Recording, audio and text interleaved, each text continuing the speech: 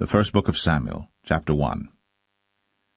Now there was a certain man of Ramathaim Zophim of Mount Ephraim, and his name was Elkanah, the son of Jeroham, the son of Elihu, the son of Tohu, the son of Zoph, an Ephrathite. And he had 2 wives. The name of the one was Hannah, and the name of the other was Peninnah. And Peninnah had children, but Hannah had no children. And this man went up out of his city yearly to worship and to sacrifice unto the Lord of hosts in Shiloh. And the 2 sons of Eli, Hophni and Phinehas, the priests of the Lord, were there. And when the time was that Elkanah offered, he gave to Peninnah his wife and to all her sons and her daughters portions. But unto Hannah he gave a worthy portion, for he loved Hannah. But the Lord had shut up her womb. And her adversary also provoked her sore, for to make her fret, because the Lord had shut up her womb. And as he did so year by year, when she went up to the house of the Lord, so she provoked her. Therefore she wept, and did not eat. Then said Elkanah her husband to her, Hannah, why weepest thou? And why eatest thou not? And why is thy heart grieved? Am not I better to thee than 10 sons? So Hannah rose up after they had eaten in Shiloh, and after they had drunk. Now Eli the priest sat upon a seat by a post of the temple of the Lord. And she was in bitterness of soul, and prayed unto the Lord, and wept sore. And she vowed a vow, and said, O Lord of hosts, if thou wilt indeed look on the affliction of thine handmaid, and remember me, and not forget thine handmaid, but wilt give unto thine handmaid a man-child, then I will give him unto the Lord all the days of his life, and there shall no razor come upon his head. And it came to pass, as she continued praying before the Lord, that Eli marked her mouth. Now Hannah, she spake in her heart, only her lips moved, but her voice was not heard. Therefore Eli thought she had been drunken. And Eli said unto her, How long wilt thou be drunken? Put away thy wine from thee. And Hannah answered and said, No, my lord, I am a woman of a sorrowful spirit. I have drunk neither wine nor strong drink, but have poured out my soul before the Lord. Count not thine handmaid for a daughter of Belial, for out of the abundance of my complaint and grief have I spoken hitherto. Then Eli answered and said, Go in peace, and the God of Israel grant thee thy petition that thou hast asked of him. And she said, Let thine handmaid find grace in thy sight. So the woman went her way, and did eat, and her countenance was no more sad. And they rose up in the morning early, and worshipped before the Lord, and returned, and came to their house to Ramah. And Elkanah knew Hannah his wife, and the Lord remembered her. Wherefore it came to pass, when the time was come about after Hannah had conceived, that she bare a son, and called his name Samuel, saying, Because I have asked him of the Lord. And the man Elkanah and all his house went up to offer unto the Lord the yearly sacrifice and his vow. But Hannah went not up. For she said unto her husband, I will not go up until the child be weaned, and then I will bring him, that he may appear before the Lord, and there abide for ever. And Elkanah her husband said unto her, Do what seemeth thee good. Tarry until thou have weaned him. Only the Lord establish his word. So the woman abode, and gave her son suck, until she weaned him. And when she had weaned him, she took him up with her, with 3 bullocks, and 1 ephah of flour, and a bottle of wine, and brought him unto the house of the Lord in Shiloh. And the child was young. And they slew a bullock, and brought the child to Eli. And she said, O my lord, as thy soul liveth, my lord, I am the woman that stood by thee here, praying unto the Lord. For this child I prayed, and the Lord hath given me my petition, which I asked of him. Therefore also I have lent him to the Lord. As long as he liveth, he shall be lent to the Lord. and he worshipped the Lord there.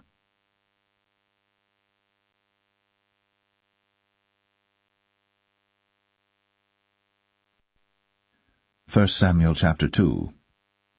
And Hannah prayed and said, My heart rejoiceth in the Lord. Mine horn is exalted in the Lord. My mouth is enlarged over mine enemies, because I rejoice in thy salvation. There is none holy as the Lord, for there is none beside thee. Neither is there any rock like our God. Talk no more so exceeding proudly. Let not arrogancy come out of your mouth. For the Lord is a God of knowledge, and by him actions are weighed. The bows of the mighty men are broken, and they that stumbled are girded with strength. They that were full have hired out themselves for bread, and they that were hungry ceased, so that the barren hath borne 7, and she that hath many children is waxed feeble. The Lord killeth, and maketh alive. He bringeth down to the grave, and bringeth up. The Lord maketh poor, and maketh rich. He bringeth low, and lifteth up. He raiseth up the poor out of the dust, and lifteth up the beggar from the dunghill, to set them among princes, and to make them inherit the throne of glory. For the pillars of the earth are the Lord's, and he hath set the world upon them. He will keep the feet of his saints, and the wicked shall be silent in darkness, for by strength shall no man prevail.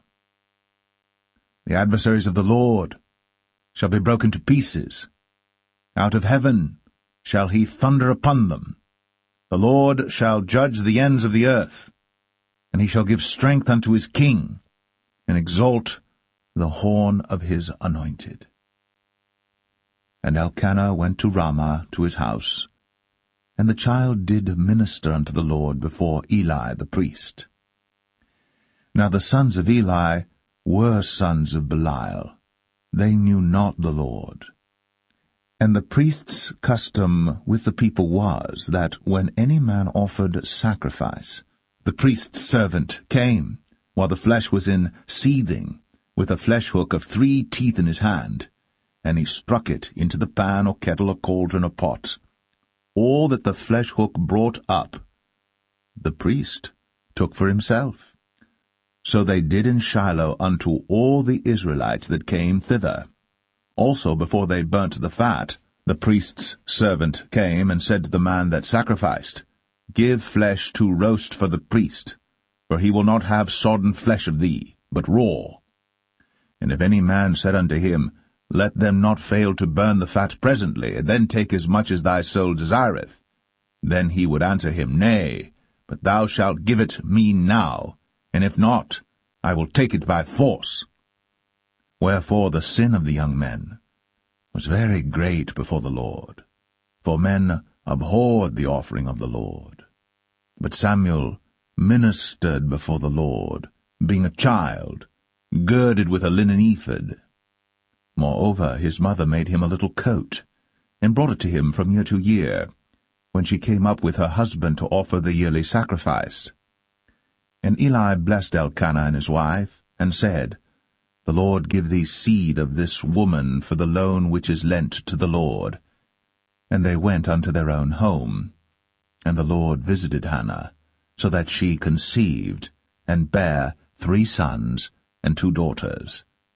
And the child Samuel grew before the Lord. Now Eli was very old, and heard all that his sons did unto all Israel, and how they lay with the women that assembled at the door of the tabernacle of the congregation. And he said unto them, Why do ye such things? For I hear of your evil dealings by all this people. Nay, my sons, for it is no good report that I hear. Ye make the Lord's people to transgress. If one man sin against another, the judge shall judge him. But if a man sin against the Lord, who shall entreat for him? Notwithstanding, they hearkened not unto the voice of their father, because the Lord would slay them. And the child Samuel grew on, and was in favor both with the Lord and also with men. And there came a man of God unto Eli, and said unto him, Thus saith the Lord, Did I plainly appear unto the house of thy father, when they were in Egypt in Pharaoh's house? And did I choose him out of all the tribes of Israel to be my priest, to offer upon mine altar, to burn incense, to wear an ephod before me? And did I give unto the house of thy father all the offerings made by fire of the children of Israel? Wherefore kick ye at my sacrifice and at mine offering, which I have commanded in my habitation, and honourest thy sons above me, to make yourselves fat with the chiefest of all the offerings of Israel my people? Wherefore the Lord God of Israel saith, I said indeed that thy house and the house of thy father should walk before me for ever. But now the Lord saith, Be it far from me, for them that honour me I will honour, and they that despise me shall be lightly esteemed.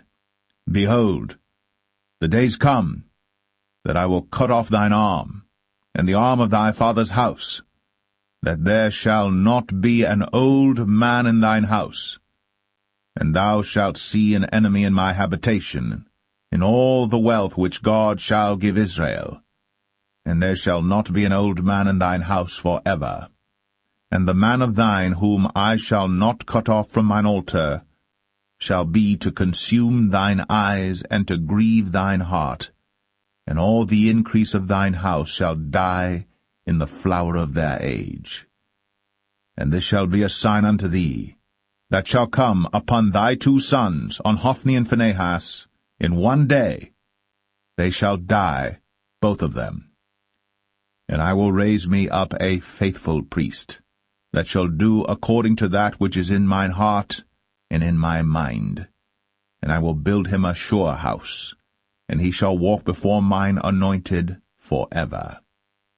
And it shall come to pass, that every one that is left in thine house shall come and crouch to him for a piece of silver and a morsel of bread, and shall say, Put me, I pray thee, into one of the priest's offices, that I may eat a piece of bread.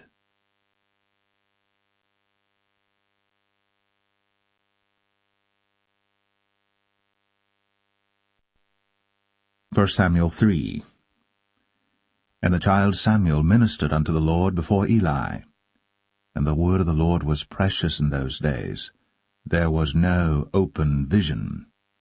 And it came to pass at that time, when Eli was laid down in his place, and his eyes began to wax dim, that he could not see, and ere the lamp of God went out in the temple of the Lord, where the ark of God was, and Samuel was laid down to sleep, that the Lord called Samuel, and he answered, Here am I. And he ran unto Eli, and said, Here am I, for thou calledst me. And he said, I called not, lie down again. And he went and lay down. And the Lord called yet again, Samuel. And Samuel arose and went to Eli, and said, Here am I, for thou didst call me. And he answered, I called not, my son, lie down again. Now Samuel did not yet know the Lord, neither was the word of the Lord yet revealed unto him. And the Lord called Samuel again the third time, and he arose, and went to Eli, and said, Here am I, for thou didst call me. And Eli perceived that the Lord had called the child. Therefore Eli said unto Samuel, Go, lie down, and it shall be, if he call thee, that thou shalt say, Speak, Lord, for thy servant heareth. So Samuel went, and lay down in his place. And the Lord came, and stood, and called, as at other times, Samuel, Samuel. Then Samuel answered, Speak, for thy servant heareth. And the Lord said to Samuel, Behold, I will do a thing in Israel, at which both the ears of every one that heareth it shall tingle. In that day I will perform against Eli all things which I have spoken concerning his house, when I begin, I will also make an end. For I have told him that I will judge his house for ever for the iniquity which he knoweth, because his sons made themselves vile, and he restrained them not.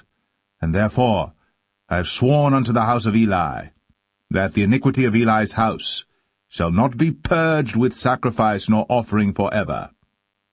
And Samuel lay until the morning, and opened the doors of the house of the Lord. And Samuel feared to show Eli the vision. Then Eli called Samuel, and said, Samuel, my son.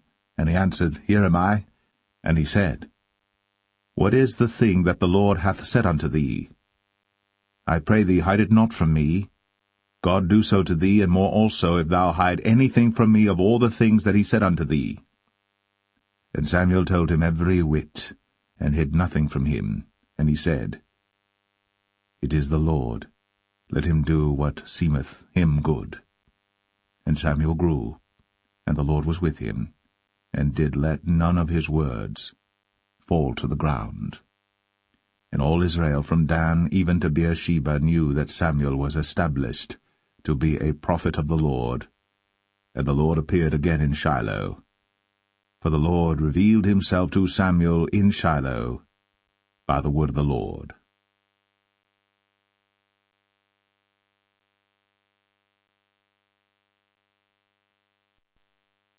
1 Samuel 4. And the word of Samuel came to all Israel. Now Israel went out against the Philistines to battle, and pitched beside Ebenezer. And the Philistines pitched in Aphek. And the Philistines put themselves in array against Israel. And when they joined battle, Israel was smitten before the Philistines, and they slew of the army in the field about 4,000 men.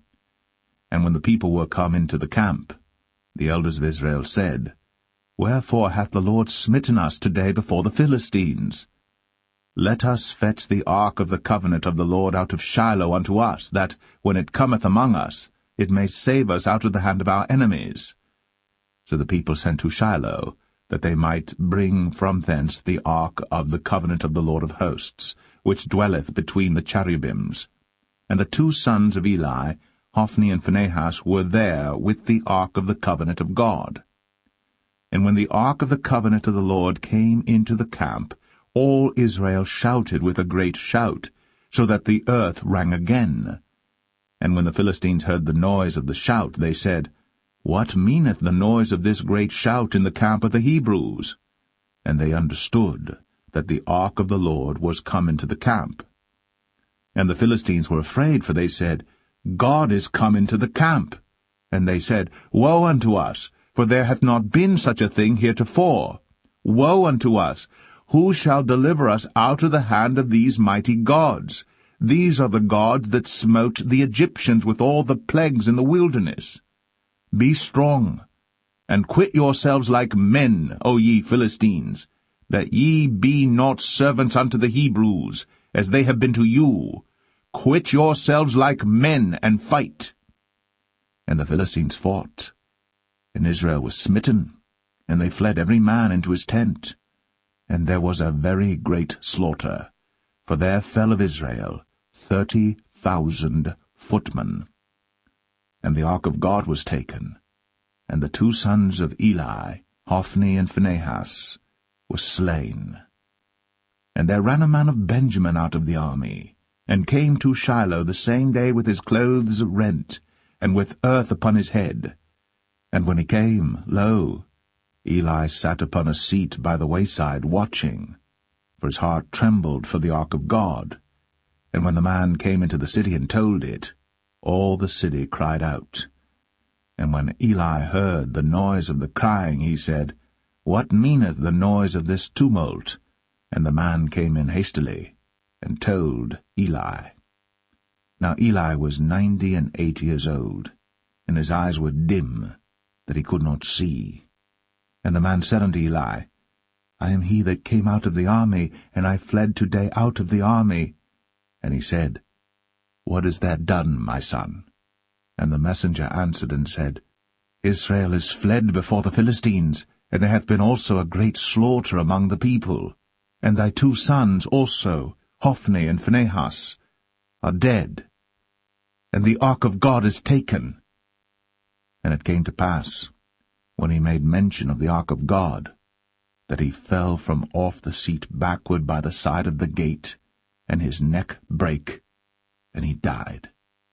For he was an old man and heavy, and he had judged Israel 40 years. And his daughter-in-law Phinehas' wife was with child, near to be delivered.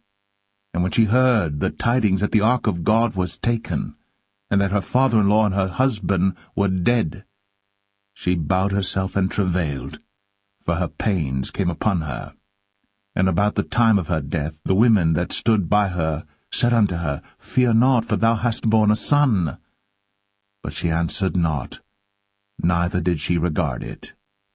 And she named the child Ichabod, saying, The glory is departed from Israel, because the ark of God was taken, and because of her father-in-law and her husband. And she said, The glory is departed from Israel, for the ark of God is taken.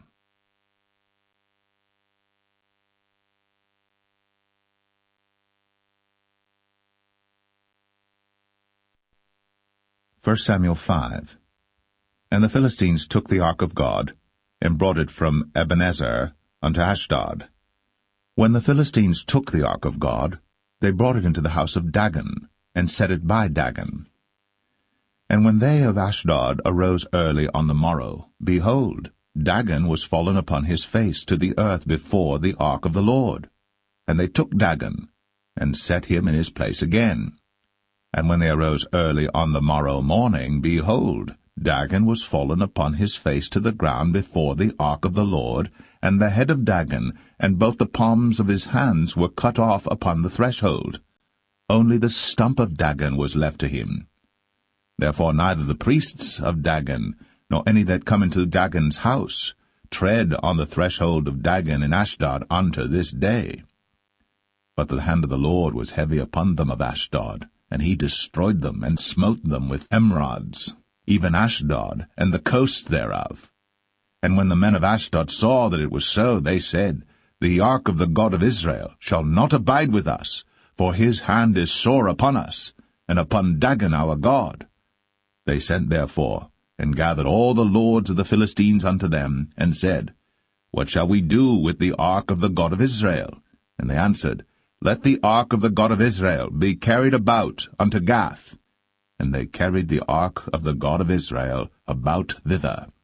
And it was so, that after they had carried it about, the hand of the Lord was against the city with a very great destruction, and he smote the men of the city, both small and great, and they had emerods in their secret parts.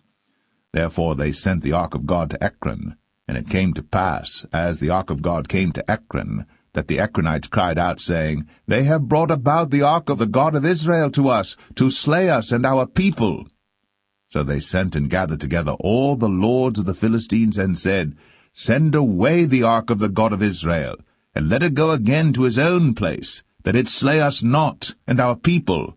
For there was a deadly destruction throughout all the city. The hand of God was very heavy there. And the men that died not were smitten with the emerods, and the cry of the city went up to heaven.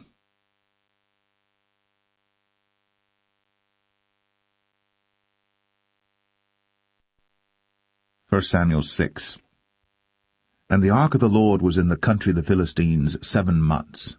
And the Philistines called for the priests and the diviners, saying, What shall we do to the ark of the Lord? Tell us wherewith we shall send it to his place. And they said, If ye send away the ark of the God of Israel, send it not empty, but in any wise return him a trespass offering. Then ye shall be healed, and it shall be known to you why his hand is not removed from you. Then said they, What shall be the trespass offering which we shall return to him? They answered, 5 golden emerods, and 5 golden mice, according to the number of the lords of the Philistines. For one plague was on you all, and on your lords. Wherefore ye shall make images of your emerods, and images of your mice that mar the land. And ye shall give glory unto the God of Israel. Peradventure he will lighten his hand from off you, and from off your gods, and from off your land. Wherefore then do ye harden your hearts, as the Egyptians and Pharaoh hardened their hearts, when he had wrought wonderfully among them? Did they not let the people go, and they departed? Now therefore make a new cart, and take 2 milch kine, on which there hath come no yoke, and tie the kine to the cart, and bring their calves home from them. And take the ark of the Lord, and lay it upon the cart, and put the jewels of gold, which ye return him for a trespass offering, in a coffer by the side thereof, and send it away, that it may go. And see, if it goeth up by the way of his own coast, to Bethshemesh, then he hath done us this great evil. But if not, then we shall know that it is not his hand that smote us. It was a chance that happened to us. And the men did so, and took 2 milch kine, and tied them to the cart, and shut up their calves at home. And they laid the ark of the Lord upon the cart, and the coffer with the mice of gold, and the images of their emerods.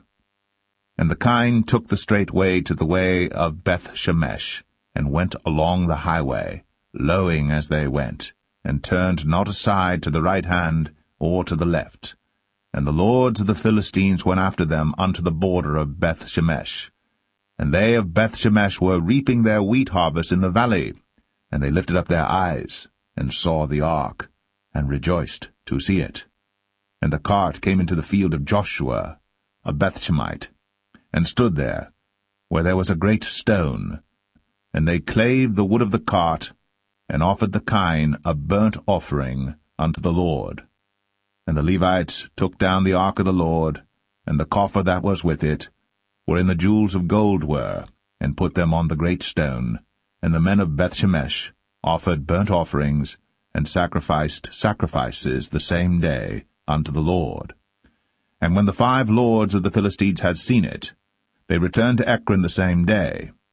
And these are the golden emerods, which the Philistines returned for a trespass offering unto the Lord: for Ashdod 1, for Gaza 1, for Ashkelon 1, for Gath 1, for Ekron 1. And the golden mice, according to the number of all the cities of the Philistines, belonging to the 5 lords, both of fenced cities and of country villages, even unto the great stone of Abel, whereon they set down the ark of the Lord, which stone remaineth unto this day in the field of Joshua the Bethshemite. And he smote the men of Bethshemesh, because they had looked into the ark of the Lord. Even he smote of the people 50,060 men. And the people lamented, because the Lord had smitten many of the people with a great slaughter. And the men of Bethshemesh said, Who is able to stand before this holy Lord God? And to whom shall he go up from us? And they sent messengers to the inhabitants of Kirjath-jearim, saying, The Philistines have brought again the ark of the Lord. Come ye down, and fetch it up to you.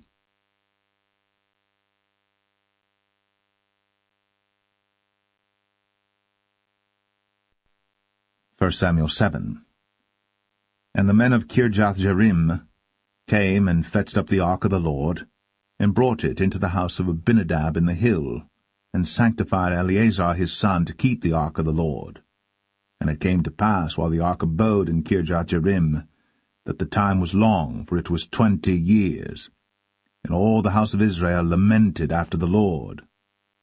And Samuel spake unto all the house of Israel, saying, If ye do return unto the Lord with all your hearts, then put away the strange gods and Ashtoreth from among you, and prepare your hearts unto the Lord, and serve him only, and he will deliver you out of the hand of the Philistines. Then the children of Israel did put away Baalim and Ashtoreth, and served the Lord only. And Samuel said, Gather all Israel to Mizpeh, and I will pray for you unto the Lord. And they gathered together to Mizpeh, and drew water, and poured it out before the Lord, and fasted on that day, and said there, We have sinned against the Lord. And Samuel judged the children of Israel in Mizpeh. And when the Philistines heard that the children of Israel were gathered together to Mizpeh, the lords of the Philistines went up against Israel. And when the children of Israel heard it, they were afraid of the Philistines. And the children of Israel said to Samuel, Cease not to cry unto the Lord our God for us, that he will save us out of the hand of the Philistines. And Samuel took a sucking lamb, and offered it for a burnt offering holy unto the Lord. And Samuel cried unto the Lord for Israel. And the Lord heard him. And as Samuel was offering up the burnt offering, the Philistines drew near to battle against Israel. But the Lord thundered with a great thunder on that day upon the Philistines, and discomfited them, and they were smitten before Israel.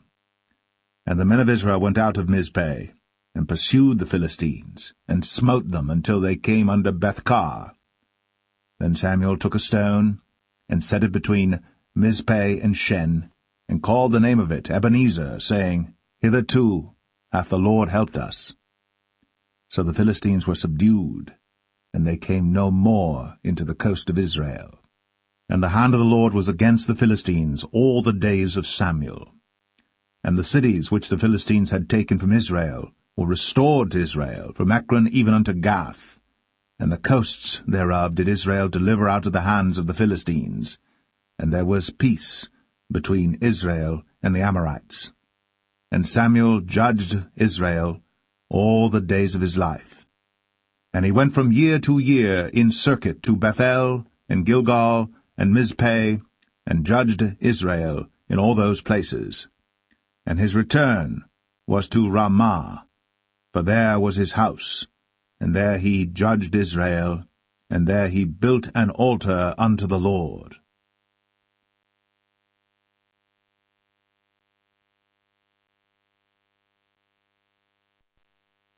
1 Samuel 8. And it came to pass, when Samuel was old, that he made his sons judges over Israel. Now the name of his firstborn was Joel, and the name of his second Abiah. They were judges in Beersheba. And his sons walked not in his ways, but turned aside after lucre, and took bribes, and perverted judgment.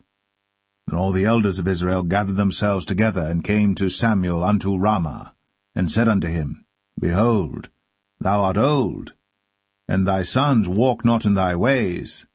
Now make us a king to judge us like all the nations.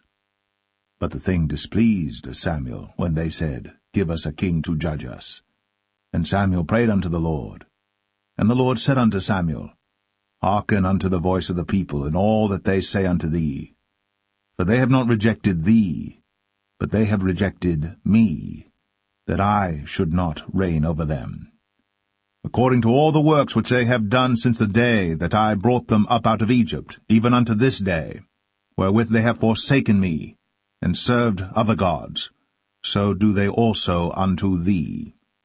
Now therefore hearken unto their voice, howbeit yet protest solemnly unto them, and show them the manner of the king that shall reign over them. And Samuel told all the words of the Lord unto the people that asked of him a king.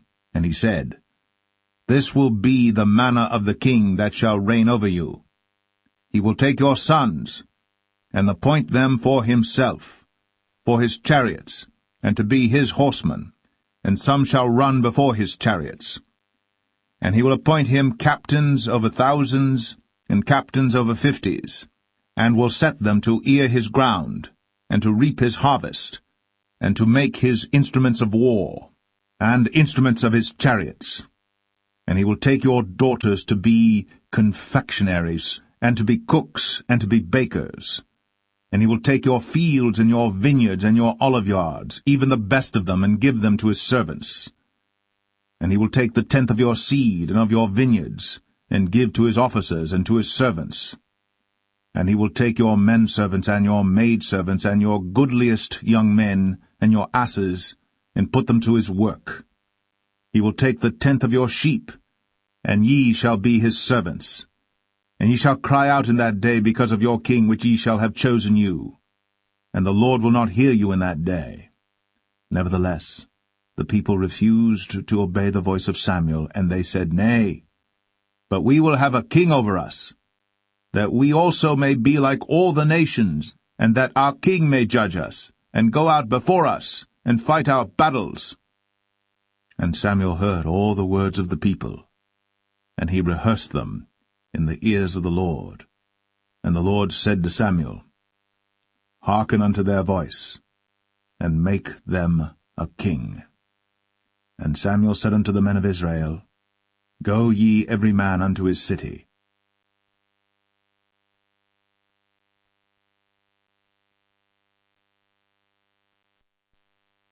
1 Samuel 9. Now there was a man of Benjamin, whose name was Kish, the son of Abiel, the son of Zeror, the son of Bechorath, the son of Aphiah, a Benjamite, a mighty man of power. And he had a son whose name was Saul, a choice young man, and a goodly. And there was not among the children of Israel a goodlier person than he. From his shoulders and upward he was higher than any of the people. And the asses of Kish, Saul's father, were lost. And Kish said to Saul his son, "Take now one of the servants with thee, and arise, go seek the asses." And he passed through Mount Ephraim, and passed through the land of Shalisha. But they found them not. Then they passed through the land of Shalim, and there they were not. And he passed through the land of the Benjamites, but they found them not. And when they were come to the land of Zuph, Saul said to his servant that was with him, "Come, and let us return, lest my father leave caring for the asses, and take thought for us." And he said unto him, "Behold now, there is in this city a man of God, and he is an honorable man. All that he saith cometh surely to pass. Now let us go thither. Peradventure he can show us our way that we should go." Then said Saul to his servant, "But behold, if we go, what shall we bring the man? For the bread is spent in our vessels, and there is not a present to bring to the man of God. What have we?" And the servant answered Saul again, and said, "Behold, I have here at hand the 4th part of a shekel of silver. That will I give to the man of God, to tell us our way." Before time in Israel, when a man went to inquire of God, thus he spake, "Come, and let us go to the seer." For he that is now called a prophet was before time called a seer. Then said Saul to his servant, "Well said, come, let us go." So they went unto the city where the man of God was. And as they went up the hill to the city, they found young maidens going out to draw water, and said unto them, "Is the seer here?" And they answered them, and said, "He is. Behold, he is before you. Make haste now, for he came today to the city, for there is a sacrifice of the people today in the high place. As soon as ye be come into the city, ye shall straightway find him, before he go up to the high place to eat. For the people will not eat until he come, because he doth bless the sacrifice, and afterwards they eat that be bidden. Now therefore get you up, for about this time ye shall find him." And they went up into the city. And when they were come into the city, behold, Samuel came out against them, for to go up to the high place. Now the Lord had told Samuel in his ear a day before Saul came, saying, "Tomorrow, about this time, I will send thee a man out of the land of Benjamin, and thou shalt anoint him to be captain over my people Israel, that he may save my people out of the hand of the Philistines. For I have looked upon my people, because their cry is, Come unto me. And when Samuel saw Saul, the Lord said unto him, Behold the man whom I spake to thee of. This same shall reign over my people. Then Saul drew near to Samuel in the gate, and said, Tell me, I pray thee, where the seer's house is. And Samuel answered Saul, and said, I am the seer. Go up before me unto the high place. For ye shall eat with me today, and tomorrow I will let thee go, and will tell thee all that is in thine heart. And as for thine asses that were lost 3 days ago, set not thy mind on them, for they are found. And on whom is all the desire of Israel? Is it not on thee, and on all thy father's house? And Saul answered and said, Am not I a Benjamite, of the smallest of the tribes of Israel, and my family the least of all the families of the tribe of Benjamin? Wherefore then speakest thou so to me? And Samuel took Saul and his servant, and brought them into the parlour, and made them sit in the chiefest place among them that were bidden, which were about 30 persons. And Samuel said unto the cook, Bring the portion which I gave thee, of which I said unto thee, Set it by thee. And the cook took up the shoulder, and that which was upon it, and set it before Saul. And Samuel said, Behold that which is left, set it before thee, and eat. For unto this time hath it been kept for thee, since I said, I have invited the people. So Saul did eat with Samuel that day. And when they were come down from the high place into the city, Samuel communed with Saul upon the top of the house. And they arose early. And it came to pass about the spring of the day that Samuel called Saul to the top of the house, saying, Up, that I may send thee away. And Saul arose. And they went out, both of them, he and Samuel, abroad. And as they were going down to the end of the city, Samuel said to Saul, Bid the servant pass on before us. And he passed on. But stand thou still a while, that I may show thee the word of God.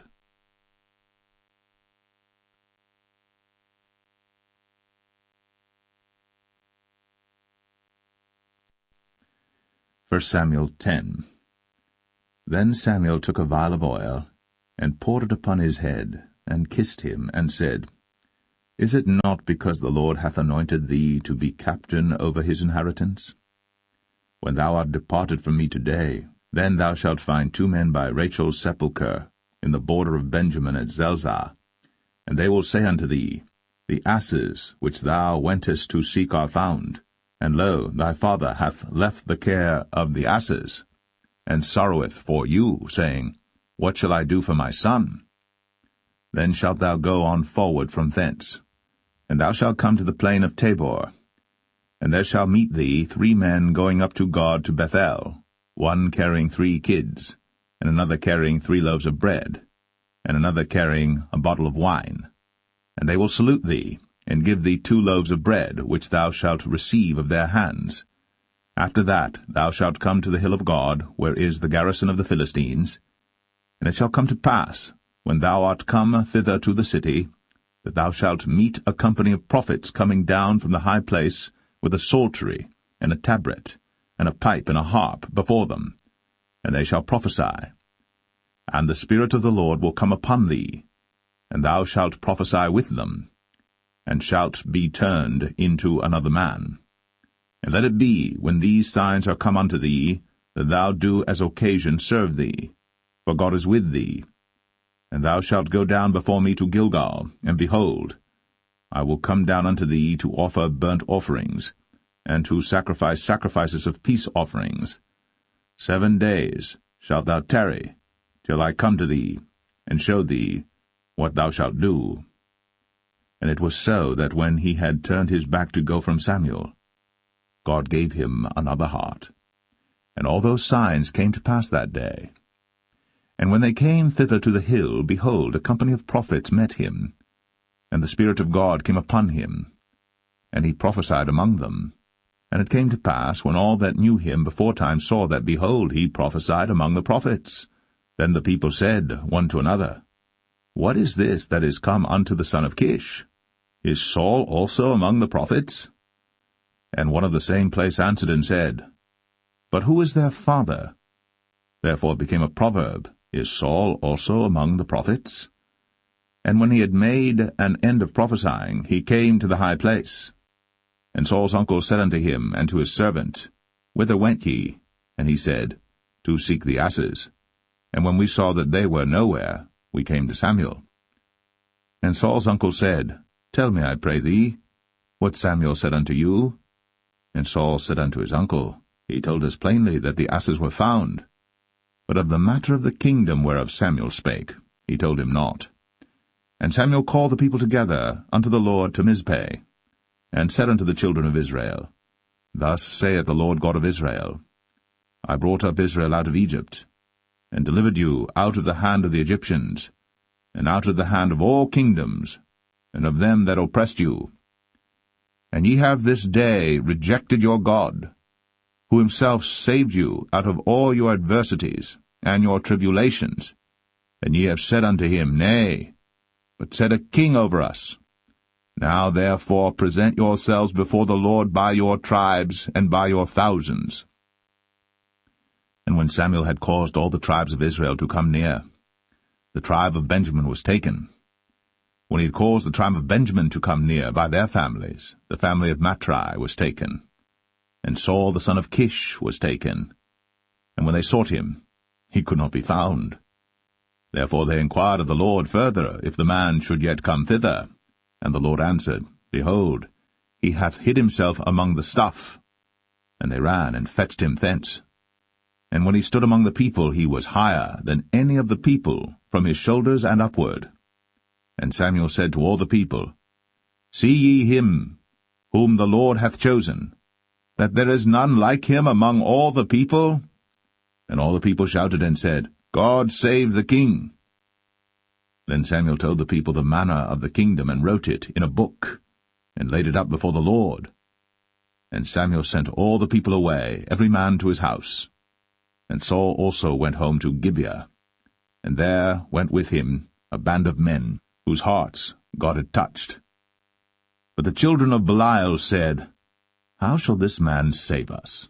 And they despised him, and brought him no presents. But he held his peace.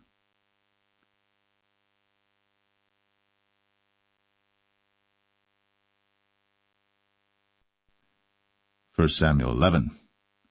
Then Nahash the Ammonite came up, and encamped against Jabesh-Gilead.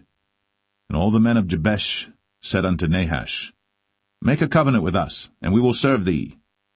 And Nahash the Ammonite answered them, On this condition will I make a covenant with you, that I may thrust out all your right eyes, and lay it for a reproach upon all Israel. And the elders of Jabesh said unto him, Give us 7 days' respite, that we may send messengers unto all the coasts of Israel, and then, if there be no man to save us, we will come out to thee. Then came the messengers to Gibeah of Saul, and told the tidings in the ears of the people. And all the people lifted up their voices and wept. And behold, Saul came after the herd out of the field, and Saul said, What aileth the people that they weep? And they told him the tidings of the men of Jabesh. And the Spirit of God came upon Saul when he heard those tidings, and his anger was kindled greatly. And he took a yoke of oxen, and hewed them in pieces, and sent them throughout all the coast of Israel by the hands of messengers, saying, Whosoever cometh not forth after Saul and after Samuel, so shall it be done unto his oxen. And the fear of the Lord fell on the people, and they came out with one consent. And when he numbered them in Bezek, the children of Israel were 300,000, and the men of Judah 30,000. And they said unto the messengers that came, Thus shall ye say unto the men of Jabesh-Gilead, Tomorrow by that time the sun be hot, ye shall have help. And the messengers came and showed it to the men of Jabesh, and they were glad.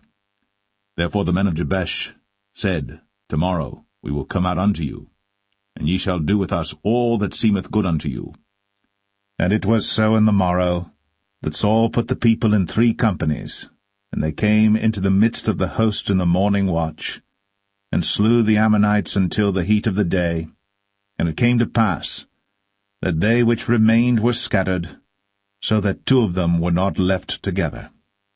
And the people said unto Samuel, Who is he that said, Shall Saul reign over us? Bring the men, that we may put them to death. And Saul said, There shall not a man be put to death this day, for today the Lord hath wrought salvation in Israel. Then said Samuel to the people, Come, and let us go to Gilgal, and renew the kingdom there. And all the people went to Gilgal, and there they made Saul king before the Lord in Gilgal. And there they sacrificed sacrifices of peace offerings before the Lord. And there Saul and all the men of Israel rejoiced greatly.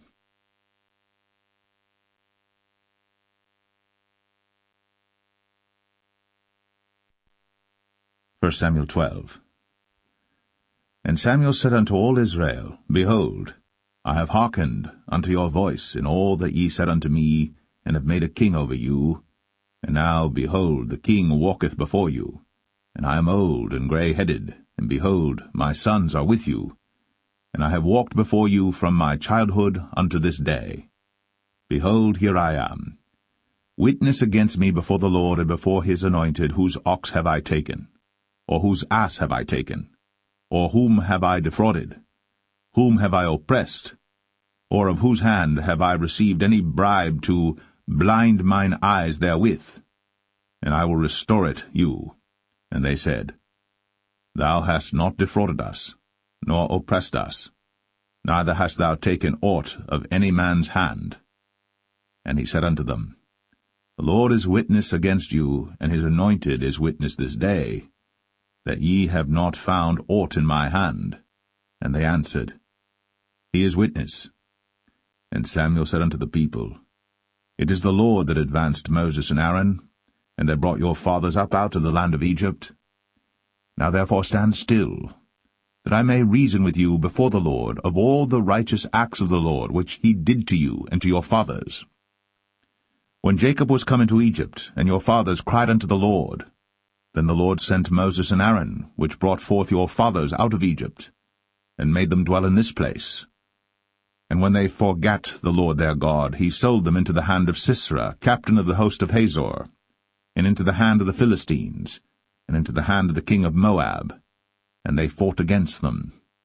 And they cried unto the Lord, and said, We have sinned, because we have forsaken the Lord, and have served Balaam and Ashtoreth. But now deliver us out of the hand of our enemies, and we will serve thee. And the Lord sent Jerubbaal, and Bedan, and Jephthah, and Samuel, and delivered you out of the hand of your enemies on every side, and ye dwelled safe. And when ye saw that Nahash the king of the children of Ammon came against you, ye said unto me, Nay, but a king shall reign over us, when the Lord your God was your king. Now therefore, behold, the king whom ye have chosen, and whom ye have desired, and behold, the Lord hath set a king over you. If ye will fear the Lord, and serve him, and obey his voice, and not rebel against the commandment of the Lord, then shall both ye and also the king that reigneth over you continue following the Lord your God. But if ye will not obey the voice of the Lord, but rebel against the commandment of the Lord, then shall the hand of the Lord be against you, as it was against your fathers. Now therefore stand and see this great thing which the Lord will do before your eyes. Is it not wheat harvest today? I will call unto the Lord, and he shall send thunder and rain, that ye may perceive and see that your wickedness is great, which ye have done in the sight of the Lord in asking you a king. So Samuel called unto the Lord, and the Lord sent thunder and rain that day. And all the people greatly feared the Lord and Samuel. And all the people said unto Samuel, Pray for thy servants unto the Lord thy God, that we die not. For we have added unto all our sins this evil, to ask us a king. And Samuel said unto the people, Fear not. Ye have done all this wickedness. Yet turn not aside from following the Lord, but serve the Lord with all your heart. And turn ye not aside, for then should ye go after vain things which cannot profit nor deliver, for they are vain. For the Lord will not forsake his people for his great name's sake, because it hath pleased the Lord to make you his people. Moreover, as for me, God forbid that I should sin against the Lord in ceasing to pray for you. But I will teach you the good and the right way. Only fear the Lord, and serve him in truth with all your heart. For consider how great things he hath done for you. But if ye shall still do wickedly, ye shall be consumed, both ye and your king.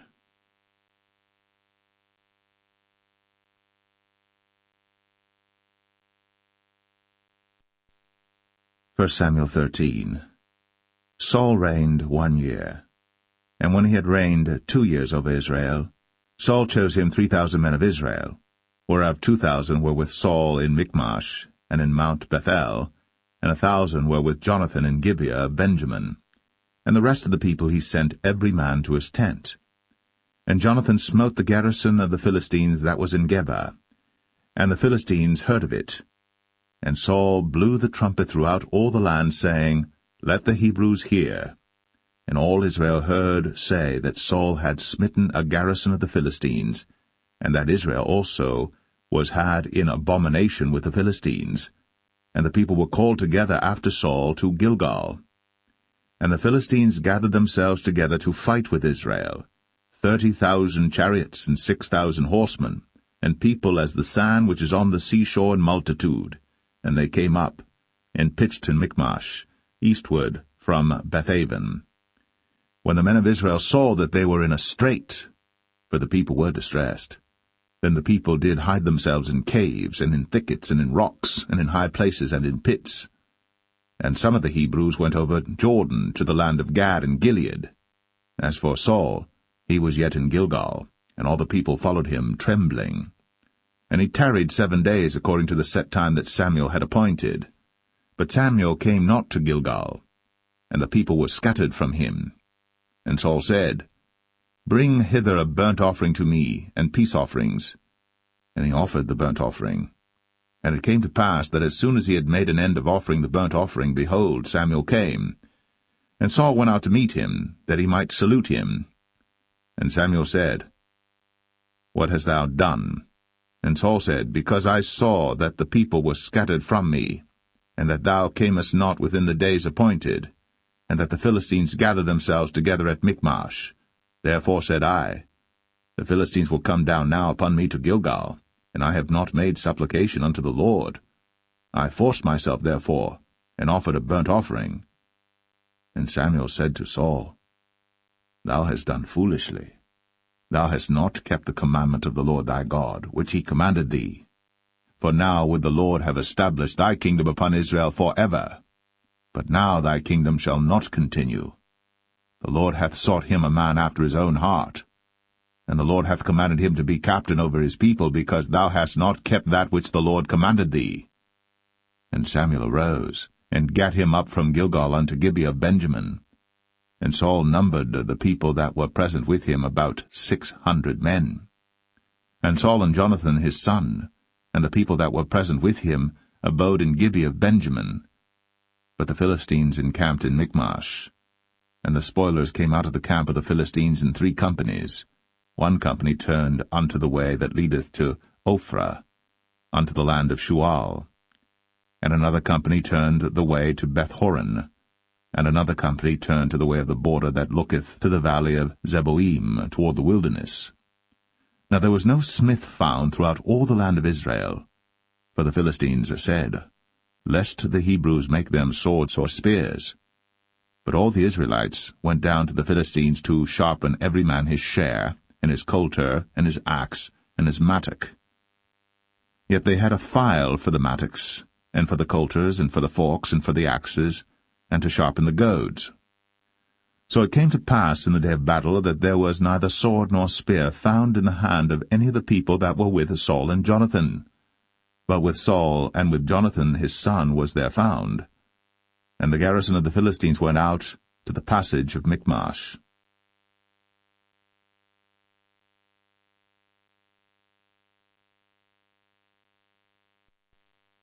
1 Samuel 14.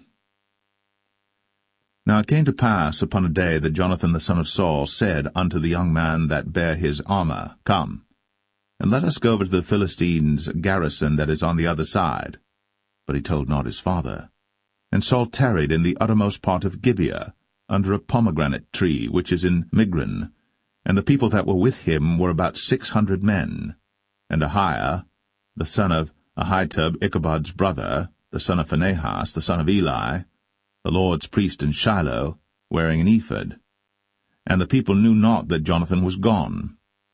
And between the passages, by which Jonathan sought to go over unto the Philistines' garrison, there was a sharp rock on the one side, and a sharp rock on the other side. And the name of the one was Bozez, and the name of the other Sinai. The forefront of the one was situate northward over against Michmash, and the other southward over against Gibeah.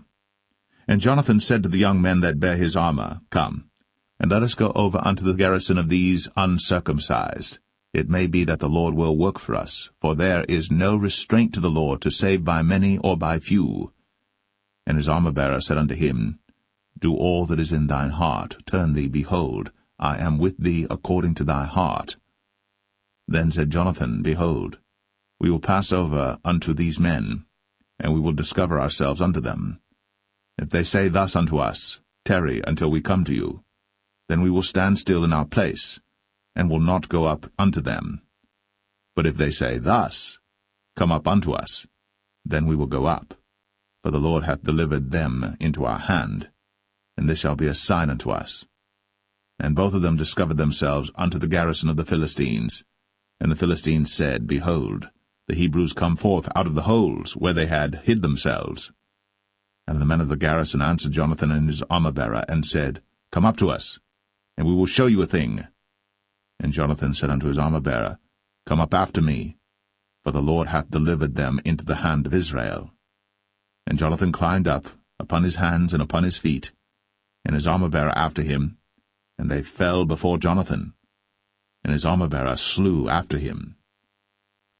And that first slaughter which Jonathan and his armor-bearer made was about 20 men, within as it were an half-acre of land, which a yoke of oxen might plough.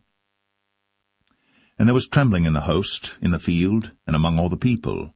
The garrison and the spoilers, they also trembled, and the earth quaked. So it was a very great trembling.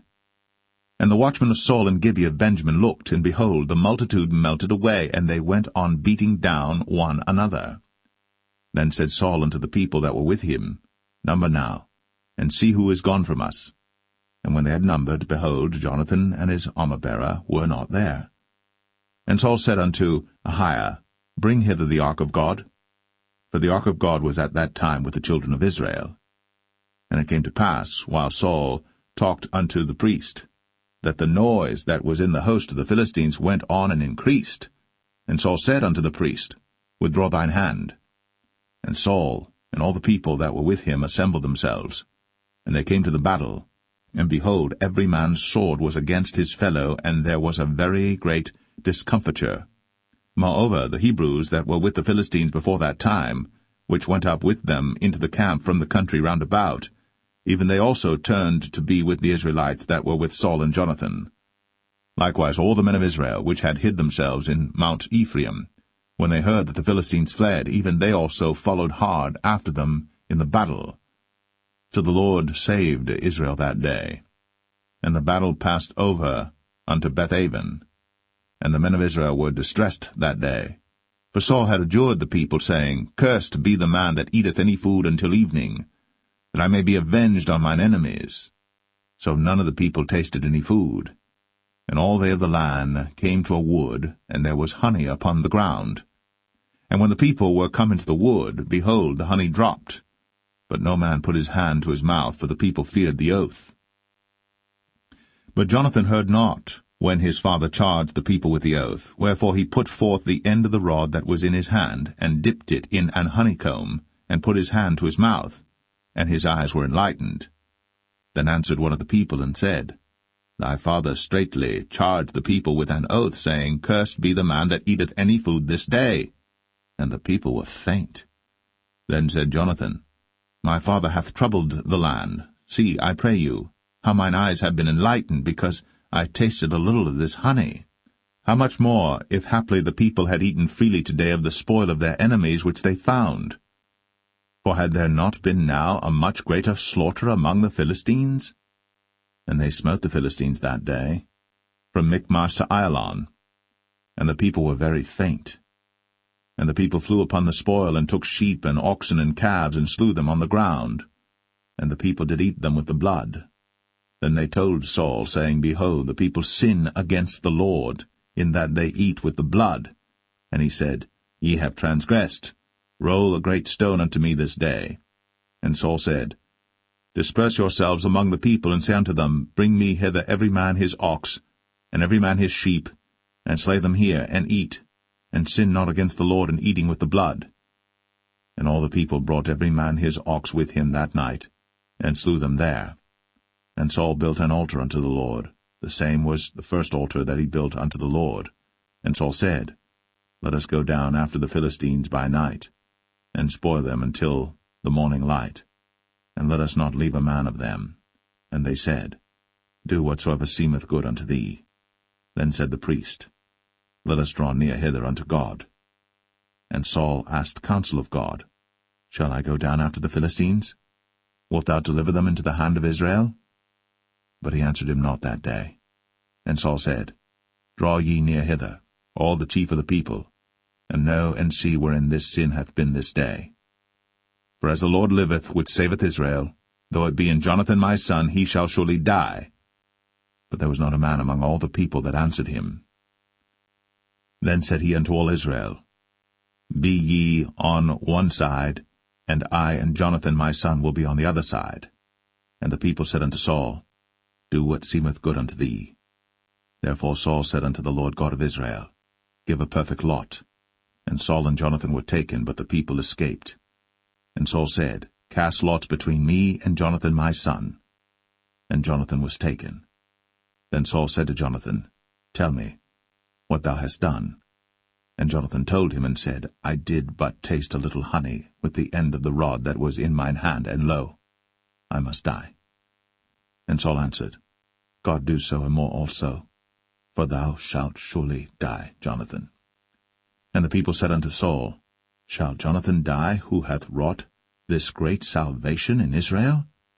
God forbid, as the Lord liveth. There shall not one hair of his head fall to the ground, for he hath wrought with God this day. So the people rescued Jonathan, that he died not. Then Saul went up from following the Philistines, and the Philistines went to their own place. So Saul took the kingdom over Israel, and fought against all his enemies on every side, against Moab, and against the children of Ammon, and against Edom, and against the kings of Zobah, and against the Philistines, and whithersoever he turned himself, he vexed them. And he gathered an host, and smote the Amalekites, and delivered Israel out of the hands of them that spoiled them. Now the sons of Saul were Jonathan and Ishui, and Melch-Ishui. And the names of his two daughters were these, the name of the firstborn Merab, and the name of the younger Michal. And the name of Saul's wife was Ahinoam, the daughter of Ahimaaz. And the name of the captain of his host was Abner, the son of Ner, Saul's uncle. And Kish was the father of Saul, and Ner, the father of Abner, was the son of Abiel. And there was sore war against the Philistines all the days of Saul. And when Saul saw any strong man or any valiant man, he took him unto him.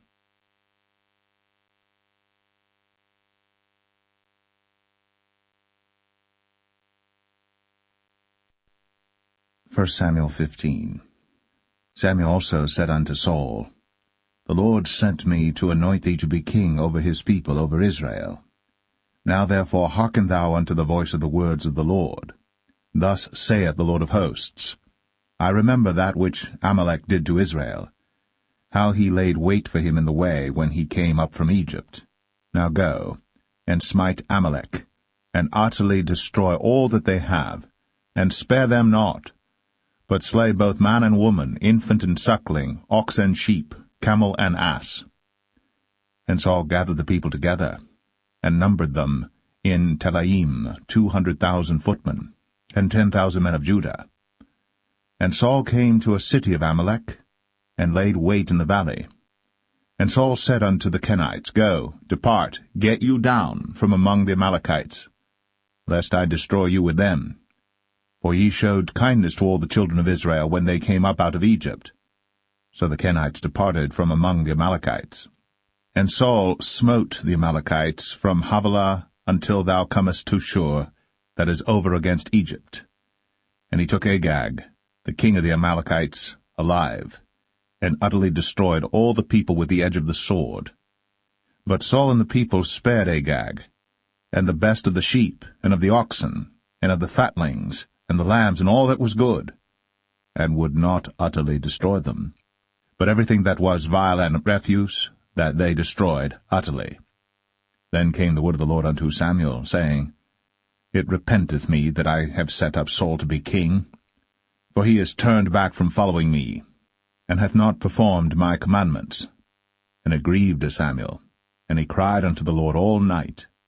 And when Samuel rose early to meet Saul in the morning, it was told Samuel, saying, Saul came to Carmel, and behold, he set him up a place, and is gone about, and passed on, and gone down to Gilgal. And Samuel came to Saul, and Saul said unto him, Blessed be thou of the Lord, I have performed the commandment of the Lord. And Samuel said, What meaneth then this bleating of the sheep in mine ears, and the lowing of the oxen which I hear? And Saul said, They have brought them from the Amalekites, for the people spared the best of the sheep and of the oxen to sacrifice unto the Lord thy God, and the rest we have utterly destroyed. Then Samuel said unto Saul, Stay, and I will tell thee what the Lord hath said to me this night. And he said unto him, Say on. And Samuel said, When thou wast little in thine own sight, wast thou not made the head of the tribes of Israel? And the Lord anointed thee king over Israel? And the Lord sent thee on a journey, and said, Go, and utterly destroy the sinners, the Amalekites, and fight against them until they be consumed. Wherefore then didst thou not obey the voice of the Lord, but didst fly upon the spoil, and didst evil in the sight of the Lord?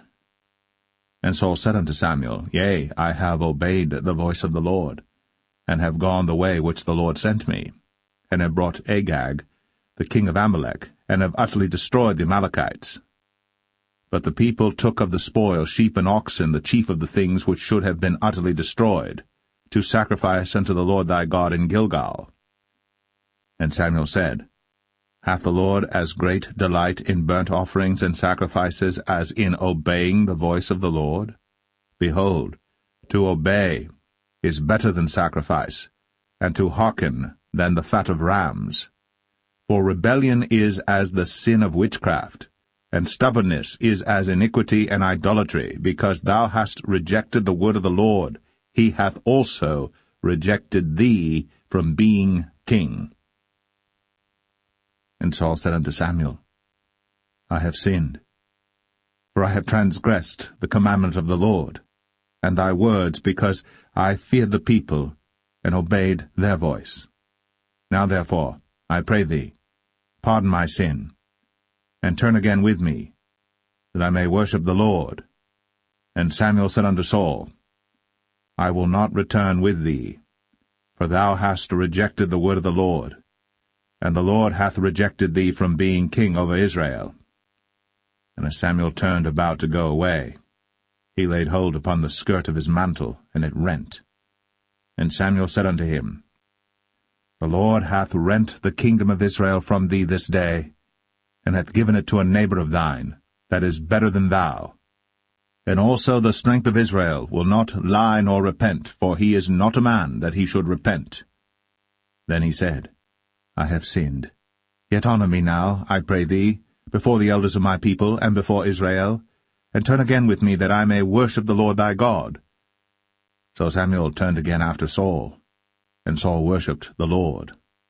Then said Samuel, Bring ye hither to me Agag the king of the Amalekites. And Agag came unto him delicately, and Agag said, Surely the bitterness of death is past. And Samuel said, As thy sword hath made women childless, so shall thy mother be childless among women. And Samuel hewed Agag in pieces before the Lord in Gilgal. Then Samuel went to Ramah, and Saul went up to his house to Gibeah of Saul. And Samuel came no more to see Saul until the day of his death. Nevertheless Samuel mourned for Saul, and the Lord repented that he had made Saul king over Israel.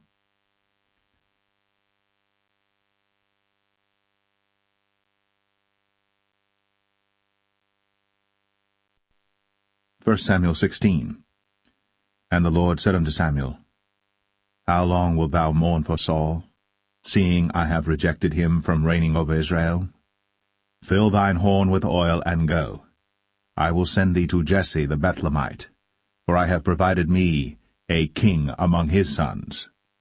And Samuel said, How can I go? If Saul hear it, he will kill me. And the Lord said, Take an heifer with thee, and say, I am come to sacrifice to the Lord. And call Jesse to the sacrifice. And I will show thee what thou shalt do. and thou shalt anoint unto me him whom I name unto thee. And Samuel did that which the Lord spake, and came to Bethlehem. And the elders of the town trembled at his coming, and said, Comest thou peaceably? And he said, Peaceably. I am come to sacrifice unto the Lord. Sanctify yourselves, and come with me to the sacrifice. And he sanctified Jesse and his sons, and called them to the sacrifice. And it came to pass, when they were come, that he looked on Eliab, and said, Surely the Lord's anointed is before him. But the Lord said unto Samuel, Look not on his countenance, or on the height of his stature, because I have refused him. For the Lord seeth not as man seeth. For man looketh on the outward appearance, but the Lord looketh on the heart. Then Jesse called Abinadab, and made him pass before Samuel, and he said, Neither hath the Lord chosen this. Then Jesse made Shammah to pass by, and he said, Neither hath the Lord chosen this. Again Jesse made 7 of his sons to pass before Samuel. And Samuel said unto Jesse, The Lord hath not chosen these. And Samuel said unto Jesse, Are here all thy children? And he said, There remaineth yet the youngest, and behold, he keepeth the sheep. And Samuel said unto Jesse, Send and fetch him, for we will not sit down till he come hither. And he sent and brought him in. Now he was ruddy, and withal of a beautiful countenance, and goodly to look to. And the Lord said, Arise, anoint him, for this is he. Then Samuel took the horn of oil, and anointed him in the midst of his brethren. And the Spirit of the Lord came upon David from that day forward. So Samuel rose up, and went to Ramah. But the Spirit of the Lord departed from Saul, and an evil spirit from the Lord troubled him. And Saul's servant said unto him, Behold now, an evil spirit from God troubleth thee. Let our Lord now command thy servants, which are before thee, to seek out a man who is a cunning player on an harp. And it shall come to pass, when the evil spirit from God is upon thee, that he shall play with his hand, and thou shalt be well. And Saul said unto his servants, Provide me now a man that can play well, and bring him to me. Then answered one of the servants, and said, Behold, I have seen a son of Jesse the Bethlehemite, that is cunning in playing, and a mighty valiant man, and a man of war, and prudent in matters, and a comely person. And the Lord is with him. Wherefore Saul sent messengers unto Jesse, and said, Send me David thy son, which is with the sheep. And Jesse took an ass laden with bread, and a bottle of wine, and a kid, and sent them by David his son unto Saul. And David came to Saul, and stood before him. And he loved him greatly, and he became his armor-bearer. And Saul sent to Jesse, saying, Let David, I pray thee, stand before me, for he hath found favor in my sight. And it came to pass, when the evil spirit from God was upon Saul, that David took an harp, and played with his hand. So Saul was refreshed, and was well, and the evil spirit departed from him.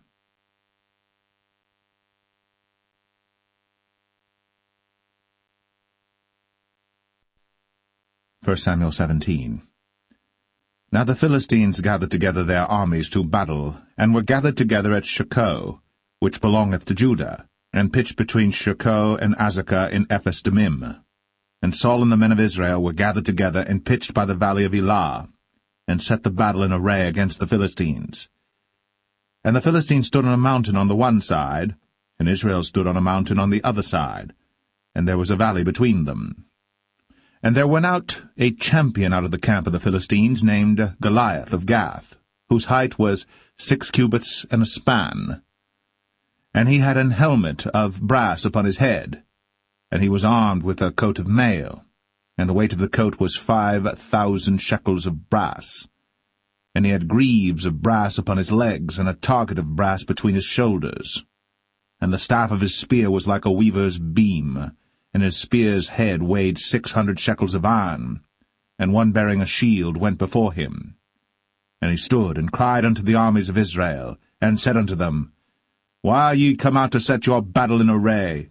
Am not I a Philistine, and ye servants to Saul? Choose you a man for you, and let him come down to me. If he be able to fight with me and to kill me, then will we be your servants. But if I prevail against him, and kill him, then shall ye be our servants, and serve us. And the Philistine said, I defy the armies of Israel this day. Give me a man, that we may fight together. When Saul and all Israel heard those words of the Philistine, they were dismayed, and greatly afraid. Now David was the son of that Ephrathite of Bethlehem, Judah, whose name was Jesse, and he had 8 sons. And the man went among men for an old man in the days of Saul. And the 3 eldest sons of Jesse went and followed Saul to the battle. And the names of his 3 sons that went to the battle were Eliab the firstborn, and next unto him Abinadab, and the third Shammah. And David was the youngest, and the 3 eldest followed Saul. But David went and returned from Saul to feed his father's sheep at Bethlehem. And the Philistine drew near morning and evening, and presented himself 40 days. And Jesse said unto David his son, Take now for thy brethren an ephah of this parched corn, and these 10 loaves, and run to the camp to thy brethren. And carry these 10 cheeses unto the captain of their 1,000, and look how thy brethren fare, and take their pledge. Now Saul and they, and all the men of Israel, were in the valley of Elah, fighting with the Philistines. And David rose up early in the morning, and left the sheep with a keeper, and took and went, as Jesse had commanded him. And he came to the trench, as the host was going forth to the fight, and shouted for the battle. For Israel and the Philistines had put the battle in array, army against army. And David left his carriage in the hand of the keeper of the carriage, and ran into the army, and came and saluted his brethren. And as he talked with them, behold, there came up the champion, the Philistine of Gath, Goliath by name, out of the armies of the Philistines, and spake according to the same words, and David heard them. And all the men of Israel, when they saw the man, fled from him, and were sore afraid. And the men of Israel said, Have ye seen this man that is come up? Surely to defy Israel is he come up. And it shall be that the man who killeth him, the king will enrich him with great riches, and will give him his daughter, and make his father's house free in Israel. And David spake to the men that stood by him, saying, What shall be done to the man that killeth this Philistine, and taketh away the reproach from Israel? For who is this uncircumcised Philistine, that he should defy the armies of the living God? And the people answered him after this manner, saying, So shall it be done to the man that killeth him. And Eliab, his eldest brother, heard when he spake unto the men. And Eliab's anger was kindled against David, and he said, Why camest thou down hither? And with whom hast thou left those few sheep in the wilderness? I know thy pride, and the naughtiness of thine heart, for thou art come down that thou mightest see the battle. And David said, What have I now done? Is there not a cause? And he turned from him toward another, and spake after the same manner. And the people answered him again after the former manner. And when the words were heard which David spake, they rehearsed them before Saul, and he sent for him. And David said to Saul, Let no man's heart fail because of him. Thy servant will go and fight with this Philistine. And Saul said to David, Thou art not able to go against this Philistine to fight with him, for thou art but a youth, and he a man of war from his youth. And David said unto Saul, Thy servant kept his father's sheep, and there came a lion and a bear, and took a lamb out of the flock. And I went out after him, and smote him, and delivered it out of his mouth. And when he arose against me, I caught him by his beard, and smote him, and slew him. Thy servant slew both the lion and the bear, and this uncircumcised Philistine shall be as one of them, seeing he hath defied the armies of the living God. David said, moreover, The Lord that delivered me out of the paw of the lion, and out of the paw of the bear, he will deliver me out of the hand of this Philistine. And Saul said unto David, Go, and the Lord be with thee. And Saul armed David with his armor, and he put an helmet of brass upon his head. Also he armed him with a coat of mail. And David girded his sword upon his armor, and he essayed to go, for he had not proved it. And David said unto Saul, I cannot go with these, for I have not proved them. And David put them off him. And he took his staff in his hand, and chose him 5 smooth stones out of the brook, and put them in a shepherd's bag which he had, even in a scrip, and his sling was in his hand. And he drew near to the Philistine. And the Philistine came on and drew near unto David. And the man that bare the shield went before him. And when the Philistine looked about and saw David, he disdained him, for he was but a youth, and ruddy, and of a fair countenance. And the Philistine said unto David, Am I a dog that thou comest to me with staves? And the Philistine cursed David by his gods. And the Philistine said to David, Come to me, and I will give thy flesh unto the fowls of the air, and to the beasts of the field. Then said David to the Philistine, Thou comest to me with a sword, and with a spear, and with a shield. But I come to thee in the name of the Lord of hosts, the God of the armies of Israel, whom thou hast defied. This day will the Lord deliver thee into mine hand, and I will smite thee, and take thine head from thee. And I will give the carcasses of the host of the Philistines this day unto the fowls of the air, and to the wild beasts of the earth, that all the earth may know that there is a God in Israel. And all this assembly shall know that the Lord saveth not with sword and spear, for the battle is the Lord's, and he will give you into our hands. And it came to pass, when the Philistine arose, and came and drew nigh to meet David, that David hasted, and ran toward the army to meet the Philistine. And David put his hand in his bag, and took thence a stone, and slang it, and smote the Philistine in his forehead, that the stone sunk into his forehead, and he fell upon his face to the earth.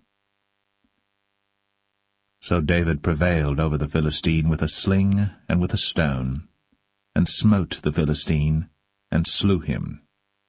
But there was no sword in the hand of David. Therefore David ran, and stood upon the Philistine, and took his sword, and drew it out of the sheath thereof, and slew him, and cut off his head therewith. And when the Philistines saw their champion was dead, they fled. And the men of Israel and of Judah arose, and shouted, and pursued the Philistines until thou come to the valley, and to the gates of Ekron. And the wounded of the Philistines fell down by the way to Sharaim, even unto Gath and unto Ekron. And the children of Israel returned from chasing after the Philistines, and they spoiled their tents. And David took the head of the Philistine, and brought it to Jerusalem, but he put his armor in his tent. And when Saul saw David go forth against the Philistines, he said unto Abner, the captain of the host, Abner, whose son is this youth? And Abner said, As thy soul liveth, O king, I cannot tell. And the king said, Inquire thou whose son the stripling is. And as David returned from the slaughter of the Philistine, Abner took him, and brought him before Saul with the head of the Philistine in his hand. And Saul said to him, Whose son art thou, thou young man? And David answered, I am the son of thy servant Jesse, the Bethlehemite.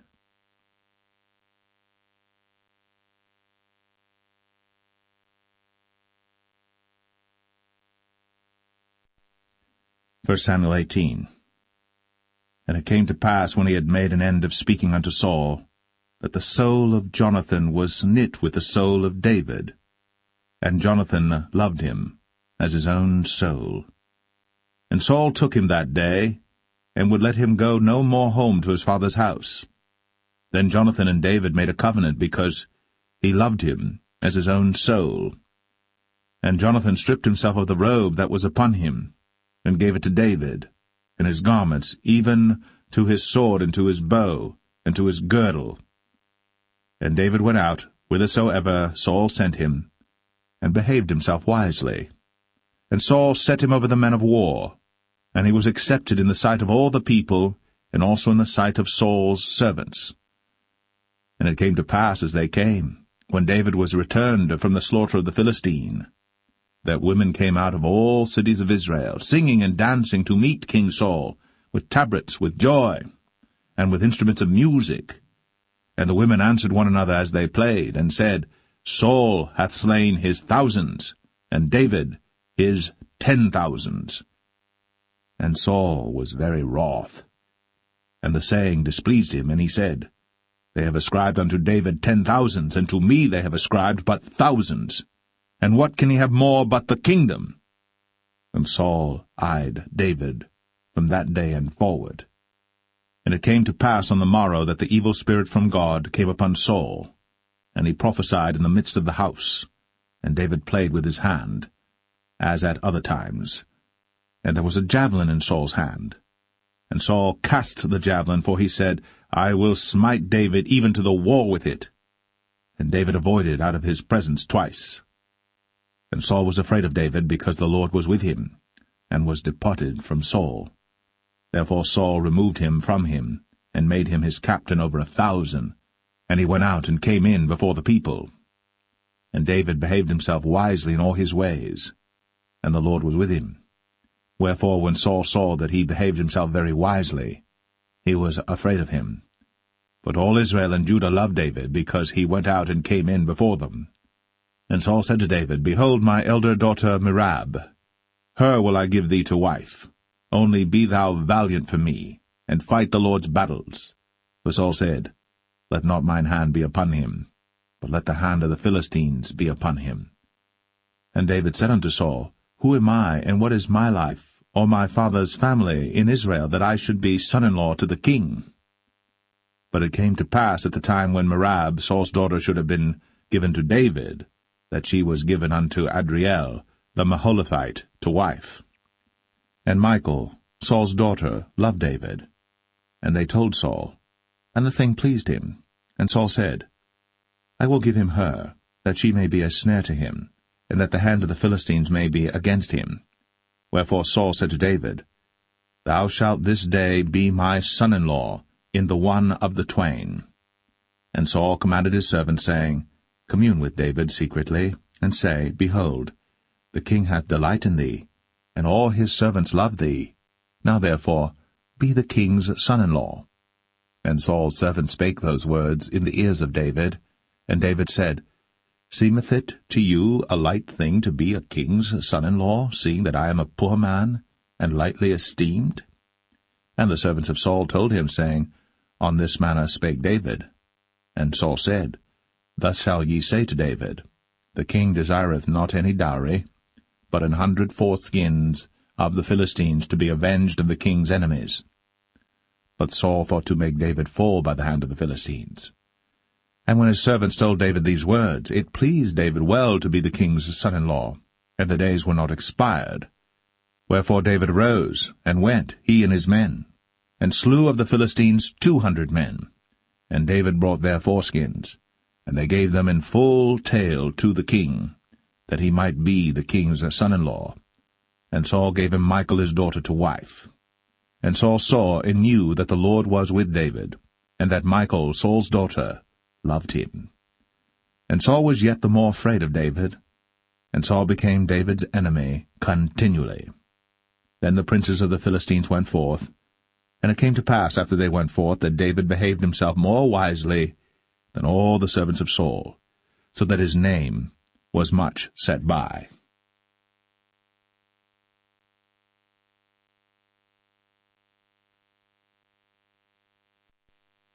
1 Samuel 19. And Saul spake to Jonathan his son, and to all his servants, that they should kill David. But Jonathan Saul's son delighted much in David. And Jonathan told David, saying, Saul my father seeketh to kill thee. Now therefore I pray thee, take heed to thyself until the morning, and abide in a secret place, and hide thyself. And I will go out and stand beside my father in the field where thou art, and I will commune with my father of thee, and what I see, that I will tell thee. And Jonathan spake good of David unto Saul his father, and said unto him, Let not the king sin against his servant against David, because he hath not sinned against thee, and because his works have been to thee ward very good. For he did put his life in his hand, and slew the Philistine. And the Lord wrought a great salvation for all Israel. Thou sawest it, and didst rejoice. Wherefore then wilt thou sin against innocent blood, to slay David without a cause? And Saul hearkened unto the voice of Jonathan. And Saul sware, As the Lord liveth, he shall not be slain. And Jonathan called David. And Jonathan showed him all those things. And Jonathan brought David to Saul, and he was in his presence, as in times past. And there was war again, And David went out and fought with the Philistines, and slew them with a great slaughter, and they fled from him. And the evil spirit from the Lord was upon Saul, as he sat in his house with his javelin in his hand. And David played with his hand. And Saul sought to smite David even to the wall with the javelin, but he slipped away out of Saul's presence. And he smote the javelin to the wall, and David fled, and escaped that night. Saul also sent messengers unto David's house to watch him and to slay him in the morning.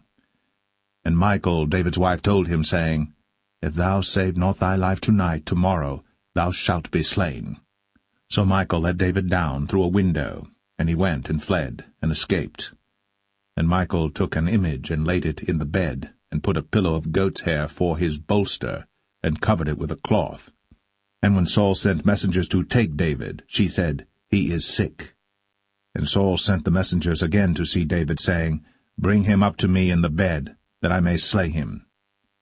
And when the messengers were come in, behold, there was an image in the bed, with a pillow of goat's hair for his bolster. And Saul said unto Michal, Why hast thou deceived me so, and sent away mine enemy, that he is escaped? And Michal answered Saul, He said unto me, Let me go, why should I kill thee? So David fled, and escaped, and came to Samuel to Ramah, and told him all that Saul had done to him.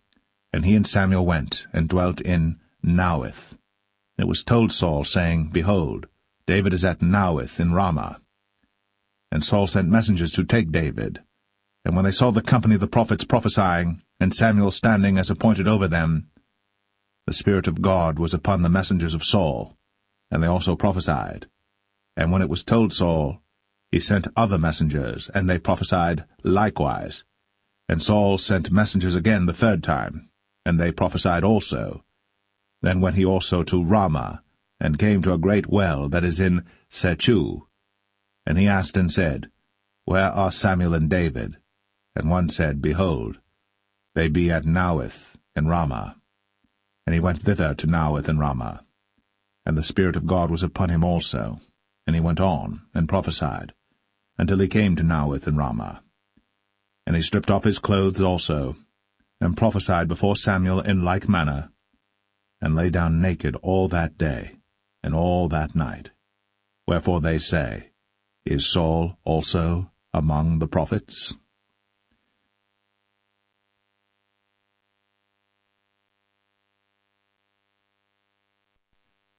1 Samuel 20.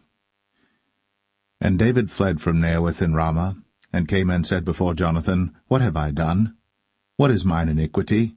And what is my sin before thy father, that he seeketh my life? And he said unto him, God forbid, thou shalt not die. Behold, my father will do nothing either great or small, but that he will show it me. And why should my father hide this thing from me? It is not so. And David sware moreover, and said, Thy father certainly knoweth that I have found grace in thine eyes. And he saith, Let not Jonathan know this, lest he be grieved. But truly as the Lord liveth, and as thy soul liveth, there is but a step between me and death. Then said Jonathan unto David, Whatsoever thy soul desireth, I will even do it for thee. And David said unto Jonathan, Behold, tomorrow is the new moon, and I should not fail to sit with the king at meat, but let me go, that I may hide myself in the field unto the third day at even. If thy father at all miss me, then say, David earnestly asked leave of me that he might run to Bethlehem his city, for there is a yearly sacrifice there for all the family. If he say thus, it is well, thy servant shall have peace. But if he be very wroth, then be sure that evil is determined by him. Therefore thou shalt deal kindly with thy servant, for thou hast brought thy servant into a covenant of the Lord with thee. Notwithstanding, if there be in me iniquity, slay me thyself. For why shouldest thou bring me to thy father? And Jonathan said, Far be it from thee, for if I knew certainly that evil were determined by my father to come upon thee, then would not I tell it thee? Then said David to Jonathan, Who shall tell me? Or what if thy father answer thee roughly? And Jonathan said unto David, Come, and let us go out into the field. And they went out, both of them, into the field. And Jonathan said unto David, O Lord God of Israel, when I have sounded my father about tomorrow any time, or the third day, and behold, if there be good toward David, And I then send not unto thee, and show it thee? The Lord do so, and much more to Jonathan. But if it please my father to do thee evil, then I will show it thee, and send thee away, that thou mayest go in peace, and the Lord be with thee, as he hath been with my father. And thou shalt not only while yet I live show me the kindness of the Lord, that I die not, but also thou shalt not cut off thy kindness from my house for ever, no, not when the Lord hath cut off the enemies of David every one from the face of the earth. So Jonathan made a covenant with the house of David, saying, Let the Lord even require it at the hand of David's enemies. And Jonathan caused David to swear again, because he loved him, for he loved him as he loved his own soul. Then Jonathan said to David, Tomorrow is the new moon, and thou shalt be missed, because thy seat will be empty. And when thou hast stayed 3 days, then thou shalt go down quickly, and come to the place where thou didst hide thyself when the business was in hand, and shalt remain by the stone Ezel. And I will shoot 3 arrows on the side thereof, as though I shot at a mark, and behold, I will send a lad, saying, Go, find out the arrows. If I expressly say unto the lad, Behold, the arrows are on this side of thee, take them, then come thou. For there is peace to thee, and no hurt, as the Lord liveth. But if I say thus unto the young man, Behold, the arrows are beyond thee, go thy way, for the Lord hath sent thee away. And as touching the matter which thou and I have spoken of, behold, the Lord be between thee and me for ever. So David hid himself in the field. And when the new moon was come, the king sat him down to eat meat. And the king sat upon his seat as at other times, even upon a seat by the wall. And Jonathan arose, and Abner sat by Saul's side, and David's place was empty. Nevertheless Saul spake not anything that day, for he thought, Something hath befallen him. He is not clean. Surely he is not clean. And it came to pass on the morrow, which was the 2nd day of the month, that David's place was empty. And Saul said unto Jonathan his son, Wherefore cometh not the son of Jesse to meat, neither yesterday nor today? And Jonathan answered Saul, David earnestly asked leave of me to go to Bethlehem. And he said, Let me go, I pray thee. For our family hath a sacrifice in the city, and my brother, he hath commanded me to be there. And now, if I have found favour in thine eyes, let me get away, I pray thee, and see my brethren. Therefore he cometh not unto the king's table. Then Saul's anger was kindled against Jonathan. And he said unto him, Thou son of the perverse, rebellious woman, do not I know that thou hast chosen the son of Jesse to thine own confusion, and unto the confusion of thy mother's nakedness? For as long as the son of Jesse liveth upon the ground, thou shalt not be established, nor thy kingdom. Wherefore, now send and fetch him unto me, for he shall surely die. And Jonathan answered Saul his father, and said unto him, Wherefore shall he be slain? What hath he done? And Saul cast a javelin at him to smite him, whereby Jonathan knew that it was determined of his father to slay David. So Jonathan arose from the table in fierce anger, and did eat no meat the 2nd day of the month, for he was grieved for David, because his father had done him shame. And it came to pass in the morning that Jonathan went out into the field at the time appointed with David, and a little lad with him. And he said unto his lad, Run, find out now the arrows which I shoot. And as the lad ran, he shot an arrow beyond him. And when the lad was come to the place of the arrow which Jonathan had shot, Jonathan cried after the lad, and said, Is not the arrow beyond thee? And Jonathan cried after the lad, Make speed, haste, stay not. And Jonathan's lad gathered up the arrows, and came to his master. But the lad knew not anything, only Jonathan and David knew the matter. And Jonathan gave his artillery unto his lad, and said unto him, Go, carry them to the city. And as soon as the lad was gone, David arose out of a place toward the south, and fell on his face to the ground, and bowed himself 3 times. And they kissed one another, and wept one with another, until David exceeded. And Jonathan said to David, Go in peace, for as much as we have sworn both of us in the name of the Lord, saying, The Lord be between me and thee, and between my seed and thy seed forever. And he arose, and departed. And Jonathan went into the city.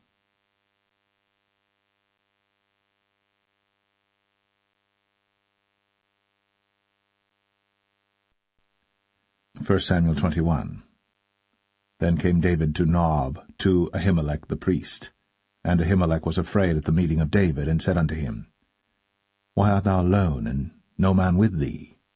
And David said unto Ahimelech the priest, The king hath commanded me a business, and hath said unto me, Let no man know anything of the business whereabout I send thee, and what I have commanded thee.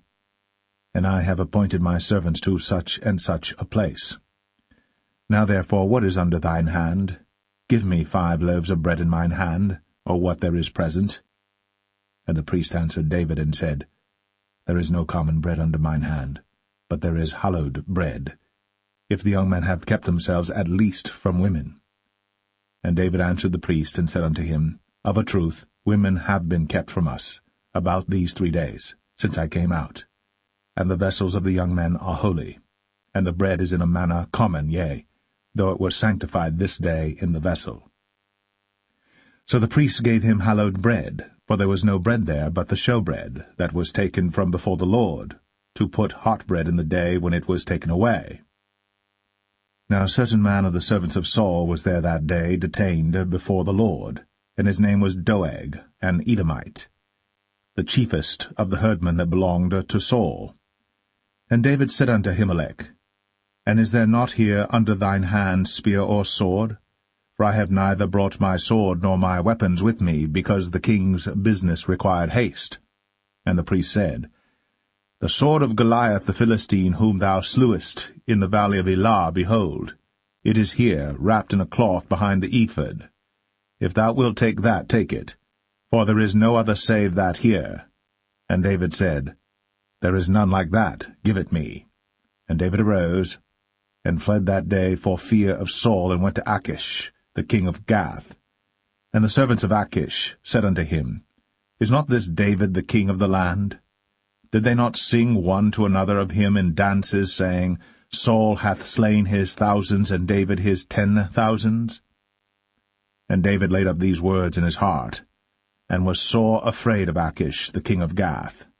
And he changed his behavior before them, and feigned himself mad in their hands, and scrabbled on the doors of the gate, and let his spittle fall down upon his beard.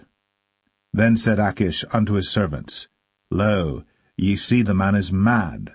Wherefore then have ye brought him to me? Have I need of madmen, that ye have brought this fellow to play the madman in my presence? Shall this fellow come into my house?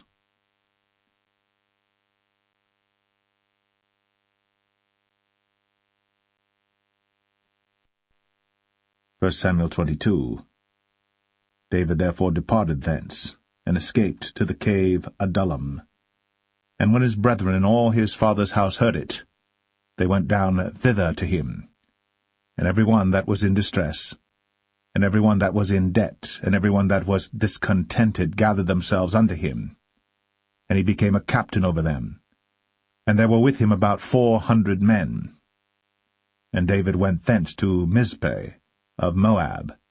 And he said unto the king of Moab, Let my father and my mother, I pray thee, come forth, and be with you, till I know what God will do for me.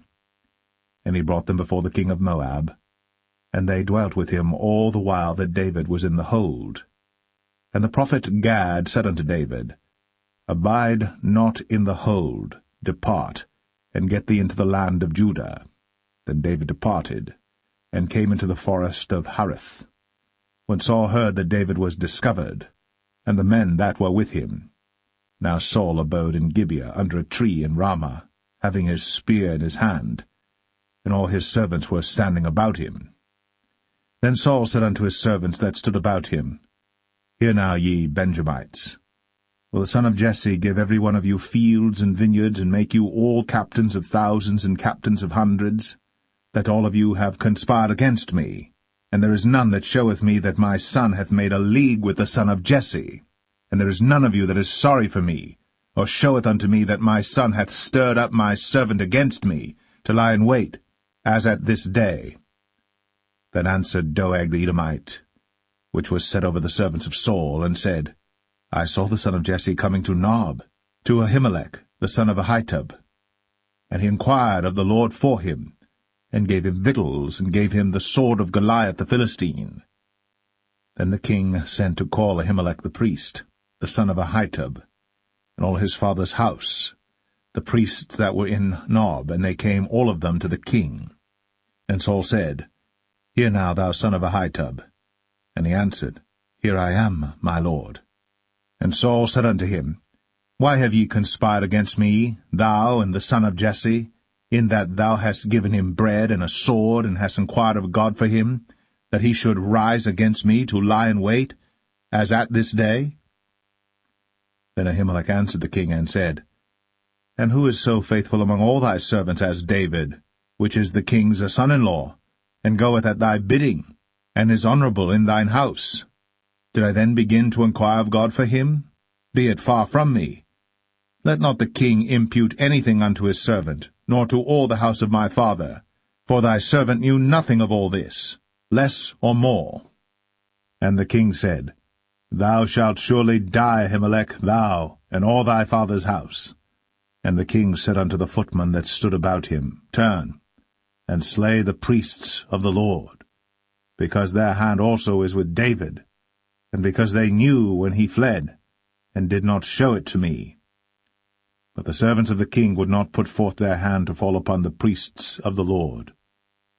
And the king said to Doeg, Turn thou, and fall upon the priests. And Doeg the Edomite turned, and he fell upon the priests, and slew on that day 75 persons that did wear a linen ephod.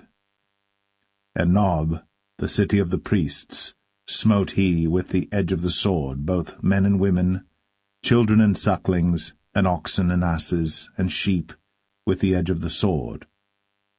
And one of the sons of Ahimelech, the son of Ahitub, named Abiathar, escaped, and fled after David. And Abiathar showed David that Saul had slain the Lord's priests.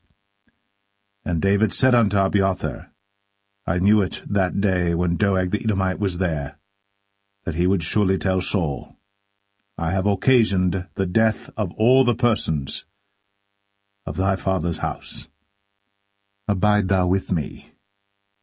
Fear not, for he that seeketh my life seeketh thy life. But with me thou shalt be in safeguard.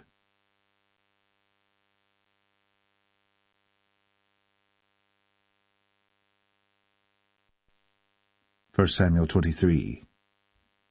Then they told David, saying, Behold, the Philistines fight against Keilah, and they rob the threshing floors. Therefore David inquired of the Lord, saying, Shall I go and smite these Philistines? And the Lord said unto David, Go, and smite the Philistines, and save Keilah. And David's men said unto him, Behold, we be afraid here in Judah. How much more then if we come to Keilah against the armies of the Philistines? Then David inquired of the Lord yet again. And the Lord answered him and said, Arise, go down to Keilah, for I will deliver the Philistines into thine hand. So David and his men went to Keilah, and fought with the Philistines, and brought away their cattle, and smote them with a great slaughter. So David saved the inhabitants of Keilah. And it came to pass, when Abiathar, the son of Ahimelech, fled to David to Keilah, that he came down with an ephod in his hand. And it was told Saul that David was come to Keilah, and Saul said, God hath delivered him into mine hand, for he is shut in, by entering into a town that hath gates and bars. And Saul called all the people together to war, to go down to Keilah, to besiege David and his men. And David knew that Saul secretly practiced mischief against him. And he said to Abiathar the priest, Bring hither the ephod. Then said David, O Lord God of Israel, Thy servant hath certainly heard that Saul seeketh to come to Keilah, to destroy the city for my sake. Will the men of Keilah deliver me up into his hand? Will Saul come down as thy servant hath heard? O Lord God of Israel, I beseech thee, tell thy servant. And the Lord said, He will come down. Then said David, Will the men of Keilah deliver me and my men into the hand of Saul? And the Lord said, They will deliver thee up. Then David and his men, which were about 600, arose, and departed out of Keilah, and went whithersoever they could go. And it was told Saul that David was escaped from Keilah, and he forbare to go forth. And David abode in the wilderness in strongholds, and remained in a mountain in the wilderness of Ziph. And Saul sought him every day, but God delivered him not into his hand. And David saw that Saul was come out to seek his life.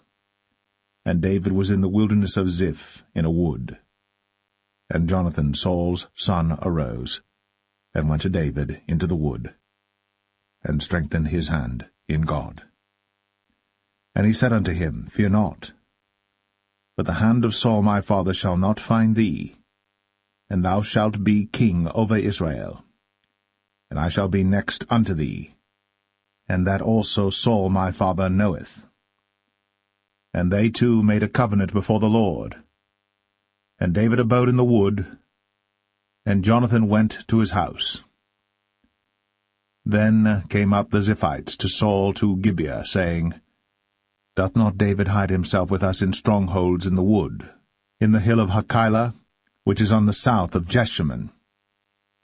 Now therefore, O king, come down according to all the desire of thy soul to come down, and our part shall be to deliver him into the king's hand. And Saul said, Blessed be ye of the Lord, for ye have compassion on me. Go, I pray you, prepare yet, and know and see his place where his haunt is. And who hath seen him there? For it is told me that he dealeth very subtly. See therefore, and take knowledge of all the lurking places where he hideth himself, and come ye again to me with the certainty, and I will go with you. And it shall come to pass, if he be in the land, that I will search him out throughout all the thousands of Judah. And they arose, and went to Ziph before Saul. But David and his men were in the wilderness of Maon, in the plain on the south of Jeshimon. Saul also and his men went to seek him, and they told David, wherefore he came down into a rock, and abode in the wilderness of Maon. And when Saul heard that, he pursued after David in the wilderness of Maon. And Saul went on this side of the mountain, and David and his men on that side of the mountain. And David made haste to get away for fear of Saul. For Saul and his men compassed David and his men round about to take them. But there came a messenger unto Saul, saying, Haste thee, and come, for the Philistines have invaded the land. Wherefore Saul returned from pursuing after David, and went against the Philistines. Therefore they called that place Selah Hamalekoth. And David went up from thence, and dwelt in strongholds at En-gedi.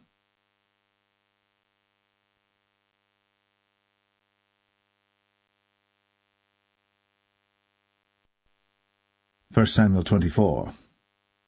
And it came to pass, when Saul was returned from following the Philistines, that it was told him, saying, Behold, David is in the wilderness of En-gedi.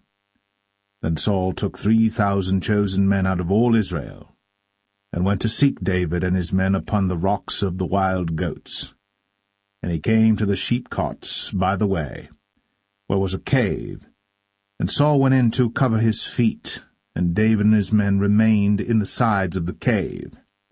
And the men of David said unto him, Behold the day of which the Lord said unto thee, Behold, I will deliver thine enemy into thine hand, that thou mayest do to him as it shall seem good unto thee. Then David arose, and cut off the skirt of Saul's robe privily. And it came to pass afterward that David's heart smote him, because he had cut off Saul's skirt. And he said unto his men, The Lord forbid that I should do this thing unto my master, the Lord's anointed, to stretch forth mine hand against him, seeing he is the anointed of the Lord. So David stayed his servants with these words, and suffered them not to rise against Saul. But Saul rose up out of the cave, and went on his way. David also rose afterward, and went out of the cave, and cried after Saul, saying, My lord the king. And when Saul looked behind him, David stooped with his face to the earth, and bowed himself. And David said to Saul, Wherefore hearest thou men's words, saying, Behold, David seeketh thy hurt? Behold, this day thine eyes have seen how that the Lord had delivered thee today into mine hand in the cave, and some bade me kill thee. But mine eye spared thee, and I said, I will not put forth mine hand against my Lord, for he is the Lord's anointed.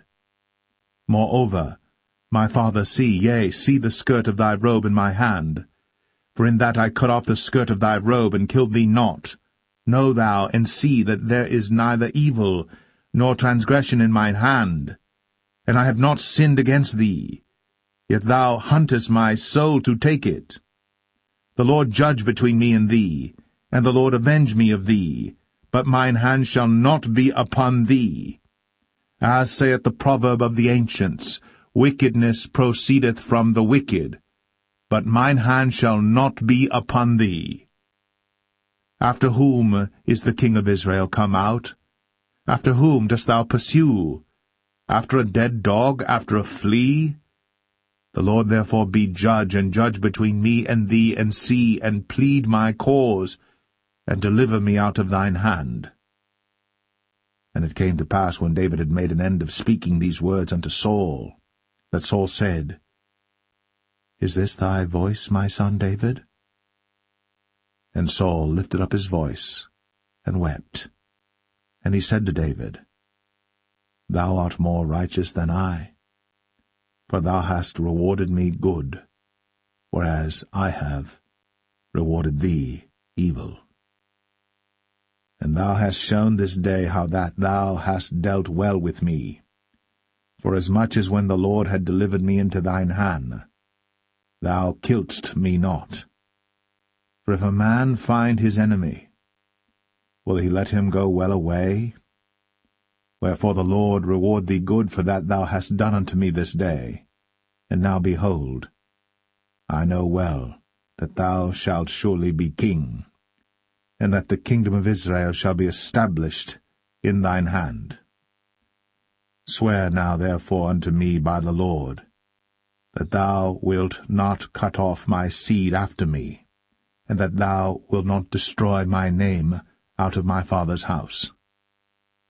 And David sware unto Saul. And Saul went home, but David and his men gat them up unto the hold.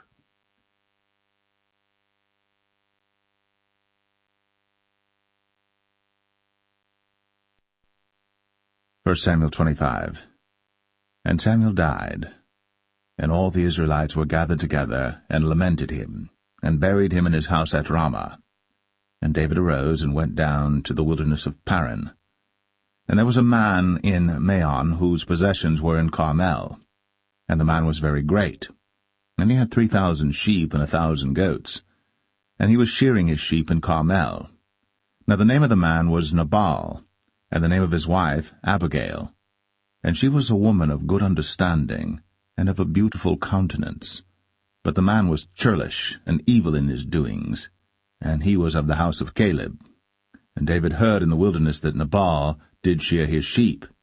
And David sent out 10 young men, and David said unto the young men, Get you up to Carmel, and go to Nabal, and greet him in my name. And thus shall ye say to him that liveth in prosperity, Peace be both to thee, and peace be to thine house, and peace be unto all that thou hast. And now I have heard that thou hast shearers. Now thy shepherds which were with us, we hurt them not, neither was there aught missing unto them all the while they were in Carmel. Ask thy young men, and they will show thee. Wherefore let the young men find favour in thine eyes. For we come in a good day. Give, I pray thee, whatsoever cometh to thine hand unto thy servants, and to thy son David. And when David's young men came, they spake to Nabal according to all those words in the name of David, and ceased. And Nabal answered David's servants, and said, Who is David? And who is the son of Jesse? There be many servants nowadays that break away every man from his master. Shall I then take my bread and my water and my flesh that I have killed for my shearers, and give it unto men whom I know not whence they be? So David's young men turned their way, and went again, and came and told him all those sayings. And David said unto his men, Gird ye on every man his sword. And they girded on every man his sword. And David also girded on his sword. And there went up after David about 400 men, and 200 abode by the stuff. But one of the young men told Abigail, Nabal's wife, saying, Behold, David sent messengers out of the wilderness to salute our master, and he railed on them. But the men were very good unto us, and we were not hurt, neither missed we any thing as long as we were conversant with them when we were in the fields. They were a wall unto us both by night and day. All the while we were with them keeping the sheep. Now therefore know and consider what thou wilt do, for evil is determined against our master, and against all his household. For he is such a son of Belial, that a man cannot speak to him.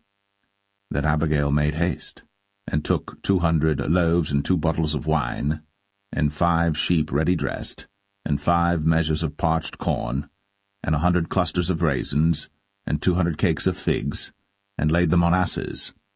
And she said unto her servants, Go on before me, behold, I come after you. But she told not her husband Nabal. And it was so, as she rode on the ass, that she came down by the covert of the hill, and behold, David and his men came down against her, and she met them. Now David had said, Surely in vain have I kept all that this fellow hath in the wilderness, so that nothing was missed of all that pertained unto him, and he hath requited me evil for good. So, and more also do God unto the enemies of David, if I leave of all that pertain to him by the morning light any that pisseth against the wall. And when Abigail saw David, she hasted, and lighted off the ass, and fell before David on her face, and bowed herself to the ground, and fell at his feet, and said, Upon me, my lord, upon me let this iniquity be, and let thine handmaid, I pray thee, speak in thine audience, and hear the words of thine handmaid. Let not, my lord, I pray thee, regard this man of Belial, even Nabal.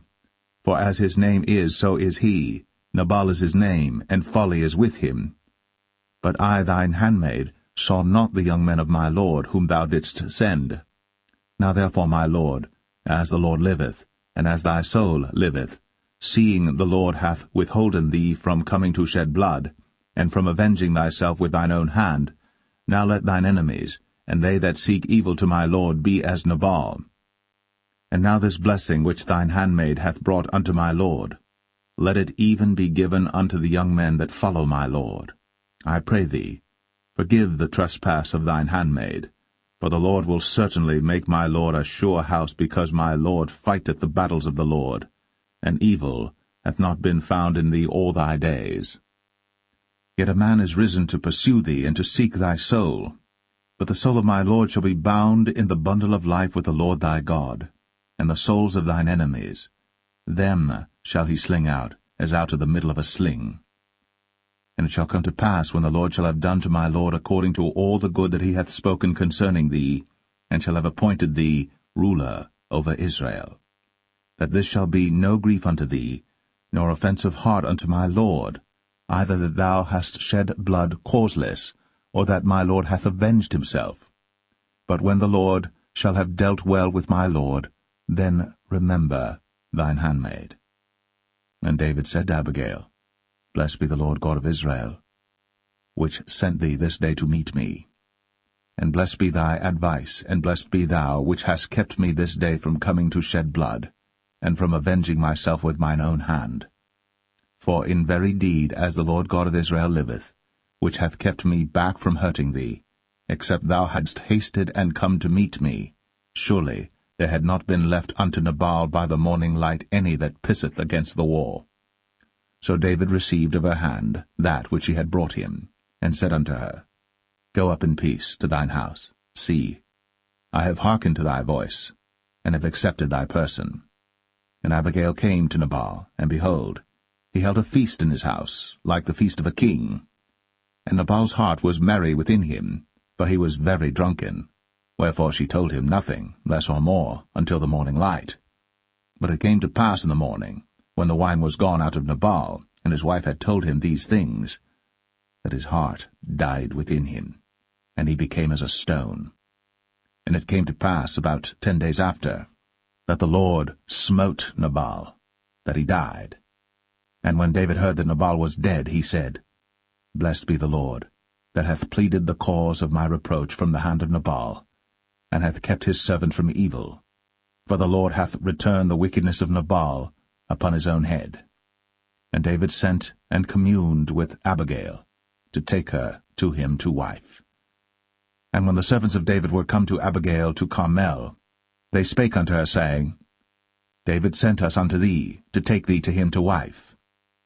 And she arose, and bowed herself on her face to the earth, and said, Behold, let thine handmaid be a servant to wash the feet of the servants of my lord. And Abigail hasted, and arose, and rode upon an ass, with 5 damsels of hers that went after her. And she went after the messengers of David, and became his wife. David also took Ahinoam of Jezreel, and they were also both of them his wives. But Saul had given Michal his daughter, David's wife, to Phalti, the son of Laish, which was of Galim.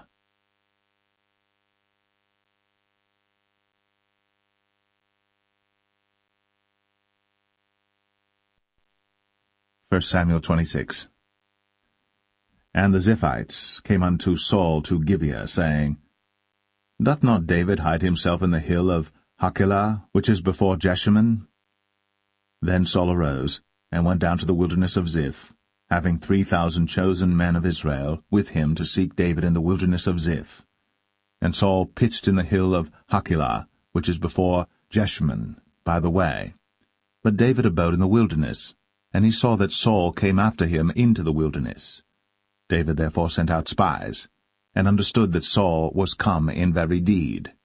And David arose, and came to the place where Saul had pitched. And David beheld the place where Saul lay, and Abner the son of Ner, the captain of his host. And Saul lay in the trench, and the people pitched round about him. Then answered David, and said to Ahimelech the Hittite, and to Abishai, the son of Zeruiah, brother to Joab, saying, Who will go down with me to Saul to the camp? And Abishai said, I will go down with thee. So David and Abishai came to the people by night, and behold, Saul lay sleeping within the trench, and his spear stuck in the ground at his bolster. But Abner and the people lay round about him. Then said Abishai to David, God hath delivered thine enemy into thine hand this day. Now therefore let me smite him, I pray thee, with the spear even to the earth at once, and I will not smite him the second time. And David said to Abishai, Destroy him not, for who can stretch forth his hand against the Lord's anointed, and be guiltless? David said furthermore, As the Lord liveth, the Lord shall smite him, or his day shall come to die, or he shall descend into battle and perish. The Lord forbid that I should stretch forth mine hand against the Lord's anointed. But I pray thee, take thou now the spear that is at his bolster, and the cruse of water, and let us go. So David took the spear and the cruse of water from Saul's bolster, and they gat them away, and no man saw it, nor knew it, neither awaked, for they were all asleep, because a deep sleep from the Lord was fallen upon them. Then David went over to the other side, and stood on the top of an hill afar off, a great space being between them. And David cried to the people, and to Abner the son of Ner, saying, Answerest thou not, Abner? Then Abner answered and said, Who art thou that criest to the king? And David said to Abner, Art not thou a valiant man? And who is like to thee in Israel? Wherefore then hast thou not kept thy lord the king? For there came one of the people in to destroy the king thy lord. This thing is not good that thou hast done. As the Lord liveth, ye are worthy to die, because ye have not kept your master the Lord's anointed. And now see where the king's spear is, and the cruse of water that was at his bolster. And Saul knew David's voice, and said, Is this thy voice, my son, David? And David said, It is my voice, my lord, O king. And he said, Wherefore doth my lord thus pursue after his servant? For what have I done, or what evil is in mine hand? Now therefore, I pray thee, let my lord the king hear the words of his servant. If the Lord have stirred thee up against me, let him accept an offering. But if they be the children of men, cursed be they before the Lord, for they have driven me out this day from abiding in the inheritance of the Lord, saying, Go serve other gods. Now therefore, let not my blood fall to the earth before the face of the Lord. For the king of Israel is come out to seek a flea, as when one doth hunt a partridge in the mountains. Then said Saul, I have sinned. Return, my son David. For I will no more do thee harm, because my soul was precious in thine eyes this day. Behold, I have played the fool, and have erred exceedingly. And David answered and said, Behold the king's spear, and let one of the young men come over and fetch it. The Lord render to every man his righteousness and his faithfulness. For the Lord delivered thee into my hand today. But I would not stretch forth mine hand against the Lord's anointed. And behold, as thy life was much set by this day in mine eyes, so let my life be much set by in the eyes of the Lord, and let him deliver me out of all tribulation. Then Saul said to David, Blessed be thou, my son David. Thou shalt both do great things, and also shalt still prevail. So David went on his way, and Saul returned to his place.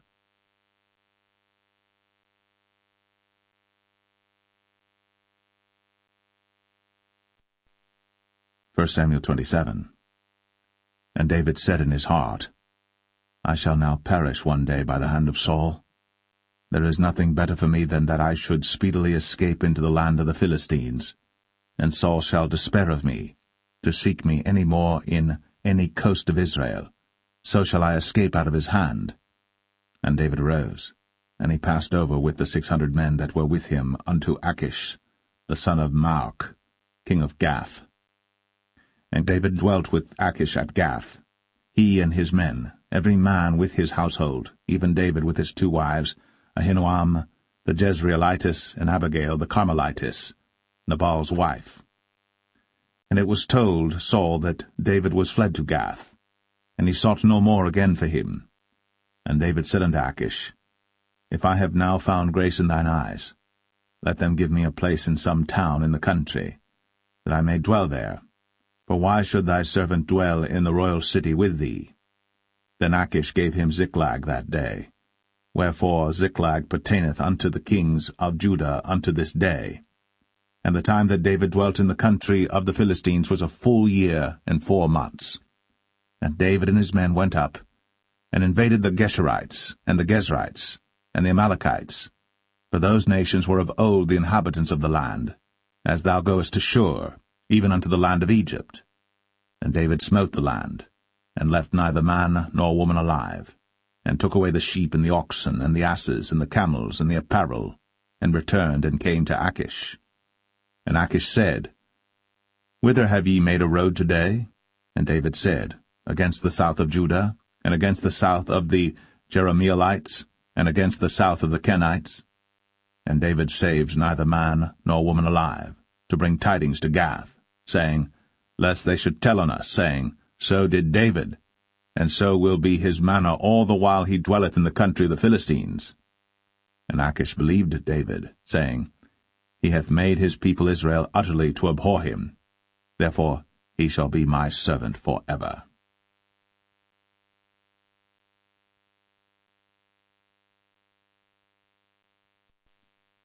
1 Samuel 28. And it came to pass in those days that the Philistines gathered their armies together for warfare, to fight with Israel. And Achish said unto David, Know thou assuredly that thou shalt go out with me to battle, thou and thy men. And David said to Achish, Surely thou shalt know what thy servant can do?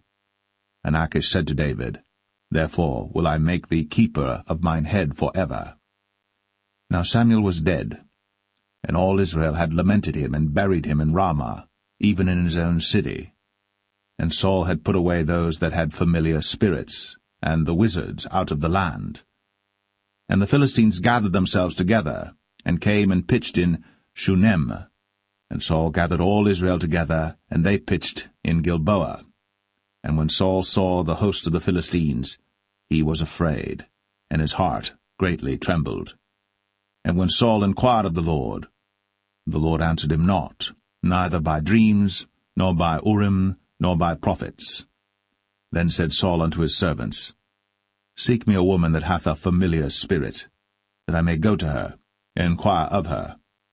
And his servants said to him, Behold, there is a woman that hath a familiar spirit at Endor. And Saul disguised himself, and put on other raiment, and he went, and 2 men with him. And they came to the woman by night. And he said, I pray thee, divine unto me by the familiar spirit, and bring me him up, whom I shall name unto thee. And the woman said unto him, Behold, thou knowest what Saul hath done, how he hath cut off those that have familiar spirits and the wizards out of the land? Wherefore then layest thou a snare for my life, to cause me to die? And Saul sware to her by the Lord, saying, As the Lord liveth, there shall no punishment happen to thee for this thing. Then said the woman, Whom shall I bring up unto thee? And he said, Bring me up Samuel.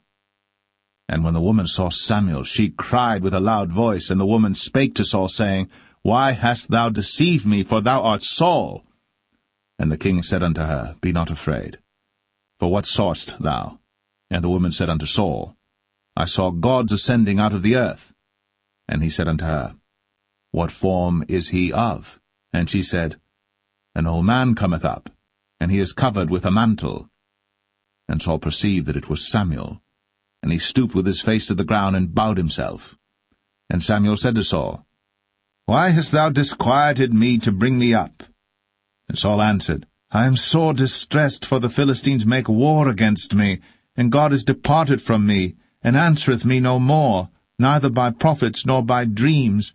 Therefore I have called thee, that thou mayest make known unto me what I shall do. Then said Samuel, Wherefore then dost thou ask of me, seeing the Lord is departed from thee, and is become thine enemy? And the Lord hath done to him as he spake by me. For the Lord hath rent the kingdom out of thine hand, and given it to thy neighbor, even to David, because thou obeyest not the voice of the Lord, nor executest his fierce wrath upon Amalek. Therefore hath the Lord done this thing unto thee this day. Moreover the Lord will also deliver Israel with thee into the hand of the Philistines, and tomorrow shalt thou and thy sons be with me. The Lord also shall deliver the host of Israel into the hand of the Philistines. Then Saul fell straightway all along on the earth, and was sore afraid because of the words of Samuel. And there was no strength in him, for he had eaten no bread all the day, nor all the night. And the woman came unto Saul, and saw that he was sore troubled, and said unto him, Behold, thine handmaid hath obeyed thy voice, and I have put my life in my hand, and have hearkened unto thy words which thou spakest unto me. Now therefore, I pray thee, hearken thou also unto the voice of thine handmaid, and let me set a morsel of bread before thee, and eat, that thou mayest have strength, when thou goest on thy way. But he refused, and said, I will not eat. But his servants, together with the woman, compelled him, and he hearkened unto their voice. So he arose from the earth, and sat upon the bed. And the woman had a fat calf in the house, and she hasted and killed it, and took flour and kneaded it, and did bake unleavened bread thereof. And she brought it before Saul, and before his servants, and they did eat. Then they rose up, and went away that night.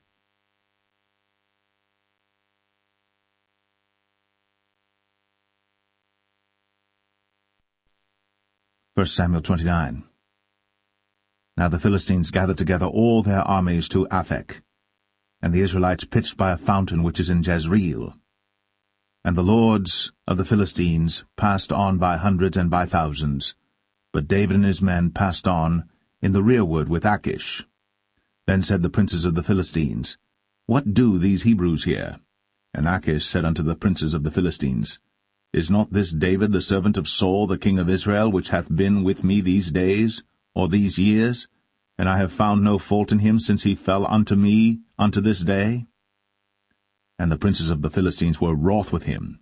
And the princes of the Philistines said unto him, Make this fellow return, that he may go again to his place which thou hast appointed him. And let him not go down with us to battle, lest in the battle he be an adversary to us. For wherewith should he reconcile himself unto his master? Should it not be with the heads of these men? Is not this David, of whom they sang one to another in dances, saying, Saul slew his thousands, and David his 10,000s? Then Achish called David and said unto him, Surely as the Lord liveth, thou hast been upright, and thy going out and thy coming in with me in the host is good in my sight. For I have not found evil in thee since the day of thy coming unto me unto this day. Nevertheless the Lord's favour thee not. Wherefore now return and go in peace, that thou displease not the lords of the Philistines. And David said unto Achish, But what have I done? And what hast thou found in thy servant so long as I have been with thee unto this day, that I may not go fight against the enemies of my lord the king? And Achish answered and said to David, I know that thou art good in my sight, as an angel of God. Notwithstanding the princes of the Philistines have said, He shall not go up with us to the battle. Wherefore now rise up early in the morning with thy master's servants that are come with thee, and as soon as ye be up early in the morning and have light, depart. So David and his men rose up early to depart in the morning, to return into the land of the Philistines. And the Philistines went up to Jezreel.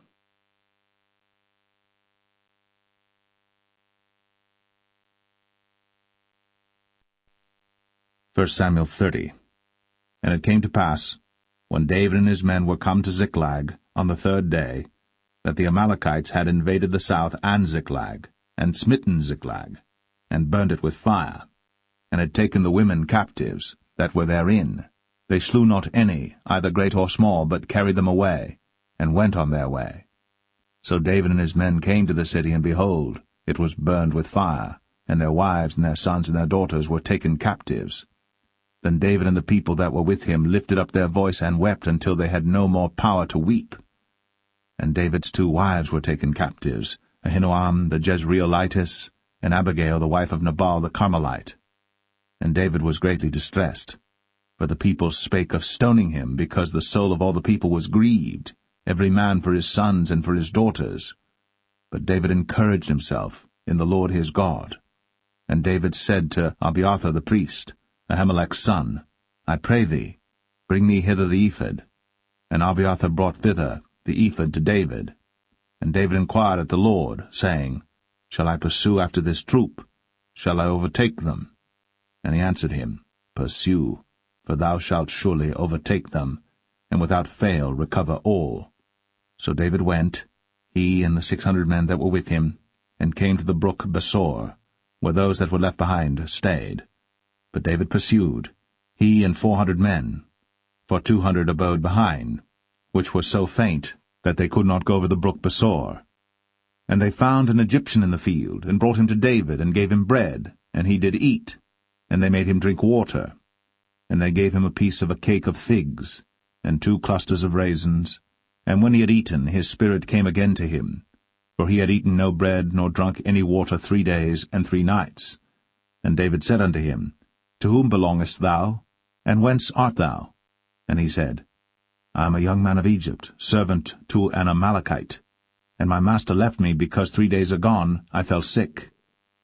We made an invasion upon the south of the Cherethites, and upon the coast which belongeth to Judah, and upon the south of Caleb, and we burned Ziklag with fire. And David said to him, Canst thou bring me down to this company? And he said, Swear unto me by God, that thou wilt neither kill me, nor deliver me into the hands of my master, and I will bring thee down to this company. And when he had brought him down, behold, they were spread abroad upon all the earth, eating and drinking and dancing, because of all the great spoil that they had taken out of the land of the Philistines, and out of the land of Judah. And David smote them from the twilight even unto the evening of the next day. And there escaped not a man of them, save 400 young men which rode upon camels and fled. And David recovered all that the Amalekites had carried away, and David rescued his 2 wives. And there was nothing lacking to them, neither small nor great, neither sons nor daughters, neither spoil nor anything that they had taken to them. David recovered all. And David took all the flocks and the herds, which they drave before those other cattle, and said, This is David's spoil.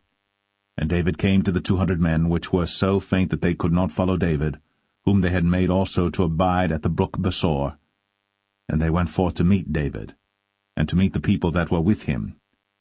And when David came near to the people, he saluted them. Then answered all the wicked men and men of Belial, of those that went with David, and said, Because they went not with us, we will not give them aught of the spoil that we have recovered, save to every man his wife and his children, that they may lead them away and depart. Then said David, Ye shall not do so, my brethren, with that which the Lord hath given us, who hath preserved us, and delivered the company that came against us into our hand. For who will hearken unto you in this matter? But as his part is that goeth down to the battle, so shall his part be that tarrieth by the stuff. They shall part alike. And it was so from that day forward that he made it a statute and an ordinance for Israel unto this day.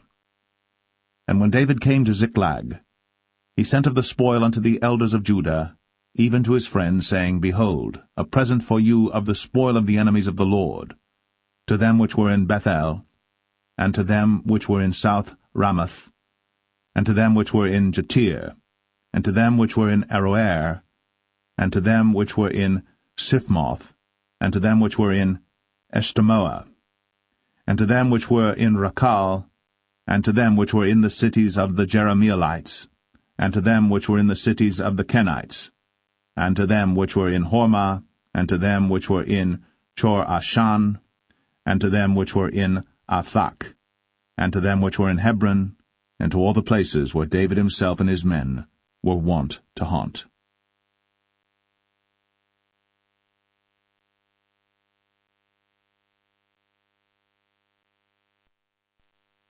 1 Samuel 31.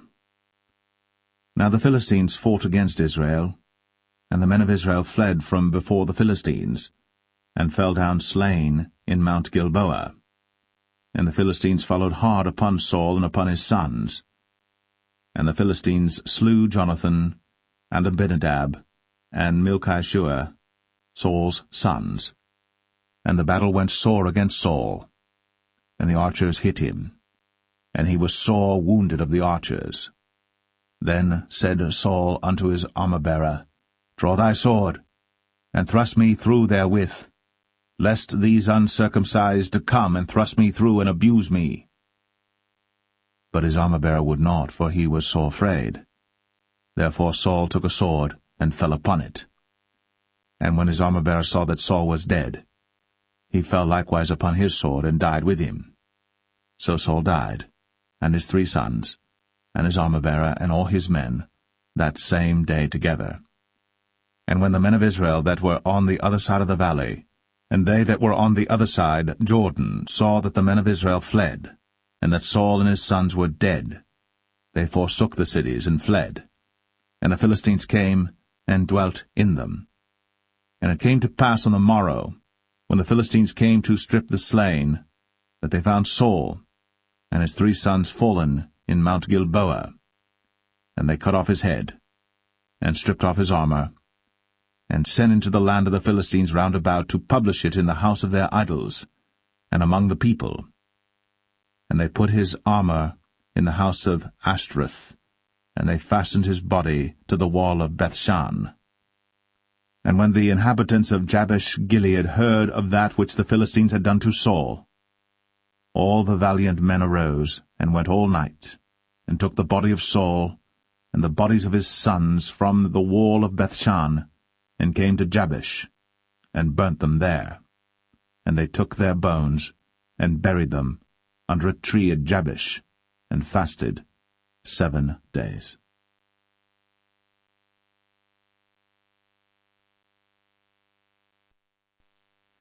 The second book of Samuel, chapter 1. Now it came to pass after the death of Saul, when David was returned from the slaughter of the Amalekites, and David had abode 2 days in Ziklag, it came even to pass on the 3rd day that, behold, a man came out of the camp from Saul with his clothes rent, and earth upon his head. And so it was when he came to David, that he fell to the earth, and did obeisance. And David said unto him, From whence comest thou? And he said unto him, Out of the camp of Israel am I escaped. And David said unto him, How went the matter? I pray thee, tell me. And he answered, That the people are fled from the battle, and many of the people also are fallen and dead. And Saul and Jonathan his son are dead also. Then David said unto the young man that told him, How knowest thou that Saul and Jonathan his son be dead? And the young man that told him said, As I happened by chance upon Mount Gilboa, behold, Saul leaned upon his spear, and lo, the chariots and horsemen followed hard after him. And when he looked behind him, he saw me, and called unto me, and I answered, Here am I. And he said unto me, Who art thou? And I answered him, I am an Amalekite. He said unto me again, Stand, I pray thee, upon me, and slay me, for anguish is come upon me, because my life is yet whole in me. So I stood upon him, and slew him, because I was sure that he could not live after that he was fallen. And I took the crown that was upon his head, and the bracelet that was on his arm, and have brought them hither unto my lord. Then David took hold on his clothes, and rent them, and likewise all the men that were with him. And they mourned, and wept, and fasted until even, for Saul and for Jonathan his son, and for the people of the Lord, and for the house of Israel, because they were fallen by the sword. And David said unto the young man that told him, Whence art thou? And he answered, I am the son of a stranger, an Amalekite. And David said unto him, How wast thou not afraid to stretch forth thine hand to destroy the Lord's anointed? And David called one of the young men and said, Go near, and fall upon him. And he smote him that he died. And David said unto him, Thy blood be upon thy head. For thy mouth hath testified against thee, saying, I have slain the Lord's anointed. And David lamented with this lamentation over Saul and over Jonathan his son. Also he bade them teach the children of Judah the use of the bow. Behold, it is written in the book of Jasher, The beauty of Israel is slain upon thy high places. How are the mighty fallen! Tell it not in Gath. Publish it not in the streets of Ashkelon, lest the daughters of the Philistines rejoice, lest the daughters of the uncircumcised triumph.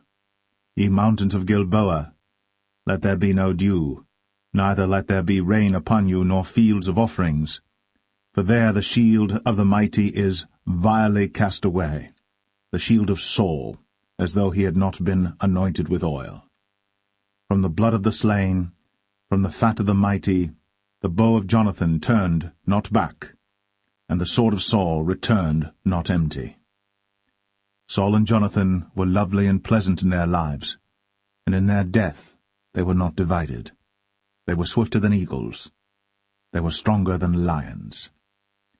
Ye daughters of Israel, weep over Saul, who clothed you in scarlet, with other delights, who put on ornaments of gold upon your apparel. How are the mighty fallen in the midst of the battle, O Jonathan! Thou wast slain in thine high places. I am distressed for thee, my brother Jonathan. Very pleasant hast thou been unto me. Thy love to me was wonderful, passing the love of women. How are the mighty fallen, and the weapons of war perished.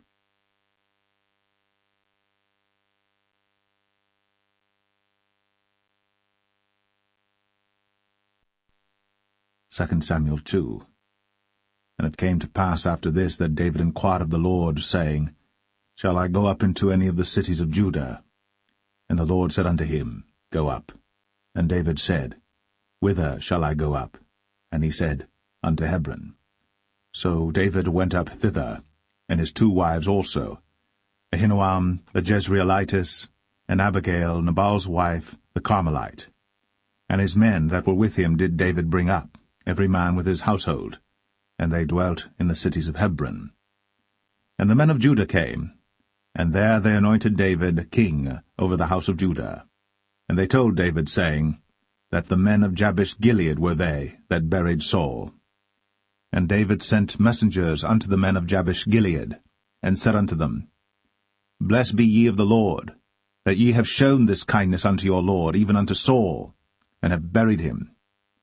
And now the Lord show kindness and truth unto you, and I also will requite you this kindness, because ye have done this thing.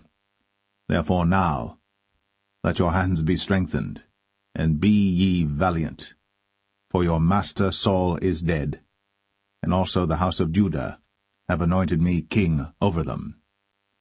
But Abner, the son of Ner, captain of Saul's host, took Ishbosheth, the son of Saul, and brought him over to Mahanaim, and made him king over Gilead, and over the Asherites, and over Jezreel, and over Ephraim, and over Benjamin, and over all Israel. Ishbosheth, Saul's son, was 40 years old when he began to reign over Israel, and reigned 2 years.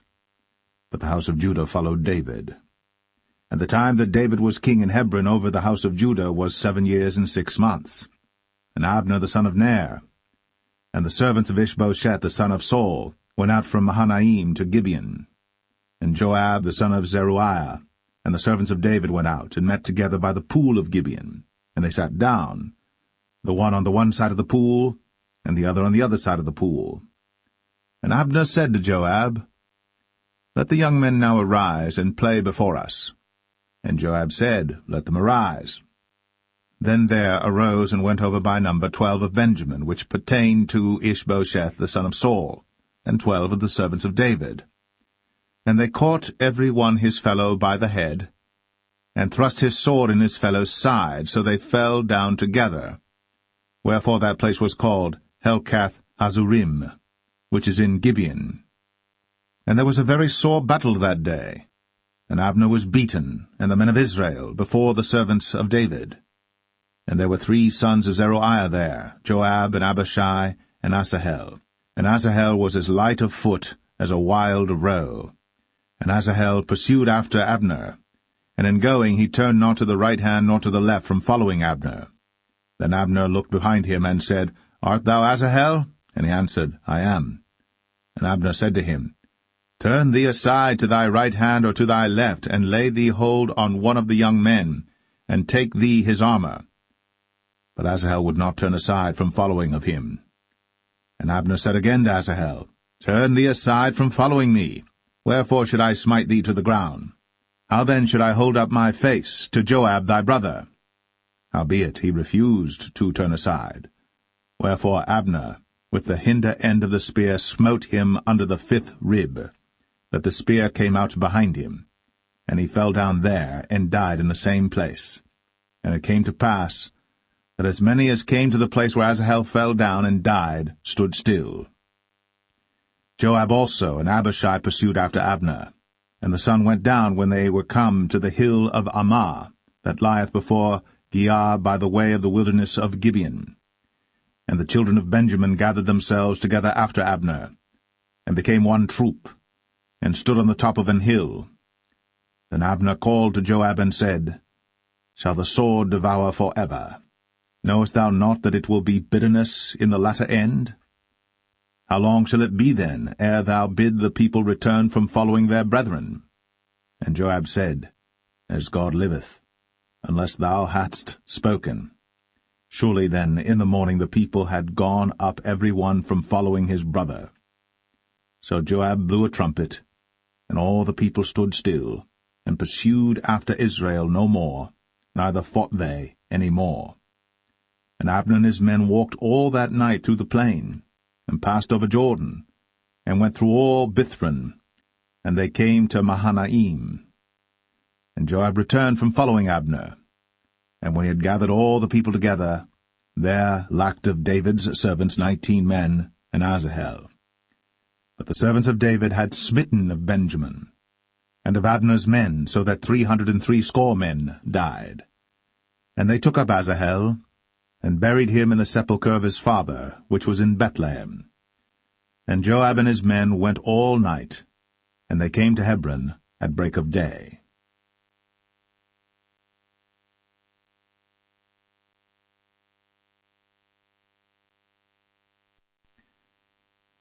2 Samuel 3. Now there was long war between the house of Saul and the house of David. But David waxed stronger and stronger, and the house of Saul waxed weaker and weaker. And unto David were sons born in Hebron, and his firstborn was Amnon, of Ahinoam the Jezreelitess, and his second Chileab, of Abigail the wife of Nabal the Carmelite, and the third Absalom the son of Maacah the daughter of Talmai king of Geshur, and the fourth Adonijah the son of Haggith, and the fifth Shephatiah the son of Abital, and the sixth Ithream by Eglah David's wife. These were born to David in Hebron. And it came to pass, while there was war between the house of Saul and the house of David, that Abner made himself strong for the house of Saul. And Saul had a concubine, whose name was Rizpah, the daughter of Ai. And Ishbosheth said to Abner, Wherefore hast thou gone in unto my father's concubine? Then was Abner very wroth for the words of Ishbosheth, and said, Am I a dog's head, which against Judah do show kindness this day unto the house of Saul thy father, to his brethren, and to his friends, and have not delivered thee into the hand of David, that thou chargest me today with a fault concerning this woman? So do God to Abner, and more also, except as the Lord hath sworn to David, even so I do to him, to translate the kingdom from the house of Saul, and to set up the throne of David over Israel and over Judah, from Dan even to Beersheba. And he could not answer Abner a word again, because he feared him. And Abner sent messengers to David on his behalf, saying, Whose is the land? Saying also, Make thy league with me, and behold, my hand shall be with thee, to bring about all Israel unto thee. And he said, Well, I will make a league with thee. But one thing I require of thee, that is, thou shalt not see my face, except thou first bring Michal, Saul's daughter, when thou comest to see my face. And David sent messengers to Ishbosheth, Saul's son, saying, Deliver me my wife Michal, which I espoused to me, for 100 foreskins of the Philistines. And Ishbosheth sent and took her from her husband, even from Phaltiel, the son of Laish. And her husband went with her, along weeping, behind her to Bahurim. Then said Abner unto him, Go, return. And he returned. And Abner had communication with the elders of Israel, saying, Ye sought for David in times past to be king over you. Now then do it. For the Lord hath spoken of David, saying, By the hand of my servant David I will save my people Israel out of the hand of the Philistines, and out of the hand of all their enemies. And Abner also spake in the ears of Benjamin. And Abner went also to speak in the ears of David in Hebron all that seemed good to Israel, and that seemed good to the whole house of Benjamin. So Abner came to David to Hebron, and 20 men with him. And David made Abner and the men that were with him a feast. And Abner said unto David, I will arise and go, and will gather all Israel unto my lord the king, that they may make a league with thee, and that thou mayest reign over all that thine heart desireth. And David sent Abner away, and he went in peace. And behold, the servants of David and Joab came from pursuing a troop, and brought in a great spoil with them. But Abner was not with David in Hebron, for he had sent him away, and he was gone in peace. When Joab and all the host that was with him were come, they told Joab, saying, Abner the son of Ner came to the king, and he hath sent him away, and he is gone in peace. Then Joab came to the king and said, What hast thou done? Behold, Abner came unto thee. Why is it that thou hast sent him away, and he is quite gone? Thou knowest Abner the son of Ner, that he came to deceive thee, and to know thy going out and thy coming in, and to know all that thou doest. And when Joab was come out from David, he sent messengers after Abner, which brought him again from the well of Sirah. But David knew it not. And when Abner was returned to Hebron, Joab took him aside in the gate to speak with him quietly, and smote him there, under the 5th rib, that he died, for the blood of Asahel, his brother. And afterward, when David heard it, he said, I and my kingdom are guiltless before the Lord, for ever, from the blood of Abner the son of Ner. Let it rest on the head of Joab, and on all his father's house.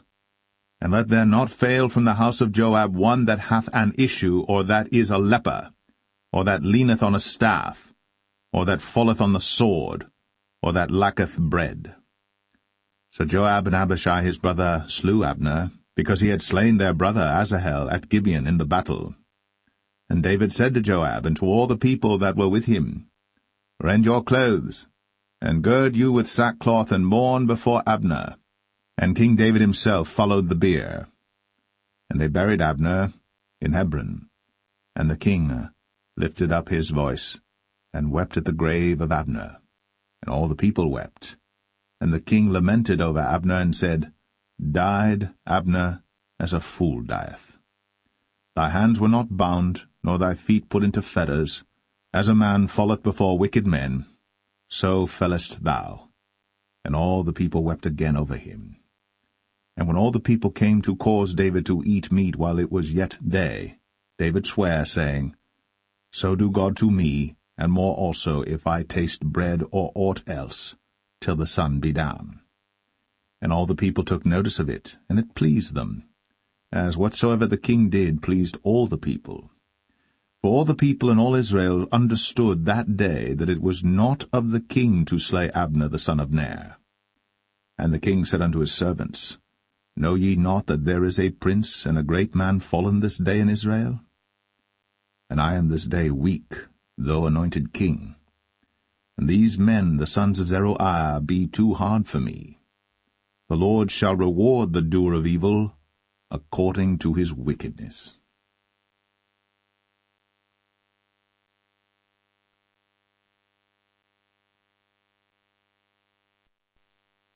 2 Samuel 4. And when Saul's son heard that Abner was dead in Hebron, his hands were feeble, and all the Israelites were troubled. And Saul's son had 2 men that were captains of bands. The name of the one was Baanah, and the name of the other Rechab, the sons of Rimmon, a Beerothite, of the children of Benjamin. For Beeroth also was reckoned to Benjamin. And the Beerothites fled to Gittaim, and were sojourners there until this day. And Jonathan, Saul's son, had a son that was lame of his feet. He was 5 years old when the tidings came of Saul and Jonathan out of Jezreel. And his nurse took him up, and fled. And it came to pass, as she made haste to flee, that he fell and became lame. And his name was Mephibosheth. And the sons of Rimmon the Beerothite, Rechab and Baanah, went, and came about the heat of the day to the house of Ishbosheth, who lay on a bed at noon. And they came thither into the midst of the house, as though they would have fetched wheat, and they smote him under the 5th rib. And Rechab and Baanah his brother escaped. For when they came into the house, he lay on his bed in his bedchamber, and they smote him, and slew him, and beheaded him, and took his head, and gat them away through the plain all night. And they brought the head of Ishbosheth unto David to Hebron, and said to the king, Behold, the head of Ishbosheth, the son of Saul, thine enemy, which sought thy life. And the Lord hath avenged my lord the king this day of Saul, and of his seed. And David answered Rechab and Baanah his brother, the sons of Rimmon the Beerothite, and said unto them, As the Lord liveth, who hath redeemed my soul out of all adversity? When one told me, saying, Behold, Saul is dead, thinking to have brought good tidings, I took hold of him, and slew him in Ziklag, who thought that I would have given him a reward for his tidings. How much more, when wicked men have slain a righteous person in his own house upon his bed? Shall I not therefore now require his blood of your hand, and take you away from the earth?" And David commanded his young men, and they slew them, and cut off their hands and their feet, and hanged them up over the pool in Hebron. But they took the head of Ishbosheth, and buried it in the sepulchre of Abner in Hebron.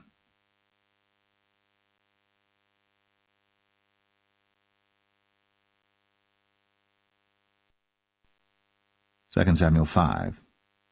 Then came all the tribes of Israel to David unto Hebron, and spake, saying, Behold, we are thy bone and thy flesh. Also in time past, when Saul was king over us, thou wast he that leddest out and broughtest in Israel. And the Lord said to thee, Thou shalt feed my people Israel, and thou shalt be a captain over Israel. So all the elders of Israel came to the king to Hebron, and King David made a league with them in Hebron before the Lord, and they anointed David king over Israel. David was 30 years old when he began to reign, and he reigned 40 years. In Hebron he reigned over Judah 7 years and 6 months, and in Jerusalem he reigned 33 years over all Israel and Judah.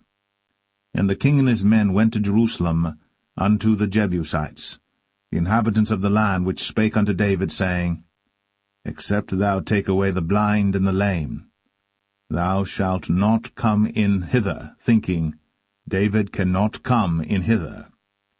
Nevertheless, David took the stronghold of Zion, the same is the city of David. And David said on that day, Whosoever getteth up to the gutter, and smiteth the Jebusites, and the lame and the blind, that are hated of David's soul, he shall be chief and captain. Wherefore they said, The blind and the lame shall not come into the house. So David dwelt in the fort, and called it the city of David. And David built round about from Millo and inward. And David went on, and grew great, and the Lord God of hosts was with him. And Hiram king of Tyre sent messengers to David, and cedar trees, and carpenters, and masons, and they built David an house. And David perceived that the Lord had established him king over Israel, and that he had exalted his kingdom for his people Israel's sake. And David took him more concubines and wives out of Jerusalem, after he was come from Hebron, and there were yet sons and daughters born to David. And these be the names of those that were born unto him in Jerusalem, Shammua, and Shobab, and Nathan, and Solomon, Ibhar also, and Elishua, and Nepheg, and Japhia, and Elishama, and Eliada, and Eliphalet. But when the Philistines heard that they had anointed David king over Israel, all the Philistines came up to seek David, and David heard of it, and went down to the hold. The Philistines also came and spread themselves in the valley of Rephaim. And David inquired of the Lord, saying, Shall I go up to the Philistines? Wilt thou deliver them into mine hand? And the Lord said unto David, Go up, for I will doubtless deliver the Philistines into thine hand. And David came to Baal Perazim, and David smote them there, and said, The Lord hath broken forth upon mine enemies before me, as the breach of waters. Therefore he called the name of that place Baal Perazim. And there they left their images, and David and his men burned them. And the Philistines came up yet again, and spread themselves in the valley of Rephaim. And when David inquired of the Lord, he said, Thou shalt not go up, but fetch a compass behind them, and come upon them over against the mulberry trees. And let it be, when thou hearest the sound of a going in the tops of the mulberry trees, that then thou shalt bestir thyself, for then shall the Lord go out before thee to smite the host of the Philistines. And David did so, as the Lord had commanded him, and smote the Philistines from Geba until thou come to Gazer.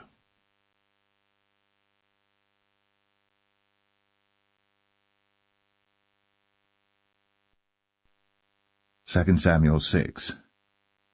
Again David gathered together all the chosen men of Israel, 30,000. And David arose and went with all the people that were with him from Baalah of Judah, to bring up from thence the ark of God, whose name is called by the name of the Lord of hosts, that dwelleth between the cherubims.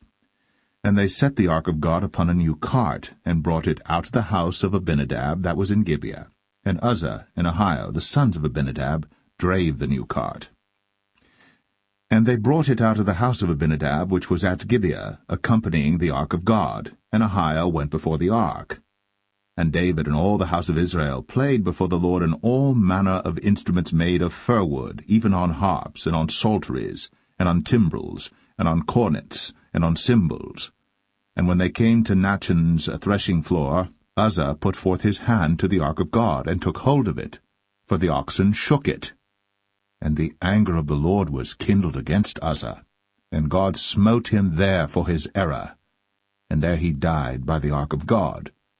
And David was displeased, because the Lord had made a breach upon Uzzah, and he called the name of the place Perez Uzzah to this day. And David was afraid of the Lord that day, and said, How shall the ark of the Lord come to me? So David would not remove the ark of the Lord unto him into the city of David, but David carried it aside into the house of Obed-Edom the Gittite. And the ark of the Lord continued in the house of Obed-Edom the Gittite 3 months.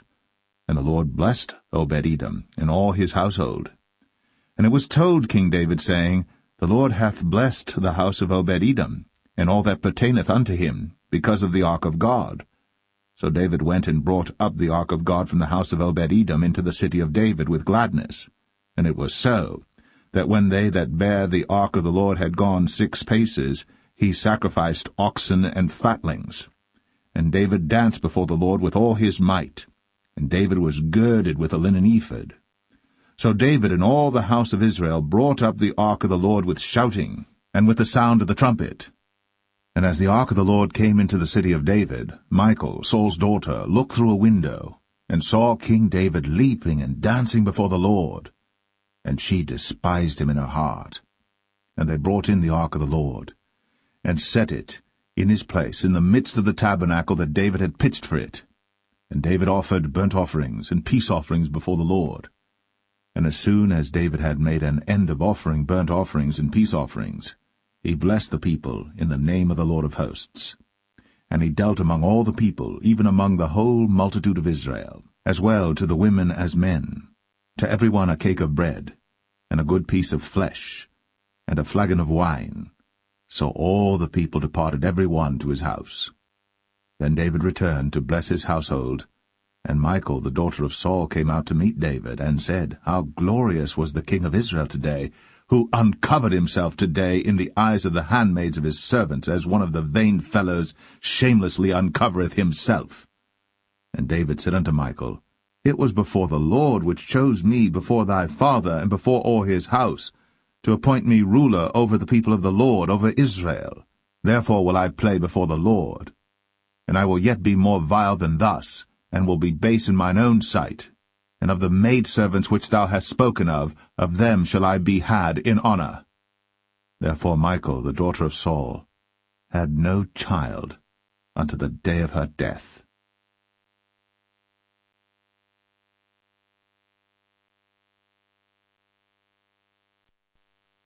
2 Samuel 7. And it came to pass, when the king sat in his house, and the Lord had given him rest round about from all his enemies, that the king said unto Nathan the prophet, See now, I dwell in an house of cedar, but the ark of God dwelleth within curtains. And Nathan said to the king, Go, do all that is in thine heart, for the Lord is with thee.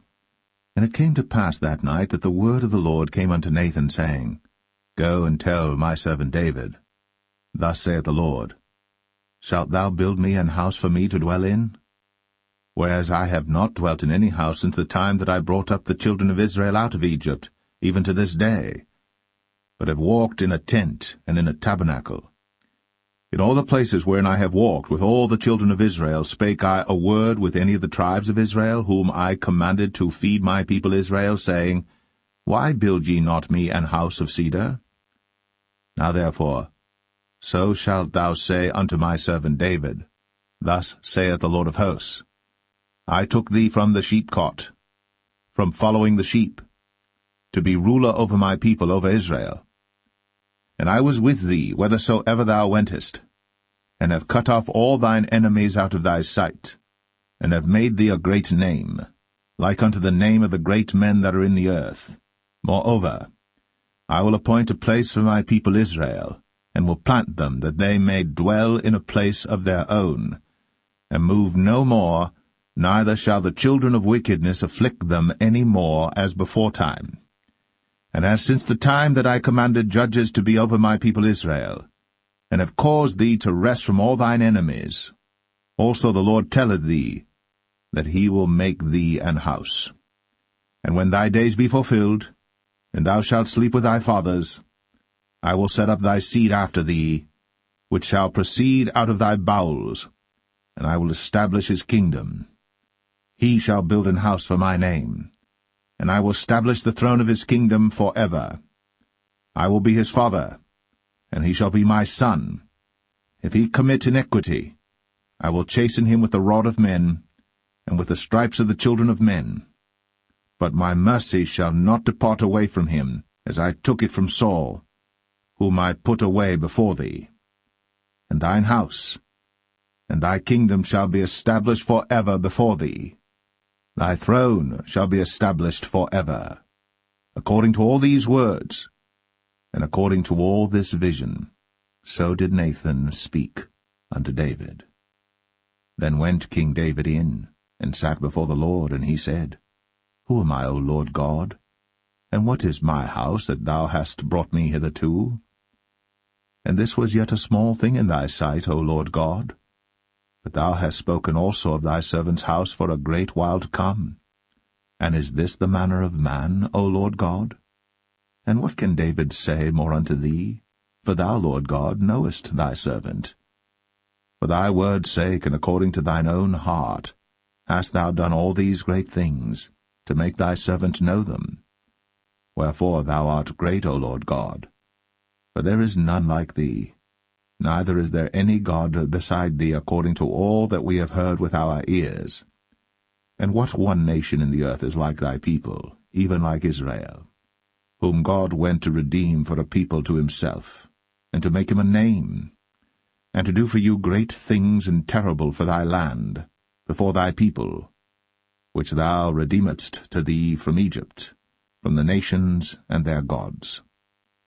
For thou hast confirmed to thyself thy people Israel to be a people unto thee for ever, and thou, Lord, art become their God. And now, O Lord God, the word that thou hast spoken concerning thy servant, and concerning his house, establish it for ever, and do as thou hast said. And let thy name be magnified for ever, saying, The Lord of hosts is the God over Israel. And let the house of thy servant David be established before thee. For thou, O Lord of hosts, God of Israel, hast revealed to thy servant, saying, I will build thee an house. Therefore hath thy servant found in his heart to pray this prayer unto thee. And now, O Lord God, thou art that God, and thy words be true, and thou hast promised this goodness unto thy servant. Therefore now, let it please thee to bless the house of thy servant, that it may continue for ever before thee. For thou, O Lord God, hast spoken it, and with thy blessing let the house of thy servant be blessed for ever.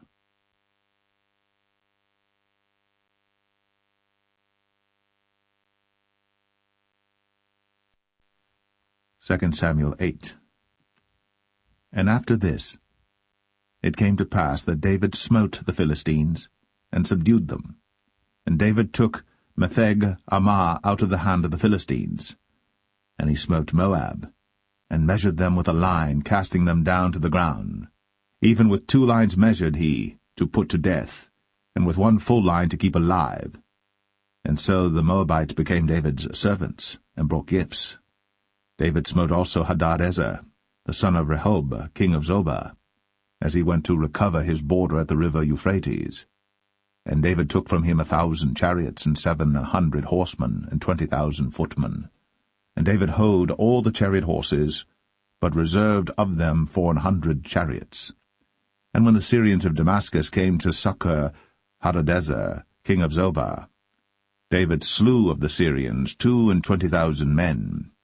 Then David put garrisons in Syria of Damascus, and the Syrians became servants to David and brought gifts. And the Lord preserved David whithersoever he went. And David took the shields of gold that were on the servants of Hadadezer, and brought them to Jerusalem. And from Betah and from Berothai, cities of Hadadezer, King David took exceeding much brass.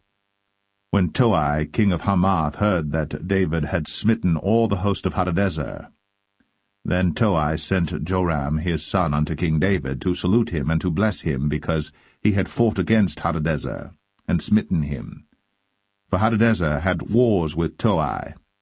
And Joram brought with him vessels of silver, and vessels of gold, and vessels of brass, which also King David did dedicate unto the Lord, with the silver and gold that he had dedicated of all nations which he subdued, of Syria, and of Moab, and of the children of Ammon, and of the Philistines, and of Amalek, and of the spoil of Hadadezer son of Rehob, king of Zobah. And David gat him a name when he returned from smiting of the Syrians in the valley of Salt, being 18,000 men. And he put garrisons in Edom. Throughout all Edom put he garrisons, and all they of Edom became David's servants. And the Lord preserved David whithersoever he went. And David reigned over all Israel. And David executed judgment and justice unto all his people. And Joab the son of Zeruiah was over the host, and Jehoshaphat the son of Ahilud was recorder, and Zadok the son of Ahitub, and Ahimelech the son of Abiathar were the priests, and Seraiah was the scribe, and Benaniah the son of Jehoiada was over both the Cherethites and the Pelethites, and David's sons were chief rulers.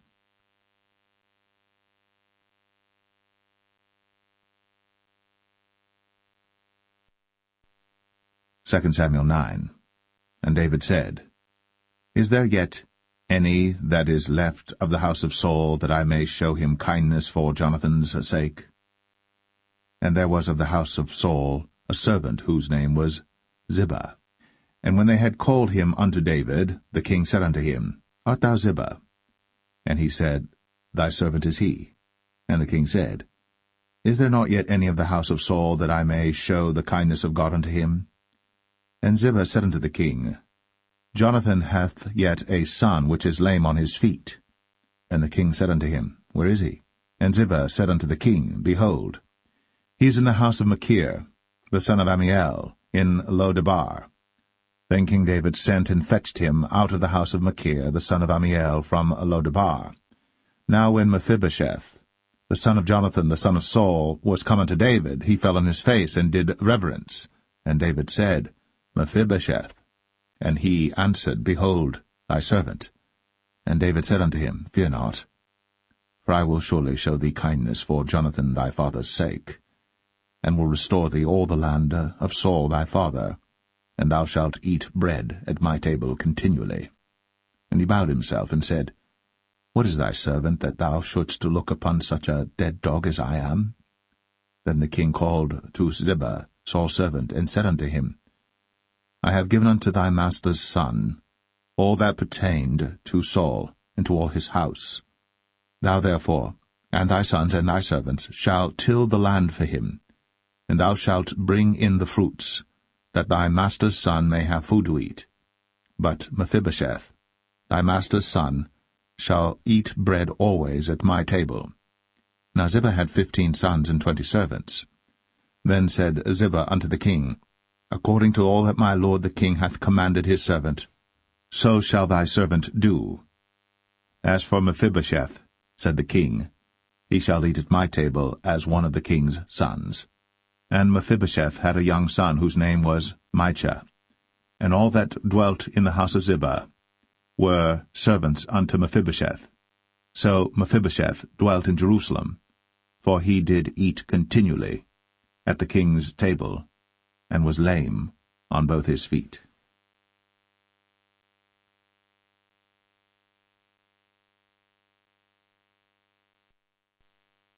2 Samuel 10. And it came to pass after this, that the king of the children of Ammon died, and Hanun his son reigned in his stead. Then said David, I will show kindness unto Hanun the son of Nahash, as his father showed kindness unto me. And David sent to comfort him by the hand of his servants for his father. And David's servants came into the land of the children of Ammon. And the princes of the children of Ammon said unto Hanun their lord, Thinkest thou that David doth honour thy father, that he hath sent comforters unto thee? Hath not David rather sent his servants unto thee to search the city, and to spy it out, and to overthrow it? Wherefore Hanun took David's servants, and shaved off the one half of their beards, and cut off their garments in the middle, even to their buttocks, and sent them away. When they told it unto David, he sent to meet them, because the men were greatly ashamed. And the king said, Tarry at Jericho until your beards be grown, and then return. And when the children of Ammon saw that they stank before David, the children of Ammon sent and hired the Syrians of Beth-rehob, and the Syrians of Zobah, 20,000 footmen, and of King Maacah 1,000 men, and of Ishtab 12,000 men. And when David heard of it, he sent Joab and all the host of the mighty men. And the children of Ammon came out and put the battle in array at the entering in of the gate. And the Syrians of Zobah, and of Rehob, and Ishtab, and Maacah were by themselves in the field. When Joab saw that the front of the battle was against him before and behind, he chose of all the choice men of Israel, and put them in array against the Syrians.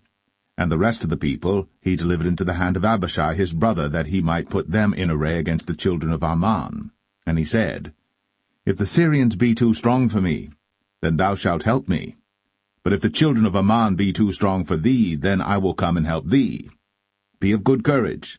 Let us play the men for our people, and for the cities of our God. And the Lord do that which seemeth him good. And Joab drew nigh, and the people that were with him, unto the battle against the Syrians. And they fled before him. And when the children of Ammon saw that the Syrians were fled, then fled they also before Abishai, and entered into the city. So Joab returned from the children of Ammon, and came to Jerusalem. And when the Syrians saw that they were smitten before Israel, they gathered themselves together. And Hadarezer sent, and brought out the Syrians that were beyond the river, and they came to Helam. And Shobach, the captain of the host of Hadarezer, went before them. And when it was told David, he gathered all Israel together, and passed over Jordan, and came to Helam. And the Syrians set themselves in array against David, and fought with him. And the Syrians fled before Israel. And David slew the men of 700 chariots of the Syrians, and 40,000 horsemen, and smote Shobach, the captain of their host, who died there.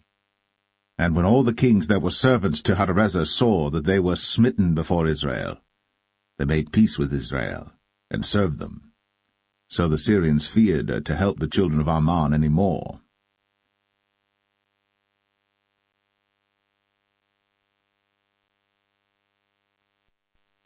Second Samuel 11. And it came to pass, after the year was expired, at the time when kings go forth to battle, that David sent Joab and his servants with him, and all Israel. And they destroyed the children of Ammon, and besieged Rabbah. But David tarried still at Jerusalem.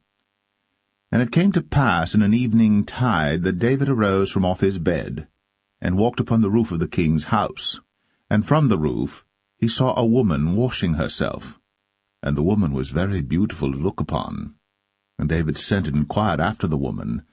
And one said, Is not this Bathsheba, the daughter of Eliam, the wife of Uriah the Hittite?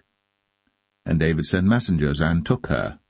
And she came in unto him, and he lay with her. For she was purified from her uncleanness, and she returned unto her house. And the woman conceived, and sent and told David, and said, I am with child. And David sent to Joab, saying, Send me Uriah the Hittite. And Joab sent Uriah to David. And when Uriah was come unto him, David demanded of him how Joab did, and how the people did, and how the war prospered. And David said to Uriah, Go down to thy house, and wash thy feet. And Uriah departed out of the king's house, and there followed him a mess of meat from the king. But Uriah slept at the door of the king's house with all the servants of his lord, and went not down to his house.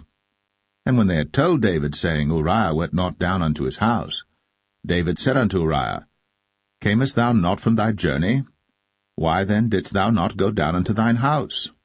And Uriah said unto David, The ark and Israel and Judah abide in tents, and my lord Joab and the servants of my lord are encamped in the open fields. Shall I then go into mine house, to eat and to drink and to lie with my wife? As thou livest, and as thy soul liveth, I will not do this thing. And David said to Uriah, Tarry here today also, and tomorrow I will let thee depart. So Uriah abode in Jerusalem that day and the morrow. And when David had called him, he did eat and drink before him, and he made him drunk. And at even he went out to lie on his bed with the servants of his lord, but went not down to his house. And it came to pass in the morning that David wrote a letter to Joab, and sent it by the hand of Uriah. And he wrote in the letter, saying, Set ye Uriah in the forefront of the hottest battle, and retire ye from him, that he may be smitten and die. And it came to pass, when Joab observed the city, that he assigned Uriah unto a place where he knew that valiant men were. And the men of the city went out, and fought with Joab. And there fell some of the people of the servants of David, and Uriah the Hittite died also. Then Joab sent and told David all the things concerning the war, and charged the messenger, saying, When thou hast made an end of telling the matters of the war unto the king, and if so be that the king's wrath arise, and he say unto thee, Wherefore approached ye so nigh unto the city when ye did fight? Knew ye not that they would shoot from the wall? Who smote Abimelech, the son of Jerubbesheth? Did not a woman cast a piece of a millstone upon him from the wall, that he died in Thebez? Why went ye nigh the wall? Then say thou, Thy servant Uriah the Hittite is dead also. So the messenger went, and came and showed David all that Joab had sent him for. And the messenger said unto David, Surely the men prevailed against us, and came out unto us into the field, and we were upon them even unto the entering of the gate. And the shooters shot from off the wall upon thy servants, and some of the king's servants be dead, and thy servant Uriah the Hittite is dead also. Then David said unto the messenger, Thus shalt thou say unto Joab, Let not this thing displease thee, for the sword devoureth one as well as another. Make thy battle more strong against the city, and overthrow it, and encourage thou him. And when the wife of Uriah heard that Uriah her husband was dead, she mourned for her husband. And when the morning was past, David sent and fetched her to his house, and she became his wife, and bare him a son. But the thing that David had done displeased the Lord.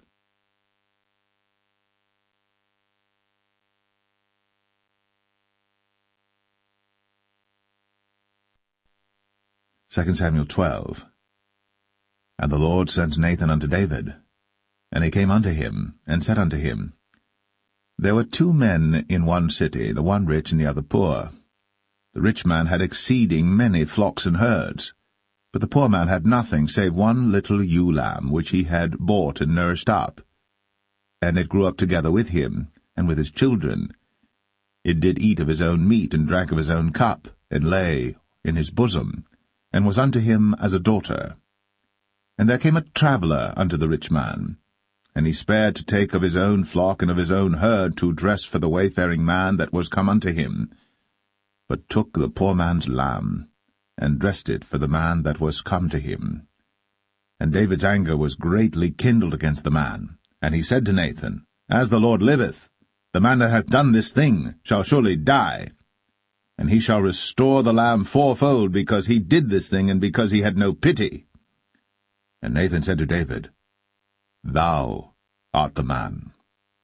Thus saith the Lord God of Israel, I anointed thee king over Israel, and I delivered thee out of the hand of Saul. And I gave thee thy master's house, and thy master's wives into thy bosom. and gave thee the house of Israel and of Judah. And if that had been too little, I would moreover have given unto thee such and such things. Wherefore hast thou despised the commandment of the Lord to do evil in his sight?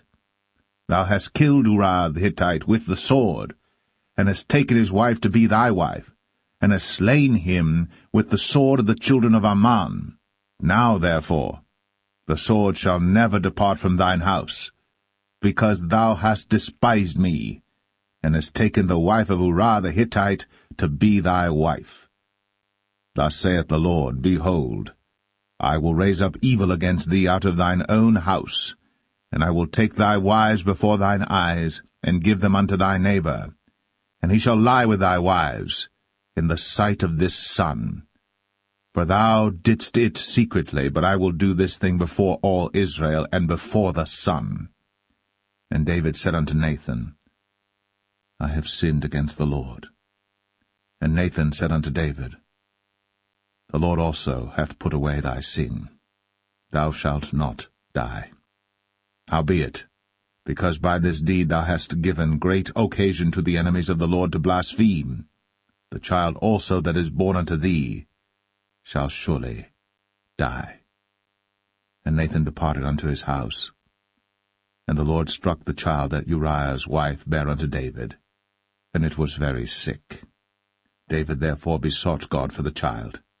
And David fasted and went in, and lay all night upon the earth. And the elders of his house arose and went to him, to raise him up from the earth. But he would not, neither did he eat bread with them. And it came to pass on the 7th day that the child died. And the servants of David feared to tell him that the child was dead, for they said, Behold, while the child was yet alive, we spake unto him, and he would not hearken unto our voice.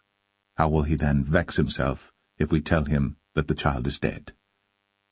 But when David saw that his servants whispered, David perceived that the child was dead. Therefore David said unto his servants, Is the child dead? And they said, He is dead. Then David arose from the earth, and washed, and anointed himself, and changed his apparel, and came into the house of the Lord, and worshipped. Then he came to his own house, and when he required, they set bread before him, and he did eat. Then said his servants unto him, What thing is this that thou hast done? Thou didst fast and weep for the child while it was alive, but when the child was dead thou didst rise and eat bread.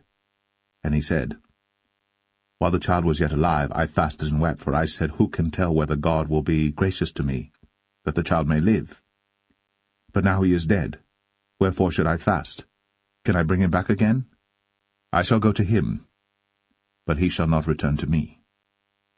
And David comforted Bathsheba his wife, and went in unto her, and lay with her. And she bare a son, and he called his name Solomon. And the Lord loved him. And he sent by the hand of Nathan the prophet, and he called his name Jedediah, because of the Lord. And Joab fought against Rabbah of the children of Ammon, and took the royal city. And Joab sent messengers to David, and said, I have fought against Rabbah, and have taken the city of waters. Now therefore, gather the rest of the people together, and encamp against the city, and take it, lest I take the city, and it be called after my name. And David gathered all the people together, and went to Rabbah, and fought against it, and took it. And he took their king's crown from off his head, the weight whereof was a talent of gold, with the precious stones, and it was set on David's head. And he brought forth the spoil of the city in great abundance. And he brought forth the people that were therein, and put them under saws, and under harrows of iron, and under axes of iron, and made them pass through the brick kiln. And thus did he unto all the cities of the children of Ammon. So David and all the people returned unto Jerusalem.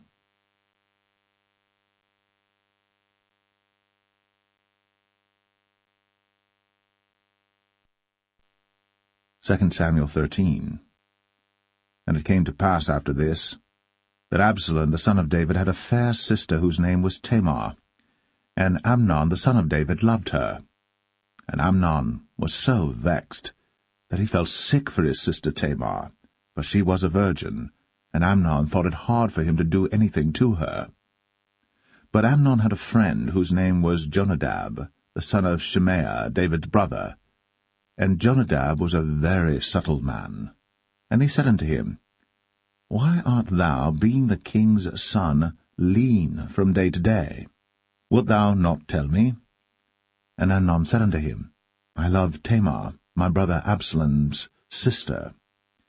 And Jonadab said unto him, Lay thee down on thy bed, and make thyself sick. And when thy father cometh to see thee, say unto him, I pray thee, let my sister Tamar come and give me meat, and dress the meat in my sight, that I may see it, and eat it at her hand. So Amnon lay down, and made himself sick. And when the king was come to see him, Amnon said unto the king, I pray thee, let Tamar my sister come, and make me a couple of cakes in my sight, that I may eat at her hand. Then David sent home to Tamar, saying, Go now to thy brother Amnon's house, and dress him meat. So Tamar went to her brother Amnon's house, and he was laid down. And she took flour, and kneaded it, and made cakes in his sight, and did bake the cakes. And she took a pan, and poured them out before him. But he refused to eat. And Amnon said, Have out all men from me. And they went out every man from him. And Amnon said unto Tamar, Bring the meat into the chamber, that I may eat of thine hand.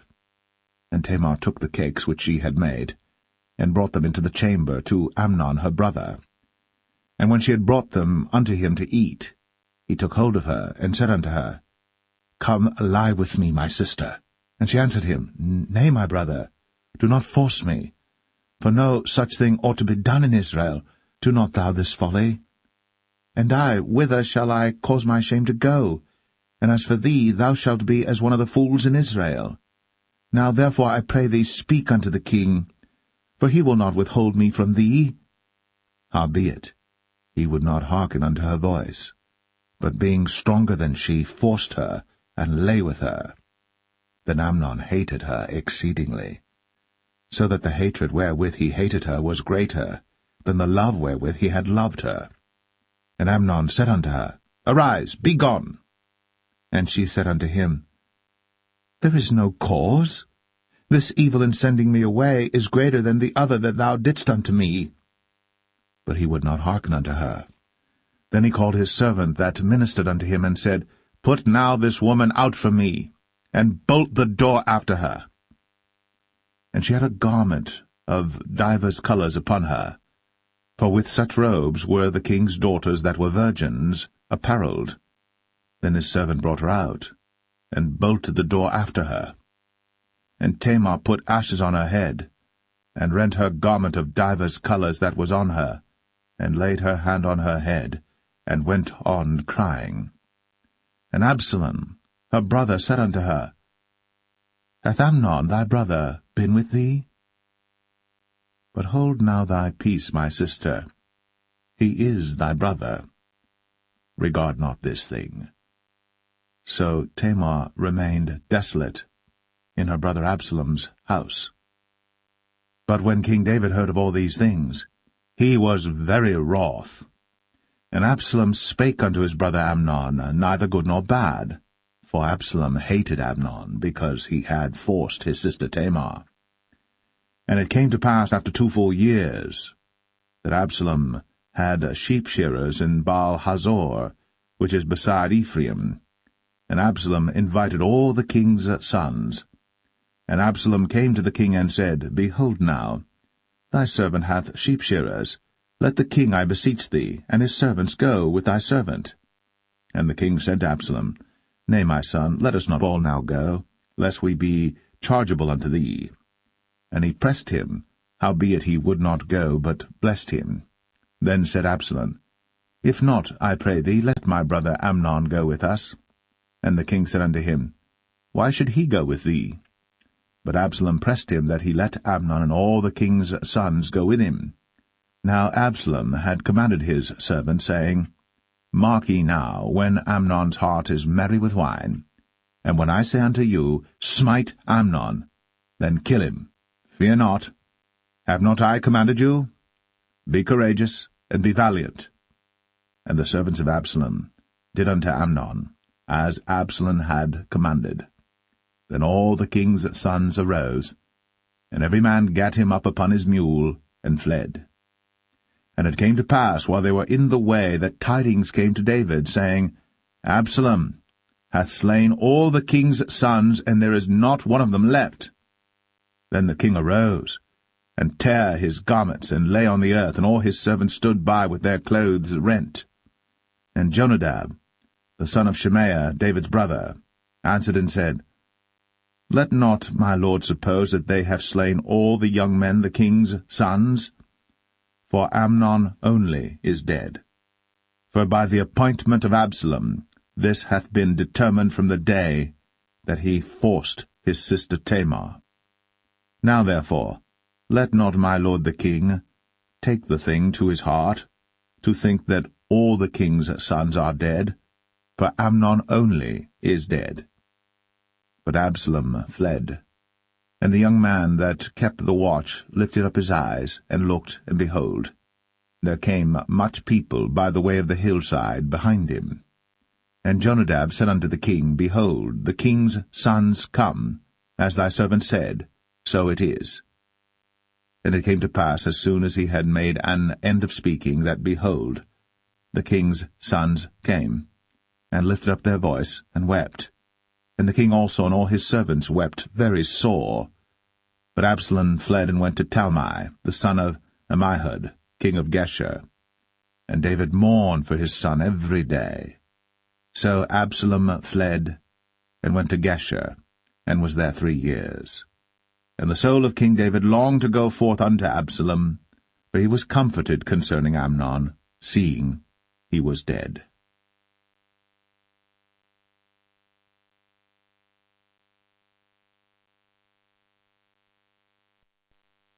2 Samuel 14. Now Joab the son of Zeruiah perceived that the king's heart was toward Absalom. And Joab sent to Tekoa, and fetched thence a wise woman, and said unto her, I pray thee, feign thyself to be a mourner, and put on now mourning apparel, and anoint not thyself with oil, but be as a woman that had a long time mourned for the dead. And come to the king, and speak on this manner unto him. So Joab put the words in her mouth. And when the woman of Tekoa spake to the king, she fell on her face to the ground, and did obeisance, and said, Help, O king. And the king said unto her, What aileth thee? And she answered, I am indeed a widow woman, and mine husband is dead. And thy handmaid had 2 sons, and they 2 strove together in the field, and there was none to part them. But the one smote the other, and slew him. And behold, the whole family is risen against thine handmaid. And they said, Deliver him that smote his brother, that we may kill him for the life of his brother whom he slew. And we will destroy the heir also. And so they shall quench my coal which is left, and shall not leave to my husband neither name nor remainder upon the earth. And the king said unto the woman, Go to thine house, and I will give charge concerning thee. And the woman of Tekoa said unto the king, My lord, O king, the iniquity be on me, and on my father's house, and the king and his throne be guiltless. And the king said, Whosoever saith aught unto thee, bring him to me, and he shall not touch thee any more. Then said she, I pray thee, let the king remember the Lord thy God, that thou wouldst not suffer the revengers of blood to destroy any more, lest they destroy my son. And he said, As the Lord liveth, there shall not one hair of thy son fall to the earth. Then the woman said, Let thine handmaid, I pray thee, speak one word unto my lord the king. And he said, Say on. And the woman said, Wherefore then hast thou thought such a thing against the people of God? For the king doth speak this thing as one which is faulty, in that the king doth not fetch home again his banished. For we must needs die, and are as water spilt on the ground, which cannot be gathered up again. Neither doth God respect any person, yet doth he devise means that his banished be not expelled from him. Now therefore that I am come to speak of this thing unto my lord the king, it is because the people have made me afraid. And thy handmaid said, I will now speak unto the king. It may be that the king will perform the request of his handmaid. For the king will hear to deliver his handmaid out of the hand of the man that would destroy me and my son together out of the inheritance of God. Then thine handmaid said, The word of my lord the king shall now be comfortable. For as an angel of God, so is my lord the king to discern good and bad. Therefore the Lord thy God will be with thee. Then the king answered and said unto the woman, Hide not from me, I pray thee, the thing that I shall ask thee. And the woman said, Let my lord the king now speak. And the king said, Is not the hand of Joab with thee in all this? And the woman answered and said, As thy soul liveth, my lord the king, none can turn to the right hand or to the left from aught that my lord the king hath spoken. For thy servant Joab, he bade me, and he put all these words in the mouth of thine handmaid. To fetch about this form of speech hath thy servant Joab done this thing. And my lord is wise, according to the wisdom of an angel of God, to know all things that are in the earth. And the king said unto Joab, Behold now, I have done this thing. Go therefore, bring the young man Absalom again. And Joab fell to the ground on his face, and bowed himself, and thanked the king.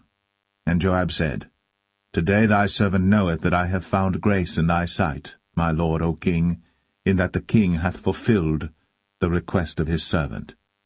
So Joab arose and went to Geshur, and brought Absalom to Jerusalem. And the king said, Let him turn to his own house, and let him not see my face. So Absalom returned to his own house, and saw not the king's face. But in all Israel there was none to be so much praised as Absalom for his beauty. From the sole of his foot even to the crown of his head, there was no blemish in him. And when he polled his head, for it was at every year's end that he polled it, because the hair was heavy on him, therefore he polled it, he weighed the hair of his head at 200 shekels after the king's weight. And unto Absalom there were born 3 sons, and 1 daughter, whose name was Tamar. She was a woman of a fair countenance. So Absalom dwelt 2 full years in Jerusalem, and saw not the king's face. Therefore Absalom sent for Joab to have sent him to the king, but he would not come to him. And when he sent again the second time, he would not come. Therefore he said unto his servants, See, Joab's field is near mine, and he hath barley there. Go and set it on fire. And Absalom's servants set the field on fire. Then Joab arose, and came to Absalom unto his house, and said unto him, Wherefore have thy servants set my field on fire? And Absalom answered Joab, Behold, I sent unto thee, saying, Come hither, that I may send thee to the king, to say, Wherefore am I come from Geshur?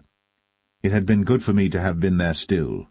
Now therefore let me see the king's face, and if there be any iniquity in me, let him kill me. So Joab came to the king, and told him. And when he had called for Absalom, he came to the king, and bowed himself on his face to the ground before the king. And the king kissed Absalom.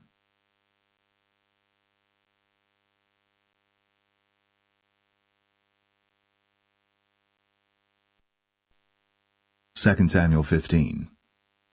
And it came to pass after this, that Absalom prepared him chariots and horses, and 50 men to run before him. And Absalom rose up early, and stood beside the way of the gate. And it was so, that when any man that had a controversy came to the king for judgment, then Absalom called unto him, and said, Of what city art thou? And he said, Thy servant is of one of the tribes of Israel. And Absalom said unto him, See, thy matters are good and right, but there is no man deputed of the king to hear thee. Absalom said moreover, O that I were made judge in the land, that every man which hath any suit or cause might come unto me, and I would do him justice.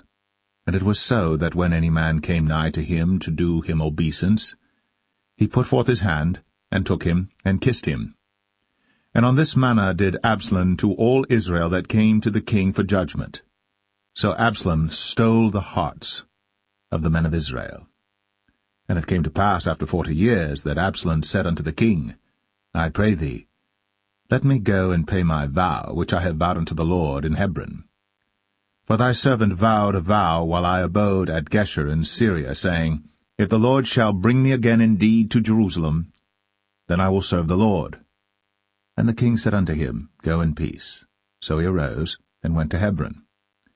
But Absalom sent spies throughout all the tribes of Israel, saying, As soon as ye hear the sound of the trumpet, then ye shall say, Absalom reigneth in Hebron. And with Absalom went 200 men out of Jerusalem, that were called, and they went in their simplicity, and they knew not anything. And Absalom sent for Ahithophel the Gilonite, David's counselor, from his city, even from Gilo, while he offered sacrifices. And the conspiracy was strong, for the people increased continually with Absalom. And there came a messenger to David, saying, The hearts of the men of Israel are after Absalom. And David said unto all his servants that were with him at Jerusalem, Arise, and let us flee. For we shall not else escape from Absalom. Make speed to depart, lest he overtake us suddenly, and bring evil upon us, and smite the city with the edge of the sword. And the king's servant said unto the king, Behold, thy servants are ready to do whatsoever my lord the king shall appoint. And the king went forth, and all his household after him. And the king left 10 women which were concubines to keep the house. And the king went forth, and all the people after him, and tarried in a place that was far off. And all his servants passed on beside him, and all the Cherethites, and all the Pelethites, and all the Gittites, 600 men which came after him from Gath, passed on before the king. Then said the king to Ittai the Gittite, Wherefore goest thou also with us? Return to thy place, and abide with the king, for thou art a stranger, and also an exile. Whereas thou camest but yesterday, should I this day make thee go up and down with us? Seeing I go whither I may, return thou, and take back thy brethren. Mercy and truth be with thee. And Ittai answered the king, and said, As the Lord liveth, and as my lord the king liveth, surely in what place my lord the king shall be, whether in death or life, even there also will thy servant be. And David said to Ittai, Go and pass over. And Ittai the Gittite passed over, and all his men, and all the little ones that were with him. And all the country wept with a loud voice. And all the people passed over. The king also himself passed over the brook Kidron. And all the people passed over toward the way of the wilderness. And lo, Zadok also, and all the Levites were with him, bearing the ark of the covenant of God. And they set down the ark of God, and Abiathar went up, until all the people had done passing out of the city. And the king said unto Zadok, Carry back the ark of God into the city. If I shall find favor in the eyes of the Lord, he will bring me again, and show me both it and his habitation. But if he thus say, I have no delight in thee, behold, here am I. Let him do to me as seemeth good unto him. The king said also unto Zadok the priest, Art not thou a seer? Return into the city in peace, and your 2 sons with you, Ahimaaz thy son, and Jonathan the son of Abiathar. See, I will tarry in the plain of the wilderness, until there come word from you to certify me. Zadok therefore and Abiathar carried the ark of God again to Jerusalem, and they tarried there. And David went up by the ascent of Mount Olivet, and wept as he went up, and had his head covered, and he went barefoot, and all the people that was with him covered every man his head, and they went up, weeping as they went up. And one told David, saying, Ahithophel is among the conspirators with Absalom. And David said, O Lord, I pray thee, turn the counsel of Ahithophel into foolishness. And it came to pass that when David was come to the top of the mount, where he worshipped God, behold, Hushai the Archite came to meet him with his coat rent, and earth upon his head. Unto whom David said, If thou passest on with me, then thou shalt be a burden unto me. But if thou return to the city, and say unto Absalom, I will be thy servant, O king, As I have been thy father's servant hitherto, so will I now also be thy servant. Then mayest thou for me defeat the counsel of Ahithophel. And hast thou not there with thee Zadok and Abiathar the priests? Therefore it shall be that what thing soever thou shalt hear out of the king's house, thou shalt tell it to Zadok and Abiathar the priests. Behold, they have there with them their 2 sons, Ahimaaz Zadok's son, and Jonathan Abiathar's son. And by them ye shall send unto me everything that ye can hear. So Hushai, David's friend, came into the city, and Absalom came into Jerusalem.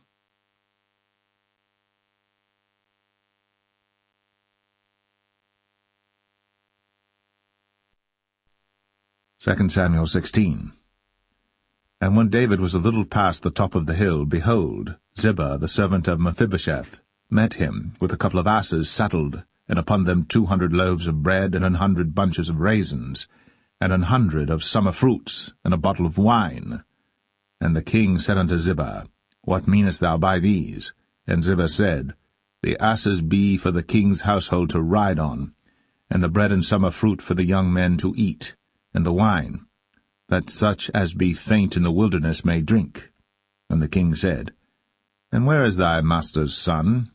And Ziba said unto the king, Behold, he abideth at Jerusalem, for he said, Today shall the house of Israel restore me the kingdom of my father.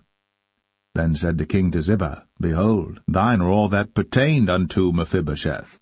And Ziba said, I humbly beseech thee that I may find grace in thy sight, my lord, O king.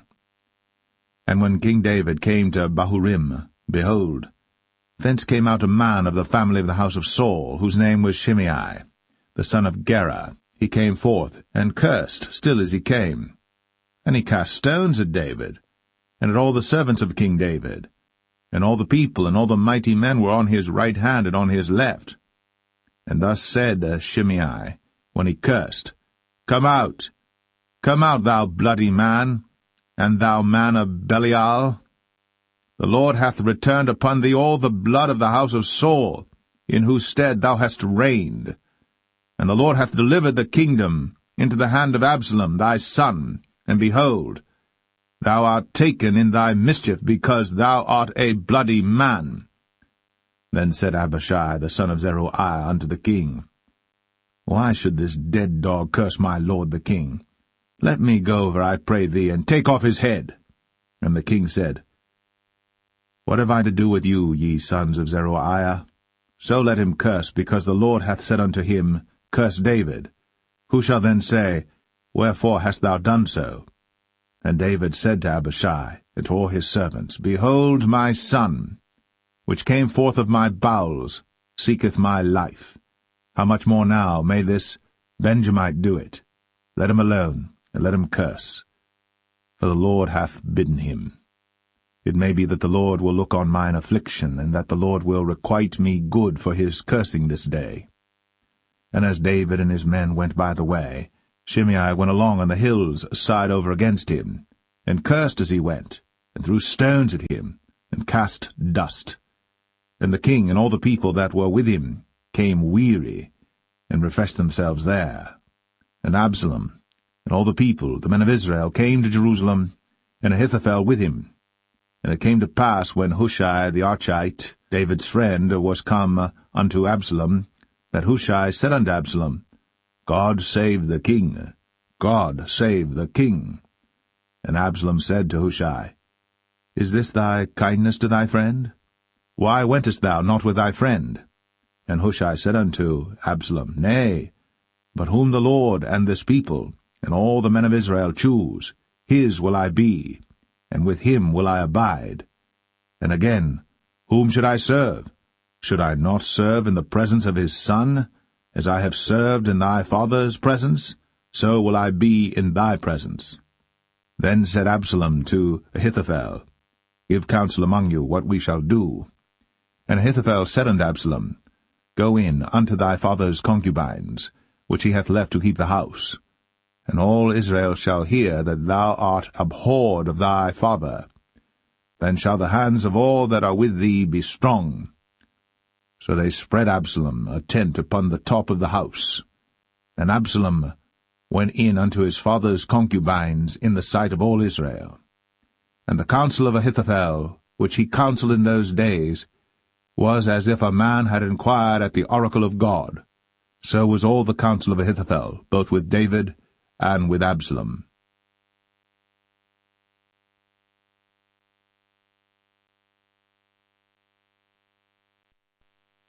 2 Samuel 17.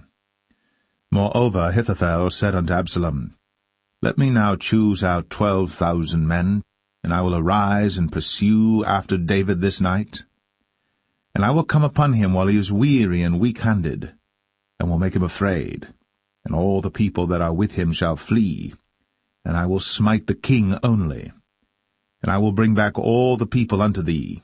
The man whom thou seekest is as if all returned, so all the people shall be in peace. And the saying pleased Absalom well, and all the elders of Israel. Then said Absalom, Call now Hushai the Archite also, and let us hear likewise what he saith. And when Hushai was come to Absalom, Absalom spake unto him, saying, Ahithophel hath spoken after this manner. Shall we do after his saying? If not, speak thou. And Hushai said unto Absalom, The counsel that Ahithophel hath given is not good at this time. For, said Hushai, Thou knowest thy father and his men, that they be mighty men, and they be chafed in their minds, as a bear robbed of her whelps in the field. And thy father is a man of war, and will not lodge with the people. Behold, he is hid now in some pit, or in some other place, and it will come to pass, when some of them be overthrown at the first, that whosoever heareth it will say, There is a slaughter among the people that follow Absalom. And he also that is valiant, whose heart is as the heart of a lion, shall utterly melt. For all Israel knoweth that thy father is a mighty man, and they which be with him are valiant men. Therefore I counsel that all Israel be generally gathered unto thee, from Dan even to Beersheba, as the sand that is by the sea for multitude, and that thou go to battle in thine own person. So shall we come upon him in some place where he shall be found, and we will light upon him as the dew falleth on the ground, and of him, and of all the men that are with him, there shall not be left so much as one. Moreover, if he be gotten into a city, then shall all Israel bring ropes to that city, and we will draw it into the river, until there be not one small stone found there. And Absalom and all the men of Israel said, The counsel of Hushai the Archite is better than the counsel of Ahithophel. For the Lord had appointed to defeat the good counsel of Ahithophel, to the intent that the Lord might bring evil upon Absalom. Then said Hushai unto Zadok, and to Abiathar the priests, Thus and thus did Ahithophel counsel Absalom and the elders of Israel, and thus have I counselled. Now therefore send quickly, and tell David, saying, Lodge not this night in the plains of the wilderness, but speedily pass over, lest the king be swallowed up, and all the people that are with him. Now Jonathan and Ahimaaz stayed by En-Rogel, for they might not be seen to come into the city. And a wench went and told them, and they went and told King David. Nevertheless a lad saw them and told Absalom. But they went both of them away quickly, and came to a man's house in Bahurim, which had a well in his court, whither they went down. And the woman took and spread a covering over the well's mouth, and spread ground corn thereon, and the thing was not known. And when Absalom's servants came to the woman to the house, they said, Where is Ahimaaz and Jonathan? And the woman said unto them, They be gone over the brook of water. And when they had sought and could not find them, they returned to Jerusalem. And it came to pass, after they were departed, that they came up out of the well, and went and told to King David, and said unto David, Arise, and pass quickly over the water, for thus hath Ahithophel counselled against you. Then David arose, and all the people that were with him, and they passed over Jordan. By the morning light there lacked not one of them that was not gone over Jordan. And when Ahithophel saw that his counsel was not followed, he saddled his ass, and arose, and gat him home to his house, to his city, and put his household in order. and hanged himself, and died, and was buried in the sepulchre of his father. Then David came to Mahanaim, and Absalom passed over Jordan, he and all the men of Israel with him. And Absalom made Amasa captain of the hosts instead of Joab, which Amasa was a man's son, whose name was Ithra, an Israelite, that went in to Abigail the daughter of Nahash, sister to Zeruiah, Joab's mother. So Israel and Absalom pitched in the land of Gilead. And it came to pass, when David was come to Mahanaim, that Shobai the son of Nahash of Rabbah, of the children of Ammon, and Machir the son of Amiel of Lo-debar, and Barzillai the Gileadite of Rogelim, brought beds and basins and earthen vessels, and wheat and barley and flour, and parched corn and beans and lentils and parched pulse, and honey and butter and sheep and cheese of kine for David and for the people that were with him to eat. For they said, The people is hungry and weary and thirsty in the wilderness.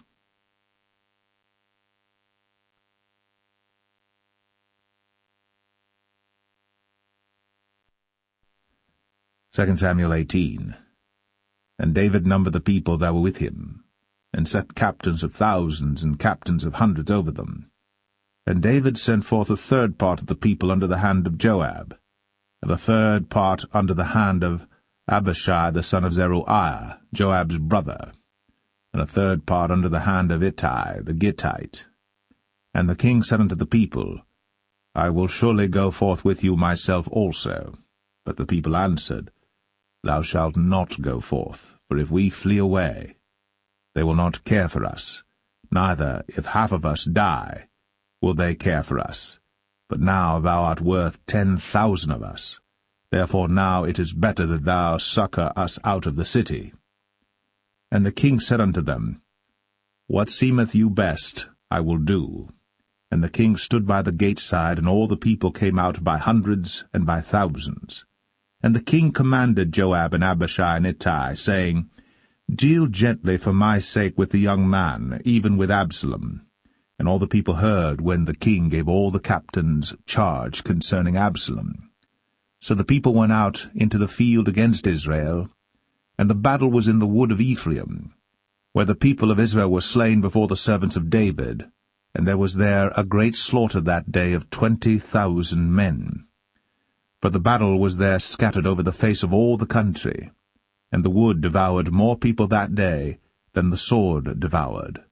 And Absalom met the servants of David, and Absalom rode upon a mule, and the mule went under the thick boughs of a great oak, and his head caught hold of the oak, and he was taken up between the heaven and the earth, and the mule that was under him went away.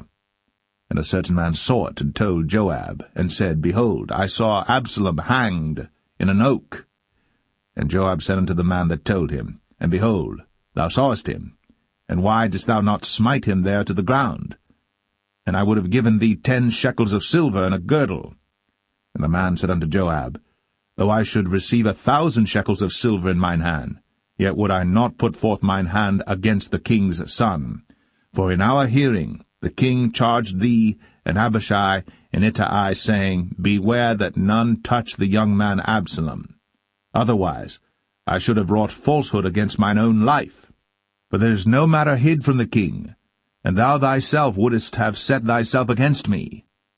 Then said Joab, I may not tarry thus with thee. And he took 3 darts in his hand, and thrust them through the heart of Absalom, while he was yet alive, in the midst of the oak. And 10 young men that bare Joab's armor compassed about, and smote Absalom, and slew him. And Joab blew the trumpet, and the people returned from pursuing after Israel. For Joab held back the people. And they took Absalom, and cast him into a great pit in the wood, and laid a very great heap of stones upon him.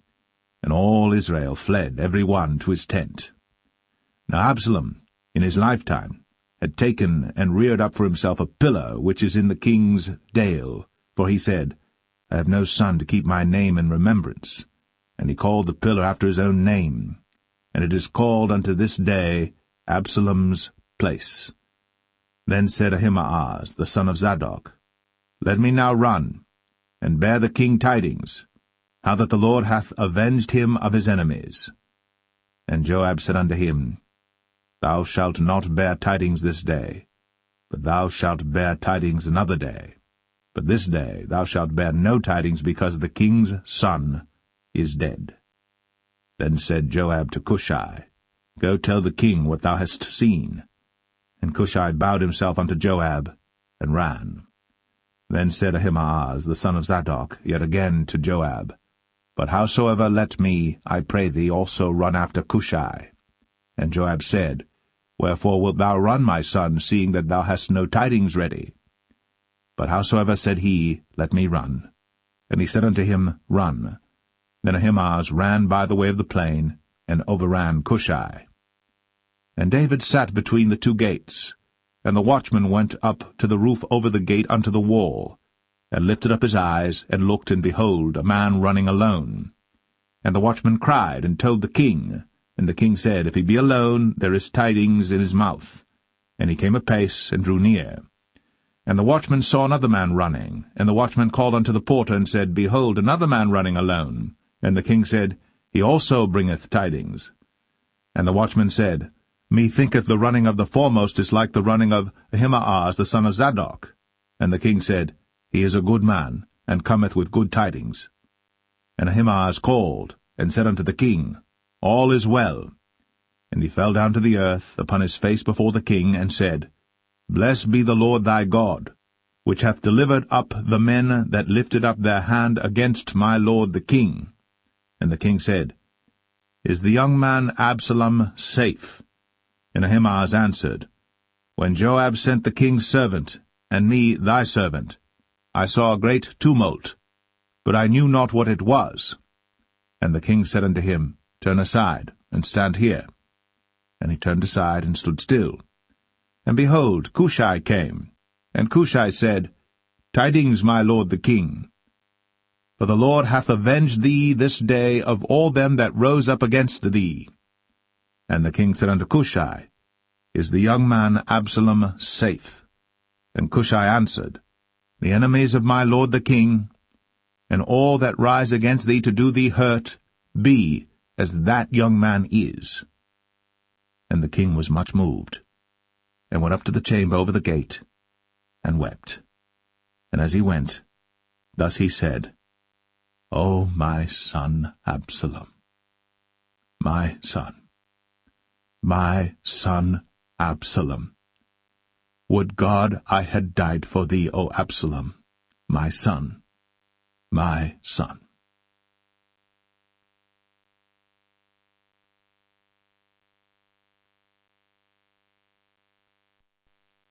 2 Samuel 19. And it was told Joab, Behold, the king weepeth and mourneth for Absalom. And the victory that day was turned into mourning unto all the people, for the people heard say that day how the king was grieved for his son. And the people gat them by stealth that day into the city, as people being ashamed steal away when they flee in battle. But the king covered his face. And the king cried with a loud voice, O my son Absalom! O Absalom, my son, my son!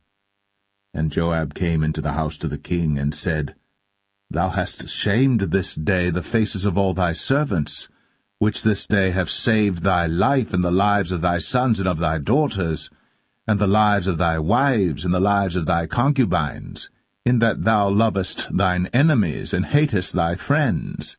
For thou hast declared this day that thou regardest neither princes nor servants. For this day I perceive that if Absalom had lived, and all we had died this day, then it had pleased thee well. Now therefore arise, go forth, and speak comfortably unto thy servants. For I swear by the Lord, if thou go not forth, there will not tarry one with thee this night. And that will be worse unto thee than all the evil that befell thee from thy youth until now. Then the king arose and sat in the gate. And they told unto all the people, saying, Behold, the king doth sit in the gate. And all the people came before the king, for Israel had fled every man to his tent. And all the people were at strife throughout all the tribes of Israel, saying, The king saved us out of the hand of our enemies, and he delivered us out of the hand of the Philistines, and now he is fled out of the land for Absalom. And Absalom, whom we anointed over us, is dead in battle. Now therefore why speak ye not a word of bringing the king back? And King David sent to Zadok and to Abiathar the priests, saying, Speak unto the elders of Judah, saying, Why are ye the last to bring the king back to his house, seeing the speech of all Israel is come to the king, even to his house? Ye are my brethren, ye are my bones and my flesh, wherefore then are ye the last to bring back the king? And say ye to Amasa, Art thou not of my bone and of my flesh? God do so to me, and more also, if thou be not captain of the host before me continually in the room of Joab. And he bowed the heart of all the men of Judah, even as the heart of one man, so that they sent this word unto the king, Return thou, and all thy servants. So the king returned, and came to Jordan, and Judah came to Gilgal, to go to meet the king, to conduct the king over Jordan. And Shimei the son of Gera, a Benjamite, which was of Bahurim, hasted and came down with the men of Judah to meet King David. And there were 1,000 men of Benjamin with him, and Ziba the servant of the house of Saul, and his 15 sons and his 20 servants with him. And they went over Jordan before the king. And there went over a ferry boat to carry over the king's household, and to do what he thought good. And Shimei the son of Gera fell down before the king, as he was come over Jordan, and said unto the king, Let not my lord impute iniquity unto me, neither do thou remember that which thy servant did perversely the day that my lord the king went out of Jerusalem, that the king should take it to his heart. For thy servant doth know that I have sinned, therefore, behold, I am come the first this day of all the house of Joseph, to go down to meet my lord the king. But Abishai the son of Zeruiah answered and said, Shall not Shimei be put to death for this, because he cursed the Lord's anointed? And David said, What have I to do with you, ye sons of Zeruiah, that ye should this day be adversaries unto me? Shall there any man be put to death this day in Israel? For do not I know that I am this day king over Israel? Therefore the king said unto Shimei, Thou shalt not die. And the king sware unto him. And Mephibosheth, the son of Saul, came down to meet the king, and had neither dressed his feet, nor trimmed his beard, nor washed his clothes, from the day the king departed until the day he came again in peace. And it came to pass, when he was come to Jerusalem to meet the king, that the king said unto him, Wherefore wentest not thou with me, Mephibosheth? And he answered, My lord, O king, my servant deceived me, for thy servant said, I will saddle me an ass, that I may ride thereon, and go to the king, because thy servant is lame. And he hath slandered thy servant unto my lord the king. But my lord the king is as an angel of God. Do therefore what is good in thine eyes. For all of my father's house were but dead men before my lord the king. Yet didst thou set thy servant among them that did eat at thine own table? What right therefore have I yet to cry any more unto the king? And the king said unto him, Why speakest thou any more of thy matters? I have said, Thou and Ziba divide the land. And Mephibosheth said unto the king, Yea, let him take all, for as much as my lord the king is come again in peace unto his own house. And Barzillai the Gileadite came down from Rogelim, and went over Jordan with the king to conduct him over Jordan. Now Barzillai was a very aged man, even 80 years old, and he had provided the king of sustenance while he lay at Mahanaim, for he was a very great man. And the king said unto Barzillai, Come thou over with me, and I will feed thee with me in Jerusalem. And Barzillai said unto the king, How long have I to live, that I should go up with the king unto Jerusalem? I am this day 80 years old, and can I discern between good and evil? Can thy servant taste what I eat or what I drink? Can I hear any more the voice of singing men and singing women? Wherefore then should thy servant be yet a burden unto my lord the king? Thy servant will go a little way over Jordan with the king, and why should the king recompense it me with such a reward? Let thy servant, I pray thee, turn back again, that I may die in mine own city. and be buried by the grave of my father and of my mother. But behold thy servant Chimham, let him go over with my lord the king, and do to him what shall seem good unto thee. And the king answered, Chimham shall go over with me, and I will do to him that which shall seem good unto thee. And whatsoever thou shalt require of me, that will I do for thee. And all the people went over Jordan. And when the king was come over, the king kissed Barzillai, and blessed him, and he returned unto his own place. Then the king went on to Gilgal, and Chimham went on with him. And all the people of Judah conducted the king, and also half the people of Israel. And behold, all the men of Israel came to the king, and said unto the king, Why have our brethren the men of Judah stolen thee away, and have brought the king and his household and all David's men with him over Jordan? And all the men of Judah answered the men of Israel, Because the king is near of kin to us. Wherefore then be ye angry for this matter? Have we eaten at all of the king's cost, or hath he given us any gift? And the men of Israel answered the men of Judah, and said, We have 10 parts in the king, and we have also more right in David than ye. Why then did ye despise us, that our advice should not be first had in bringing back our king? And the words of the men of Judah were fiercer than the words of the men of Israel.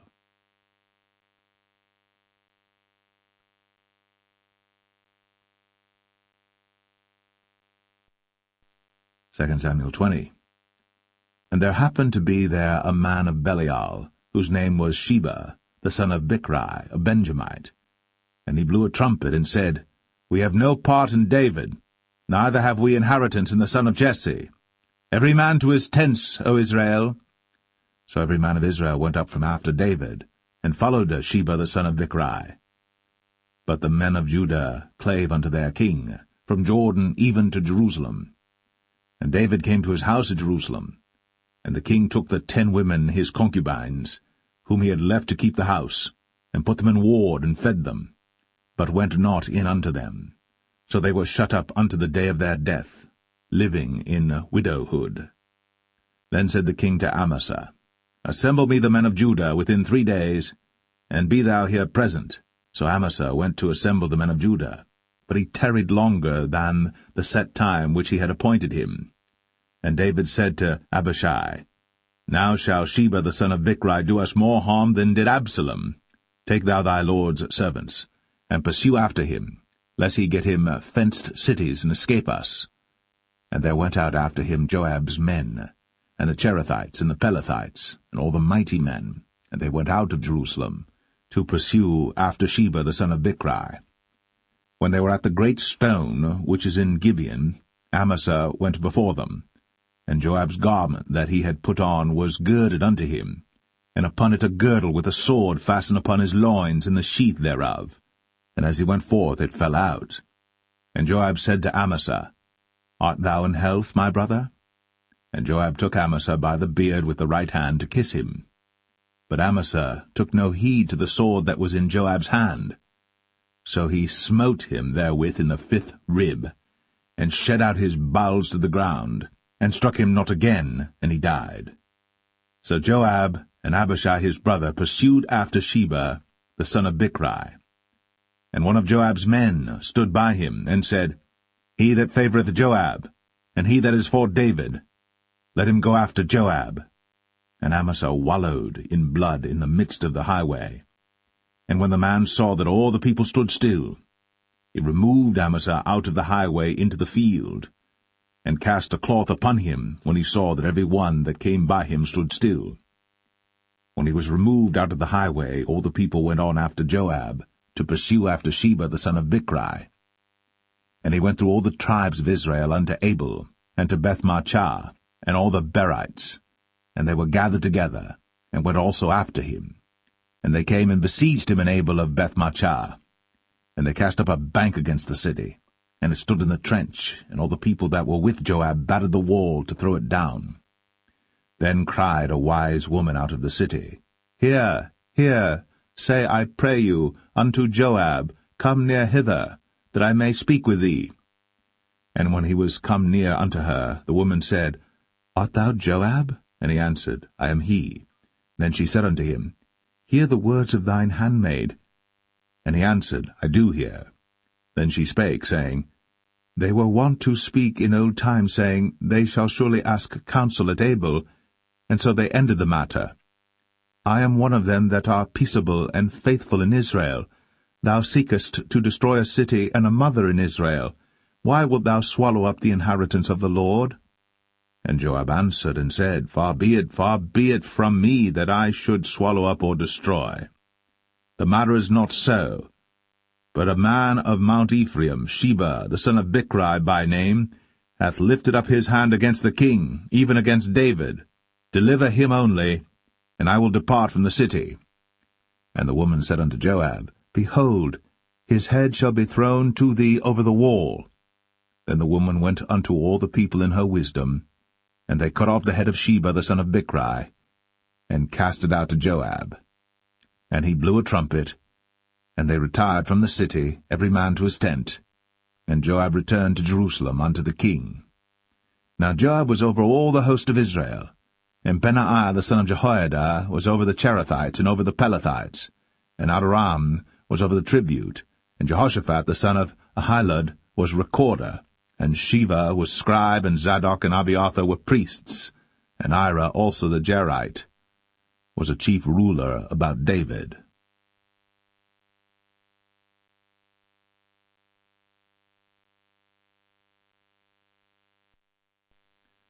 Second Samuel 21.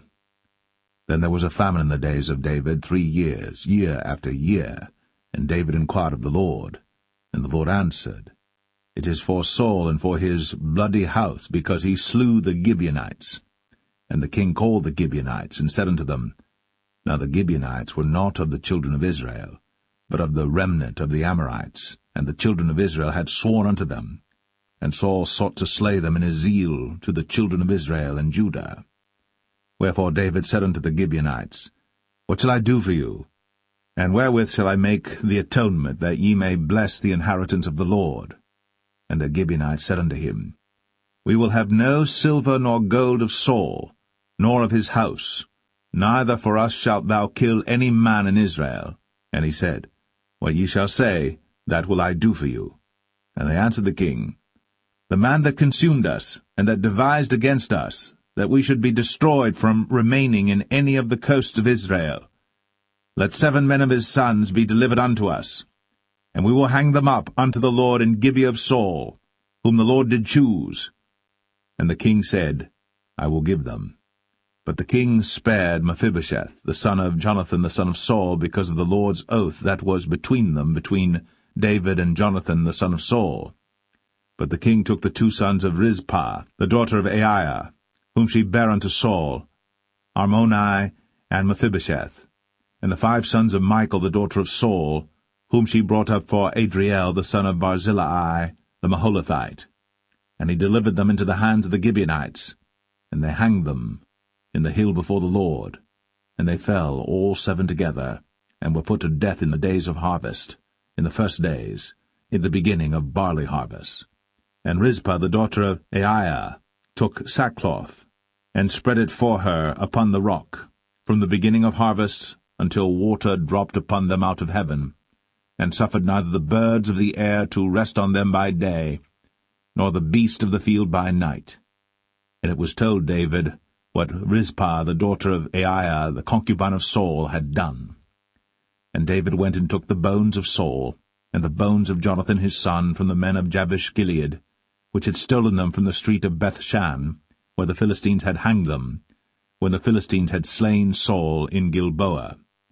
And he brought up from thence the bones of Saul, and the bones of Jonathan his son, and they gathered the bones of them that were hanged. And the bones of Saul and Jonathan his son buried they in the country of Benjamin in Zelah, in the sepulchre of Kish his father. And they performed all that the king commanded, and after that God was entreated for the land.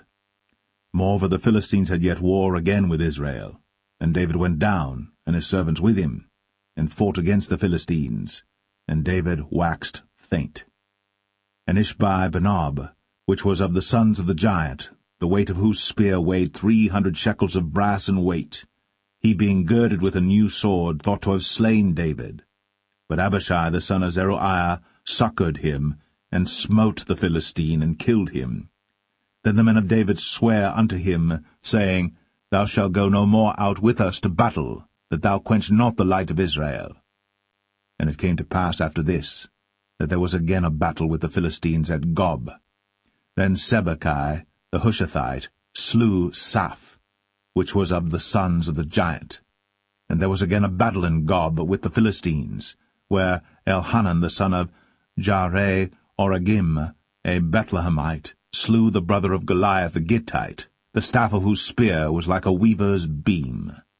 And there was yet a battle in Gath, where was a man of great stature, that had on every hand 6 fingers, and on every foot 6 toes, 24 in number.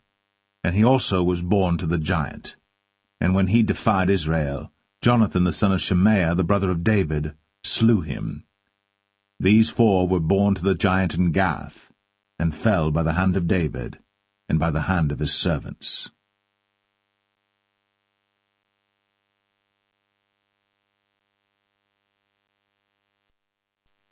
2 Samuel 22. And David spake unto the Lord the words of this song in the day that the Lord had delivered him out of the hand of all his enemies, and out of the hand of Saul. And he said, The Lord is my rock, and my fortress, and my deliverer. The God of my rock, in him will I trust. He is my shield, and the horn of my salvation, my high tower, and my refuge, my Saviour. Thou savest me from violence. I will call on the Lord, who is worthy to be praised. So shall I be saved from mine enemies. When the waves of death compassed me, the floods of ungodly men made me afraid. The sorrows of hell compassed me about, the snares of death prevented me. In my distress I called upon the Lord, and cried to my God, and he did hear my voice out of his temple, and my cry did enter into his ears. Then the earth shook and trembled, the foundations of heaven moved and shook, because he was wroth. There went up a smoke out of his nostrils, and fire out of his mouth devoured. Coals were kindled by it. He bowed the heavens also, and came down, and darkness was under his feet. And he rode upon a cherub, and did fly, and he was seen upon the wings of the wind. And he made darkness pavilions round about him, dark waters, and thick clouds of the skies. Through the brightness before him were coals of fire kindled. The Lord thundered from heaven, and the Most High uttered his voice. And he sent out arrows, and scattered them, lightning, and discomfited them. And the channels of the sea appeared. The foundations of the world were discovered, at the rebuking of the Lord, at the blast of the breath of his nostrils. He sent from above, he took me, he drew me out of many waters. He delivered me from my strong enemy, and from them that hated me, for they were too strong for me. They prevented me in the day of my calamity. But the Lord was my stay. He brought me forth also into a large place. He delivered me because he delighted in me. The Lord rewarded me according to my righteousness, according to the cleanness of my hands hath he recompensed me. For I have kept the ways of the Lord, and have not wickedly departed from my God. For all his judgments were before me, and as for his statutes, I did not depart from them. I was also upright before him, and have kept myself from mine iniquity. Therefore the Lord hath recompensed me according to my righteousness, according to my cleanness in his eyesight. With the merciful thou wilt show thyself merciful, and with the upright man thou wilt show thyself upright. With the pure thou wilt show thyself pure, and with the froward thou wilt show thyself unsavoury. And the afflicted people thou wilt save, but thine eyes are upon the haughty, that thou mayest bring them down. For thou art my lamp, O Lord, and the Lord will lighten my darkness. For by thee I have run through a troop, by my God have I leaped over a wall. As for God, his way is perfect. The word of the Lord is tried. He is a buckler to all them that trust in him. For who is God save the Lord? And who is a rock save our God? God is my strength and power, and he maketh my way perfect. He maketh my feet like hinds' feet, and setteth me upon my high places. He teacheth my hands to war, so that a bow of steel is broken by mine arms. Thou hast also given me the shield of thy salvation, and thy gentleness hath made me great. Thou hast enlarged my steps under me, so that my feet did not slip. I have pursued mine enemies, and destroyed them, and turned not again until I had consumed them. And I have consumed them and wounded them, that they could not arise, yea, they are fallen under my feet. For thou hast girded me with strength to battle. Them that rose up against me hast thou subdued under me. Thou hast also given me the necks of mine enemies, that I might destroy them that hate me. They looked, but there was none to save, even unto the Lord. But he answered them not. Then did I beat them as small as the dust of the earth. I did stamp them as the mire of the street, and did spread them abroad. Thou also hast delivered me from the strivings of my people. Thou hast kept me to be head of the heathen. A people which I knew not shall serve me. Strangers shall submit themselves unto me. As soon as they hear, they shall be obedient unto me. Strangers shall fade away, and they shall be afraid out of their close places. The Lord liveth, and blessed be my rock, and exalted be the God of the rock of my salvation. It is God that avengeth me, and that bringeth down the people unto me, and that bringeth me forth from mine enemies. Thou also hast lifted me up on high above them that rose up against me. Thou hast delivered me from the violent man.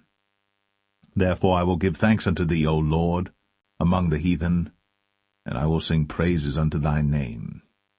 He is the tower of salvation for his king, and showeth mercy to his anointed, unto David, and to his seed for evermore.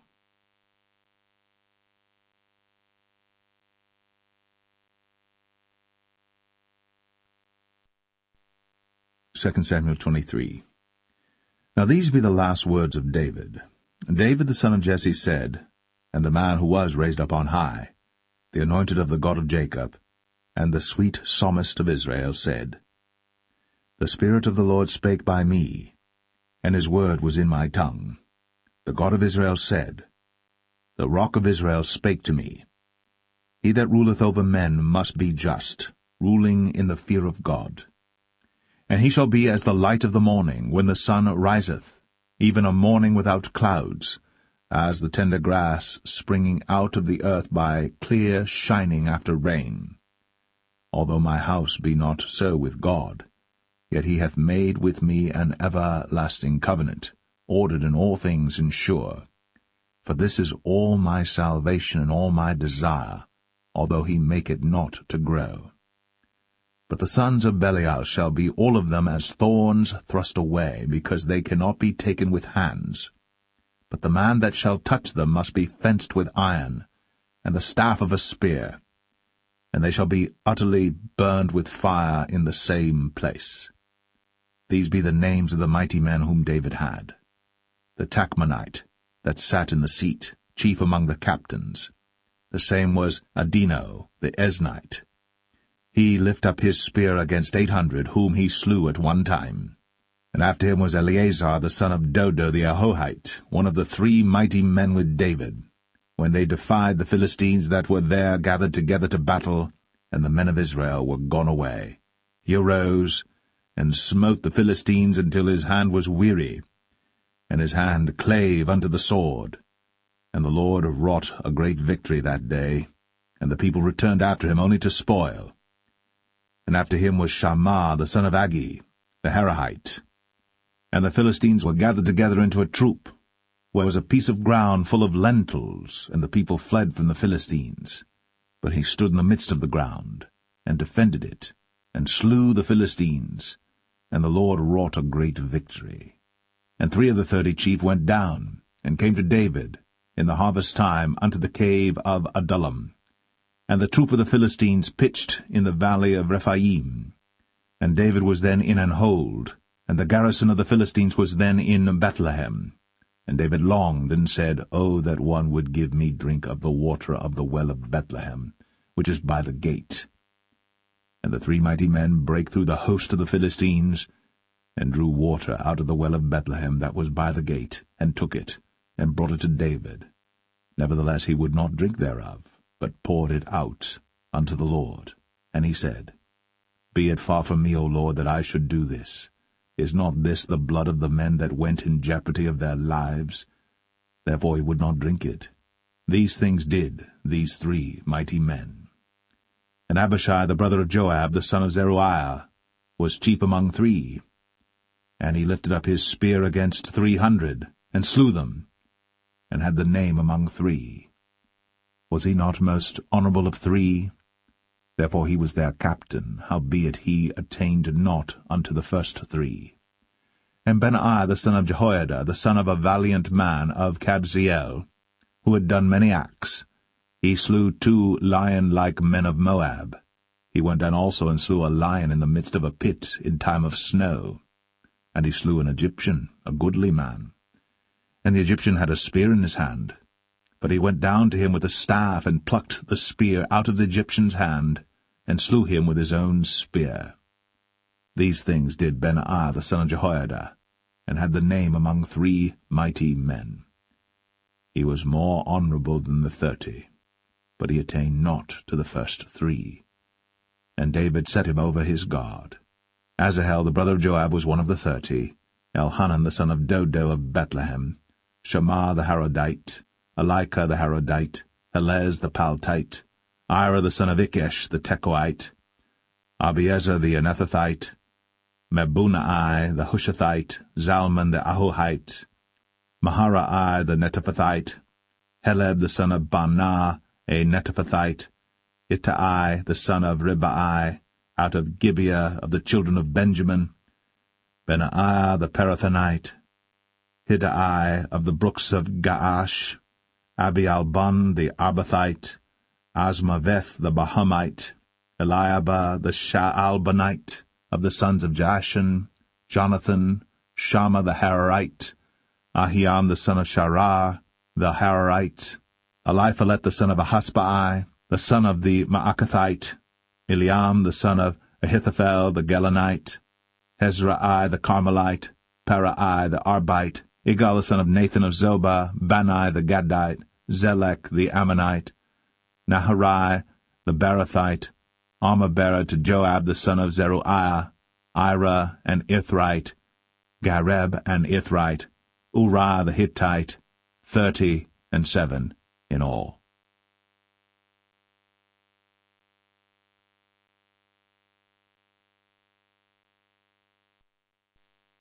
Second Samuel 24. And again the anger of the Lord was kindled against Israel, and he moved David against them to say, Go, number Israel and Judah. For the king said to Joab, the captain of the host, which was with him, Go now through all the tribes of Israel, from Dan even to Beersheba, and number ye the people, that I may know the number of the people. And Joab said unto the king, Now the Lord thy God add unto the people, how many soever they be, 100-fold, and that the eyes of my lord the king may see it. But why doth my lord the king delight in this thing? Notwithstanding the king's word prevailed against Joab and against the captains of the host. And Joab and the captains of the host went out from the presence of the king, to number the people of Israel. And they passed over Jordan, and pitched in Aroer, on the right side of the city that lieth in the midst of the river of Gad, and toward Jazer. Then they came to Gilead, and to the land of Tatim Hoshai, and they came to Dan Jaan, and about to Zidon, and came to the stronghold of Tyre, and to all the cities of the Hivites and of the Canaanites, and they went out to the south of Judah, even to Beersheba. So when they had gone through all the land, they came to Jerusalem at the end of 9 months and 20 days. And Joab gave up the sum of the number of the people unto the king, and there were in Israel 800,000 valiant men that drew the sword, and the men of Judah were 500,000 men. And David's heart smote him after that he had numbered the people. And David said unto the Lord, I have sinned greatly in that I have done. And now, I beseech thee, O Lord, take away the iniquity of thy servant, for I have done very foolishly. For when David was up in the morning, the word of the Lord came unto the prophet Gad, David's seer, saying, Go and say unto David, Thus saith the Lord, I offer thee 3 things. Choose thee one of them, that I may do it unto thee. So Gad came to David and told him, and said unto him, Shall 7 years of famine come unto thee in thy land? Or wilt thou flee 3 months before thine enemies, while they pursue thee? Or that there be 3 days' pestilence in thy land? Now advise, and see what answer I shall return to him that sent me. And David said unto Gad, I am in a great strait. Let us fall now into the hand of the Lord, for his mercies are great, and let me not fall into the hand of man. So the Lord sent a pestilence upon Israel, from the morning even to the time appointed. And there died of the people from Dan even to Beersheba 70,000 men. And when the angel stretched out his hand upon Jerusalem to destroy it, the Lord repented him of the evil, and said to the angel that destroyed the people, It is enough. Stay now thine hand. And the angel of the Lord was by the threshing place of Araunah the Jebusite. And David spake unto the Lord when he saw the angel that smote the people, and said, Lo, I have sinned, and I have done wickedly. But these sheep, what have they done? Let thine hand, I pray thee, be against me, and against my father's house. And Gad came that day to David, and said unto him, Go up, rear an altar unto the Lord in the threshing floor of Araunah the Jebusite. And David, according to the saying of Gad, went up as the Lord commanded. And Araunah looked, and saw the king and his servants coming on toward him. And Araunah went out, and bowed himself before the king on his face upon the ground. And Araunah said, Wherefore is my lord the king come to his servant? And David said, To buy the threshing floor of thee, to build an altar unto the Lord, that the plague may be stayed from the people. And Araunah said unto David, Let my lord the king take and offer up what seemeth good unto him. Behold, here be oxen for burnt sacrifice, and threshing instruments, and other instruments of the oxen for wood. All these things did Araunah as a king give unto the king. And Araunah said unto the king, The Lord thy God accept thee. And the king said unto Araunah, Nay, but I will surely buy it of thee at a price. Neither will I offer burnt offerings unto the Lord my God of that which doth cost me nothing. So David bought the threshing floor and the oxen for 50 shekels of silver. And David built there an altar unto the Lord, and offered burnt offerings and peace offerings. So the Lord was entreated for the land, and the plague was stayed from Israel.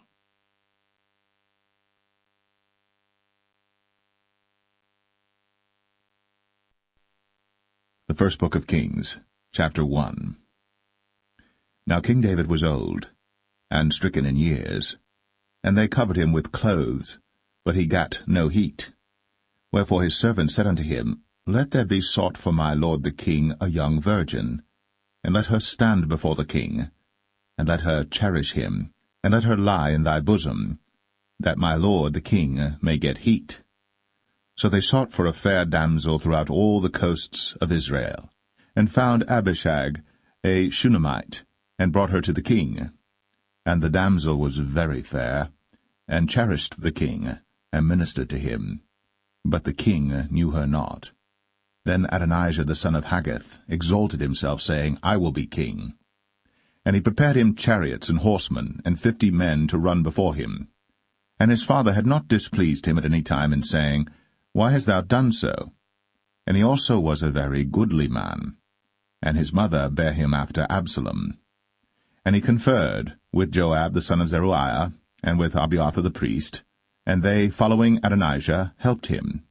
But Zadok the priest, and Benaiah the son of Jehoiada, and Nathan the prophet, and Shimei, and Rei, and the mighty men which belonged to David, were not with Adonijah. And Adonijah slew sheep and oxen and fat cattle by the stone of Zoheleth, which is by En-rogel, and called all his brethren the king's sons, and all the men of Judah the king's servants.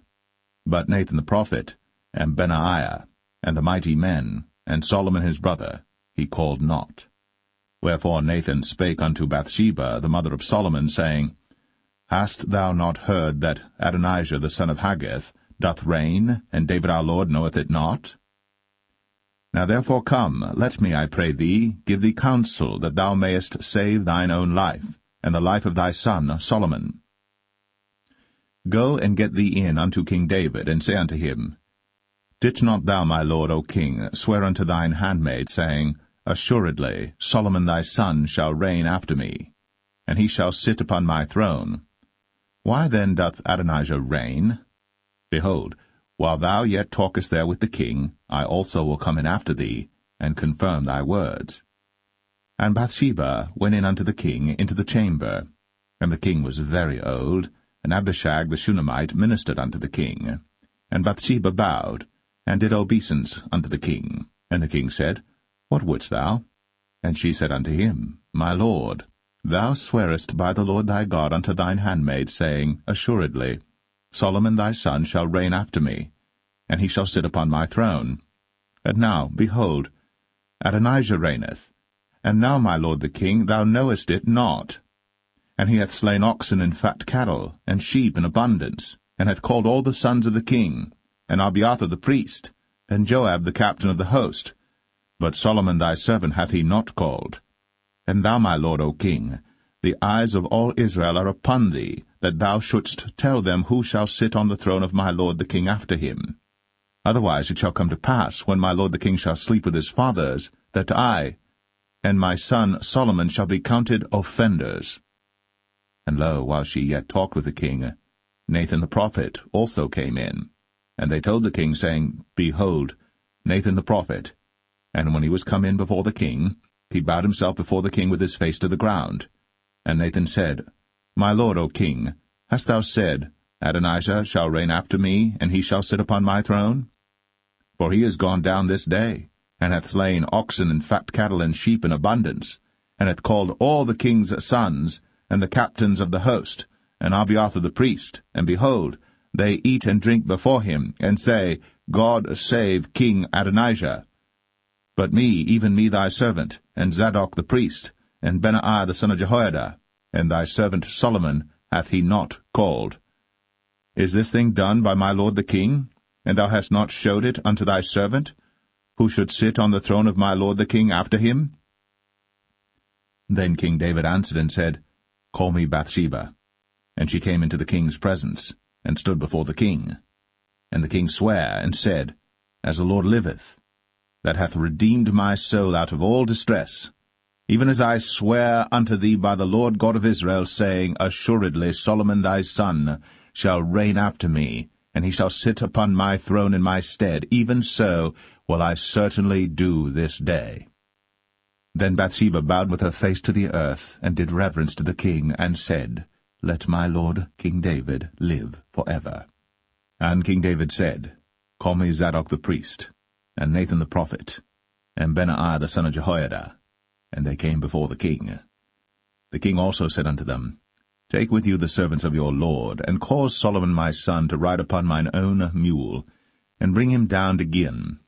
And let Zadok the priest, and Nathan the prophet, anoint him there king over Israel. And blow ye with the trumpet, and say, God save King Solomon. Then ye shall come up after him, that he may come and sit upon my throne, for he shall be king in my stead. And I have appointed him to be ruler over Israel and over Judah. And Benaiah the son of Jehoiada answered the king, and said, Amen.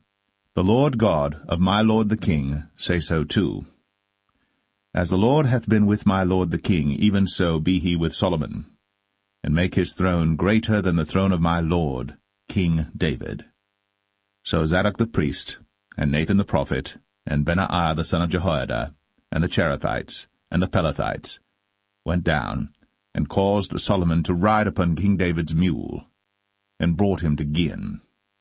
And Zadok the priest took an horn of oil out of the tabernacle, and anointed Solomon, and they blew the trumpet.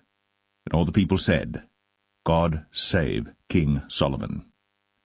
And all the people came up after him, and the people piped with pipes, and rejoiced with great joy, so that the earth rent with the sound of them. And Adonijah and all the guests that were with him heard it as they had made an end of eating. And when Joab heard the sound of the trumpet, he said, Wherefore is this noise of the city being in an uproar? And while he yet spake, behold, Jonathan the son of Abiathar the priest came. And Adonijah said unto him, Come in, for thou art a valiant man, and bringest good tidings. And Jonathan answered and said to Adonijah, Verily, our lord King David hath made Solomon king. And the king hath sent with him Zadok the priest, and Nathan the prophet, and Benaiah the son of Jehoiada, and the Cherethites and the Pelethites, and they have caused him to ride upon the king's mule. And Zadok the priest, and Nathan the prophet, have anointed him king in Gihon, and they are come up from thence, rejoicing, so that the city rang again. This is the noise that ye have heard.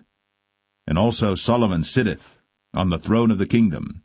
And moreover, the king's servants came to bless our lord King David, saying, God make the name of Solomon better than thy name, and make his throne greater than thy throne. And the king bowed himself upon the bed. And also thus said the king, Blessed be the Lord God of Israel, which hath given one to sit on my throne this day, mine eyes even seeing it. And all the guests that were with Adonijah were afraid, and rose up, and went every man his way. And Adonijah feared because of Solomon, and arose, and went, and caught hold on the horns of the altar. And it was told Solomon, saying, Behold, Adonijah feareth King Solomon, for lo, he hath caught hold on the horns of the altar, saying, Let King Solomon swear unto me today, that he will not slay his servant with the sword. And Solomon said, If he will show himself a worthy man, there shall not an hair of him fall to the earth. But if wickedness shall be found in him, he shall die.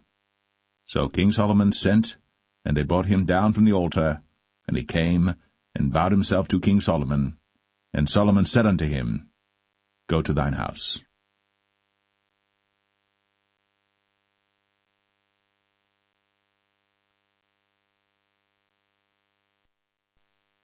1 Kings 2. Now the days of David drew nigh, that he should die. And he charged Solomon his son, saying, I go the way of all the earth. Be thou strong therefore, and show thyself a man, and keep the charge of the Lord thy God, to walk in his ways, to keep his statutes, and his commandments, and his judgments, and his testimonies, as it is written in the law of Moses, that thou mayest prosper in all that thou doest, and whithersoever thou turnest thyself, that the Lord may continue his word which he spake concerning me, saying, If thy children take heed to their way, to walk before me in truth with all their heart and with all their soul, there shall not fail thee, said he, a man on the throne of Israel. Moreover, thou knowest also what Joab the son of Zeruiah did to me, and what he did to the two captains of the host of Israel, unto Abner the son of Ner, and unto Amasa the son of Jether, whom he slew, and shed the blood of war in peace, and put the blood of war upon his girdle that was about his loins, and in his shoes that were on his feet. Do therefore according to thy wisdom, and let not his hoar head go down to the grave in peace. But show kindness unto the sons of Barzillai the Gileadite, and let them be of those that eat at thy table. For so they came to me when I fled because of Absalom thy brother. And behold, thou hast with thee Shimei the son of Gera, a Benjamite of Bahurim, which cursed me with a grievous curse, in the day when I went to Mahanaim. But he came down to meet me at Jordan, and I sware to him by the Lord, saying, I will not put thee to death with the sword. Now therefore hold him not guiltless, for thou art a wise man, and knowest what thou oughtest to do unto him. but his hoar head bring thou down to the grave with blood. So David slept with his fathers, and was buried in the city of David. And the days that David reigned over Israel were 40 years. 7 years reigned he in Hebron, and 33 years reigned he in Jerusalem. Then sat Solomon upon the throne of David his father, and his kingdom was established greatly. And Adonijah the son of Haggith came to Bathsheba, the mother of Solomon, and she said, Comest thou peaceably? And he said, Peaceably. He said, Moreover, I have somewhat to say unto thee. And she said, Say on. And he said, Thou knowest that the kingdom was mine, and that all Israel set their faces on me, that I should reign. Howbeit the kingdom is turned about, and is become my brother's, for it was his from the Lord. And now I ask one petition of thee, deny me not. And she said unto him, Say on. And he said, Speak, I pray thee, unto Solomon the king, for he will not say thee nay, that he give me Abishag the Shunammite to wife. And Bathsheba said, Well, I will speak for thee unto the king. Bathsheba therefore went unto King Solomon, to speak unto him for Adonijah. And the king rose up to meet her, and bowed himself unto her, and sat down on his throne, and caused a seat to be set for the king's mother. And she sat on his right hand. Then she said, I desire one small petition of thee. I pray thee, say me not nay. And the king said unto her, Ask on, my mother, for I will not say thee nay. And she said, Let Abishag the Shunammite be given to Adonijah thy brother to wife. And King Solomon answered and said unto his mother, And why dost thou ask Abishag the Shunammite for Adonijah? Ask for him the kingdom also? For he is mine elder brother, even for him, and for Abiathar the priest, and for Joab the son of Zeruiah. Then King Solomon sware by the Lord, saying, God do so to me, and more also, if Adonijah have not spoken this word against his own life. Now therefore, as the Lord liveth, which hath established me, and set me on the throne of David my father, and who hath made me an house, as he promised, Adonijah shall be put to death this day. And King Solomon sent by the hand of Benaiah the son of Jehoiada, and he fell upon him, that he died. And unto Abiathar the priest said the king, Get thee to Anathoth, unto thine own fields, for thou art worthy of death. But I will not at this time put thee to death, because thou bearest the ark of the Lord God before David my father, and because thou hast been afflicted in all wherein my father was afflicted. So Solomon thrust out Abiathar from being priest unto the Lord, that he might fulfill the word of the Lord, which he spake concerning the house of Eli in Shiloh. Then tidings came to Joab. For Joab had turned after Adonijah, though he turned not after Absalom. And Joab fled unto the tabernacle of the Lord, and caught hold on the horns of the altar. And it was told King Solomon that Joab was fled unto the tabernacle of the Lord, and behold, he is by the altar. Then Solomon sent Benaiah the son of Jehoiada, saying, Go, fall upon him. And Benaiah came to the tabernacle of the Lord, and said unto him, Thus saith the king, Come forth. And he said, Nay, but I will die here. And Benaiah brought the king word again, saying, Thus said Joab. And thus he answered me. And the king said unto him, Do as he hath said, and fall upon him, and bury him, that thou mayest take away the innocent blood, which Joab shed from me, and from the house of my father. And the Lord shall return his blood upon his own head, who fell upon 2 men more righteous and better than he, and slew them with the sword. My father David, not knowing thereof, to wit, Abner the son of Ner, captain of the host of Israel, and Amasa the son of Jether, captain of the host of Judah. Their blood shall therefore return upon the head of Joab, and upon the head of his seed for ever. But upon David, and upon his seed, and upon his house, and upon his throne, shall there be peace for ever from the Lord. So Benaiah the son of Jehoiada went up, and fell upon him, and slew him. And he was buried in his own house, in the wilderness. And the king put Benaiah the son of Jehoiada in his room over the host, and Zadok the priest did the king put in the room of Abiathar. And the king sent and called for Shimei, and said unto him, Build thee an house in Jerusalem, and dwell there, and go not forth thence any whither. For it shall be, that on the day thou goest out, and passest over the brook Kidron, thou shalt know for certain that thou shalt surely die. Thy blood shall be upon thine own head. And Shimei said unto the king, The saying is good. As my lord the king hath said, so will thy servant do. And Shimei dwelt in Jerusalem many days. And it came to pass at the end of 3 years, that 2 of the servants of Shimei ran away unto Achish, son of Maachah, king of Gath. And they told Shimei, saying, Behold, thy servants be in Gath. And Shimei arose, and saddled his ass, and went to Gath to Achish to seek his servants. And Shimei went, and brought his servants from Gath. And it was told Solomon that Shimei had gone from Jerusalem to Gath, and was come again. And the king sent and called for Shimei, and said unto him, Did I not make thee to swear by the Lord, and protested unto thee, saying, Know for a certain, on the day thou goest out, and walkest abroad any whither, that thou shalt surely die? And thou saidst unto me, The word that I have heard is good. Why then hast thou not kept the oath of the Lord, and the commandment that I have charged thee with? The king said moreover to Shimei, Thou knowest all the wickedness which thine heart is privy to, that thou didst to David my father.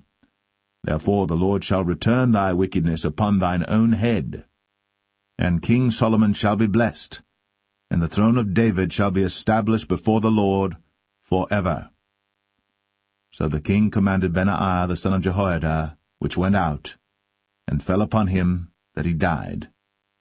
And the kingdom was established in the hand of Solomon.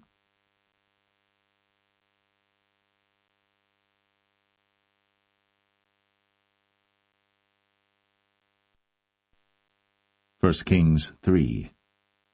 And Solomon made affinity with Pharaoh king of Egypt, and took Pharaoh's daughter, and brought her into the city of David, until he had made an end of building his own house, and the house of the Lord, and the wall of Jerusalem round about. Only the people sacrificed in high places, because there was no house built unto the name of the Lord, until those days. And Solomon loved the Lord, walking in the statutes of David his father. Only he sacrificed and burnt incense in high places. And the king went to Gibeon to sacrifice there, for that was the great high place. 1,000 burnt offerings did Solomon offer upon that altar. In Gibeon the Lord appeared to Solomon in a dream by night, and God said, Ask what I shall give thee. And Solomon said, Thou hast shown unto thy servant David my father great mercy, according as he walked before thee in truth, and in righteousness, and in uprightness of heart with thee. And thou hast kept for him this great kindness, that thou hast given him a son, to sit on his throne, as it is this day. And now, O Lord my God, thou hast made thy servant king, instead of David my father, and I am but a little child. I know not how to go out or come in. And thy servant is in the midst of thy people, which thou hast chosen, a great people, that cannot be numbered nor counted for multitude. Give therefore thy servant an understanding heart to judge thy people, that I may discern between good and bad. For who is able to judge this, thy so great a people? And the speech pleased the Lord, that Solomon had asked this thing. And God said unto him, Because thou hast asked this thing, and hast not asked for thyself long life, neither hast asked riches for thyself, nor hast asked the life of thine enemies, but hast asked for thyself understanding, to discern judgment. Behold, I have done according to thy words. Lo, I have given thee a wise and an understanding heart, so that there was none like thee before thee, neither after thee shall any arise like unto thee. And I have also given thee that which thou hast not asked, both riches and honour, so that there shall not be any among the kings like unto thee all thy days. and if thou wilt walk in my ways, to keep my statutes and my commandments, as thy father David did walk, then I will lengthen thy days. And Solomon awoke, and behold, it was a dream. And he came to Jerusalem, and stood before the ark of the covenant of the Lord, and offered up burnt offerings, and offered peace offerings, and made a feast to all his servants. Then came there 2 women that were harlots unto the king, and stood before him. And the one woman said, O my lord, I and this woman dwell in one house, and I was delivered of a child with her in the house. And it came to pass, the 3rd day after that I was delivered, that this woman was delivered also, and we were together. There was no stranger with us in the house, save we 2 in the house. And this woman's child died in the night, because she overlaid it. And she arose at midnight, and took my son from beside me while thine handmaid slept, and laid it in her bosom, and laid her dead child in my bosom. And when I rose in the morning to give my child suck, behold, it was dead. But when I had considered it in the morning, behold, it was not my son which I did bear. And the other woman said, Nay, but the living is my son, and the dead is thy son. And this said, No, but the dead is thy son, and the living is my son. Thus they spake before the king. Then said the king, The one saith, This is my son that liveth, and thy son is the dead. And the other saith, Nay, but thy son is the dead, and my son is the living. And the king said, Bring me a sword. And they brought a sword before the king. And the king said, Divide the living child in 2, and give half to the one, and half to the other. Then spake the woman, whose the living child was, unto the king. For her bowels yearned upon her son, and she said, O my lord, give her the living child, and in no wise slay it. But the other said, Let it be neither mine nor thine, but divide it. Then the king answered and said, Give her the living child, and in no wise slay it. She is the mother thereof. And all Israel heard of the judgment which the king had judged. And they feared the king, for they saw that the wisdom of God was in him, to do judgment.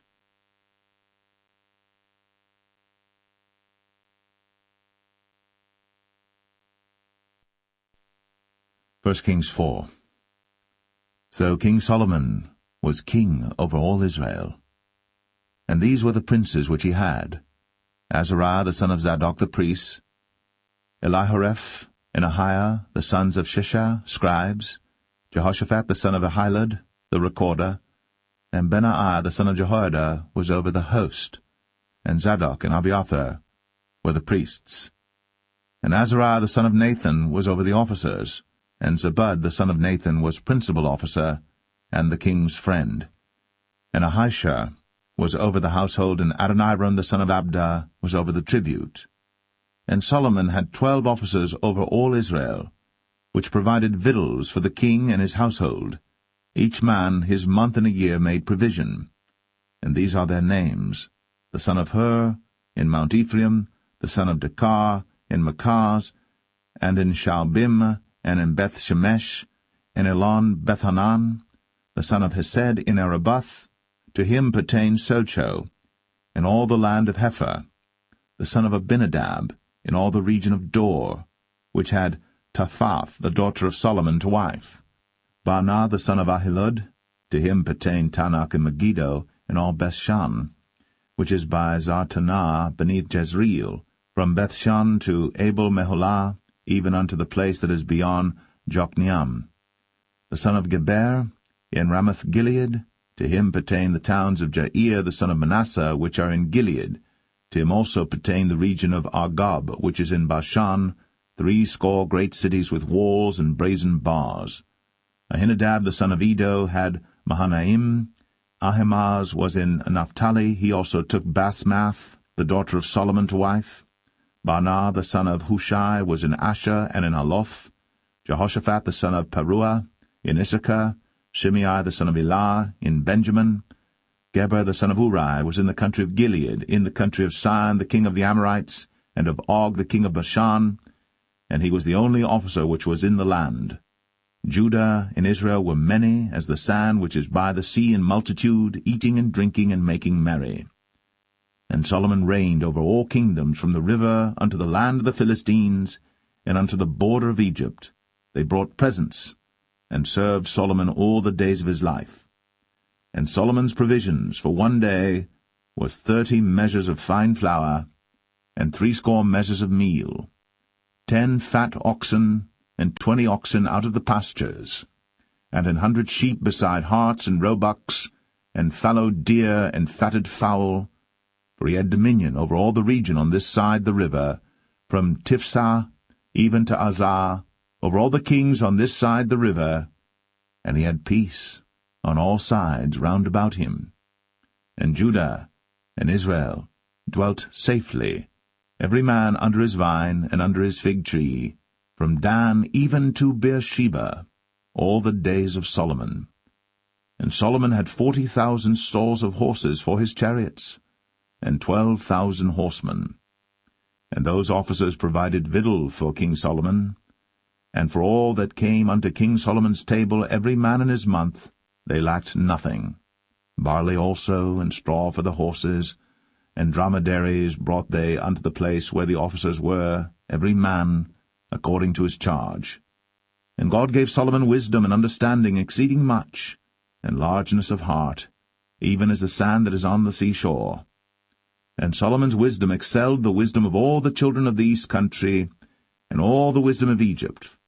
For he was wiser than all men, than Ethan the Ezrahite, and Heman, and Chalcol, and Darda, the sons of Mahol, and his fame was in all nations round about.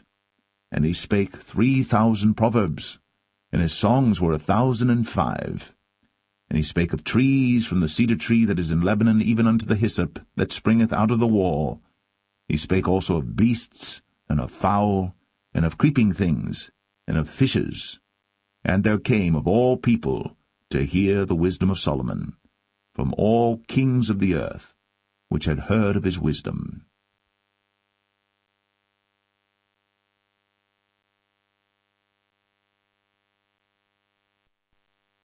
1 Kings 5.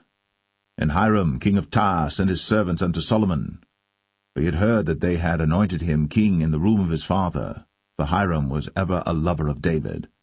And Solomon sent to Hiram, saying, Thou knowest how that David my father could not build an house unto the name of the Lord his God for the wars which were about him on every side, until the Lord put them under the soles of his feet. But now the Lord my God hath given me rest on every side, so that there is neither adversary nor evil occurrent. And behold, I purpose to build an house unto the name of the Lord my God, as the Lord spake unto David my father, saying, Thy son, whom I will set upon thy throne in thy room, he shall build an house unto my name.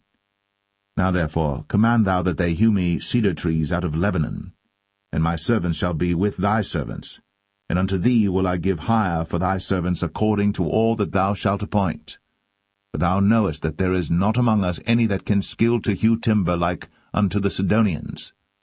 And it came to pass, when Hiram heard the words of Solomon, that he rejoiced greatly, and said, Blessed be the Lord this day, which hath given unto David a wise son over this great people. And Hiram sent to Solomon, saying, I have considered the things which thou sentest to me for, and I will do all thy desire concerning timber of cedar, and concerning timber of fir. My servants shall bring them down from Lebanon unto the sea, and I will convey them by sea in floats unto the place that thou shalt appoint me, and will cause them to be discharged there. And thou shalt receive them, and thou shalt accomplish my desire in giving food for my household. So Hiram gave Solomon cedar trees and fir trees, according to all his desire. And Solomon gave Hiram 20,000 measures of wheat for food to his household, and 20 measures of pure oil. Thus gave Solomon to Hiram year by year. And the Lord gave Solomon wisdom, as he promised him. And there was peace between Hiram and Solomon, and they two made a league together. And King Solomon raised a levy out of all Israel, and the levy was 30,000 men. And he sent them to Lebanon, 10,000 a month by courses. A month they were in Lebanon, and 2 months at home, and Adoniram was over the levy. And Solomon had 70,000 that bare burdens, and 80,000 hewers in the mountains, beside the chief of Solomon's officers which were over the work, 3,300 which ruled over the people that wrought in the work. And the king commanded, and they brought great stones, costly stones, and hewed stones, to lay the foundation of the house. And Solomon's builders and Hiram's builders did hew them, and the stone squarers, so they prepared timber and stones to build the house.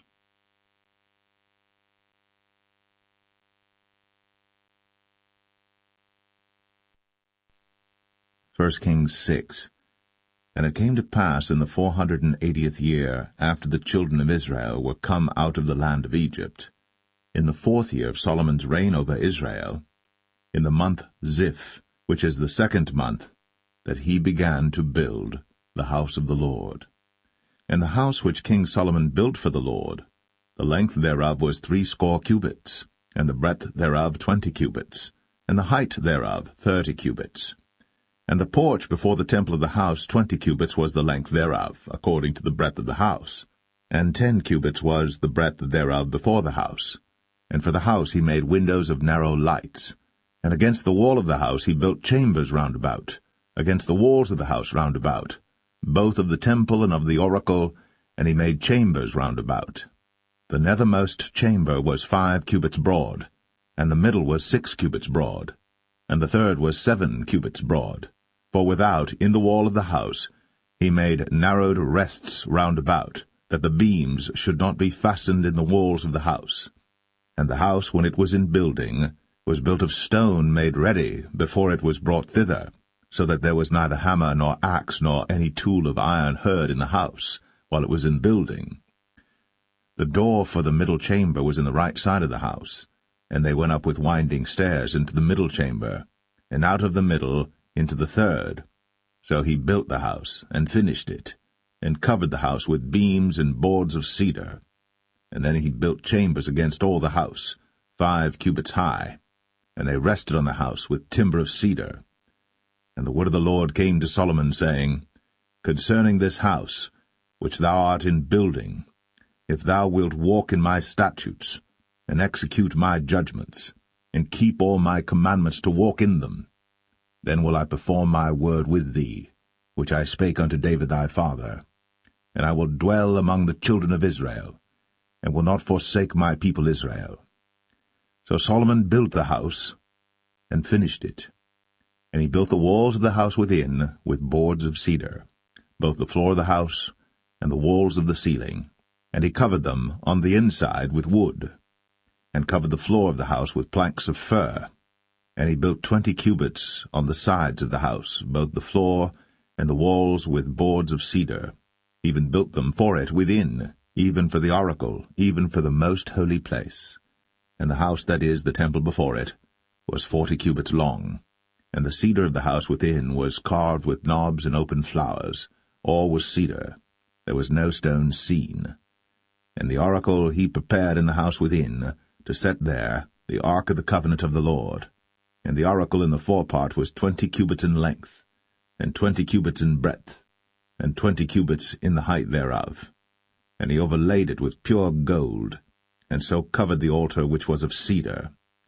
So Solomon overlaid the house within with pure gold, and he made a partition by the chains of gold before the oracle, and he overlaid it with gold. And the whole house he overlaid with gold until he had finished all the house. Also the whole altar that was by the oracle he overlaid with gold. And within the oracle he made 2 cherubims of olive tree, each 10 cubits high, and 5 cubits was the one wing of the cherub, and 5 cubits the other wing of the cherub. From the uttermost part of the one wing unto the uttermost part of the other were 10 cubits, and the other cherub was 10 cubits. Both the cherubims were of one measure and one size. The height of the one cherub was 10 cubits, and so was it of the other cherub. And he set the cherubims within the inner house, and they stretched forth the wings of the cherubims, so that the wing of the one touched the one wall, and the wing of the other cherub touched the other wall, and their wings touched one another in the midst of the house. And he overlaid the cherubims with gold, And he carved all the walls of the house round about with carved figures of cherubims, and palm trees, and open flowers, within and without. And the floor of the house he overlaid with gold, within and without. And for the entering of the oracle he made doors of olive tree. The lintel and side posts were a fifth part of the wall. The 2 doors also were of olive tree, and he carved upon them carvings of cherubims and palm trees and open flowers, and overlaid them with gold, and spread gold upon the cherubims and upon the palm trees. So also made he for the door of the temple posts of olive tree, a 4th part of the wall. And the 2 doors were of fir tree. The 2 leaves of the one door were folding, and the 2 leaves of the other door were folding. And he carved thereon cherubims and palm trees and open flowers, and covered them with gold, fitted upon the carved work. And he built the inner court with 3 rows of hewed stone, and a row of cedar beams. In the 4th year was the foundation of the house of the Lord laid, in the month Ziph. And in the 11th year, in the month Bul, which is the 8th month, was the house finished throughout all the parts thereof. And according to all the fashion of it, so was he 7 years in building it.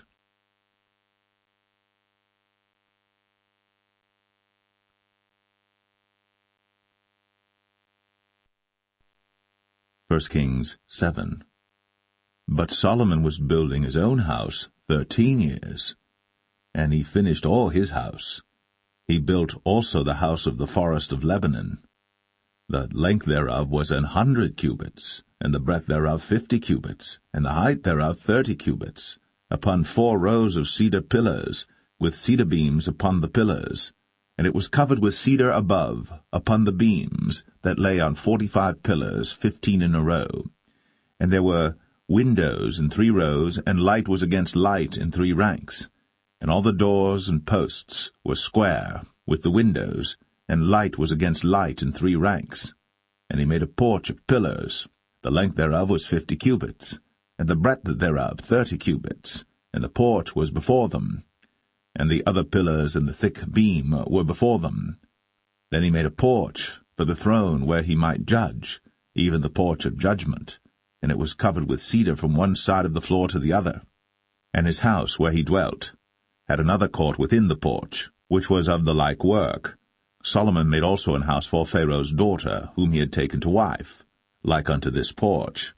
All these were of costly stones, according to the measures of hewed stones, sawed with saws, within and without, even from the foundation unto the coping, and so on the outside toward the great court.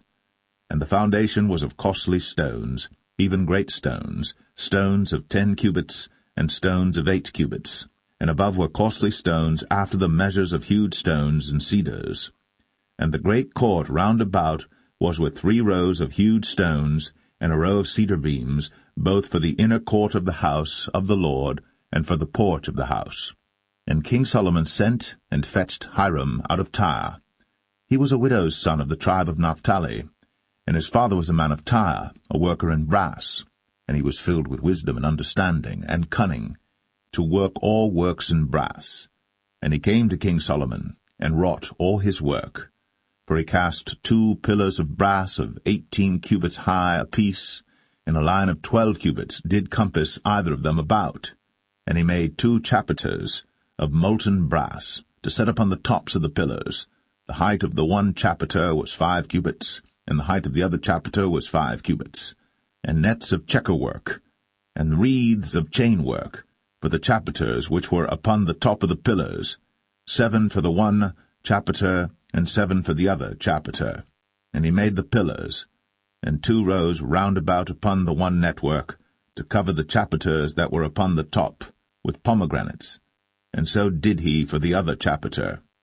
And the chapiters that were upon the top of the pillars were of lily-work in the porch 4 cubits. And the chapiters upon the 2 pillars had pomegranates also above, over against the belly which was by the network.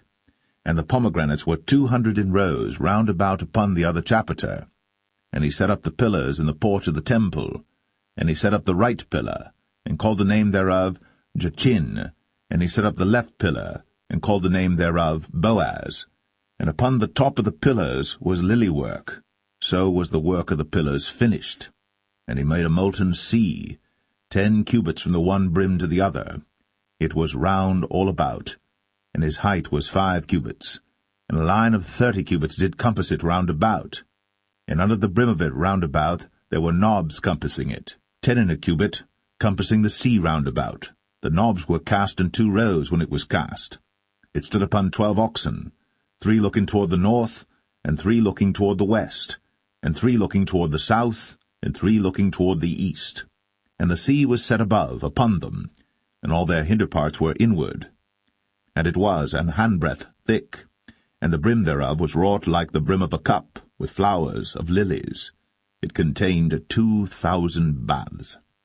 And he made 10 bases of brass.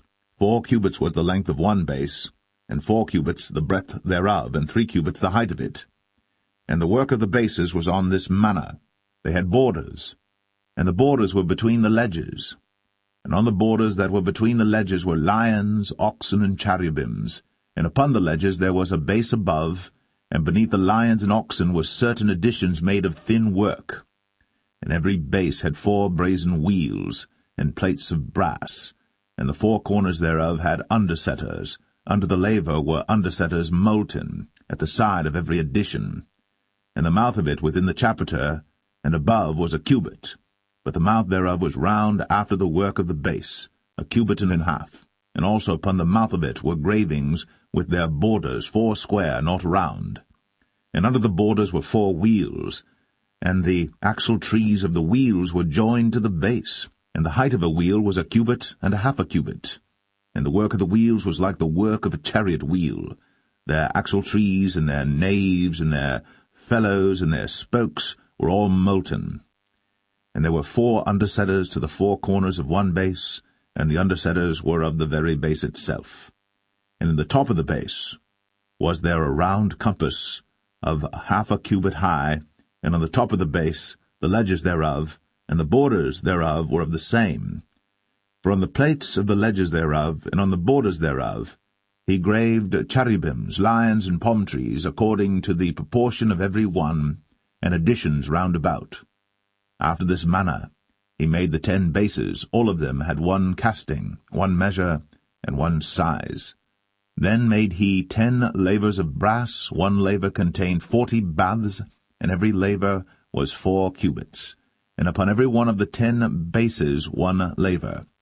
And he put 5 bases on the right side of the house, and 5 on the left side of the house, and he set the sea on the right side of the house eastward over against the south. And Hiram made the lavers, and the shovels, and the basins.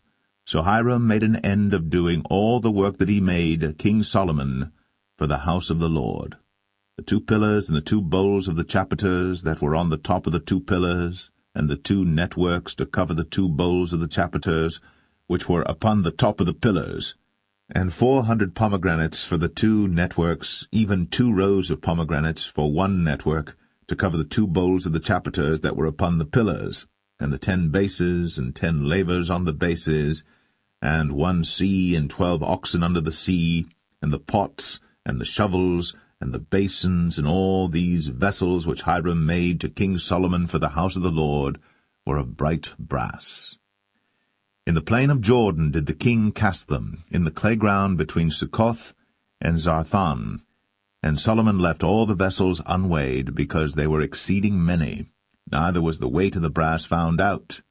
And Solomon made all the vessels that pertained unto the house of the Lord, the altar of gold, and the table of gold whereupon the showbread was, and the candlesticks of pure gold, 5 on the right side and 5 on the left, before the oracle, with the flowers and the lamps and the tongs of gold, and the bowls and the snuffers and the basins and the spoons and the censers of pure gold, and the hinges of gold, both for the doors of the inner house, the most holy place, and for the doors of the house, to wit, of the temple.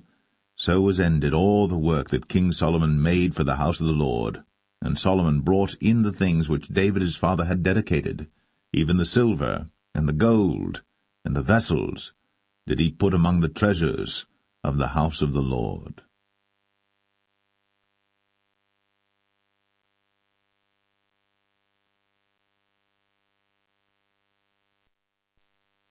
1 Kings 8.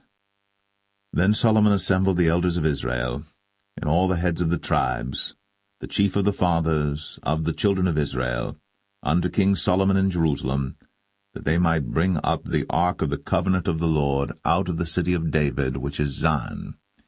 And all the men of Israel assembled themselves unto King Solomon at the feast in the month Ethanim, which is the 7th month. And all the elders of Israel came, and the priests took up the ark, and they brought up the ark of the Lord, and the tabernacle of the congregation, and all the holy vessels that were in the tabernacle, even those did the priests and the Levites bring up. And King Solomon and all the congregation of Israel that were assembled unto him were with him before the ark, sacrificing sheep and oxen that could not be told nor numbered for multitude. And the priests brought in the ark of the covenant of the Lord unto his place, into the oracle of the house, to the most holy place, even under the wings of the cherubims. For the cherubims spread forth their 2 wings over the place of the ark, and the cherubims covered the ark and the staves thereof above. And they drew out the staves, that the ends of the staves were seen out in the holy place before the oracle, and they were not seen without. And there they are unto this day. There was nothing in the ark save the 2 tables of stone, which Moses put there at Horeb, when the Lord made a covenant with the children of Israel, when they came out of the land of Egypt. And it came to pass, when the priests were come out of the holy place, that the cloud filled the house of the Lord, so that the priests could not stand to minister because of the cloud, for the glory of the Lord had filled the house of the Lord. Then spake Solomon, The Lord said that he would dwell in the thick darkness. I have surely built thee an house to dwell in, a settled place for thee to abide in for ever. And the king turned his face about, and blessed all the congregation of Israel. And all the congregation of Israel stood, and he said, Blessed be the Lord God of Israel, which spake with his mouth unto David my father, and hath with his hand fulfilled it, saying, Since the day that I brought forth my people Israel out of Egypt, I chose no city out of all the tribes of Israel to build an house, that my name might be therein. But I chose David to be over my people Israel. And it was in the heart of David my father to build an house for the name of the Lord God of Israel.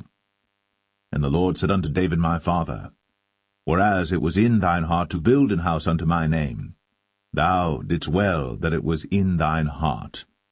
Nevertheless thou shalt not build the house, but thy son that shall come forth out of thy loins, he shall build the house unto my name. And the Lord hath performed his word that he spake. And I am risen up in the room of David my father, and sit on the throne of Israel, as the Lord promised, and have built an house for the name of the Lord God of Israel. And I have set there a place for the ark, wherein is the covenant of the Lord, which he made with our fathers when he brought them out of the land of Egypt. And Solomon stood before the altar of the Lord in the presence of all the congregation of Israel, and spread forth his hands toward heaven, and he said, Lord God of Israel, there is no God like thee, in heaven above, or on earth beneath, who keepest covenant and mercy with thy servants that walk before thee with all their heart, who hast kept with thy servant David my father, that thou promised him, thou spakest also with thy mouth, and hast fulfilled it with thine hand, as it is this day. Therefore now, Lord God of Israel, keep with thy servant David my father, that thou promised him, saying, There shall not fail thee a man in my sight to sit on the throne of Israel, so that thy children take heed to their way, that they walk before me as thou hast walked before me. And now, O God of Israel, let thy word, I pray thee, be verified, which thou spakest unto thy servant David my father. But will God indeed dwell on the earth? Behold, the heaven, and heaven of heavens cannot contain thee. How much less this house that I have builded? Yet have thou respect unto the prayer of thy servant, and to his supplication, O Lord my God, to hearken unto the cry and to the prayer which thy servant prayeth before thee today, that thine eyes may be open toward this house night and day, even toward the place of which thou hast said, my name shall be there, that thou mayest hearken unto the prayer which thy servant shall make toward this place. And hearken thou to the supplication of thy servant, and of thy people Israel, when they shall pray toward this place. And hear thou in heaven thy dwelling place, and when thou hearest, forgive. If any man trespass against his neighbor, and an oath be laid upon him to cause him to swear, and the oath come before thine altar in this house, then hear thou in heaven, and do and judge thy servants, condemning the wicked, to bring his way upon his head, and justifying the righteous, to give him according to his righteousness.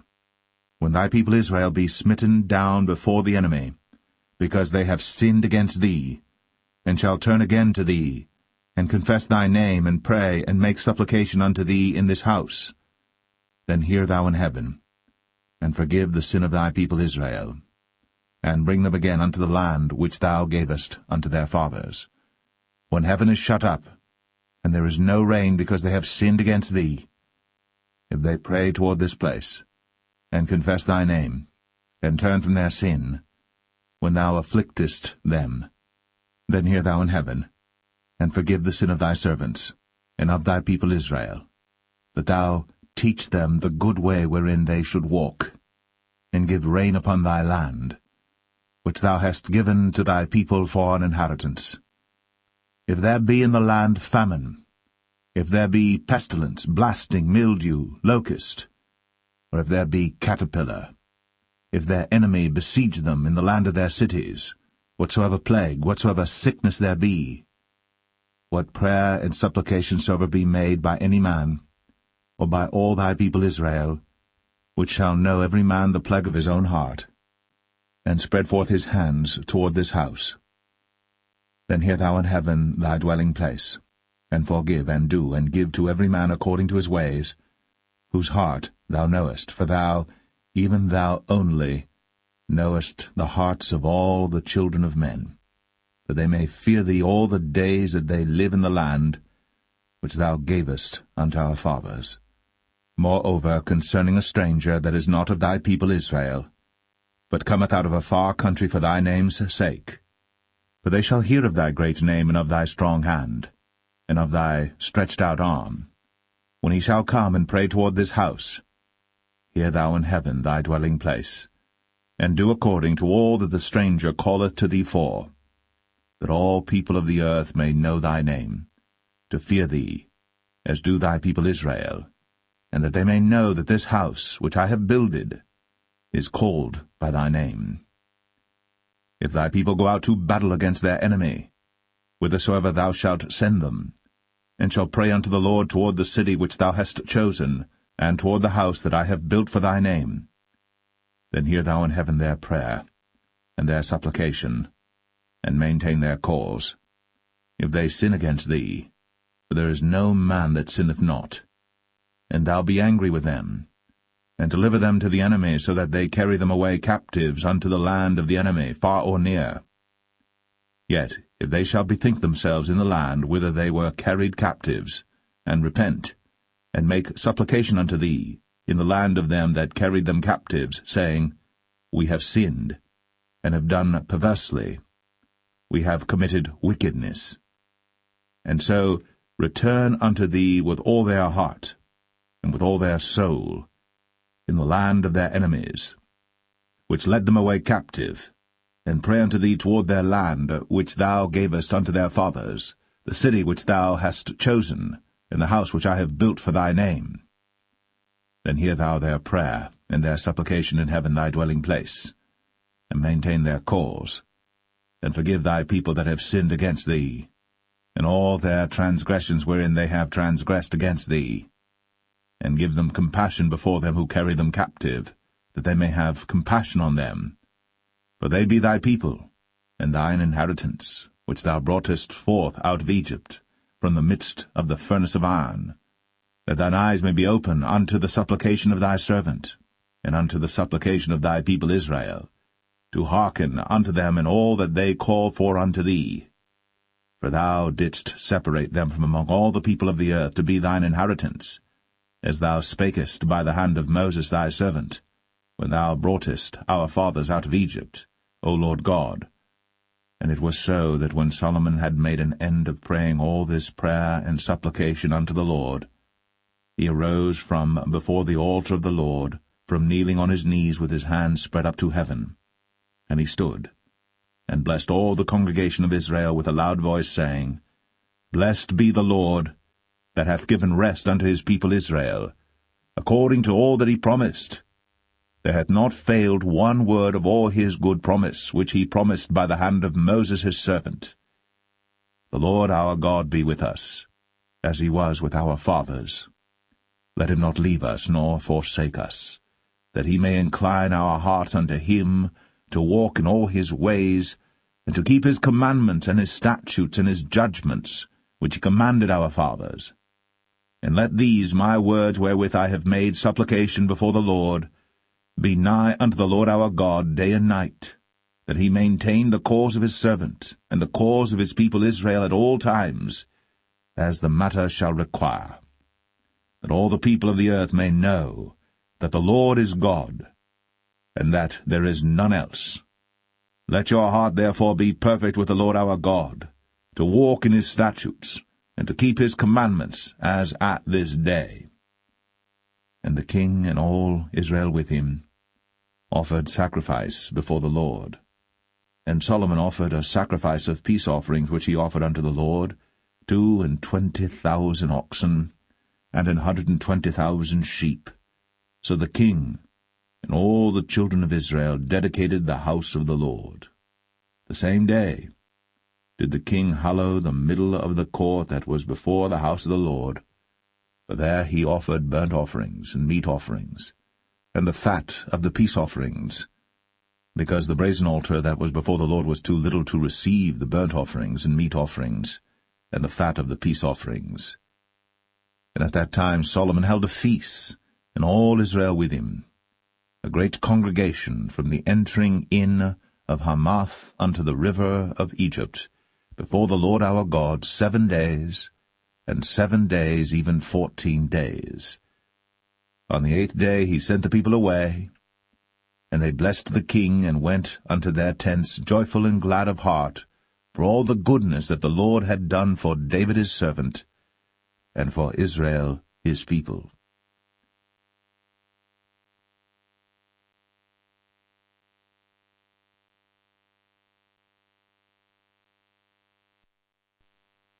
First Kings 9. And it came to pass, when Solomon had finished the building of the house of the Lord, and the king's house, and all Solomon's desire which he was pleased to do, that the Lord appeared to Solomon the second time, as he had appeared unto him at Gibeon. And the Lord said unto him, I have heard thy prayer and thy supplication that thou hast made before me. I have hallowed this house which thou hast built, to put my name there for ever, and mine eyes and mine heart shall be there perpetually. And if thou wilt walk before me, as David thy father walked, in integrity of heart, and in uprightness, to do according to all that I have commanded thee, and wilt keep my statutes and my judgments, then I will establish the throne of thy kingdom upon Israel forever, as I promised to David thy father, saying, There shall not fail thee a man upon the throne of Israel. But if ye shall at all turn from following me, ye or your children, and will not keep my commandments and my statutes which I have set before you, but go and serve other gods, and worship them, then will I cut off Israel out of the land which I have given them, and this house which I have hallowed for my name will I cast out of my sight, and Israel shall be a proverb and a byword among all people.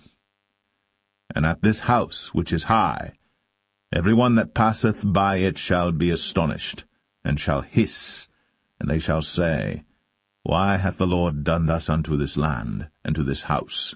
And they shall answer, Because they forsook the Lord their God, who brought forth their fathers out of the land of Egypt, and had taken hold upon other gods, and have worshipped them, and served them. Therefore hath the Lord brought upon them all this evil. And it came to pass at the end of 20 years, when Solomon had built the 2 houses, the house of the Lord, and the king's house. Now Hiram the king of Tyre had furnished Solomon with cedar trees and fir trees, and with gold according to all his desire. that then King Solomon gave Hiram 20 cities in the land of Galilee. And Hiram came out from Tyre to see the cities which Solomon had given him, and they pleased him not. And he said, What cities are these which thou hast given me, my brother? And he called them the land of Cabul unto this day. And Hiram sent to the king 60 talents of gold. And this is the reason of the levy which King Solomon raised, for to build the house of the Lord and his own house, and Millo, and the wall of Jerusalem, and Hazor, and Megiddo, and Gezer. For Pharaoh king of Egypt had gone up and taken Gezer, and burnt it with fire, and slain the Canaanites that dwelt in the city, and given it for a present unto his daughter Solomon's wife. And Solomon built Gezer, and Beth-horon the nether, and Baalath, and Tadmor in the wilderness in the land, and all the cities of store that Solomon had, and cities for his chariots, and cities for his horsemen, and that which Solomon desired to build in Jerusalem, and in Lebanon, and in all the land of his dominion. And all the people that were left of the Amorites, Hittites, Perizzites, Hivites, and Jebusites, which were not of the children of Israel, their children that were left after them in the land, whom the children of Israel also were not able utterly to destroy, upon those did Solomon levy a tribute of bondservice unto this day. But of the children of Israel did Solomon make no bondmen, but they were men of war, and his servants, and his princes, and his captains, and rulers of his chariots, and his horsemen. These were the chief of the officers that were over Solomon's work, 550, which bare rule over the people that wrought in the work. But Pharaoh's daughter came up out of the city of David unto her house, which Solomon had built for her. Then did he build Millo. And 3 times in a year did Solomon offer burnt offerings and peace offerings upon the altar which he built unto the Lord. And he burnt incense upon the altar that was before the Lord. So he finished the house. And King Solomon made a navy of ships in Ezion-Geber, which is beside Eloth, on the shore of the Red Sea, in the land of Edom.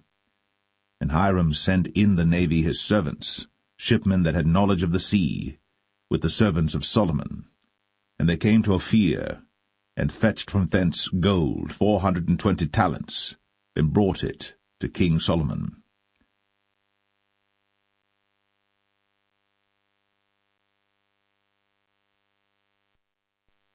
1 Kings 10. And when the queen of Sheba heard of the fame of Solomon concerning the name of the Lord, she came to prove him with hard questions. And she came to Jerusalem with a very great train, with camels that bare spices, and very much gold, and precious stones. And when she was come to Solomon, she communed with him of all that was in her heart. And Solomon told her all her questions. There was not anything hid from the king which he told her not. And when the queen of Sheba had seen all Solomon's wisdom, and the house that he had built, and the meat of his table, and the sitting of his servants, and the attendance of his ministers, and their apparel, and his cupbearers, and his ascent by which he went up unto the house of the Lord, there was no more spirit in her. And she said to the king, It was a true report that I heard in mine own land of thy acts and of thy wisdom. Howbeit, I believed not the word until I came. And mine eyes had seen it, and behold, the half was not told me. Thy wisdom and prosperity exceedeth the fame which I heard. Happy are thy men, happy are these thy servants, which stand continually before thee, and that hear thy wisdom.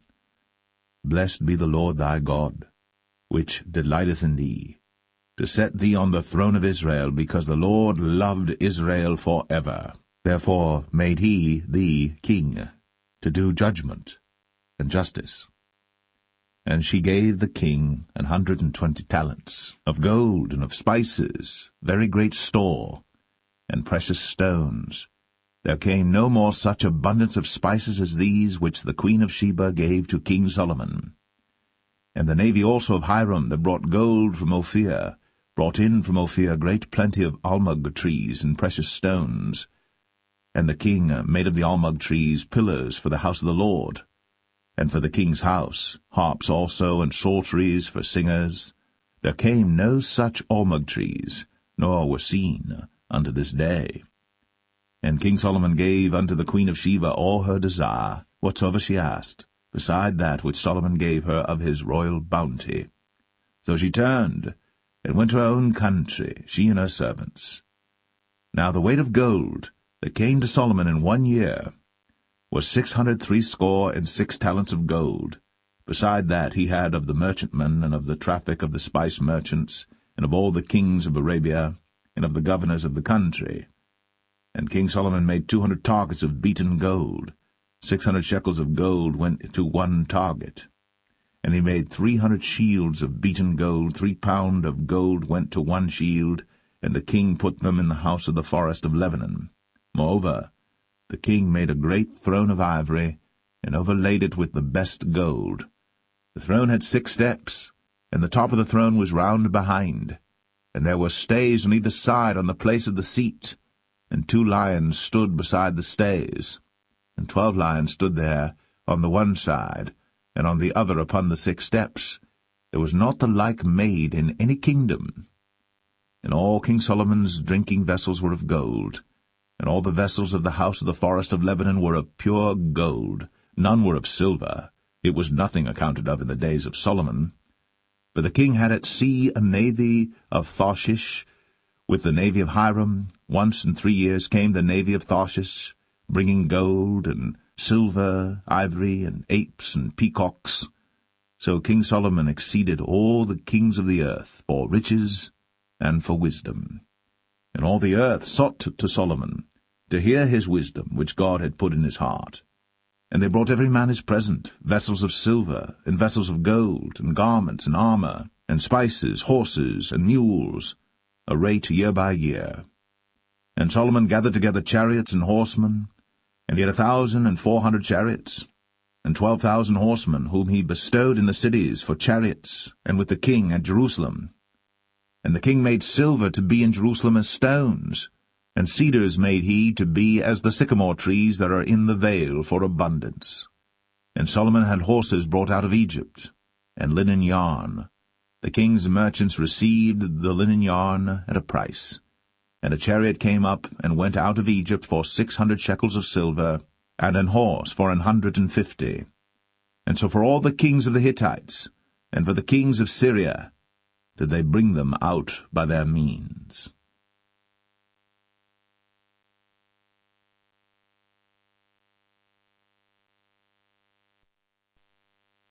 1 Kings 11. But King Solomon loved many strange women, together with the daughter of Pharaoh, women of the Moabites, Ammonites, Edomites, Zidonians, and Hittites. Of the nations concerning which the Lord said unto the children of Israel, Ye shall not go in to them, neither shall they come in unto you, for surely they will turn away your heart after their gods. Solomon clave unto these in love. And he had 700 wives, princesses, and 300 concubines, and his wives turned away his heart. For it came to pass, when Solomon was old, that his wives turned away his heart after other gods. And his heart was not perfect with the Lord his God, as was the heart of David his father. For Solomon went after Ashtoreth, the goddess of the Zidonians, and after Milcom, the abomination of the Ammonites. And Solomon did evil in the sight of the Lord, and went not fully after the Lord, as did David his father. Then did Solomon build an high place for Chemosh, the abomination of Moab, in the hill that is before Jerusalem, and for Moloch, the abomination of the children of Ammon. And likewise did he for all his strange wives, which burnt incense, and sacrificed unto their gods. And the Lord was angry with Solomon, because his heart was turned from the Lord God of Israel, which had appeared unto him twice, and had commanded him concerning this thing, that he should not go after other gods. But he kept not that which the Lord commanded. Wherefore the Lord said unto Solomon, Forasmuch as this is done of thee, and thou hast not kept my covenant and my statutes, which I have commanded thee, I will surely rend the kingdom from thee, and will give it to thy servant. Notwithstanding, in thy days, I will not do it for David thy father's sake, but I will rend it out of the hand of thy son. Howbeit, I will not rend away all the kingdom, but will give one tribe to thy son, for David my servant's sake, and for Jerusalem's sake, which I have chosen. And the Lord stirred up an adversary unto Solomon, Hadad the Edomite. He was of the king's seed in Edom. For it came to pass, when David was in Edom, and Joab, the captain of the host, was gone up to bury the slain, after he had smitten every male in Edom. For 6 months did Joab remain there with all Israel, until he had cut off every male in Edom. That Hadad fled, he and certain Edomites of his father's servants with him, to go into Egypt, Hadad being yet a little child. And they arose out of Midian, and came to Paran. And they took men with them out of Paran, and they came to Egypt, unto Pharaoh king of Egypt, which gave him an house, and appointed him victuals, and gave him land. And Hadad found great favour in the sight of Pharaoh, so that he gave him to wife the sister of his own wife, the sister of Tahpenes the queen. And the sister of Tahpenes bare him Genubath his son, whom Tahpenes weaned in Pharaoh's house. And Genubath was in Pharaoh's household among the sons of Pharaoh. And when Hadad heard in Egypt that David slept with his fathers, and that Joab the captain of the host was dead, Hadad said to Pharaoh, Let me depart, that I may go to mine own country. Then Pharaoh said unto him, But what hast thou lacked with me, that, behold, thou seekest to go to thine own country? And he answered, Nothing. Howbeit, let me go in any wise. And God stirred him up another adversary, Rezon the son of Eliadah, which fled from his lord Hadadezer king of Zobah. And he gathered men unto him, and became captain over a band, when David slew them of Zobah. And they went to Damascus, and dwelt therein, and reigned in Damascus. And he was an adversary to Israel all the days of Solomon, beside the mischief that Hadad did. And he abhorred Israel, and reigned over Syria. And Jeroboam the son of Nebat, an Ephrathite of Zeradah, Solomon's servant, whose mother's name was Zeruiah, a widow woman, even he lifted up his hand against the king. And this was the cause that he lifted up his hand against the king. Solomon built Millo, and repaired the breaches of the city of David his father. And the man Jeroboam was a mighty man of valour. And Solomon, seeing the young man that he was industrious, he made him ruler over all the charge of the house of Joseph. And it came to pass at that time, when Jeroboam went out of Jerusalem, that the prophet Ahijah the Shilonite found him in the way, and he had clad himself with a new garment. And they two were alone in the field. And Ahijah caught the new garment that was on him, and rent it in 12 pieces. And he said to Jeroboam, Take thee 10 pieces, for thus saith the Lord, the God of Israel, Behold, I will rend the kingdom out of the hand of Solomon, and will give 10 tribes to thee. But he shall have 1 tribe for my servant David's sake, and for Jerusalem's sake, the city which I have chosen out of all the tribes of Israel, because that they have forsaken me, and have worshipped Ashtoreth, the goddess of the Zidonians, Chemosh, the god of the Moabites, and Milcom, the god of the children of Ammon, and have not walked in my ways, to do that which is right in mine eyes, and to keep my statutes and my judgments, as did David his father. Howbeit, I will not take the whole kingdom out of his hand, but I will make him prince all the days of his life, for David my servant's sake, whom I chose, because he kept my commandments and my statutes. But I will take the kingdom out of his son's hand, and will give it unto thee, even 10 tribes. And unto his son will I give 1 tribe, that David my servant may have a light always before me in Jerusalem, the city which I have chosen me, to put my name there. And I will take thee, and thou shalt reign according to all that thy soul desireth, and shalt be king over Israel. And it shall be, if thou wilt hearken unto all that I command thee, and wilt walk in my ways, and do that is right in my sight, to keep my statutes and my commandments, as David my servant did, that I will be with thee, and build thee a sure house, as I built for David, and will give Israel unto thee. And I will for this afflict the seed of David, but not forever. Solomon sought therefore to kill Jeroboam. And Jeroboam arose and fled into Egypt unto Shishak king of Egypt, and was in Egypt until the death of Solomon. And the rest of the acts of Solomon, and all that he did, and his wisdom, are they not written in the book of the acts of Solomon? And the time that Solomon reigned in Jerusalem over all Israel was 40 years. And Solomon slept with his fathers, and was buried in the city of David his father.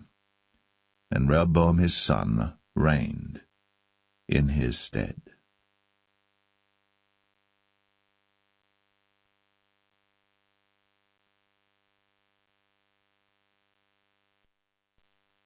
First Kings 12. And Rehoboam went to Shechem, for all Israel were come to Shechem to make him king. And it came to pass, when Jeroboam the son of Nebat, who was yet in Egypt, heard of it, for he was fled from the presence of King Solomon, and Jeroboam dwelt in Egypt, that they sent and called him. And Jeroboam and all the congregation of Israel came and spake unto Rehoboam, saying, Thy father made our yoke grievous. Now therefore make thou the grievous service of thy father, and his heavy yoke which he put upon us lighter, and we will serve thee. And he said unto them, Depart yet for 3 days, then come again to me. And the people departed. And King Rehoboam consulted with the old men that stood before Solomon his father while he yet lived, and said, How do ye advise that I may answer this people? And they spake unto him, saying, If thou wilt be a servant unto this people this day, and wilt serve them, and answer them, and speak good words to them, then they will be thy servants forever. But he forsook the counsel of the old men which they had given him, and consulted with the young men that were grown up with him, and which stood before him. And he said unto them, What counsel give ye that we may answer this people who have spoken to me, saying, Make the yoke which thy father did put upon us lighter? And the young men that were grown up with him spake unto him, saying, Thus shalt thou speak unto this people that spake unto thee, saying, Thy father made our yoke heavy, but make thou it lighter unto us. Thus shalt thou say unto them, My little finger shall be thicker than my father's loins. And now, whereas my father did lade you with a heavy yoke, I will add to your yoke. My father hath chastised you with whips, but I will chastise you with scorpions. So Jeroboam and all the people came to Rehoboam the 3rd day, as the king had appointed, saying, Come to me again the 3rd day. And the king answered the people roughly, and forsook the old men's counsel that they gave him, and spake to them after the counsel of the young men, saying, My father made your yoke heavy, and I will add to your yoke. My father also chastised you with whips, but I will chastise you with scorpions.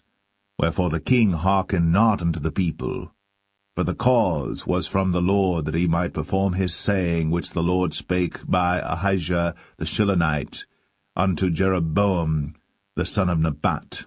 So when all Israel saw that the king hearkened not unto them, the people answered the king, saying, What portion have we in David? Neither have we inheritance in the son of Jesse. To your tents, O Israel. Now see to thine own house, David. So Israel departed unto their tents. But as for the children of Israel which dwelt in the cities of Judah, Rehoboam reigned over them. Then King Rehoboam sent Adoram, who was over the tribute, and all Israel stoned him with stones that he died. Therefore King Rehoboam made speed to get him up to his chariot, to flee to Jerusalem. So Israel rebelled against the house of David unto this day. And it came to pass, when all Israel heard that Jeroboam was come again, that they sent and called him unto the congregation, and made him king over all Israel. There was none that followed the house of David, but the tribe of Judah only. And when Rehoboam was come to Jerusalem, he assembled all the house of Judah with the tribe of Benjamin, 180,000 chosen men which were warriors, to fight against the house of Israel, to bring the kingdom again to Rehoboam the son of Solomon. But the word of God came unto Shemaiah the man of God, saying, Speak unto Rehoboam the son of Solomon, king of Judah, and unto all the house of Judah and Benjamin, and to the remnant of the people, saying, Thus saith the Lord, Ye shall not go up, nor fight against your brethren the children of Israel. Return every man to his house, for this thing is from me.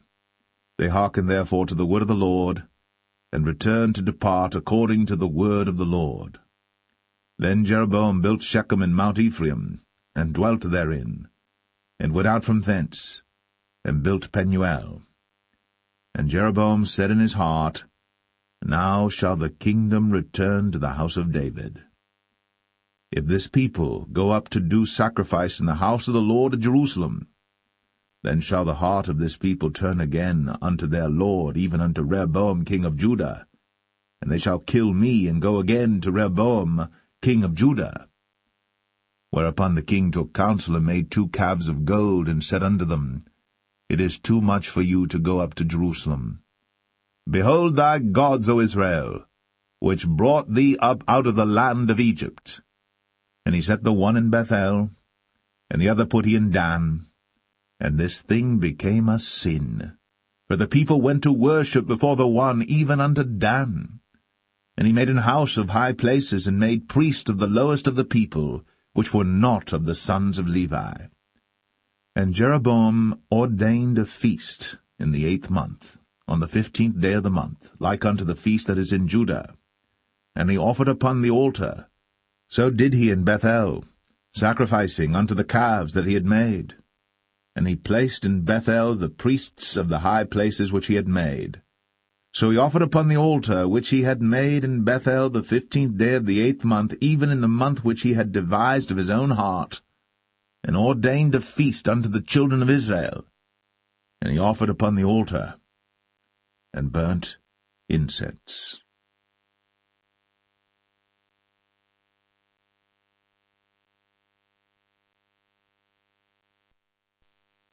1 Kings 13. And behold, there came a man of God out of Judah by the word of the Lord unto Bethel. And Jeroboam stood by the altar to burn incense. And he cried against the altar in the word of the Lord, and said, O altar, altar, thus saith the Lord, Behold, a child shall be born unto the house of David, Josiah by name. And upon thee shall he offer the priests of the high places that burn incense upon thee, and men's bones shall be burnt upon thee.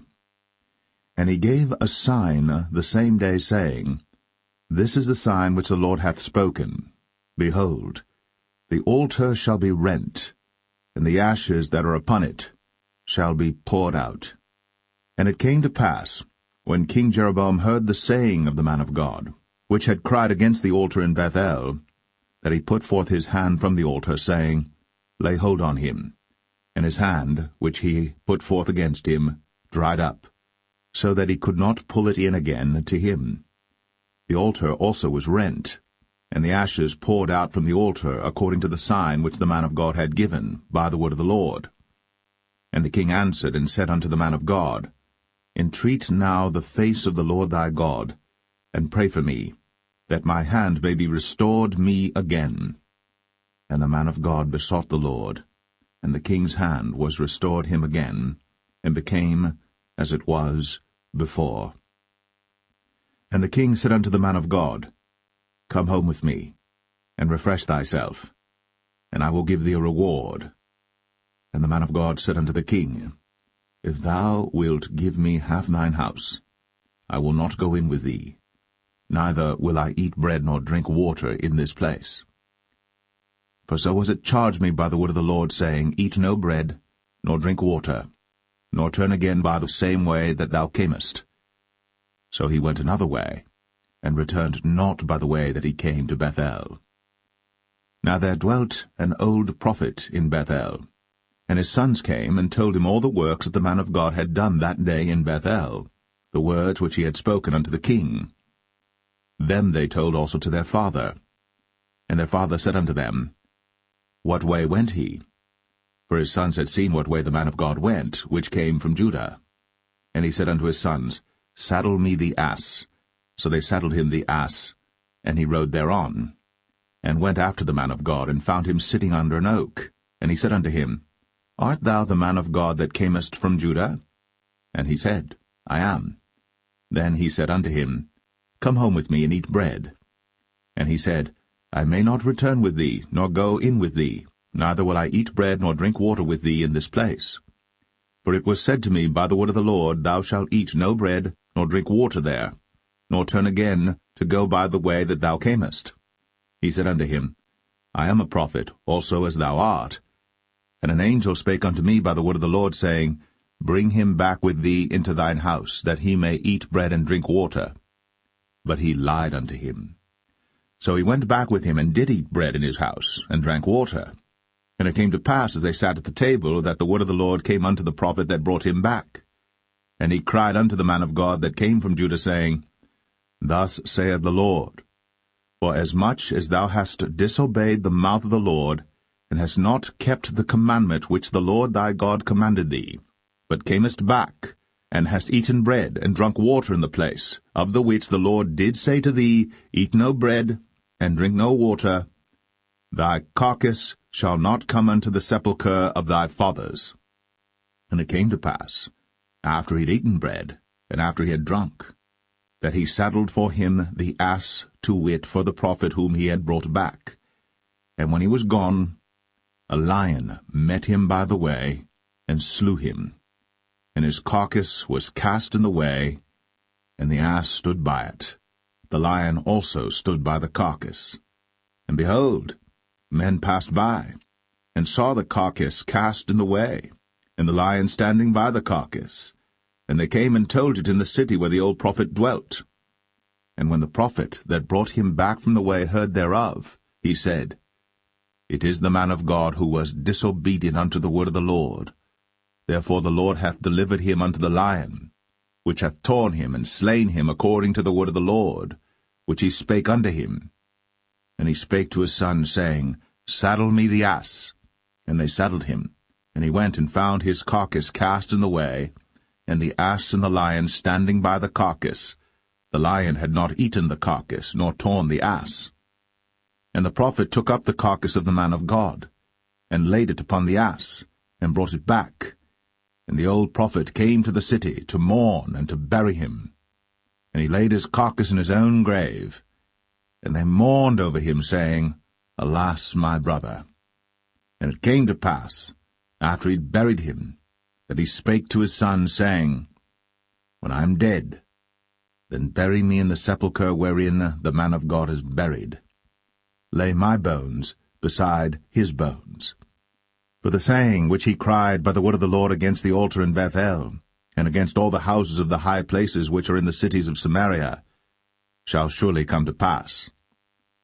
After this thing Jeroboam returned not from his evil way, but made again of the lowest of the people priests of the high places. Whosoever would, he consecrated him, and he became one of the priests of the high places. And this thing became sin unto the house of Jeroboam, even to cut it off, and to destroy it from off the face of the earth.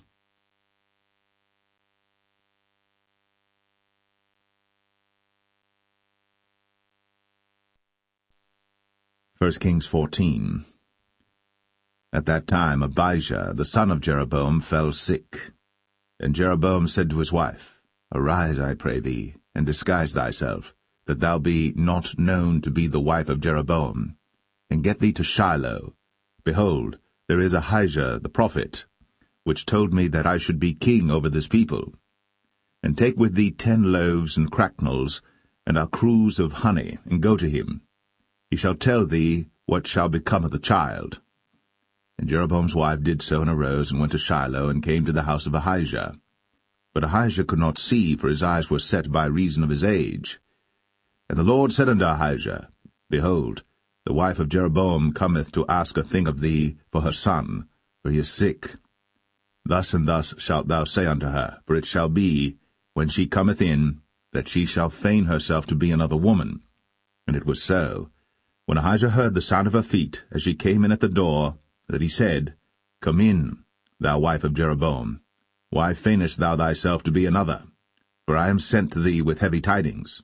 Go, tell Jeroboam, Thus saith the Lord God of Israel, Forasmuch as I exalted thee from among the people, and made thee prince over my people Israel, and rent the kingdom away from the house of David, and gave it thee, and yet thou hast not been as my servant David, who kept my commandments, and who followed me with all his heart, to do that only which was right in mine eyes, but hast done evil above all that were before thee.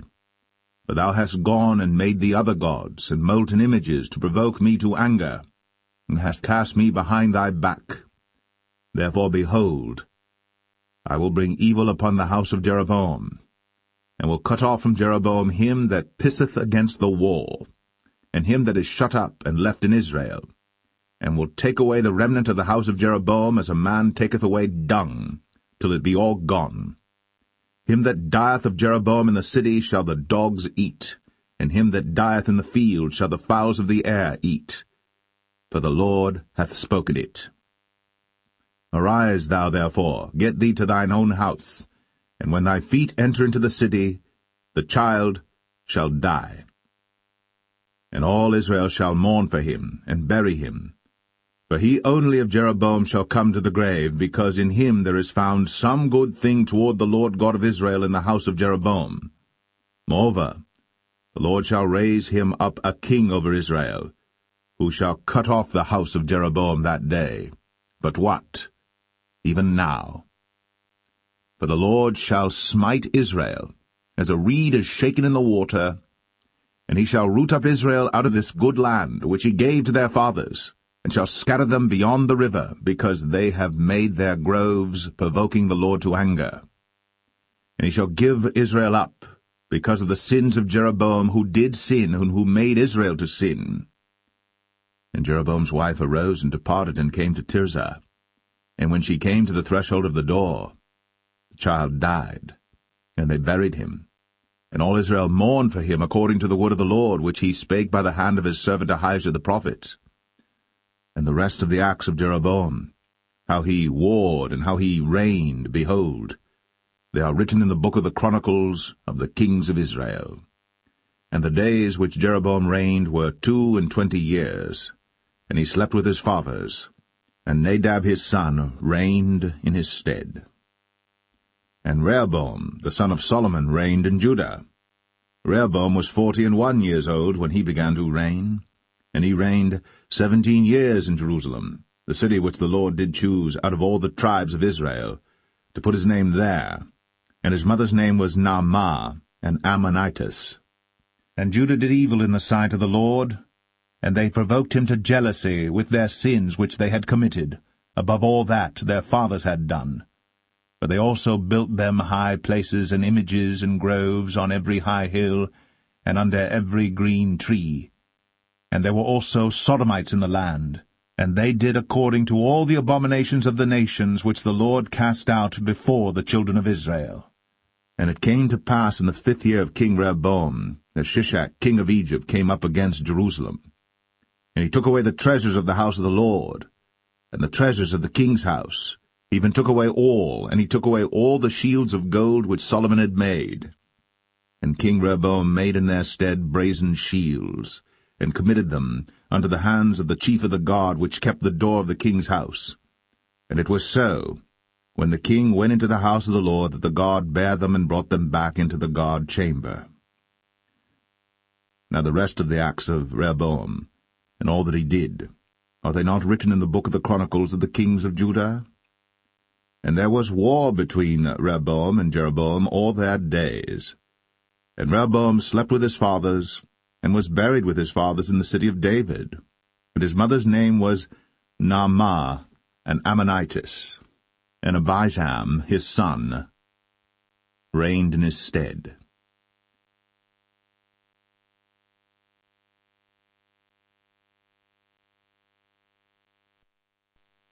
1 Kings 15. Now in the 18th year of King Jeroboam, the son of Nebat, reigned Abijam over Judah. 3 years reigned he in Jerusalem, and his mother's name was Maachah, the daughter of Abishalom. And he walked in all the sins of his father which he had done before him, and his heart was not perfect with the Lord his God, as the heart of David his father. Nevertheless, for David's sake did the Lord his God give him a lamp in Jerusalem to set up his son after him, and to establish Jerusalem, because David did that which was right in the eyes of the Lord, and turned not aside from anything that he commanded him all the days of his life, save only in the matter of Uriah the Hittite. And there was war between Rehoboam and Jeroboam all the days of his life. Now the rest of the acts of Abijam, and all that he did, are they not written in the book of the Chronicles of the kings of Judah? And there was war between Abijam and Jeroboam. And Abijam slept with his fathers, and they buried him in the city of David, and Asa, his son, reigned in his stead. And in the 20th year of Jeroboam, king of Israel, reigned Asa over Judah. And 41 years reigned he in Jerusalem. And his mother's name was Maachah, the daughter of Abishalom. And Asa did that which was right in the eyes of the Lord, as did David his father. And he took away the Sodomites out of the land, and removed all the idols that his fathers had made. And also Maachah his mother, even her he removed from being queen, because she had made an idol in the grove.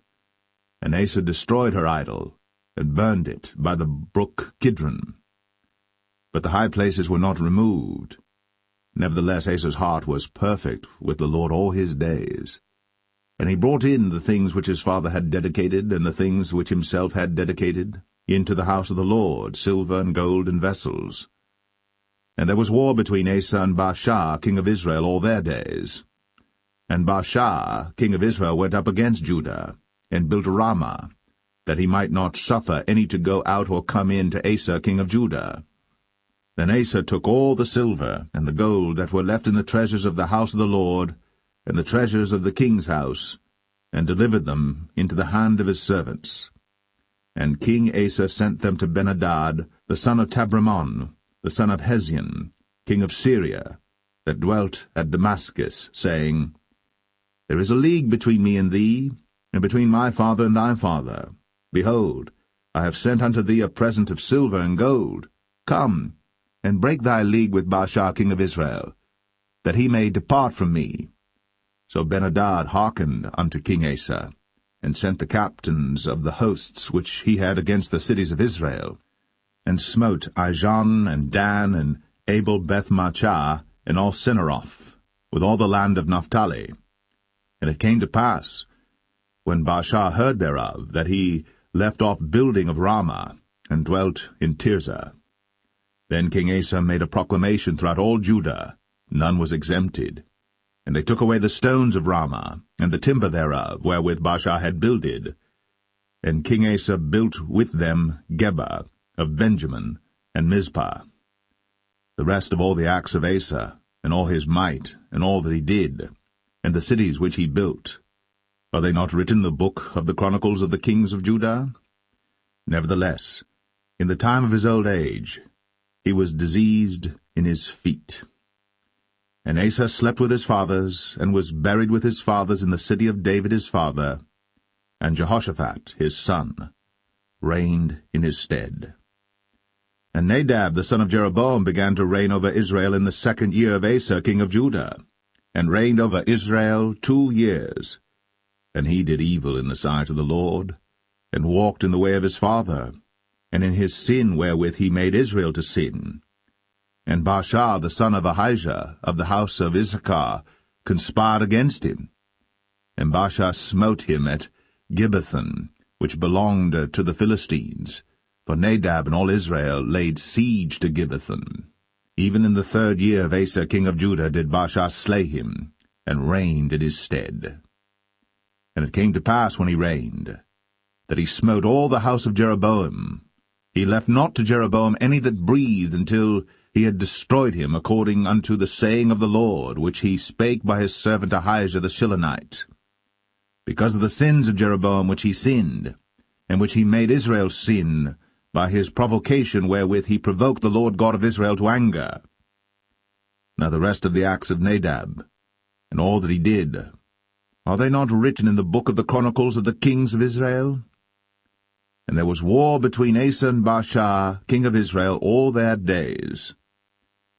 In the 3rd year of Asa, king of Judah, began Baasha the son of Ahijah to reign over all Israel in Tirzah 24 years. And he did evil in the sight of the Lord, and walked in the way of Jeroboam, and in his sin wherewith he made Israel to sin.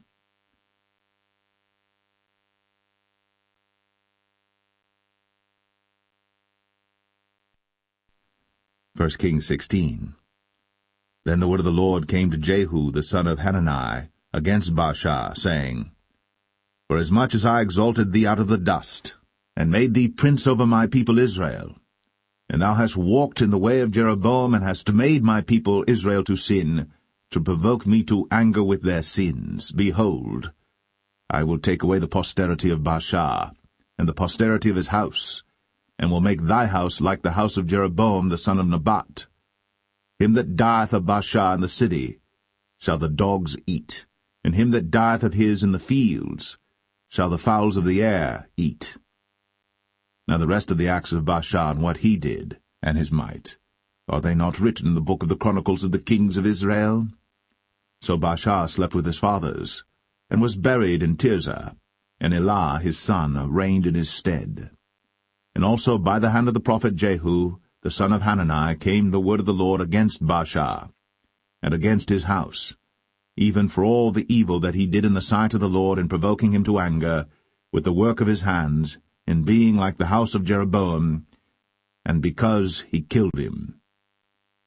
In the 26th year of Asa king of Judah began Elah the son of Baasha to reign over Israel in Tirzah 2 years.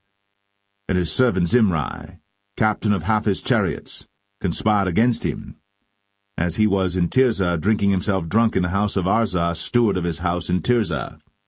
And Zimri went in, and smote him, and killed him, in the 27th year of Asa king of Judah, and reigned in his stead. And it came to pass, when he began to reign, as soon as he sat on his throne, that he slew all the house of Baasha. He left him not one that pisseth against a wall, neither of his kinsfolks, nor of his friends. Thus did Zimri destroy all the house of Baasha, according to the word of the Lord which he spake against Baasha by Jehu the prophet. For all the sins of Baasha, and the sins of Elah his son, by which they sinned, and by which they made Israel to sin, in provoking the Lord God of Israel to anger with their vanities. Now the rest of the acts of Elah, and all that he did, are they not written in the book of the chronicles of the kings of Israel? In the 27th year of Asa king of Judah did Zimri reign 7 days in Tirzah. And the people were encamped against Gibbethon, which belonged to the Philistines. And the people that were encamped heard say, Zimri hath conspired, and hath also slain the king. Wherefore all Israel made Omri, the captain of the host, king over Israel that day in the camp. And Omri went up from Gibbethon, and all Israel with him, and they besieged Tirzah. And it came to pass, when Zimri saw that the city was taken, that he went into the palace of the king's house, and burnt the king's house over him with fire, and died. For his sins, which he sinned in doing evil in the sight of the Lord, in walking in the way of Jeroboam, and in his sin which he did, to make Israel to sin. Now the rest of the acts of Zimri, and his treason that he wrought, are they not written in the book of the chronicles of the kings of Israel? Then were the people of Israel divided into 2 parts. Half of the people followed Tibni the son of Ginath, to make him king, and half followed Omri. But the people that followed Omri prevailed against the people that followed Tibni the son of Ginath. So Tibni died, and Omri reigned. In the 31st year of Asa king of Judah began Omri to reign over Israel 12 years. 6 years reigned he in Tirzah. And he bought the hill Samaria of Shemer for 2 talents of silver, and built on the hill, and called the name of the city which he built after the name of Shemer, owner of the hill, Samaria. But Omri wrought evil in the eyes of the Lord, and did worse than all that were before him. For he walked in all the way of Jeroboam the son of Nebat, and in his sin wherewith he made Israel to sin, to provoke the Lord God of Israel to anger with their vanities. Now the rest of the acts of Omri which he did, and his might that he showed, are they not written in the book of the chronicles of the kings of Israel? So Omri slept with his fathers, and was buried in Samaria, and Ahab his son reigned in his stead. And in the 38th year of Asa king of Judah began Ahab the son of Omri to reign over Israel.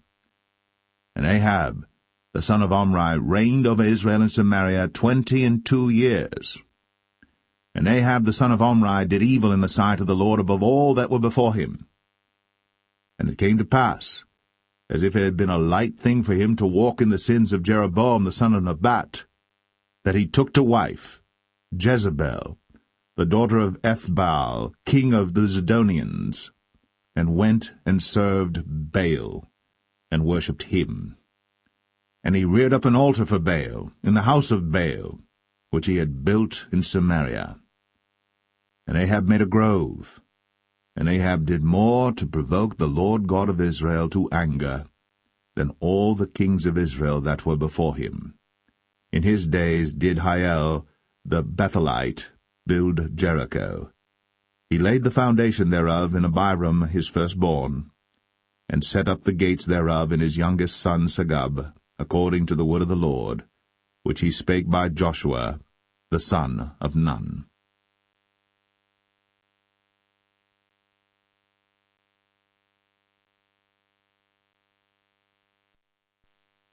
1 Kings 17.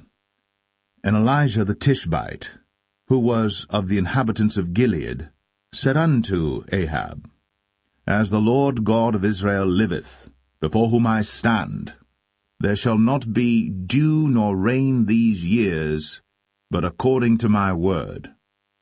And the word of the Lord came unto him, saying, Get thee hence, and turn thee eastward, and hide thyself by the brook Cherith, that is before Jordan.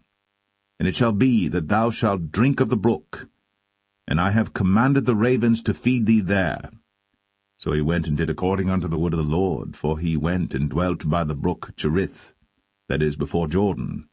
And the ravens brought him bread and flesh in the morning, and bread and flesh in the evening, and he drank of the brook. And it came to pass after a while that the brook dried up, because there had been no rain in the land. And the word of the Lord came unto him, saying, Arise, get thee to Zarephath, which belongeth to Zidon, and dwell there. Behold, I have commanded a widow woman there to sustain thee. So he arose and went to Zarephath. And when he came to the gate of the city, behold, the widow woman was there gathering of sticks. And he called to her, and said, Fetch me, I pray thee, a little water in a vessel, that I may drink. And as she was going to fetch it, he called to her, and said, Bring me, I pray thee, a morsel of bread in thine hand.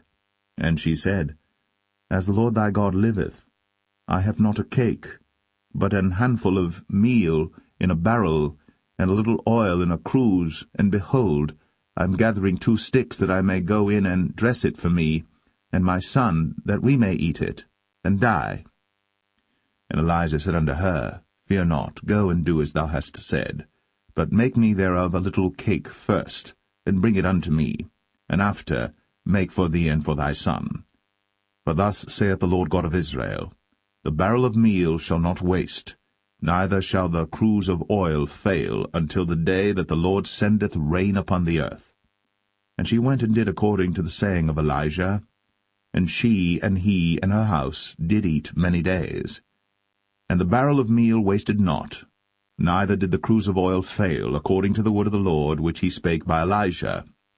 And it came to pass after these things, that the son of the woman, the mistress of the house, fell sick, and his sickness was so sore, that there was no breath left in him. And she said unto Elijah, What have I to do with thee, O thou man of God? Art thou come unto me to call my sin to remembrance, and to slay my son? And he said unto her, give me thy son. And he took him out of her bosom, and carried him up into a loft, where he abode, and laid him upon his own bed. And he cried unto the Lord, and said, O Lord my God, hast thou also brought evil upon the widow with whom I sojourn by slaying her son? And he stretched himself upon the child 3 times, and cried unto the Lord, and said, O Lord my God, I pray thee, let this child's soul come into him again. And the Lord heard the voice of Elijah, and the soul of the child came into him again, and he revived. And Elijah took the child, and brought him down out of the chamber into the house, and delivered him unto his mother. And Elijah said, See, thy son liveth. And the woman said to Elijah, Now by this I know that thou art a man of God, and that the word of the Lord in thy mouth is truth.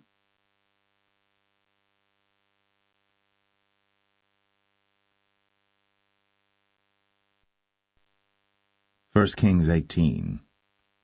And it came to pass, after many days, that the word of the Lord came to Elijah in the 3rd year, saying, Go, show thyself unto Ahab, and I will send rain upon the earth.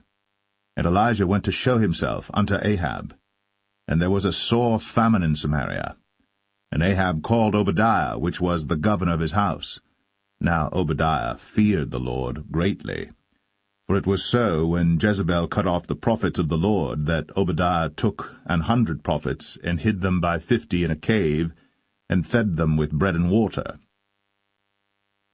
And Ahab said unto Obadiah, Go into the land, unto all fountains of water, and unto all brooks.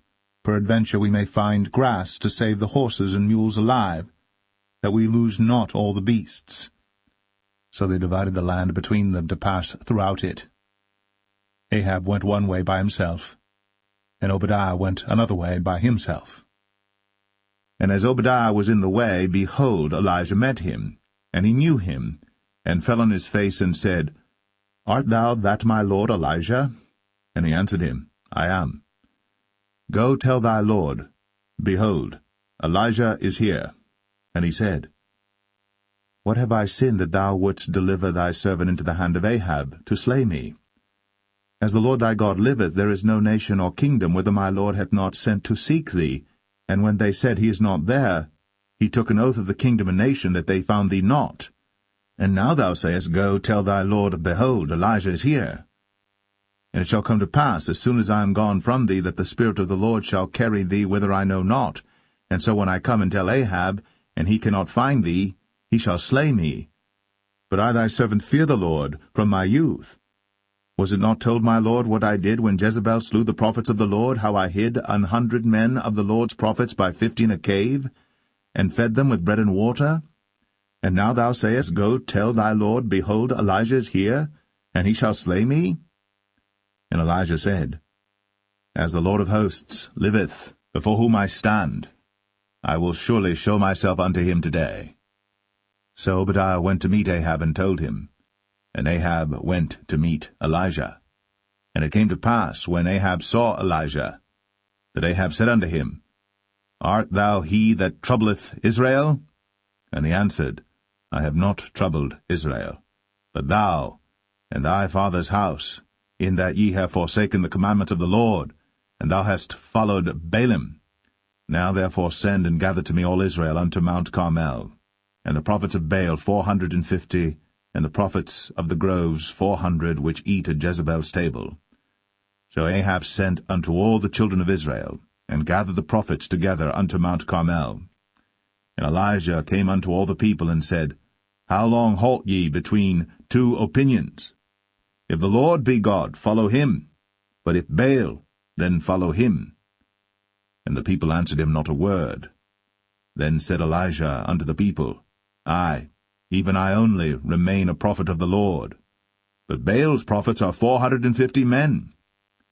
Let them therefore give us 2 bullocks, and let them choose 1 bullock from themselves, and cut it in pieces, and lay it on wood, and put no fire under.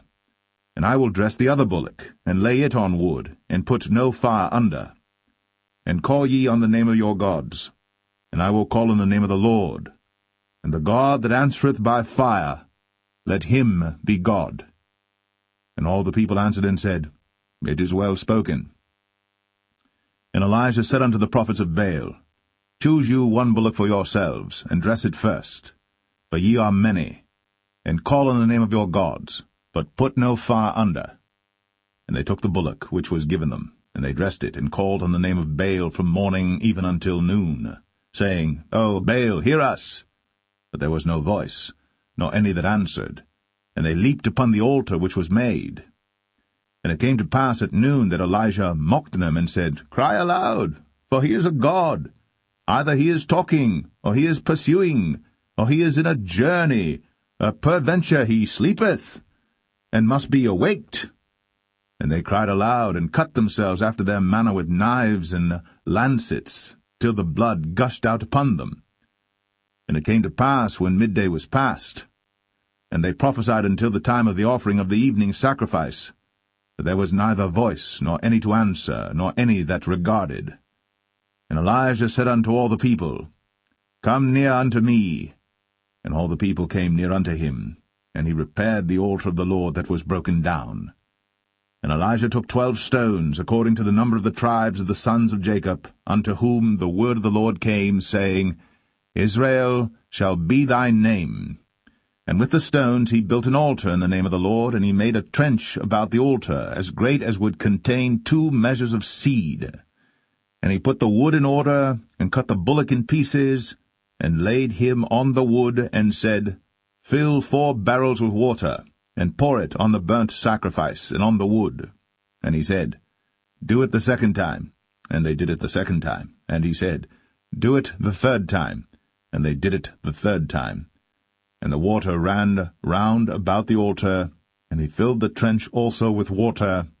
And it came to pass, at the time of the offering of the evening sacrifice, that Elijah the prophet came near and said, Lord God of Abraham, Isaac, and of Israel, let it be known this day that thou art God in Israel, and that I am thy servant, and that I have done all these things at thy word.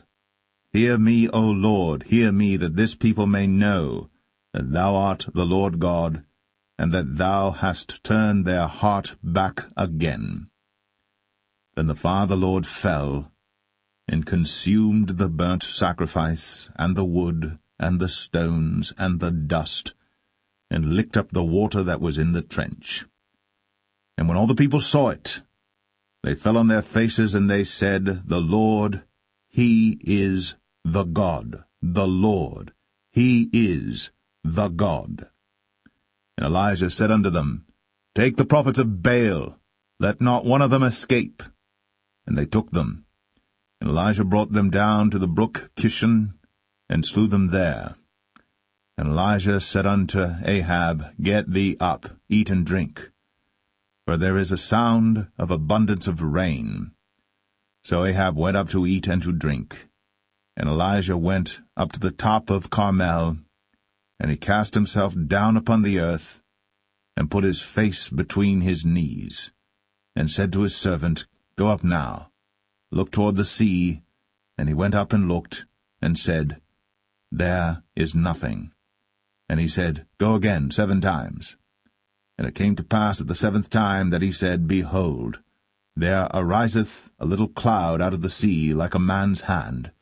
And he said, Go up, say unto Ahab, Prepare thy chariot, and get thee down, that the rain stop thee not. And it came to pass in the meanwhile that the heaven was black with clouds and wind, and there was a great rain. And Ahab rode, and went to Jezreel.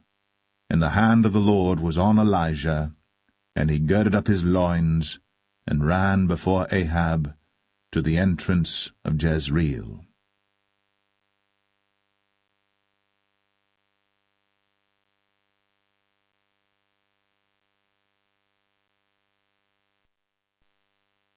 First Kings 19. And Ahab told Jezebel all that Elijah had done, and withal how he had slain all the prophets with the sword. Then Jezebel sent a messenger unto Elijah, saying, So let the gods do to me, and more also, if I make not thy life as the life of one of them by tomorrow about this time. And when he saw that, he arose, and went for his life, and came to Beersheba, which belongeth to Judah, and left his servant there. But he himself went a day's journey into the wilderness, and came and sat down under a juniper tree. And he requested for himself that he might die, and said, It is enough. Now, O Lord, take away my life, for I am not better than my fathers. And as he lay and slept under a juniper tree, behold, then an angel touched him, and said unto him, Arise and eat. And he looked, and behold, there was a cake baked on the coals, and a cruse of water at his head. And he did eat and drink, and laid him down again. And the angel of the Lord came again the second time, and touched him, and said, Arise and eat, because the journey is too great for thee. And he arose, and did eat and drink, and went in the strength of that meat 40 days, and 40 nights, unto Horeb the mount of God. And he came thither unto a cave, and lodged there. And behold, the word of the Lord came to him, and he said unto him, What doest thou here, Elijah? And he said, I have been very jealous for the Lord God of hosts, for the children of Israel have forsaken thy covenant, thrown down thine altars, and slain thy prophets with the sword, and I, even I only am left, and they seek my life to take it away. And he said, Go forth, and stand upon the mount before the Lord. And behold, the Lord passed by, and a great and strong wind rent the mountains, and brake in pieces the rocks before the Lord. But the Lord was not in the wind. And after the wind an earthquake. But the Lord was not in the earthquake. And after the earthquake a fire. But the Lord was not in the fire. And after the fire a still small voice. And it was so, when Elijah heard it, that he wrapped his face in his mantle, and went out, and stood in the entering in of the cave. And behold, there came a voice unto him, and said, What doest thou here, Elijah? And he said, I have been very jealous for the Lord God of hosts, because the children of Israel have forsaken thy covenant, thrown down thine altars, and slain thy prophets with the sword, and I, even I only, am left. And they seek my life, to take it away. And the Lord said unto him, Go, return on thy way to the wilderness of Damascus, and when thou comest, anoint Hazael to be king over Syria. And Jehu, the son of Nimshi, shalt thou anoint to be king over Israel. And Elisha, the son of Shaphat, of Abel-Meholah, shalt thou anoint to be prophet in thy room. And it shall come to pass that him that escapeth the sword of Hazael shall Jehu slay, and him that escapeth from the sword of Jehu shall Elisha slay. Yet I have left me 7,000 in Israel, all the knees which have not bowed unto Baal, and every mouth which hath not kissed him. So he departed thence, and found Elisha the son of Shaphat, who was plowing with 12 yoke of oxen before him, and he with the 12th. And Elijah passed by him, and cast his mantle upon him. And he left the oxen, and ran after Elijah, and said, Let me, I pray thee, kiss my father and my mother, and then I will follow thee. And he said unto him, Go back again, for what have I done to thee? And he returned back from him, and took a yoke of oxen, and slew them, and boiled their flesh with the instruments of the oxen, and gave unto the people, and they did eat. Then he arose, and went after Elijah, and ministered unto him.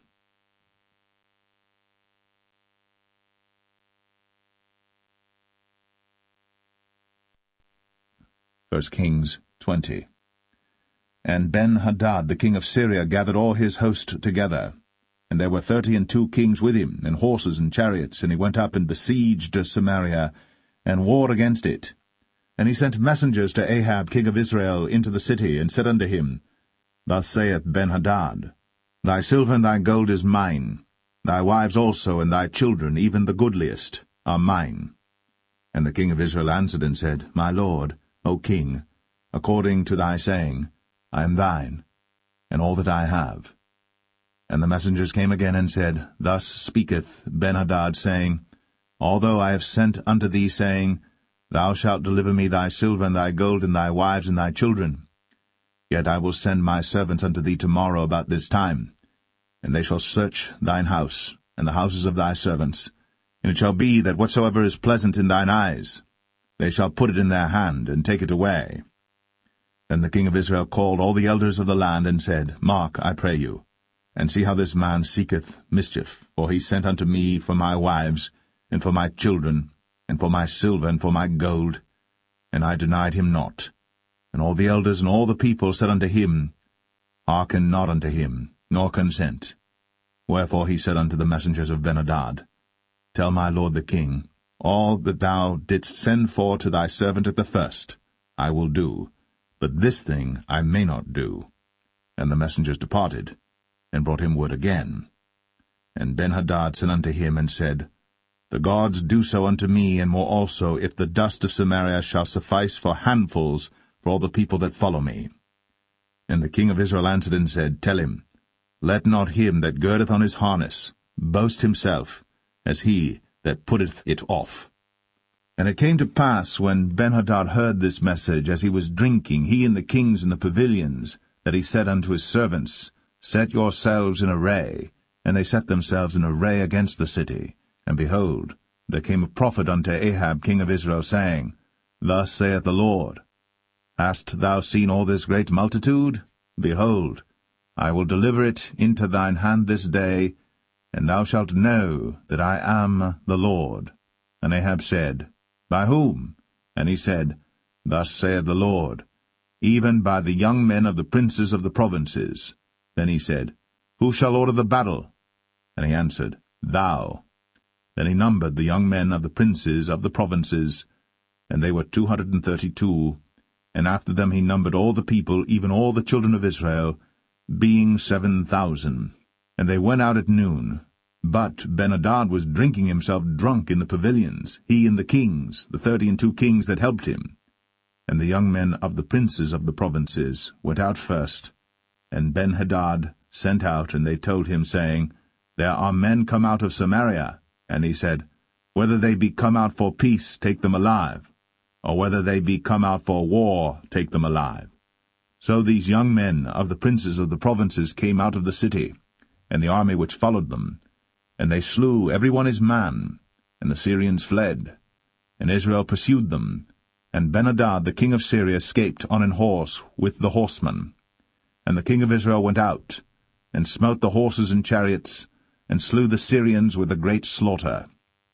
And the prophet came to the king of Israel, and said unto him, Go, strengthen thyself, and mark and see what thou doest. For at the return of the year the king of Syria will come up against thee. And the servants of the king of Syria said unto him, Their gods are gods of the hills, therefore they were stronger than we. But let us fight against them in the plain, and surely we shall be stronger than they. And do this thing, take the kings away, every man out of his place, and put captains in their rooms. And number thee an army like the army that thou hast lost, horse for horse, and chariot for chariot, and we will fight against them in the plain, and surely we shall be stronger than they. And he hearkened unto their voice, and did so. And it came to pass, at the return of the year, that Ben-hadad numbered the Syrians, and went up to Aphek to fight against Israel. And the children of Israel were numbered, and were all present, and went against them. And the children of Israel pitched before them like 2 little flocks of kids, but the Syrians filled the country. And there came a man of God, and spake unto the king of Israel, and said, Thus saith the Lord, Because the Syrians have said, The Lord is God of the hills, but he is not God of the valleys. Therefore will I deliver all this great multitude into thine hand, and ye shall know that I am the Lord. And they pitched one over against the other 7 days, and so it was, that in the 7th day the battle was joined, and the children of Israel slew of the Syrians 100,000 footmen in 1 day. But the rest fled to Aphek into the city, and there a wall fell upon 27,000 of the men that were left. And Ben-hadad fled, and came into the city, into an inner chamber. And his servants said unto him, Behold now, we have heard that the kings of the house of Israel are merciful kings. Let us, I pray thee, put sackcloth on our loins, and ropes upon our heads, and go out to the king of Israel. Peradventure he will save thy life. So they girded sackcloth on their loins, and put ropes on their heads, and came to the king of Israel, and said, Thy servant Benhadad saith, I pray thee, let me live. And he said, Is he yet alive? He is my brother. Now the men did diligently observe whether anything would come from him, and did hastily catch it. And they said, Thy brother Benhadad. Then he said, Go ye, bring him. Then Benhadad came forth to him, and he caused him to come up into the chariot. And Benhadad said unto him, The cities which my father took from thy father I will restore, and thou shalt make streets for thee in Damascus, as my father made in Samaria. Then said Ahab, I will send thee away with this covenant. So he made a covenant with him, and sent him away. And a certain man of the sons of the prophets said unto his neighbor in the word of the Lord, Smite me, I pray thee. And the man refused to smite him. Then said he unto him, Because thou hast not obeyed the voice of the Lord, behold, as soon as thou art departed from me, a lion shall slay thee. And as soon as he was departed from him, a lion found him, and slew him. Then he found another man, and said, Smite me, I pray thee. And the man smote him, so that in smiting he wounded him. So the prophet departed, and waited for the king by the way, and disguised himself with ashes upon his face. And as the king passed by, he cried unto the king, and he said, Thy servant went out into the midst of the battle, and behold, a man turned aside, and brought a man unto me, and said, Keep this man. If by any means he be missing, then shall thy life be for his life, or else thou shalt pay a talent of silver. And as thy servant was busy here and there, he was gone. And the king of Israel said unto him, So shall thy judgment be. Thyself hast decided it. And he hasted, and took the ashes away from his face. And the king of Israel discerned him that he was of the prophets. And he said unto him, Thus saith the Lord, Because thou hast let go out of thy hand a man whom I appointed to utter destruction, therefore thy life shall go for his life, and thy people for his people. And the king of Israel went to his house, heavy and displeased, and came to Samaria.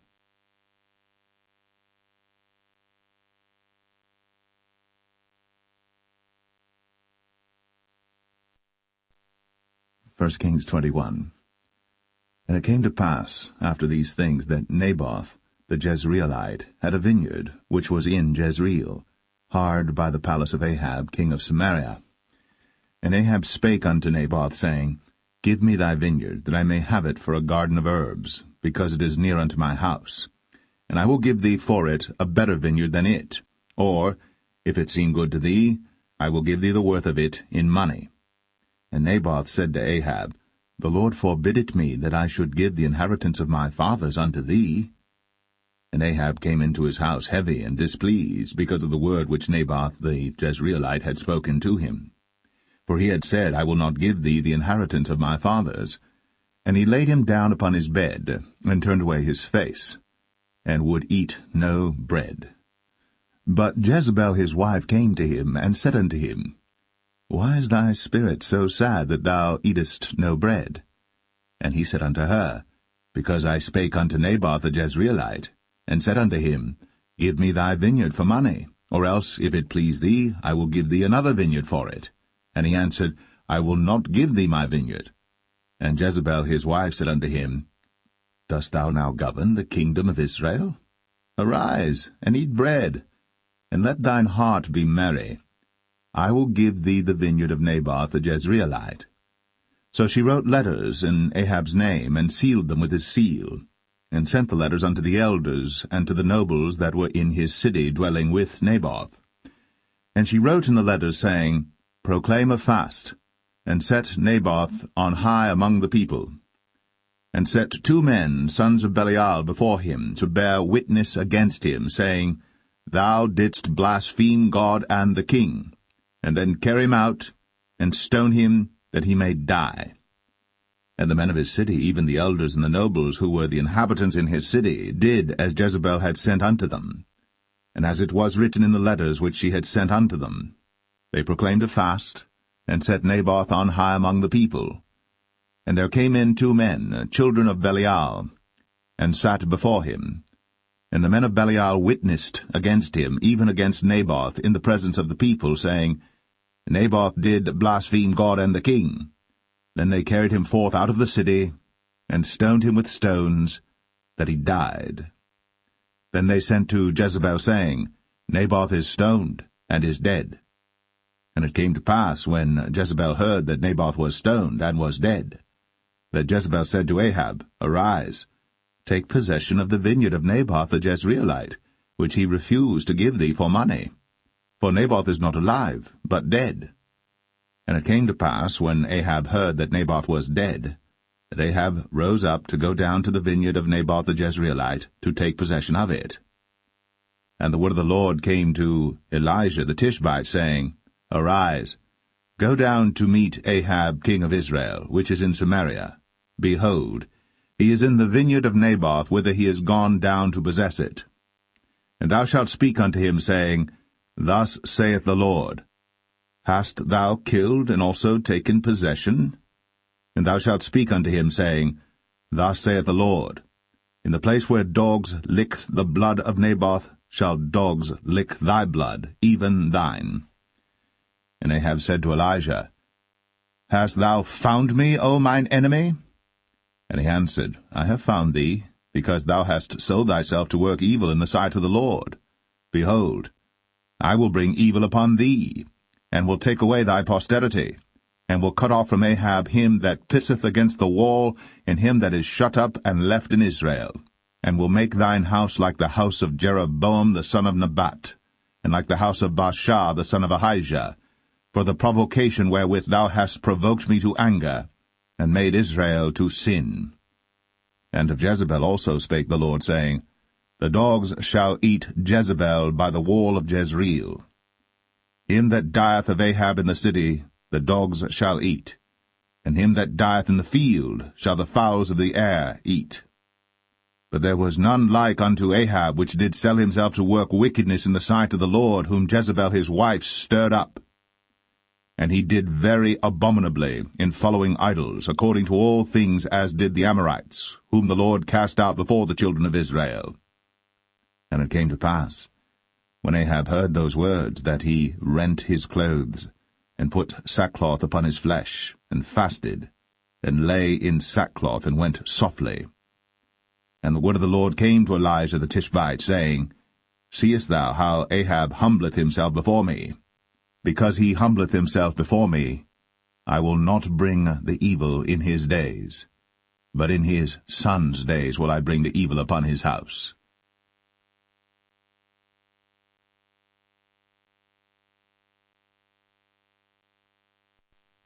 1 Kings 22.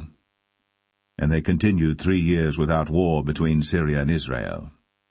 And it came to pass in the 3rd year that Jehoshaphat the king of Judah came down to the king of Israel. And the king of Israel said unto his servants, Know ye that Ramoth and Gilead is ours, and we be still, and take it not out of the hand of the king of Syria? And he said unto Jehoshaphat, Wilt thou go with me to battle to Ramoth-Gilead?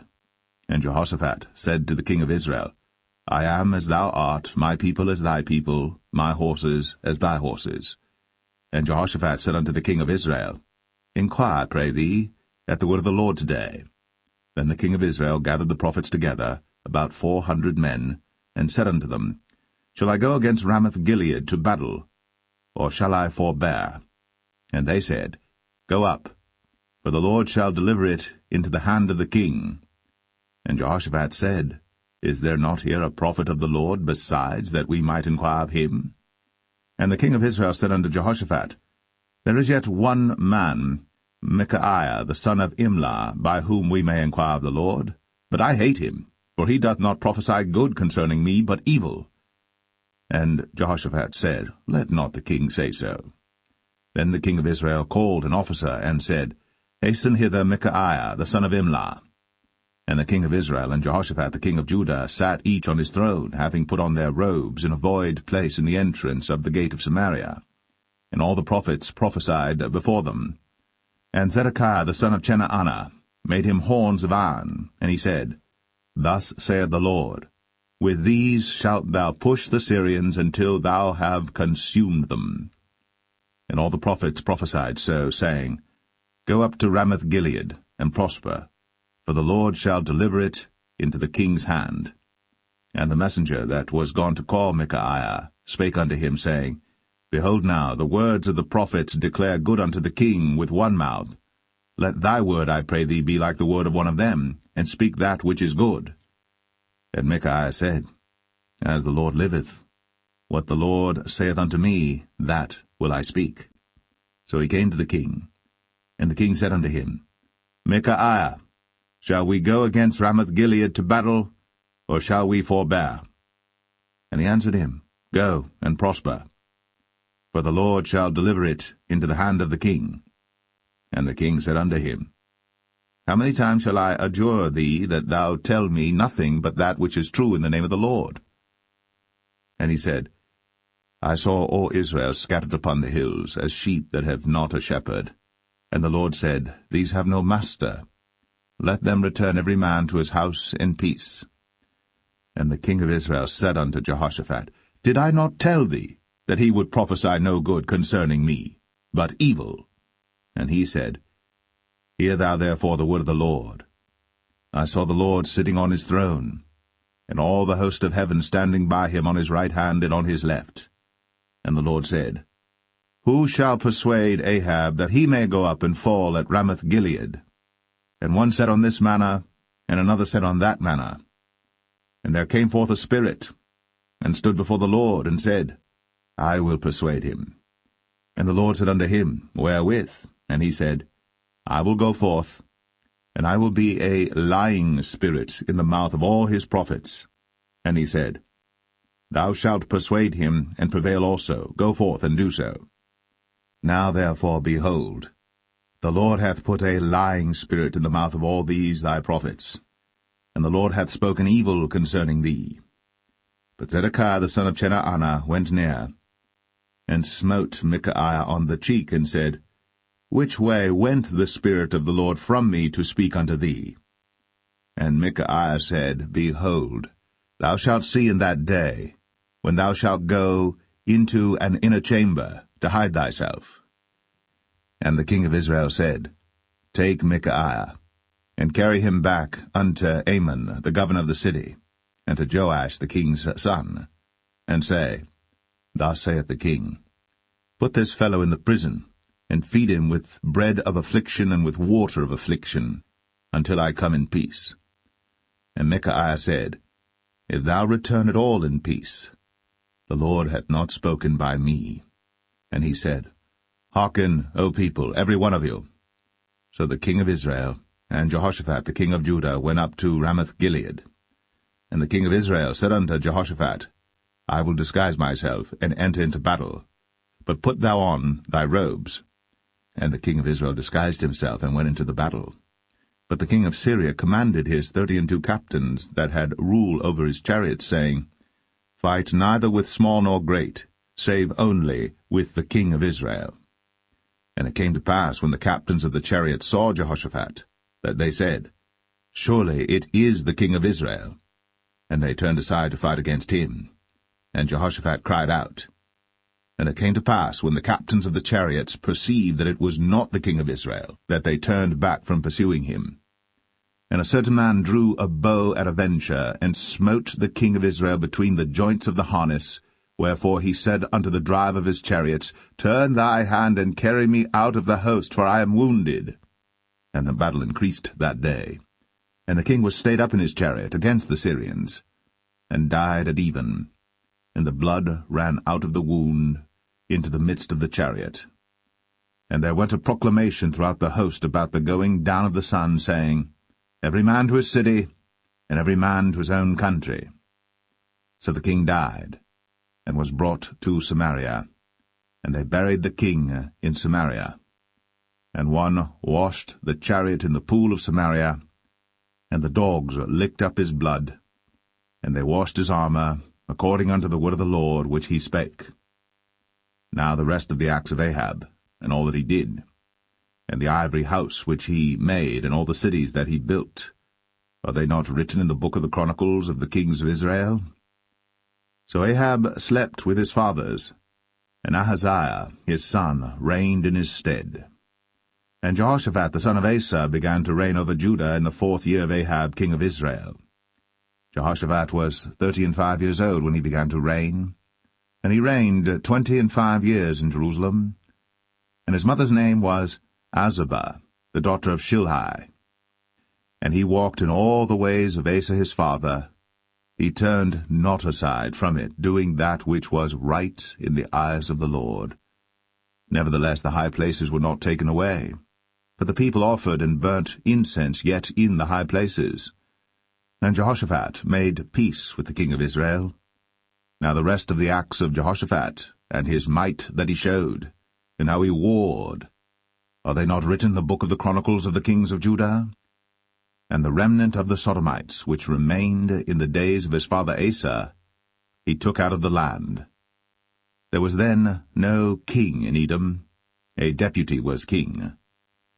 Jehoshaphat made ships of Tarshish to go to Ophir for gold, but they went not, for the ships were broken at Ezion-Geber. Then said Ahaziah the son of Ahab unto Jehoshaphat, Let my servants go with thy servants in the ships. But Jehoshaphat would not. And Jehoshaphat slept with his fathers, and was buried with his fathers in the city of David his father. And Jehoram his son reigned in his stead. Ahaziah the son of Ahab began to reign over Israel in Samaria the 17th year of Jehoshaphat king of Judah, and reigned 2 years over Israel. And he did evil in the sight of the Lord, and walked in the way of his father, and in the way of his mother, and in the way of Jeroboam the son of Nebat, who made Israel to sin. For he served Baal, and worshipped him, and provoked to anger the Lord God of Israel, according to all that his father had done.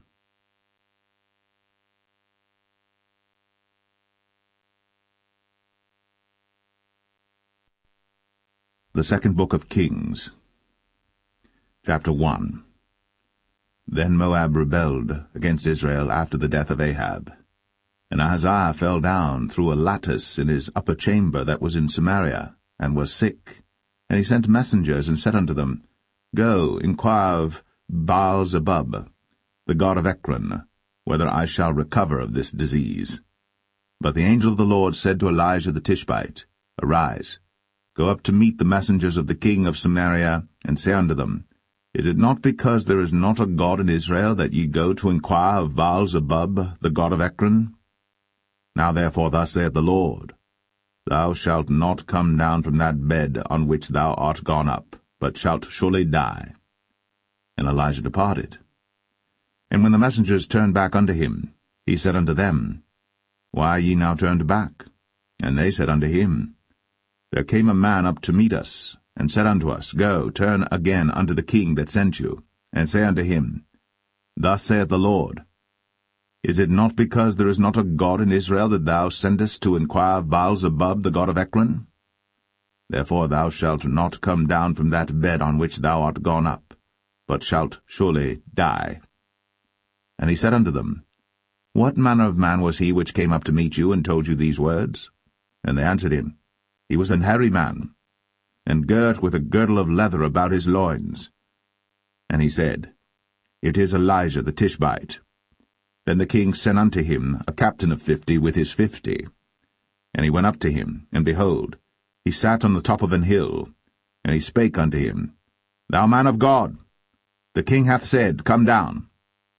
And Elijah answered and said to the captain of 50, If I be a man of God, then let fire come down from heaven, and consume thee and thy 50. And there came down fire from heaven, and consumed him and his 50.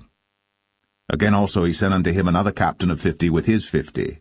And he answered and said unto him, O man of God, thus hath the king said, Come down quickly. And Elijah answered and said unto them, If I be a man of God, let fire come down from heaven, and consume thee and thy 50. And the fire of God came down from heaven, and consumed him and his 50.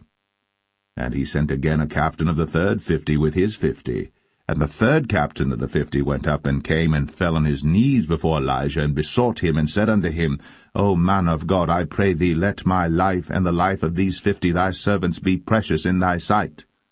Behold, there came fire down from heaven, and burnt up the 2 captains of the former 50s with their 50s. Therefore let my life now be precious in thy sight. And the angel of the Lord said unto Elijah, Go down with him, be not afraid of him. And he arose, and went down with him unto the king.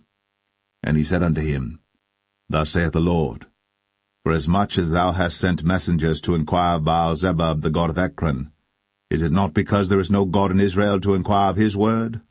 Therefore thou shalt not come down off that bed on which thou art gone up, but shalt surely die. So he died according to the word of the Lord which Elijah had spoken. And Jehoram reigned in his stead in the 2nd year of Jehoram the son of Jehoshaphat king of Judah, because he had no son.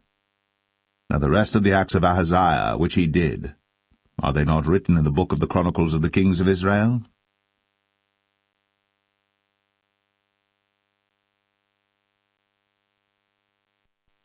Second Kings 2. And it came to pass, when the Lord would take up Elijah into heaven by a whirlwind, that Elijah went with Elisha from Gilgal.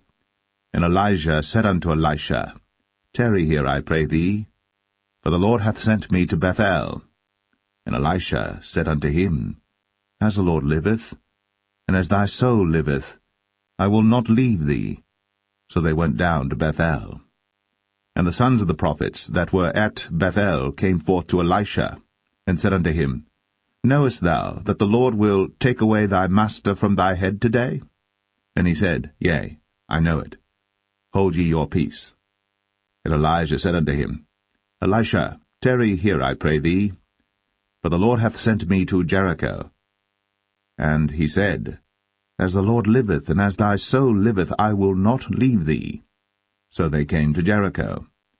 And the sons of the prophets that were at Jericho came to Elisha, and said unto him, Knowest thou that the Lord will take away thy master from thy head today? And he answered, Yea, I know it. Hold ye your peace. And Elijah said unto him, Tarry, I pray thee here, for the Lord hath sent me to Jordan. And he said, As the Lord liveth, and as thy soul liveth, I will not leave thee. And they two went on. And 50 men of the sons of the prophets went, and stood to view afar off. And they too stood by Jordan. And Elijah took his mantle, and wrapped it together, and smote the waters, and they were divided hither and thither, so that they too went over on dry ground. And it came to pass, when they were gone over, that Elijah said unto Elisha, Ask what I shall do for thee, before I be taken away from thee. And Elisha said, I pray thee, let a double portion of thy spirit be upon me. And he said, Thou hast asked a hard thing. Nevertheless, if thou see me when I am taken from thee, it shall be so unto thee, but if not, it shall not be so. And it came to pass, as they still went on and talked, that, behold, there appeared a chariot of fire, and horses of fire, and parted them both asunder. And Elijah went up by a whirlwind into heaven. And Elisha saw it, and he cried, My father, the chariot of Israel, and the horsemen thereof. And he saw him no more. And he took hold of his own clothes, and rent them in 2 pieces. He took up also the mantle of Elijah that fell from him, and went back and stood by the bank of Jordan. And he took the mantle of Elijah that fell from him, and smote the waters, and said, Where is the Lord God of Elijah? And when he also had smitten the waters, they parted hither and thither, and Elisha went over. And when the sons of the prophets which were to view at Jericho saw him, they said, The spirit of Elijah doth rest on Elisha. And they came to meet him, and bowed themselves to the ground before him. And they said unto him, Behold now, there be with thy servants 50 strong men. Let them go, we pray thee, and seek thy master, lest peradventure the Spirit of the Lord hath taken him up, and cast him upon some mountain, or into some valley. And he said, Ye shall not send. And when they urged him till he was ashamed, he said, Send. They sent therefore 50 men, and they sought 3 days, but found him not. And when they came again to him, for he tarried at Jericho, he said unto them, Did I not say unto you, Go not? And the men of the city said unto Elisha, Behold, I pray thee, the situation of this city is pleasant, as my Lord seeth. But the water is not, and the ground barren.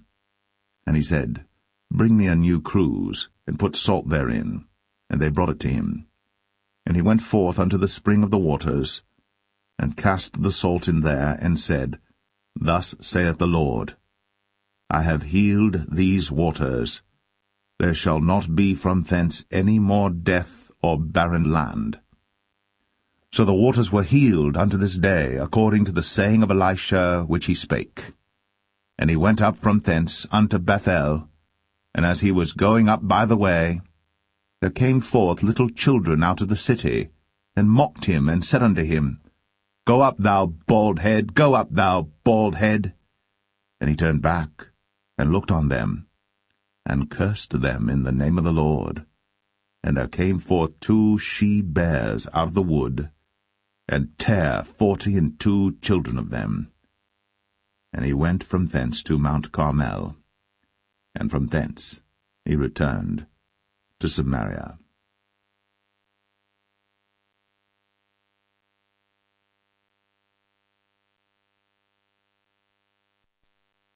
Second Kings 3. Now Jehoram the son of Ahab began to reign over Israel in Samaria the 18th year of Jehoshaphat king of Judah, and reigned 12 years. And he wrought evil in the sight of the Lord, but not like his father and like his mother. For he put away the image of Baal that his father had made. Nevertheless he cleaved unto the sins of Jeroboam the son of Nebat, which made Israel to sin. He departed not therefrom. And Mesha king of Moab was a sheepmaster, and rendered unto the king of Israel 100,000 lambs and 100,000 rams with the wool. But it came to pass, when Ahab was dead, that the king of Moab rebelled against the king of Israel. And King Jehoram went out of Samaria the same time, and numbered all Israel. And he went and sent to Jehoshaphat the king of Judah, saying, The king of Moab hath rebelled against me. Wilt thou go with me against Moab to battle? And he said, I will go up. I am as thou art, my people as thy people, and my horses as thy horses. And he said, Which way shall we go up? And he answered, The way through the wilderness of Edom. So the king of Israel went, and the king of Judah, and the king of Edom, and they fetched a compass of 7 days' journey, and there was no water for the host, and for the cattle that followed them. And the king of Israel said, Alas, that the Lord hath called these 3 kings together to deliver them into the hand of Moab. But Jehoshaphat said, Is there not here a prophet of the Lord, that we may inquire of the Lord by him? And one of the king of Israel's servants answered and said, Here is Elisha the son of Shaphat, which poured water on the hands of Elijah. And Jehoshaphat said, The word of the Lord is with him. So the king of Israel and Jehoshaphat and the king of Edom went down to him. And Elisha said unto the king of Israel, What have I to do with thee? Get thee to the prophets of thy father, and to the prophets of thy mother. And the king of Israel said unto him, Nay, for the Lord hath called these 3 kings together to deliver them into the hand of Moab. And Elisha said, As the Lord of hosts liveth, before whom I stand, surely, were it not that I regard the presence of Jehoshaphat the king of Judah, I would not look toward thee, nor see thee. But now bring me a minstrel. And it came to pass, when the minstrel played, that the hand of the Lord came upon him. And he said, Thus saith the Lord, Make this valley full of ditches. For thus saith the Lord, Ye shall not see wind, neither shall ye see rain, yet that valley shall be filled with water, that ye may drink, both ye, and your cattle, and your beasts. And this is but a light thing in the sight of the Lord. he will deliver the Moabites also into your hand. And ye shall smite every fenced city and every choice city, and shall fell every good tree, and stop all wells of water, and mar every good piece of land with stones. And it came to pass in the morning, when the meat offering was offered, that, behold, there came water by the way of Edom, and the country was filled with water. And when all the Moabites heard that the kings were come up to fight against them, they gathered all that were able to put on armor, and upward and stood in the border. And they rose up early in the morning, and the sun shone upon the water, and the Moabites saw the water on the other side as red as blood. And they said, This is blood, the kings are surely slain, and they have smitten one another. Now, therefore, Moab to the spoil. And when they came to the camp of Israel, the Israelites rose up and smote the Moabites, so that they fled before them. But they went forward, smiting the Moabites, even in their country. And they beat down the cities, and on every good piece of land cast every man his stone, and filled it. And they stopped all the wells of water, and felled all the good trees. Only in Kir Hareseth left they the stones thereof. Howbeit the slingers went about it, and smote it. And when the king of Moab saw that the battle was too sore for him, he took with him 700 men that drew swords, to break through even unto the kings of Edom, but they could not. Then he took his eldest son that should have reigned in his stead, and offered him for a burnt offering upon the wall. And there was great indignation against Israel, and they departed from him, and returned to their own land.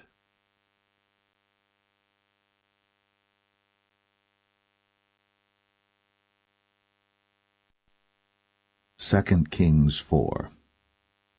Now there cried a certain woman of the wives of the sons of the prophets unto Elisha, saying, Thy servant my husband is dead, and thou knowest that thy servant did fear the Lord, and the creditors come to take unto him my 2 sons to be bondmen. And Elisha said unto her, What shall I do for thee? Tell me, what hast thou in the house? And she said, Thine handmaid hath not anything in the house, save a pot of oil. Then he said, Go borrow thee vessels abroad of all thy neighbors, even empty vessels, borrow not a few. And when thou art come in, thou shalt shut the door upon thee and upon thy sons, and shalt pour out into all those vessels, and thou shalt set aside that which is full. So she went from him, and shut the door upon her and upon her sons, who brought the vessels to her, and she poured out. And it came to pass, when the vessels were full, that she said unto her son, Bring me yet a vessel. And he said unto her, There is not a vessel more. And the oil stayed. Then she came and told the man of God, and he said, Go sell the oil, and pay thy debt, and live thou and thy children of the rest. And it fell on a day that Elisha passed to Shunem, where was a great woman, and she constrained him to eat bread. And so it was, that as oft as he passed by, he turned in thither to eat bread. And she said unto her husband, Behold now, I perceive that this is an holy man of God, which passeth by us continually. Let us make a little chamber, I pray thee, on the wall, and let us set for him there a bed, and a table, and a stool, and a candlestick. And it shall be, when he cometh to us, that he shall turn in thither. And it fell on a day that he came thither, and he turned into the chamber, and lay there. And he said to Gehazi his servant, Call this Shunammite. And when he had called her, she stood before him. And he said unto him, Say now unto her, Behold, thou hast been careful for us with all this care. What is to be done for thee? Wouldest thou be spoken for to the king or to the captain of the host? And she answered, I dwell among mine own people. And he said, What then is to be done for her? And Gehazi answered, Verily, she hath no child, and her husband is old. And he said, Call her. And when he had called her, she stood in the door. And he said, About this season, according to the time of life, thou shalt embrace a son. And she said, Nay, my lord, thou man of God, do not lie unto thine handmaid. And the woman conceived, and bare a son at that season that Elisha had said unto her, according to the time of life. And when the child was grown, it fell on a day that he went out to his father to the reapers. And he said unto his father, My head, my head. And he said to a lad, Carry him to his mother. And when he had taken him, and brought him to his mother, he sat on her knees till noon, and then died. And she went up, and laid him on the bed of the man of God, and shut the door upon him, and went out. And she called unto her husband, and said, Send me, I pray thee, one of the young men, and one of the asses, that I may run to the man of God, and come again. And he said, Wherefore wilt thou go to him today? It is neither new moon nor Sabbath. And she said, It shall be well. Then she saddled an ass, and said to her servant, Drive, and go forward. Slack not thy riding for me, except I bid thee. So she went, and came unto the man of God to Mount Carmel. And it came to pass, when the man of God saw her afar off, that he said to Gehazi his servant, Behold, yonder is that Shunammite. Run now, I pray thee, to meet her, and say unto her, Is it well with thee? Is it well with thy husband? Is it well with the child? And she answered, It is well. And when she came to the man of God to the hill, she caught him by the feet. But Gehazi came near to thrust her away. And the man of God said, Let her alone, for her soul is vexed within her. And the Lord hath hid it from me, and hath not told me. Then she said, Did I desire a son of my Lord? Did I not say, Do not deceive me? Then he said to Gehazi, Gird up thy loins, and take my staff in thine hand, and go thy way. If thou meet any man, salute him not, and if any salute thee, answer him not again. And lay my staff upon the face of the child. And the mother of the child said, As the Lord liveth, and as thy soul liveth, I will not leave thee. And he arose and followed her. And Gehazi passed on before them, and laid the staff upon the face of the child. But there was neither voice nor hearing. Wherefore he went again to meet him, and told him, saying, The child is not awaked. And when Elisha was come into the house, behold, the child was dead, and laid upon his bed. He went in therefore, and shut the door upon them twain, and prayed unto the Lord. And he went up and lay upon the child, and put his mouth upon his mouth, and his eyes upon his eyes, and his hands upon his hands. And he stretched himself upon the child, and the flesh of the child waxed warm. Then he returned, and walked in the house to and fro, and went up and stretched himself upon him. And the child sneezed 7 times. And the child opened his eyes. And he called Gehazi, and said, Call this Shunammite. So he called her. And when she was come in unto him, he said, Take up thy son. Then she went in, and fell at his feet, and bowed herself to the ground, and took up her son, and went out. And Elisha came again to Gilgal, and there was a dearth in the land. And the sons of the prophets were sitting before him. And he said unto his servant, Set on the great pot, and seethe pottage for the sons of the prophets. And one went out into the field to gather herbs, and found a wild vine, and gathered thereof wild gourds his lapful, and came and shred them into the pot of pottage, for they knew them not. So they poured out for the men to eat. And it came to pass, as they were eating of the pottage, that they cried out and said, O thou man of God, there is death in the pot. And they could not eat thereof. But he said, Then bring meal. And he cast it into the pot, and he said, Pour out for the people, that they may eat. And there was no harm in the pot. And there came a man from Baal-Shalisha, and brought the man of God bread of the first fruits, 20 loaves of barley, and full ears of corn in the husk thereof. And he said, Give unto the people, that they may eat. And his servitor said, What, should I set this before 100 men? He said again, Give the people, that they may eat. For thus saith the Lord, They shall eat, and shall leave thereof. So he set it before them, and they did eat, and left thereof, according to the word of the Lord.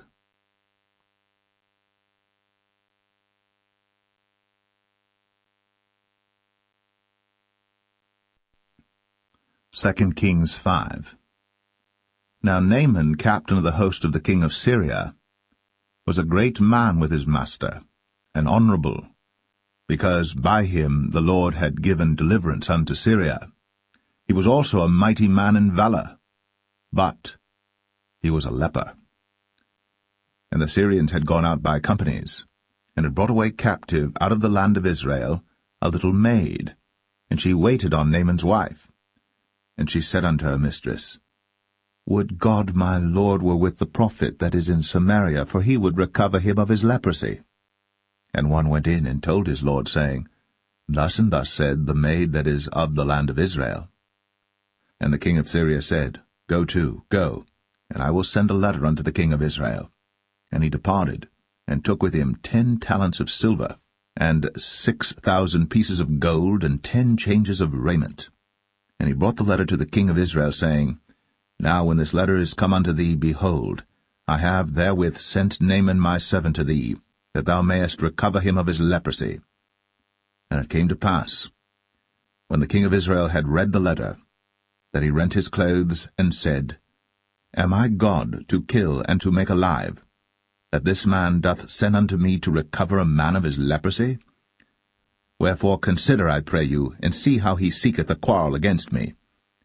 And it was so, when Elisha the man of God had heard that the king of Israel had rent his clothes, that he sent to the king, saying, Wherefore hast thou rent thy clothes? Let him come now to me, and he shall know that there is a prophet in Israel. So Naaman came with his horses and with his chariot, and stood at the door of the house of Elisha. And Elisha sent a messenger unto him, saying, Go, and wash in Jordan 7 times, and thy flesh shall come again to thee, and thou shalt be clean. But Naaman was wroth, and went away, and said, Behold, I thought, he will surely come out to me, and stand, and call on the name of the Lord his God, and strike his hand over the place, and recover the leper. Are not Abana and Pharpar, rivers of Damascus, better than all the waters of Israel? May I not wash in them and be clean? So he turned, and went away in a rage. And his servants came near, and spake unto him, and said, My father, if the prophet had bid thee do some great thing, wouldst thou not have done it? How much rather then, when he saith to thee, Wash and be clean? Then went he down, and dipped himself 7 times in Jordan, according to the saying of the man of God. And his flesh came again like unto the flesh of a little child, and he was clean. And he returned to the man of God, he and all his company, and came and stood before him. And he said, Behold, now I know that there is no God in all the earth, but in Israel. Now therefore I pray thee, take a blessing of thy servant. But he said, As the Lord liveth, before whom I stand, I will receive none. And he urged him to take it, but he refused. And Naaman said, Shall there not then, I pray thee, be given to thy servant 2 mules burden of earth? For thy servant will henceforth offer neither burnt offering nor sacrifice unto other gods, but unto the Lord. In this thing the Lord pardon thy servant, that when my master goeth into the house of Rimmon to worship there, and he leaneth on my hand, and I bow myself in the house of Rimmon, when I bow down myself in the house of Rimmon, the Lord pardon thy servant in this thing. And he said unto him, Go in peace. So he departed from him a little way. But Gehazi, the servant of Elisha, the man of God, said, Behold, my master hath spared Naaman this Syrian in not receiving at his hands that which he brought. But as the Lord liveth, I will run after him, and take somewhat of him. So Gehazi followed after Naaman. And when Naaman saw him running after him, he lighted down from the chariot to meet him, and said, Is all well? And he said, All is well. My master hath sent me, saying, Behold, even now there be come to me from Mount Ephraim 2 young men of the sons of the prophets. Give them, I pray thee, a talent of silver, and 2 changes of garments. And Naaman said, Be content, take 2 talents. And he urged him, and bound 2 talents of silver in 2 bags, with 2 changes of garments, and laid them upon 2 of his servants, and they bare them before him. And when he came to the tower, he took them from their hand, and bestowed them in the house. And he let the men go, and they departed. But he went in and stood before his master.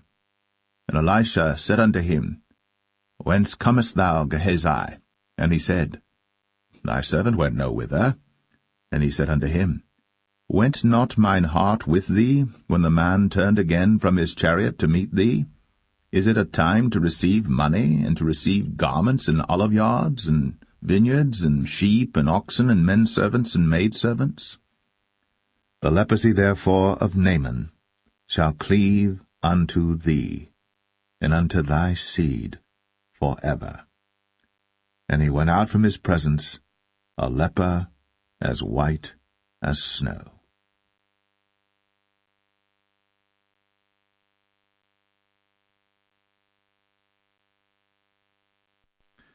2 Kings 6.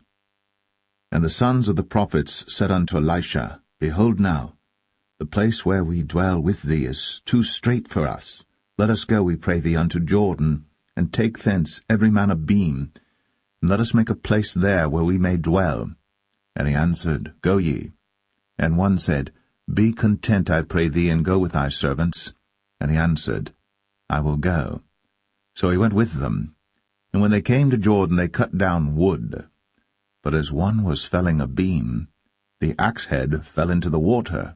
And he cried and said, Alas, master, for it was borrowed. And the man of God said, Where fell it? And he showed him the place. And he cut down a stick, and cast it in thither. And the iron did swim. Therefore said he, Take it up to thee. And he put out his hand, and took it. Then the king of Syria warred against Israel, and took counsel with his servants, saying, In such and such a place shall be my camp. And the man of God sent unto the king of Israel, saying, Beware that thou pass not such a place, for thither the Syrians are come down.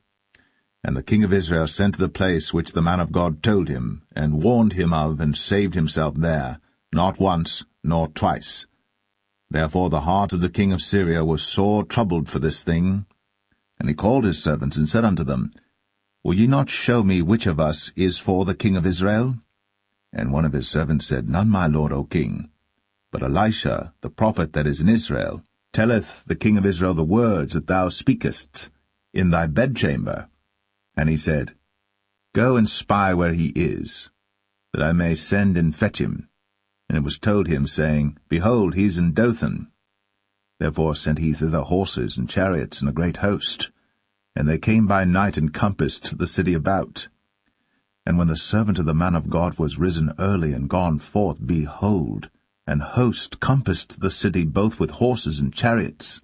And his servant said unto him, Alas, my master, how shall we do?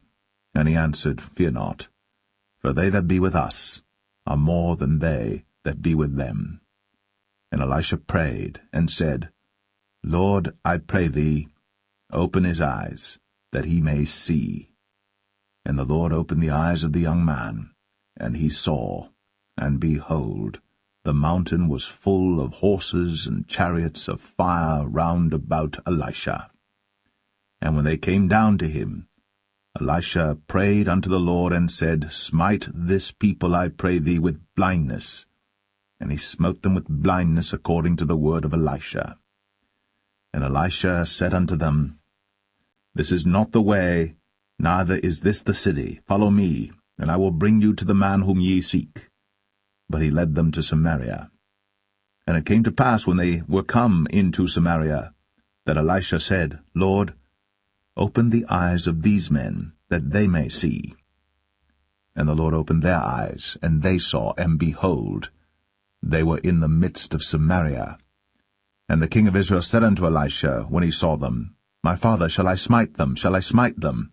And he answered, Thou shalt not smite them. Wouldst thou smite those whom thou hast taken captive with thy sword and with thy bow? Set bread and water before them, that they may eat and drink, and go to their master. And he prepared great provision for them. And when they had eaten and drunk, he sent them away, and they went to their master. So the bands of Syria came no more into the land of Israel. And it came to pass after this that Ben-Hadad, king of Syria, gathered all his host, and went up, and besieged Samaria. And there was a great famine in Samaria, and behold, they besieged it, until an ass's head was sold for 80 pieces of silver, and the 4th part of a cab of dove's dung for 5 pieces of silver. And as the king of Israel was passing by upon the wall, they cried a woman unto him, saying, Help my lord, O king. And he said, If the Lord do not help thee, whence shall I help thee? Out of the barn floor, out of the winepress? And the king said unto her, What aileth thee? And she answered, This woman said unto me, Give thy son, that we may eat him today, and we will eat my son tomorrow. So we boiled my son, and did eat him. And I said unto her on the next day, Give thy son, that we may eat him. And she hath hid her son. And it came to pass, when the king heard the words of the woman, that he rent his clothes, and he passed by upon the wall. And the people looked, and behold, he had sackcloth within upon his flesh. Then he said, God do so, and more also to me, if the head of Elisha the son of Shaphat shall stand on him this day. But Elisha sat in his house, and the elders sat with him, and the king sent a man from before him.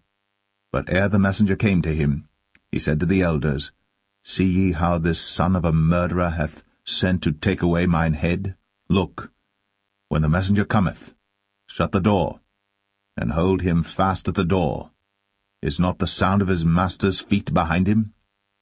And while he yet talked with them, behold, the messenger came down unto him, and he said, Behold, this evil is of the Lord. What should I wait for the Lord any longer?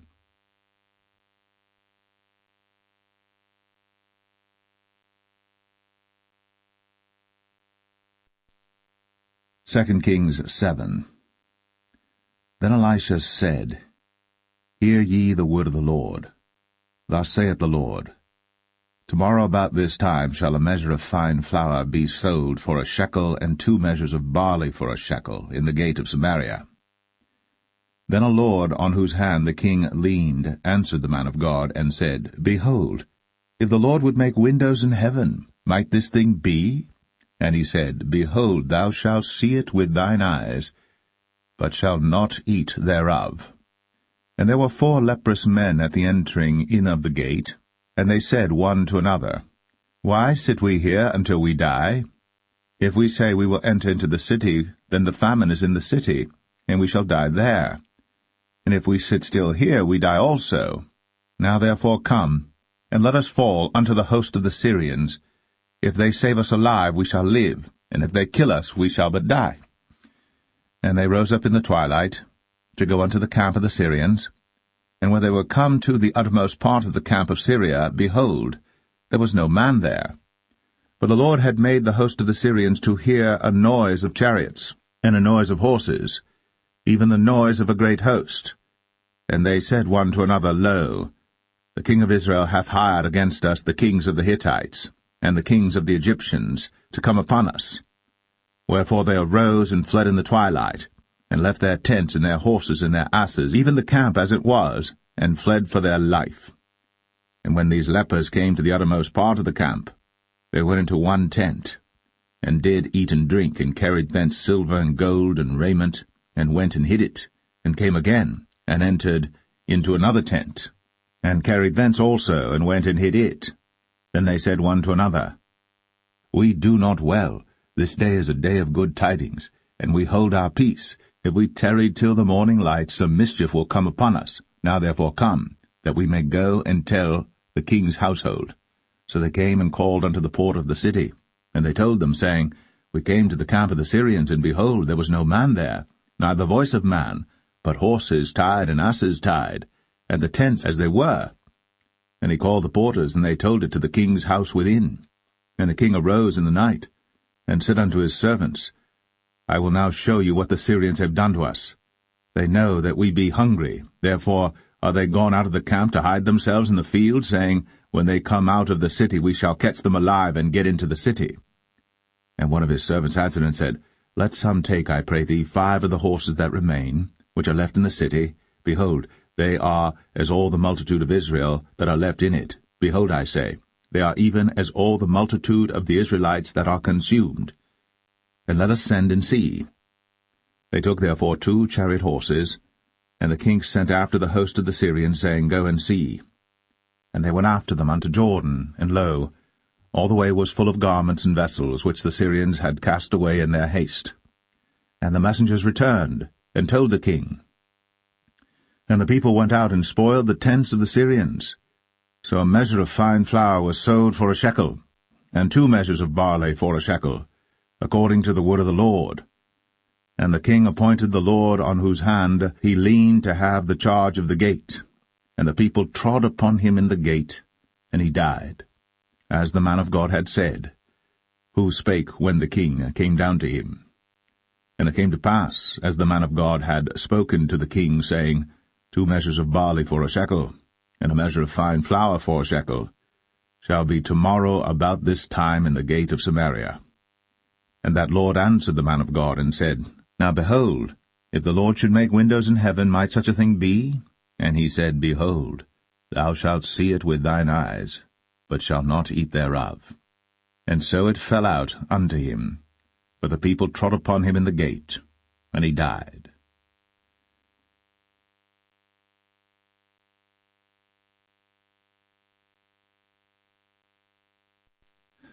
Second Kings 8. Then spake Elisha unto the woman, whose son he had restored to life, saying, Arise, and go thou and thine household, and sojourn wheresoever thou canst sojourn. For the Lord hath called for a famine, and it shall also come upon the land 7 years. And the woman arose, and did after the saying of the man of God. And she went with her household, and sojourned in the land of the Philistines 7 years. And it came to pass at the 7 years' end, that the woman returned out of the land of the Philistines. And she went forth to cry unto the king for her house and for her land. And the king talked with Gehazi, the servant of the man of God, saying, Tell me, I pray thee, all the great things that Elisha hath done. And it came to pass, as he was telling the king how he had restored a dead body to life, that, behold, the woman, whose son he had restored to life, cried to the king for her house and for her land. And Gehazi said, My lord, O king, this is the woman, and this is her son, whom Elisha restored to life. And when the king asked the woman, she told him. So the king appointed unto her a certain officer, saying, Restore all that was hers, and all the fruits of the field, since the day that she left the land, even until now. And Elisha came to Damascus, and Benhadad the king of Syria was sick, and it was told him, saying, The man of God is come hither. And the king said unto Hazael, Take a present in thine hand, and go, meet the man of God, and inquire of the Lord by him, saying, Shall I recover of this disease? So Hazael went to meet him, and took a present with him, even of every good thing of Damascus, 40 camels' burden, and came and stood before him, and said, Thy son Ben-Hadad king of Syria hath sent me to thee, saying, Shall I recover of this disease? And Elisha said unto him, Go, say unto him, Thou mayest certainly recover. Howbeit, the Lord hath shown me that he shall surely die. And he settled his countenance steadfastly, until he was ashamed. And the man of God wept. And Hazael said, Why weepeth my lord? And he answered, Because I know the evil that thou wilt do unto the children of Israel. Their strongholds wilt thou set on fire, and their young men wilt thou slay with the sword, and wilt dash their children, and rip up their women with child. And Hazael said, But what, is thy servant a dog, that he should do this great thing? And Elisha answered, The Lord hath shown me that thou shalt be king over Syria. So he departed from Elisha, and came to his master, who said to him, What said Elisha to thee? And he answered, He told me that thou shouldst surely recover. And it came to pass on the morrow that he took a thick cloth, and dipped it in water, and spread it on his face, so that he died. And Hazael reigned in his stead. And in the 5th year of Joram, the son of Ahab, king of Israel, Jehoshaphat being then king of Judah, Jehoram the son of Jehoshaphat, king of Judah, began to reign. 32 old was he when he began to reign, and he reigned 8 years in Jerusalem. And he walked in the way of the kings of Israel, as did the house of Ahab, for the daughter of Ahab was his wife, and he did evil in the sight of the Lord. Yet the Lord would not destroy Judah for David his servant's sake, as he promised him to give him always a light unto his children. In his days Edom revolted from under the hand of Judah, and made a king over themselves. So Joram went over to Zair, and all the chariots with him. And he rose by night, and smote the Edomites which compassed him about, and the captains of the chariots and the people fled into their tents. Yet Edom revolted from under the hand of Judah unto this day. Then Libnah revolted at the same time.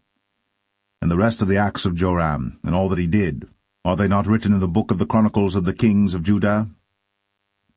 And Joram slept with his fathers, and was buried with his fathers in the city of David, and Ahaziah his son reigned in his stead.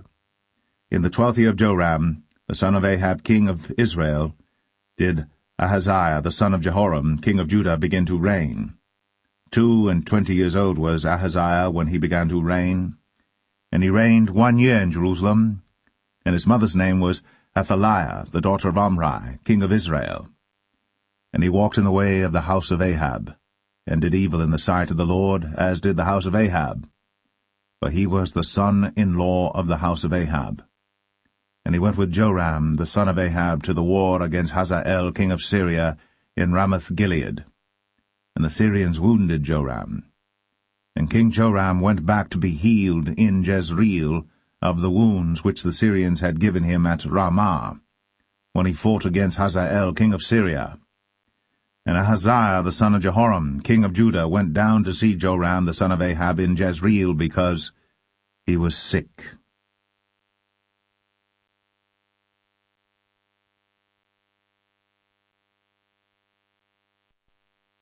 2 Kings 9. And Elisha the prophet called one of the children of the prophets, and said unto him, Gird up thy loins, and take this box of oil in thine hand, and go to Ramoth-Gilead. And when thou comest thither, look out there Jehu the son of Jehoshaphat the son of Nimshi, and go in, and make him arise up from among his brethren, and carry him to an inner chamber. Then take the box of oil, and pour it on his head, and say, Thus saith the Lord, I have anointed thee king over Israel. Then open the door, and flee, and tarry not. So the young man, even the young man the prophet, went to Ramoth-Gilead. And when he came, behold, the captains of the host were sitting, and he said, I have an errand to thee, O captain. And Jehu said, Unto which of all us? And he said, To thee, O captain. And he arose and went into the house. And he poured the oil on his head, and said unto him, Thus saith the Lord God of Israel, I have anointed thee king over the people of the Lord, even over Israel. And thou shalt smite the house of Ahab thy master, that I may avenge the blood of my servants the prophets, and the blood of all the servants of the Lord, at the hand of Jezebel. For the whole house of Ahab shall perish, and I will cut off from Ahab him that pisseth against the wall, and him that is shut up and left in Israel. And I will make the house of Ahab like the house of Jeroboam the son of Nebat, and like the house of Baasha the son of Ahijah. And the dogs shall eat Jezebel in the portion of Jezreel, and there shall be none to bury her. And he opened the door and fled. Then Jehu came forth to the servants of his lord, and one said unto him, Is all well? Wherefore came this mad fellow to thee? And he said unto them, Ye know the man, and his communication. And they said, It is false, tell us now.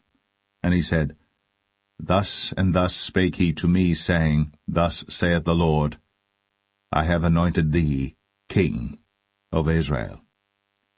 Then they hasted, and took every man his garment, and put it under him on the top of the stairs, and blew with trumpets, saying, Jehu is king.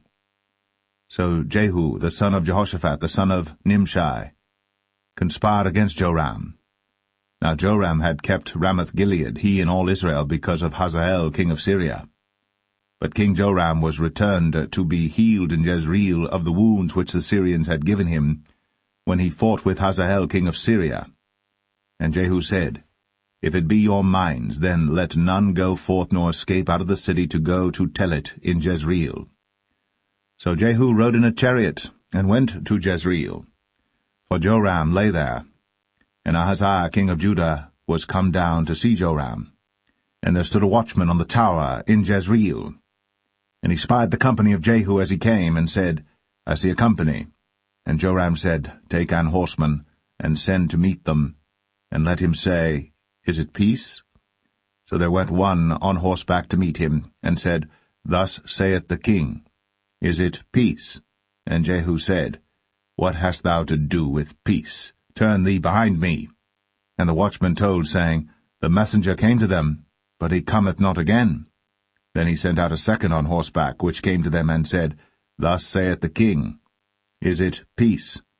And Jehu answered, What hast thou to do with peace? Turn thee behind me.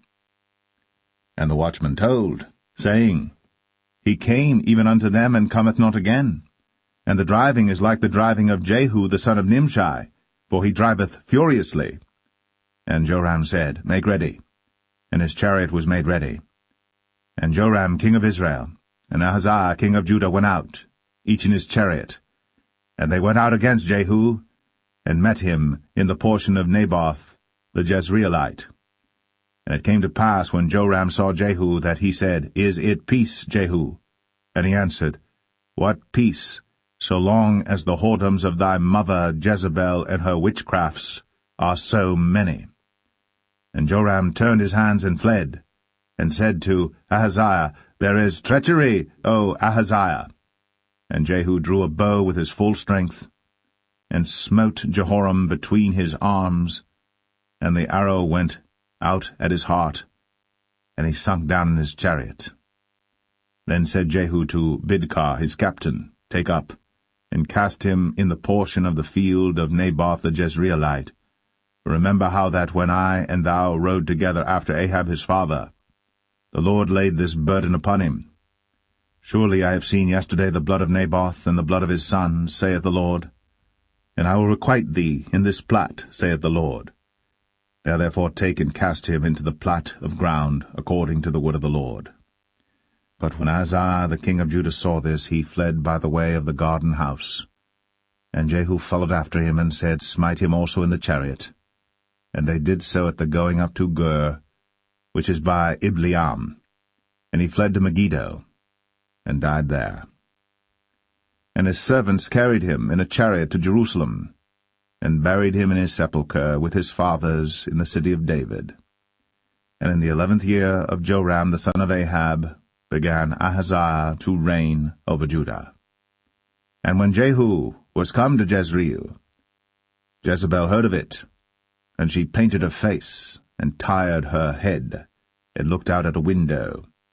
And as Jehu entered in at the gate, she said, Had Zimri peace, who slew his master? And he lifted up his face to the window, and said, Who is on my side? Who? And there looked out to him 2 or 3 eunuchs. And he said, Throw her down. So they threw her down, and some of her blood was sprinkled on the wall, and on the horses, and he trode her under foot. And when he was come in, he did eat and drink, and said, Go, see now this cursed woman, and bury her, for she is a king's daughter. And they went to bury her. But they found no more of her than the skull, and the feet, and the palms of her hands. Wherefore they came again and told him, and he said, This is the word of the Lord, which he spake by his servant Elijah the Tishbite, saying, In the portion of Jezreel shall dogs eat the flesh of Jezebel, and the carcass of Jezebel shall be as dung upon the face of the field in the portion of Jezreel, so that they shall not say, This is Jezebel.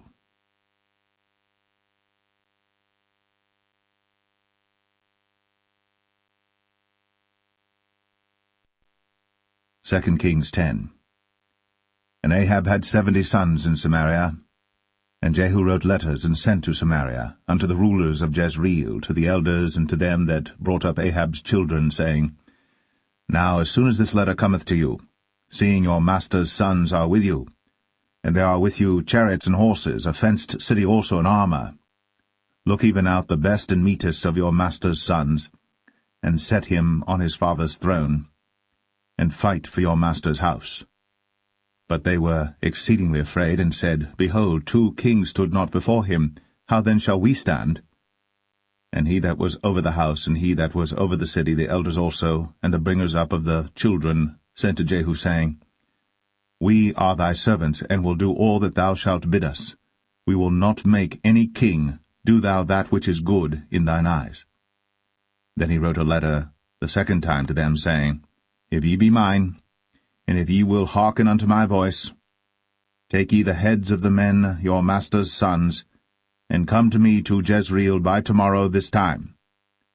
Now the king's sons, being 70 persons, were with the great men of the city, which brought them up. And it came to pass, when the letter came to them, that they took the king's sons, and slew 70 persons, and put their heads in baskets, and sent him them to Jezreel. And there came a messenger, and told him, saying, They have brought the heads of the king's sons. And he said, Lay ye them in 2 heaps at the entering in of the gate until the morning. And it came to pass in the morning, that he went out, and stood, and said to all the people, Ye be righteous, behold, I conspired against my master, and slew him. But who slew all these? Know now, that there shall fall unto the earth nothing of the word of the Lord, which the Lord spake concerning the house of Ahab. For the Lord hath done that which he spake by his servant Elijah.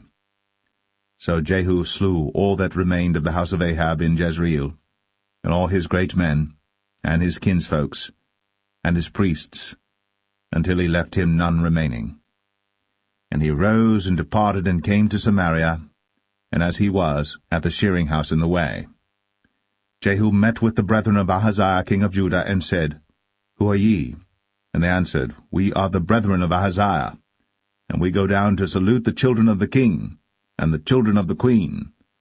And he said, Take them alive. And they took them alive, and slew them at the pit of the shearing house, even 42 men, neither left he any of them. And when he was departed thence, he lighted on Jehonadab, the son of Rechab, coming to meet him. And he saluted him, and said to him, Is thine heart right, as my heart is with thy heart? And Jehonadab answered, It is. If it be, give me thine hand. And he gave him his hand. And he took him up to him into the chariot. And he said, Come with me, and see my zeal for the Lord. So they made him ride in his chariot. And when he came to Samaria, he slew all that remained unto Ahab in Samaria, till he had destroyed him, according to the saying of the Lord, which he spake to Elijah. And Jehu gathered all the people together, and said unto them, Ahab served Baal a little, but Jehu shall serve him much. Now therefore call unto me all the prophets of Baal, all his servants, and all his priests, let none be wanting. For I have a great sacrifice to do to Baal. Whosoever shall be wanting, he shall not live. But Jehu did it in subtlety, to the intent that he might destroy the worshippers of Baal. And Jehu said, Proclaim a solemn assembly for Baal. And they proclaimed it. And Jehu sent through all Israel, and all the worshippers of Baal came, so that there was not a man left that came not. And they came into the house of Baal, and the house of Baal was full from one end to another. And he said unto him that was over the vestry, Bring forth vestments for all the worshippers of Baal. And he brought them forth vestments.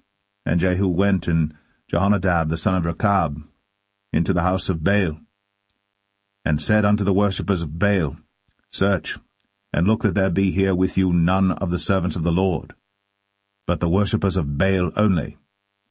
And when they went in to offer sacrifices and burnt offerings, Jehu appointed 80 men without, and said, If any of the men whom I have brought into your hands escape, he that letteth him go, his life shall be for the life of him. And it came to pass, as soon as he had made an end of offering the burnt offering, that Jehu said to the guard and to the captains, Go in, and slay them, let none come forth. And they smote them with the edge of the sword, and the guard and the captains cast them out, and went to the city of the house of Baal. And they brought forth the images out of the house of Baal, and burned them. And they brake down the image of Baal, and brake down the house of Baal, and made it a draught house unto this day. Thus Jehu destroyed Baal out of Israel. Howbeit, from the sins of Jeroboam the son of Nebat, who made Israel to sin, Jehu departed not from after them, to wit, the golden calves that were in Bethel, and that were in Dan. And the Lord said unto Jehu, Because thou hast done well in executing that which is right in mine eyes, and hast done unto the house of Ahab according to all that was in mine heart, thy children of the 4th generation shall sit on the throne of Israel. But Jehu took no heed to walk in the law of the Lord God of Israel with all his heart, for he departed not from the sins of Jeroboam, which made Israel to sin. In those days the Lord began to cut Israel short. And Hazael smote them in all the coasts of Israel, from Jordan eastward, all the land of Gilead, the Gadites, and the Reubenites, and the Manassites, from Aroer, which is by the river Arnon, even Gilead and Bashan. Now the rest of the acts of Jehu, and all that he did in all his might, are they not written in the book of the chronicles of the kings of Israel? And Jehu slept with his fathers, and they buried him in Samaria, and Jehoahaz, his son, reigned in his stead. And the time that Jehu reigned over Israel in Samaria was 28 years.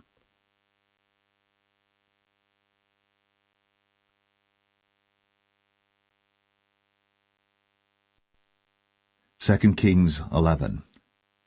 And when Athaliah, the mother of Ahaziah, saw that her son was dead, she arose and destroyed all the seed royal.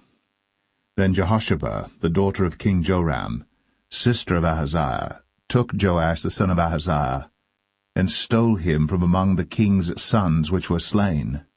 And they hid him, even him and his nurse, in the bedchamber from Athaliah, so that he was not slain. And he was with her hid in the house of the Lord 6 years. And Athaliah did reign over the land. And the 7th year Jehoiada sent and fetched the rulers over hundreds, with the captains and the guard, and brought them to him into the house of the Lord, and made a covenant with them, and took an oath of them in the house of the Lord, and showed them the king's son. And he commanded them, saying, This is the thing that ye shall do. 1/3 part of you that enter in on the Sabbath shall even be keepers of the watch of the king's house, and 1/3 part shall be at the gate of Sur, and 1/3 part at the gate behind the guard. So shall ye keep the watch of the house, that it be not broken down. And 2 parts of all you that go forth on the Sabbath, even they shall keep the watch of the house of the Lord about the king. And ye shall compass the king round about, every man with his weapons in his hand. And he that cometh within the ranges, let him be slain. And be ye with the king, as he goeth out, and as he cometh in. And the captains over the hundreds did according to all things that Jehoiada the priest commanded. And they took every man his men, that were to come in on the Sabbath, with them that should go out on the Sabbath, and came to Jehoiada the priest. And to the captains over hundreds did the priest give King David's spears and shields, that were in the temple of the Lord. And the guard stood, every man with his weapons in his hand, round about the king, from the right corner of the temple to the left corner of the temple, along by the altar and the temple. And he brought forth the king's son, and put the crown upon him, and gave him the testimony, and then made him king, and anointed him. And they clapped their hands, and said, God save the king. And when Athaliah heard the noise of the guard and of the people, she came to the people into the temple of the Lord. And when she looked, behold, the king stood by a pillar, as the manner was, and the princes and the trumpeters by the king, and all the people of the land rejoiced, and blew with trumpets. And Athaliah rent her clothes, and cried, Treason! Treason! But Jehoiada the priest commanded the captains of the hundreds, the officers of the host, and said unto them, Have her forth without the ranges, and him that followeth her kill with the sword. For the priest had said, Let her not be slain in the house of the Lord. And they laid hands on her, and she went by the way by the which the horses came into the king's house, and there was she slain. And Jehoiada made a covenant between the Lord and the king and the people, that they should be the Lord's people, between the king also and the people. And all the people of the land went into the house of Baal, and brake it down. His altars and his images brake they in pieces thoroughly, and slew Mattan the priest of Baal before the altars, and the priest appointed officers over the house of the Lord. And he took the rulers of 100s, and the captains, and the guard, and all the people of the land. And they brought down the king from the house of the Lord, and came by the way of the gate of the guard to the king's house. And he sat on the throne of the kings. And all the people of the land rejoiced, and the city was in quiet. And they slew Athaliah with the sword, beside the king's house. 7 years old was Jehoash when he began to reign.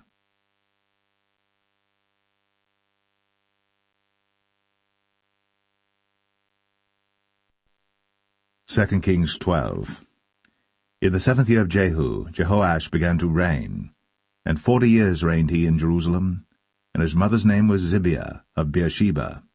And Jehoash did that which was right in the sight of the Lord all his days, wherein Jehoiada the priest instructed him. But the high places were not taken away.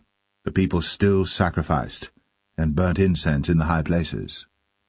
And Jehoash said to the priests, All the money of the dedicated things that is brought into the house of the Lord, even the money of every one that passeth the account, the money that every man is set at, and all the money that cometh into any man's heart to bring into the house of the Lord, let the priests take it to them, every man of his acquaintance, and let them repair the breaches of the house, wheresoever any breach shall be found.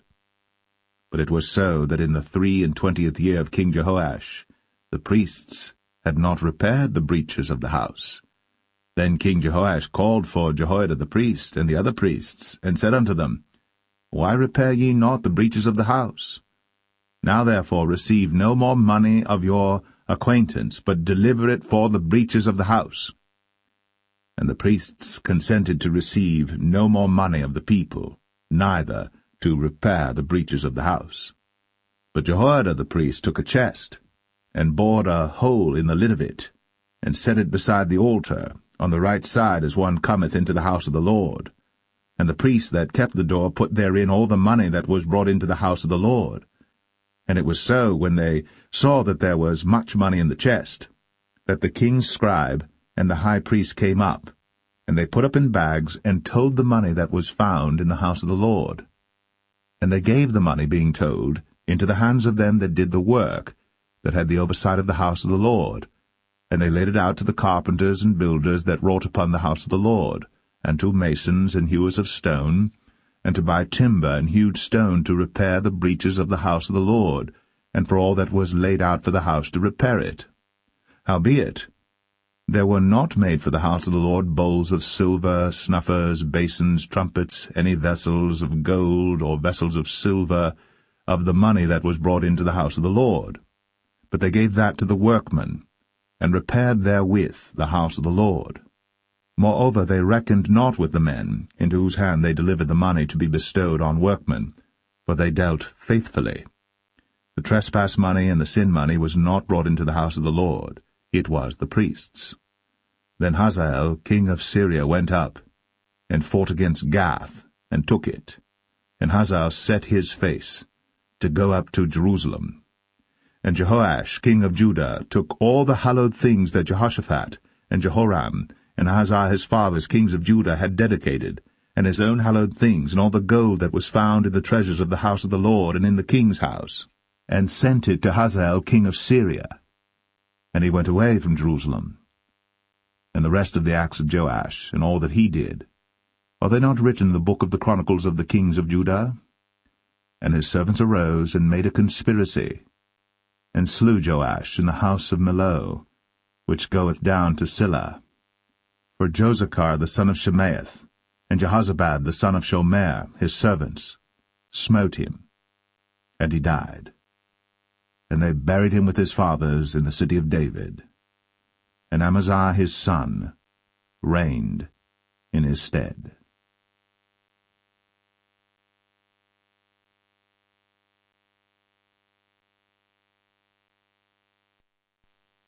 2 Kings 13. In the 23 year of Joash, the son of Ahaziah, king of Judah, Jehoahaz, the son of Jehu, began to reign over Israel in Samaria, and reigned 17 years. And he did that which was evil in the sight of the Lord, and followed the sins of Jeroboam the son of Nebat, which made Israel to sin. He departed not therefrom. And the anger of the Lord was kindled against Israel, and he delivered them into the hand of Hazael king of Syria, and into the hand of Benhadad the son of Hazael all their days. And Jehoahaz besought the Lord, and the Lord hearkened unto him, for he saw the oppression of Israel, because the king of Syria oppressed them. And the Lord gave Israel a Saviour, so that they went out from under the hand of the Syrians, and the children of Israel dwelt in their tents as beforetime. Nevertheless, they departed not from the sins of the house of Jeroboam, who made Israel sin, but walked therein. And they remained at the grove also in Samaria. Neither did he leave of the people to Jehoahaz but 50 horsemen, and 10 chariots, and 10,000 footmen. For the king of Syria had destroyed them, and had made them like the dust by threshing. Now the rest of the acts of Jehoahaz, and all that he did, and his might, are they not written in the book of the chronicles of the kings of Israel? And Jehoahaz slept with his fathers, and they buried him in Samaria, and Joash his son reigned in his stead. In the 37th year of Joash, king of Judah, began Jehoash the son of Jehoahaz to reign over Israel in Samaria, and reigned 16 years. And he did that which was evil in the sight of the Lord. He departed not from all the sins of Jeroboam the son of Nebat, who made Israel sin, but he walked therein. And the rest of the acts of Joash, and all that he did, and his might wherewith he fought against Amaziah king of Judah, are they not written in the book of the chronicles of the kings of Israel? And Joash slept with his fathers, and Jeroboam sat upon his throne, and Joash was buried in Samaria with the kings of Israel. Now Elisha was fallen sick of his sickness whereof he died, and Joash the king of Israel came down unto him, and wept over his face, and said, O my father, the chariot of Israel, and the horsemen thereof. And Elisha said unto him, Take bow and arrows. And he took unto him bow and arrows. And he said to the king of Israel, Put thine hand upon the bow. And he put his hand upon it. And Elisha put his hands upon the king's hands. And he said, Open the window eastward. And he opened it. Then Elisha said, Shoot. And he shot. And he said, The arrow of the Lord's deliverance, and the arrow of deliverance from Syria. For thou shalt smite the Syrians in Aphek, till thou have consumed them. And he said, Take the arrows. And he took them. And he said unto the king of Israel, Smite upon the ground. And he smote thrice, and stayed. And the man of God was wroth with him, and said, Thou shouldst have smitten 5 or 6 times. Then hadst thou smitten Syria till thou hadst consumed it, whereas now thou shalt smite Syria but thrice. And Elisha died, and they buried him. And the bands of the Moabites invaded the land at the coming in of the year. And it came to pass, as they were burying a man, that, behold, they spied a band of men, and they cast the man into the sepulchre of Elisha. And when the man was let down and touched the bones of Elisha, he revived and stood up on his feet. But Hazael, king of Syria, oppressed Israel all the days of Jehoahaz. And the Lord was gracious unto them, and had compassion on them, and had respect unto them, because of his covenant with Abraham, Isaac, and Jacob, and would not destroy them, neither cast he them from his presence as yet. So Hazael, king of Syria, died, and Ben-Hadad, his son, reigned in his stead. And Jehoash, the son of Jehoahaz, took again out of the hand of Ben-Hadad, the son of Hazael, the cities which he had taken out of the hand of Jehoahaz his father by war. 3 times did Joash beat him, and recovered the cities of Israel.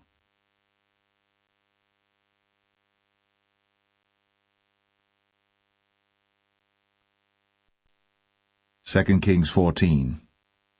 In the 2nd year of Joash, son of Jehoahaz, king of Israel, reigned Amaziah the son of Joash, king of Judah.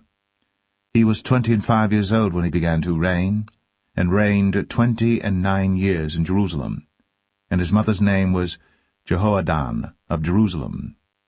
And he did that which was right in the sight of the Lord, yet not like David his father. He did according to all things as Joash his father did. Howbeit, the high places were not taken away. As yet the people did sacrifice, and burnt incense on the high places. And it came to pass, as soon as the kingdom was confirmed in his hand, that he slew his servants which had slain the king his father. But the children of the murderers he slew not, according unto that which is written in the book of the law of Moses, wherein the Lord commanded, saying, The fathers shall not be put to death for the children, nor the children be put to death for the fathers, but every man shall be put to death for his own sin. He slew of Edom in the valley of Salt 10,000, and took Selah by war, and called the name of it Joktheel unto this day. Then Amaziah sent messengers to Jehoash the son of Jehoahaz, son of Jehu, king of Israel, saying, Come, let us look one another in the face. And Jehoash, the king of Israel, sent to Amaziah king of Judah, saying, The thistle that was in Lebanon sent to the cedar that was in Lebanon, saying, Give thy daughter to my son to wife. And there passed by a wild beast that was in Lebanon, and trod down the thistle. Thou hast indeed smitten Edom, and thine heart hath lifted thee up. Glory of this, and tarry at home. For why shouldst thou meddle to thy hurt, that thou shouldst fall, even thou, and Judah with thee? But Amaziah would not hear. Therefore Jehoash, king of Israel, went up, and he and Amaziah king of Judah looked one another in the face at Beth-shemesh, which belongeth to Judah. And Judah was put to the worse before Israel, and they fled every man to their tents. And Jehoash king of Israel took Amaziah king of Judah, the son of Jehoash, the son of Ahaziah, at Beth-shemesh, and came to Jerusalem, and brake down the wall of Jerusalem from the gate of Ephraim unto the corner gate, 400 cubits. And he took all the gold and silver, and all the vessels that were found in the house of the Lord, and in the treasures of the king's house, and hostages, and returned to Samaria. Now the rest of the acts of Jehoash, which he did, and his might, and how he fought with Amaziah king of Judah, are they not written in the book of the chronicles of the kings of Israel? And Jehoash slept with his fathers, and was buried in Samaria with the kings of Israel. And Jeroboam his son reigned in his stead. And Amaziah the son of Joash, king of Judah, lived after the death of Jehoash son of Jehoahaz, king of Israel, 15 years. And the rest of the acts of Amaziah, are they not written in the book of the chronicles of the kings of Judah? Now they made a conspiracy against him in Jerusalem, and he fled to Lachish. But they sent after him to Lachish, and slew him there. And they brought him on horses, and he was buried at Jerusalem with his fathers in the city of David. And all the people of Judah took Azariah, which was 16 years old, and made him king, instead of his father Amaziah. He built Elath, and restored it to Judah. After that the king slept with his fathers. In the 15th year of Amaziah the son of Joash, king of Judah, Jeroboam the son of Joash, king of Israel, began to reign in Samaria, and reigned 41 years. And he did that which was evil in the sight of the Lord. He departed not from all the sins of Jeroboam the son of Nebat, who made Israel to sin. He restored the coast of Israel, from the entering of Hamath unto the sea of the plain, according to the word of the Lord God of Israel, which he spake by the hand of his servant Jonah the son of Amittai the prophet, which was of Gath-hepher. For the Lord saw the affliction of Israel, that it was very bitter, for there was not any shut up, nor any left, nor any helper for Israel. And the Lord said not that he would blot out the name of Israel from under heaven, but he saved them by the hand of Jeroboam the son of Joash. Now the rest of the acts of Jeroboam, and all that he did in his might, how he warred, and how he recovered Damascus and Hamath, which belonged to Judah, for Israel, are they not written in the book of the Chronicles of the kings of Israel? And Jeroboam slept with his fathers, even with the kings of Israel, and Zechariah his son reigned in his stead.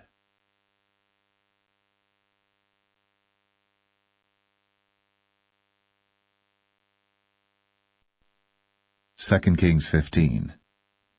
In the 27th year of Jeroboam king of Israel, began Azariah son of Amaziah king of Judah to reign. 16 years old was he when he began to reign, and he reigned 52 years in Jerusalem, and his mother's name was Jechaliah of Jerusalem. And he did that which was right in the sight of the Lord, according to all that his father Amaziah had done, save that the high places were not removed. The people sacrificed, and burnt incense still on the high places. And the Lord smote the king, so that he was a leper unto the day of his death, and dwelt in a several house. And Jotham, the king's son, was over the house, judging the people of the land. And the rest of the acts of Azariah and all that he did, are they not written in the book of the Chronicles of the kings of Judah? So Azariah slept with his fathers, and they buried him with his fathers in the city of David, and Jotham his son reigned in his stead. In the 38th year of Azariah king of Judah did Zechariah the son of Jeroboam reign over Israel in Samaria 6 months. And he did that which was evil in the sight of the Lord, as his fathers had done. He departed not from the sins of Jeroboam the son of Nebat, who made Israel to sin. And Shallum the son of Jabesh conspired against him, and smote him before the people, and slew him, and reigned in his stead. And the rest of the acts of Zechariah, behold, they are written in the book of the Chronicles of the kings of Israel. This was the word of the Lord, which he spake unto Jehu, saying, Thy sons shall sit on the throne of Israel unto the 4th generation. And so it came to pass. Shallum, the son of Jabesh, began to reign in the 39th year of Uzziah king of Judah. And he reigned a full month in Samaria. For Menahem the son of Gadai went up from Tirzah, and came to Samaria, and smote Shallum the son of Jabesh in Samaria, and slew him, and reigned in his stead. And the rest of the acts of Shallum, and his conspiracy which he made, behold, they are written in the book of the Chronicles of the kings of Israel. Then Menahem smote Tiphsah, and all that were therein, and the coasts thereof from Tirzah, because they opened not to him. Therefore he smote it, and all the women therein that were with child he ripped up. In the 39th year of Azariah king of Judah began Menahem the son of Gadai to reign over Israel, and reigned 10 years in Samaria. And he did that which was evil in the sight of the Lord. He departed not all his days from the sins of Jeroboam the son of Nebat, who made Israel to sin. And Pul, the king of Assyria, came against the land. And Menahem gave Pul 1,000 talents of silver, that his hand might be with him to confirm the kingdom in his hand. And Menahem exacted the money of Israel, even of all the mighty men of wealth, of each man 50 shekels of silver, to give to the king of Assyria. So the king of Assyria turned back, and stayed not there in the land. And the rest of the acts of Menahem, and all that he did, are they not written in the book of the Chronicles of the kings of Israel? And Menahem slept with his fathers, and Pekahiah his son reigned in his stead. In the 50th year of Azariah king of Judah, Pekahiah the son of Menahem began to reign over Israel in Samaria, and reigned 2 years. And he did that which was evil in the sight of the Lord. He departed not from the sins of Jeroboam the son of Nebat, who made Israel to sin. But Pekah, the son of Remaliah, a captain of his, conspired against him, and smote him in Samaria in the palace of the king's house, with Argob and Arieh, and with him 50 men of the Gileadites. And he killed him, and reigned in his room. And the rest of the acts of Pekahiah, and all that he did, behold, they are written in the book of the Chronicles of the kings of Israel. In the 52nd year of Azariah king of Judah, Pekah, the son of Remaliah, began to reign over Israel in Samaria, and reigned 20 years. And he did that which was evil in the sight of the Lord. He departed not from the sins of Jeroboam the son of Nebat, who made Israel to sin. In the days of Pekah king of Israel came Tiglath-Pileser, king of Assyria, and took Ion, and Abel-Beth-Maachah, and Genoa, and Kadesh, and Hazor, and Gilead, and Galilee, all the land of Naphtali, and carried them captive to Assyria.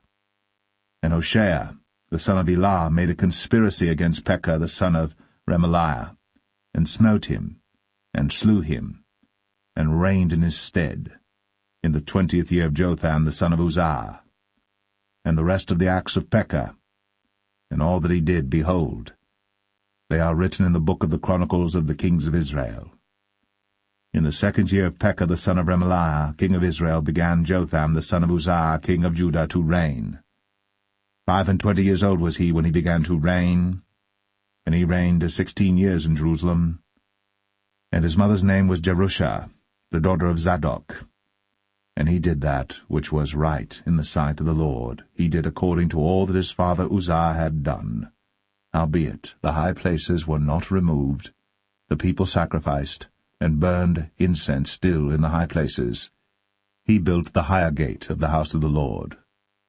Now the rest of the acts of Jotham, and all that he did, are they not written in the book of the Chronicles of the kings of Judah? In those days the Lord began to send against Judah Rezin, the king of Syria, and Pekah the son of Remaliah. And Jotham slept with his fathers, and was buried with his fathers in the city of David his father. And Ahaz, his son, reigned in his stead.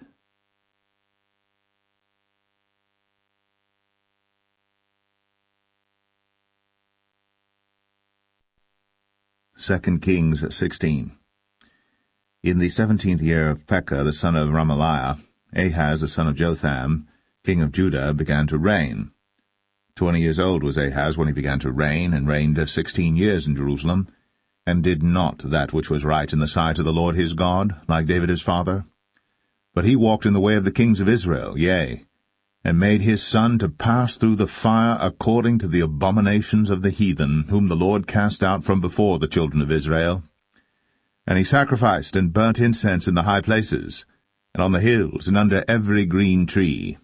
Then Rezin, king of Syria, and Pekah, son of Remaliah, king of Israel, came up to Jerusalem to war. And they besieged Ahaz, but could not overcome him.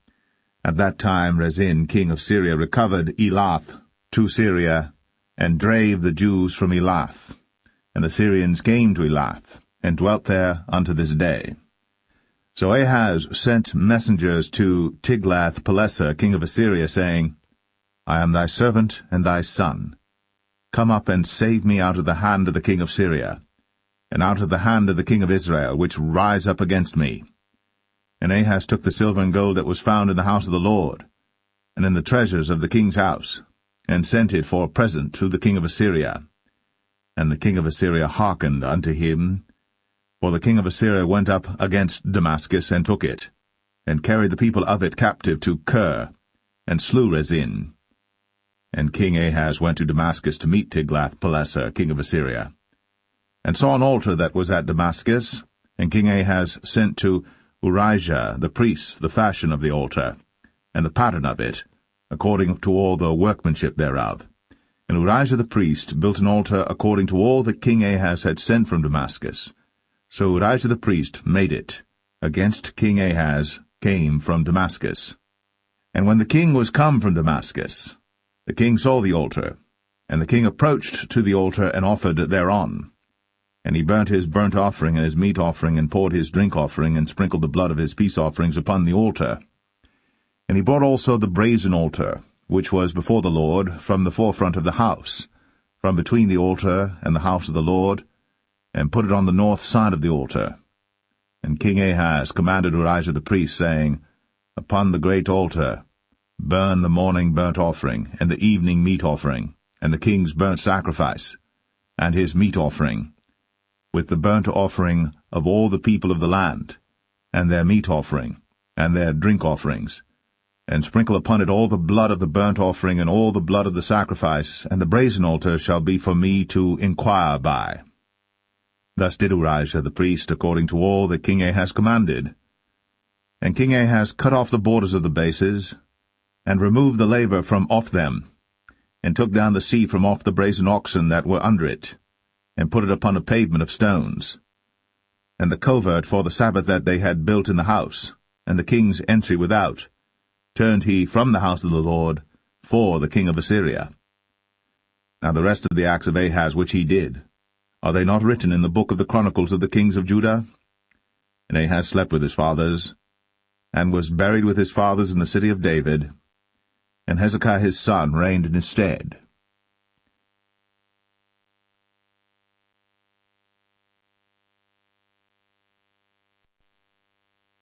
Kings 17.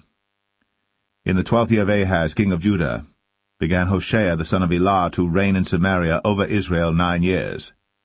And he did that which was evil in the sight of the Lord, but not as the kings of Israel that were before him.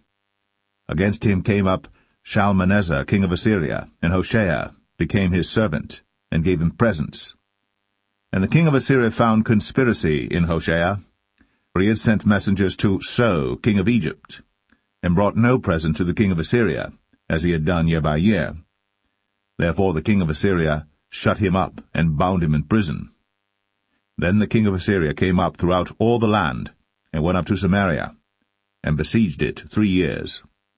In the 9th year of Hoshea the king of Assyria took Samaria, and carried Israel away into Assyria, and placed them in Halah and in Habor, by the river of Gozan, and in the cities of the Medes. For so it was, that the children of Israel had sinned against the Lord their God, which had brought them up out of the land of Egypt, from under the hand of Pharaoh king of Egypt, and had feared other gods, and walked in the statutes of the heathen, whom the Lord cast out from before the children of Israel, and of the kings of Israel which they had made. And the children of Israel did secretly those things that were not right against the Lord their God, and they built them high places in all their cities, from the tower of the watchman to the fenced city. And they set them up images and groves in every high hill, and under every green tree.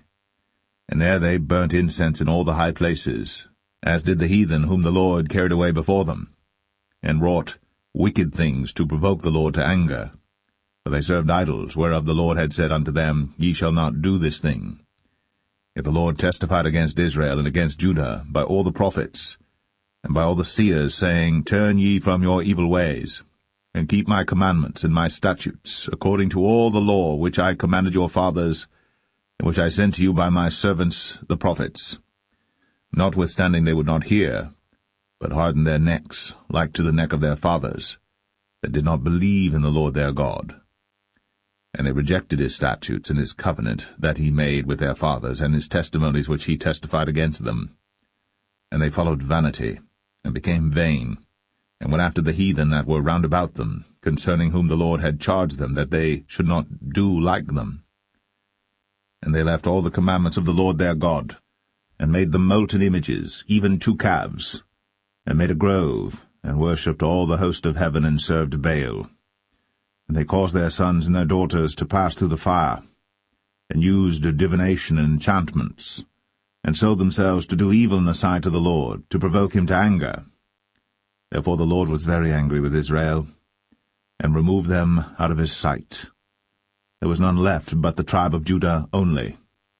Also Judah kept not the commandments of the Lord their God, but walked in the statutes of Israel which they made. And the Lord rejected all the seed of Israel, and afflicted them, and delivered them into the hand of spoilers, until he had cast them out of his sight.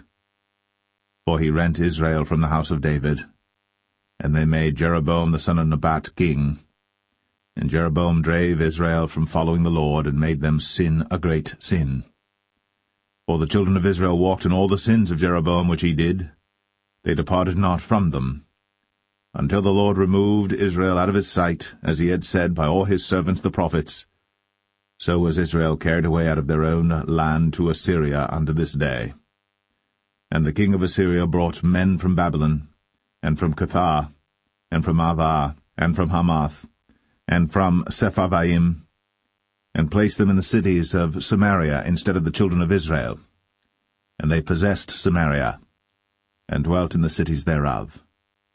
And so it was at the beginning of their dwelling there, that they feared not the Lord. Therefore the Lord sent lions among them, which slew some of them. Wherefore they spake to the king of Assyria, saying, The nations which thou hast removed and placed in the cities of Samaria know not the manner of the God of the land. Therefore he hath sent lions among them, and behold, they slay them, because they know not the manner of the God of the land.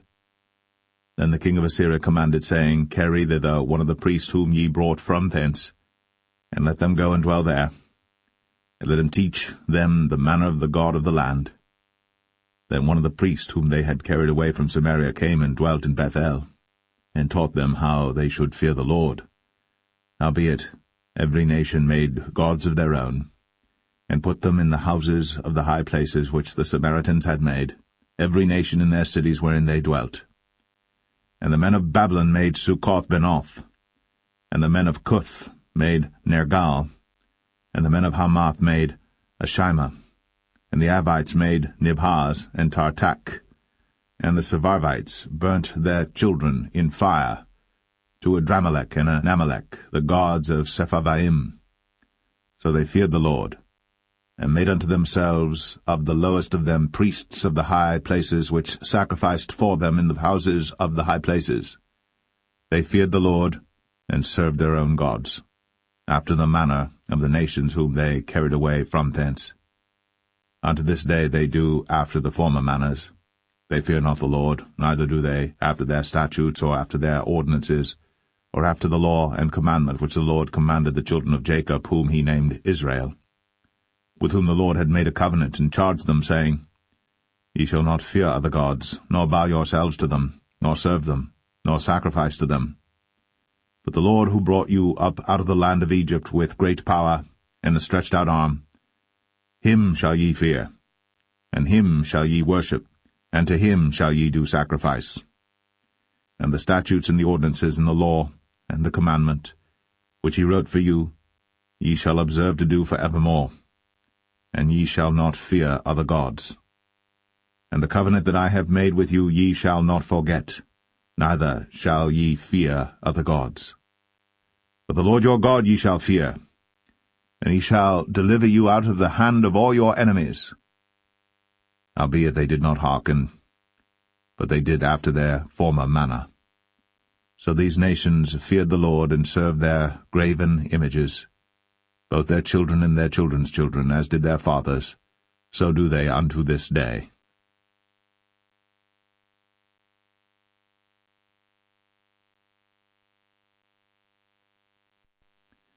2 Kings 18. Now it came to pass in the 3rd year of Hoshea son of Elah, king of Israel, that Hezekiah the son of Ahaz, king of Judah, began to reign. 25 years old was he when he began to reign, and he reigned 29 years in Jerusalem. His mother's name also was Abi, the daughter of Zechariah. And he did that which was right in the sight of the Lord, according to all that David his father did. He removed the high places, and brake the images, and cut down the groves, and break in pieces the brazen serpent that Moses had made. For unto those days the children of Israel did burn incense to it. And he called it Nehushtan. He trusted in the Lord God of Israel, so that after him was none like him among all the kings of Judah, nor any that were before him. For he clave to the Lord, and departed not from following him, but kept his commandments which the Lord commanded Moses. And the Lord was with him, and he prospered whithersoever he went forth. And he rebelled against the king of Assyria, and served him not. He smote the Philistines even unto Gaza, and the borders thereof, from the tower of the watchman to the fenced city. And it came to pass in the 4th year of King Hezekiah, which was the 7th year of Hoshea, son of Elah, king of Israel, that Shalmaneser, king of Assyria, came up against Samaria, and besieged it. And at the end of 3 years they took it. Even in the 6th year of Hezekiah, that is the 9th year of Hoshea, king of Israel, Samaria was taken. And the king of Assyria did carry away Israel unto Assyria, and put them in Halah, and in Habor by the river of Gozan, and in the cities of the Medes, because they obeyed not the voice of the Lord their God, but transgressed his covenant, and all that Moses the servant of the Lord commanded, and would not hear them, nor do them. Now in the 14th year of King Hezekiah did Sennacherib king of Assyria come up against all the fenced cities of Judah, and took them. And Hezekiah king of Judah sent to the king of Assyria to Lachish, saying, I have offended, return from me, that which thou puttest on me will I bear. And the king of Assyria appointed unto Hezekiah king of Judah 300 talents of silver, and 30 talents of gold. And Hezekiah gave him all the silver that was found in the house of the Lord, and in the treasures of the king's house. At that time did Hezekiah cut off the gold from the doors of the temple of the Lord, and from the pillars which Hezekiah king of Judah had overlaid, and gave it to the king of Assyria. And the king of Assyria sent Tartan, and Rabsaris, and Rabshakeh from Lachish to King Hezekiah with a great host against Jerusalem. And they went up and came to Jerusalem. And when they were come up, they came and stood by the conduit of the upper pool, which is in the highway of the fuller's field. And when they had called to the king, there came out to them Eliakim the son of Hilkiah, which was over the household, and Shebna the scribe, and Joah the son of Asaph the recorder. And Rabshakeh said unto them, Speak ye now to Hezekiah. Thus saith the great king, the king of Assyria, What confidence is this wherein thou trustest? Thou sayest, But they are but vain words. I have counsel and strength for the war. Now on whom dost thou trust, that thou rebellest against me? Now behold, thou trustest upon the staff of this bruised reed, even upon Egypt, on which, if a man lean, it will go into his hand, and pierce it. So is Pharaoh king of Egypt unto all that trust on him. But if ye say unto me, We trust in the Lord our God, is not that he whose high places and whose altars Hezekiah hath taken away, and hath said to Judah and Jerusalem, Ye shall worship before this altar in Jerusalem? Now therefore I pray thee, give pledges to my lord the king of Assyria, and I will deliver thee 2,000 horses, if thou be able on thy part to set riders upon them. How then wilt thou turn away the face of one captain of the least of my master's servants, and put thy trust on Egypt for chariots and for horsemen? Am I now come up without the Lord against this place to destroy it? The Lord said to me, Go up against this land and destroy it. Then said Eliakim the son of Hilkiah, and Shebna, and Joah, unto Rabshakeh, Speak, I pray thee, to thy servants in the Syrian language, for we understand it, and talk not with us in the Jews' language in the ears of the people that are on the wall. But Rabshakeh said unto them, Hath my master sent me to thy master, and to thee to speak these words?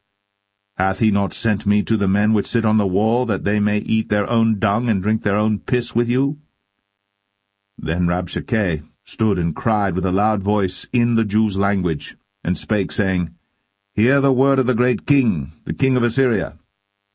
Thus saith the king, Let not Hezekiah deceive you, for he shall not be able to deliver you out of his hand.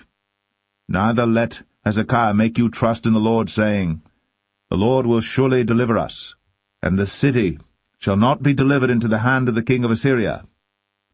Hearken not to Hezekiah, for thus saith the king of Assyria, Make an agreement with me by a present, and come out to me.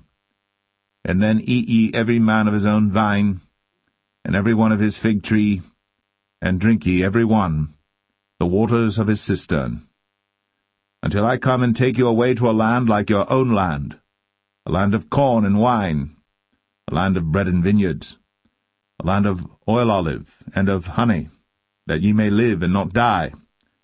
And hearken not unto Hezekiah, when he persuadeth you, saying, The Lord will deliver us. Hath any of the gods of the nations delivered at all his land out of the hand of the king of Assyria? Where are the gods of Hamath and of Arpad? Where are the gods of Sepharvaim, Hena, and Eva? Have they delivered Samaria out of mine hand? Who are they among all the gods of the countries that have delivered their country out of mine hand, that the Lord should deliver Jerusalem out of mine hand? But the people held their peace, and answered him not a word, for the king's commandment was, saying, Answer him not. Then came Eliakim the son of Hilkiah, which was over the household, and Shebna the scribe, and Joah the son of Asaph the recorder, to Hezekiah with their clothes rent, and told him the words of Rabshakeh.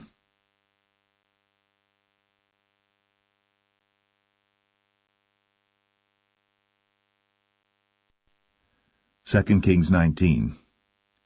And it came to pass, when King Hezekiah heard it, that he rent his clothes, and covered himself with sackcloth, and went into the house of the Lord. And he sent Eliakim, which was over the household, and Shebna the scribe, and the elders of the priests, covered with sackcloth, to Isaiah the prophet, the son of Amoz. And they said unto him, Thus saith Hezekiah, This day is a day of trouble, and of rebuke and blasphemy, for the children are come to the birth, and there is not strength to bring forth. It may be the Lord thy God will hear all the words of Rabshakeh, whom the king of Assyria his master hath sent to reproach the living God, and will reprove the words which the Lord thy God hath heard. Wherefore lift up thy prayer for the remnant that are left. So the servants of King Hezekiah came to Isaiah.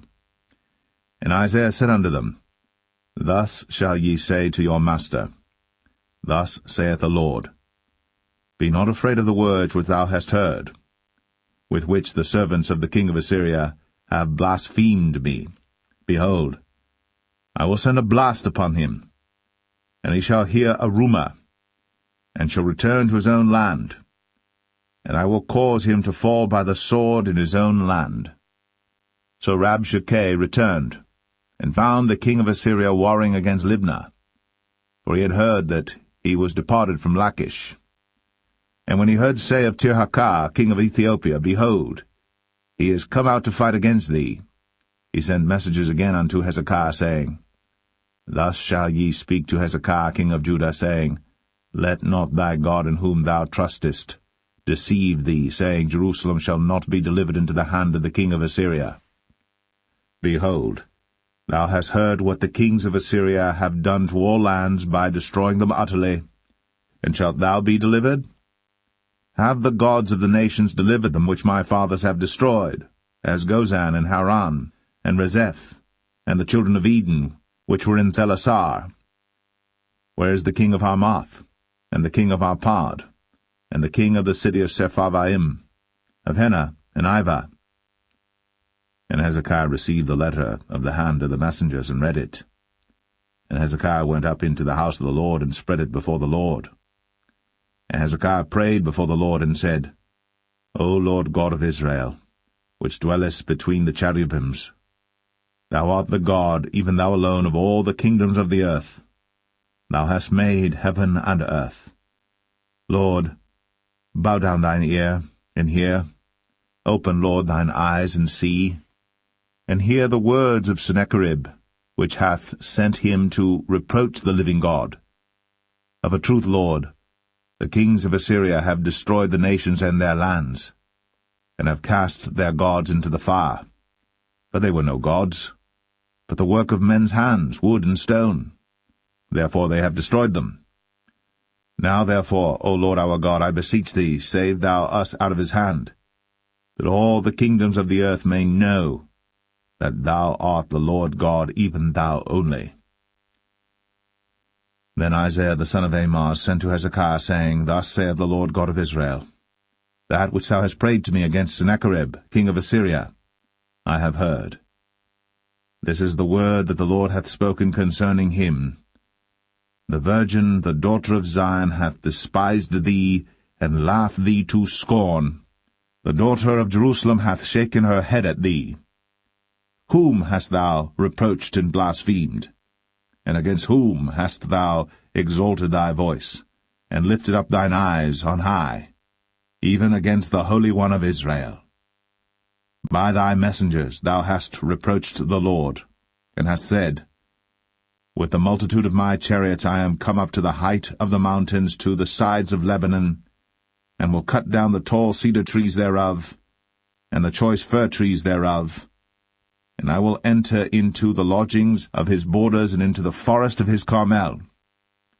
I have digged and drunk strange waters, and with the sole of my feet have I dried up all the rivers of besieged places. Hast thou not heard long ago how I have done it, and of ancient times that I have formed it? Now have I brought it to pass, that thou shouldst be to lay waste fenced cities into ruinous heaps. Therefore their inhabitants were of small power. They were dismayed and confounded. They were as the grass of the field, and as the green herb, as the grass on the housetops, and as corn blasted before it be grown up. But I know thy abode, and thy going out and thy coming in, and thy rage against me, because thy rage against me and thy tumult is come up into mine ears.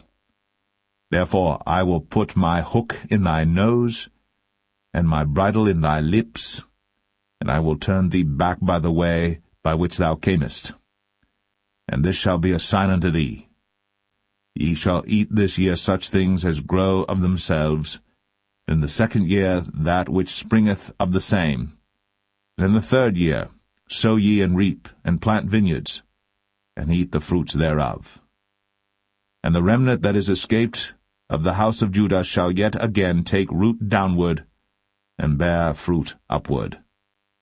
For out of Jerusalem shall go forth a remnant, and they that escape out of Mount Zion. The zeal of the Lord of hosts shall do this. Therefore thus saith the Lord concerning the king of Assyria, He shall not come into this city, nor shoot an arrow there, nor come before it with shield, nor cast a bank against it. By the way that he came, by the same shall he return, and shall not come into this city, saith the Lord. For I will defend this city to save it, for mine own sake, and for my servant David's sake. And it came to pass that night, that the angel of the Lord went out, and smote in the camp of the Assyrians 180 and 5,000.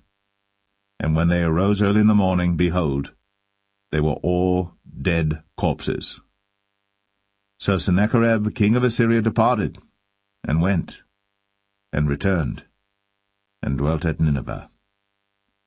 And it came to pass, as he was worshipping in the house of Nisroch his god, that Adramelech and Sharezer his sons smote him with the sword, and they escaped into the land of Armenia. And Esarhaddon his son reigned in his stead.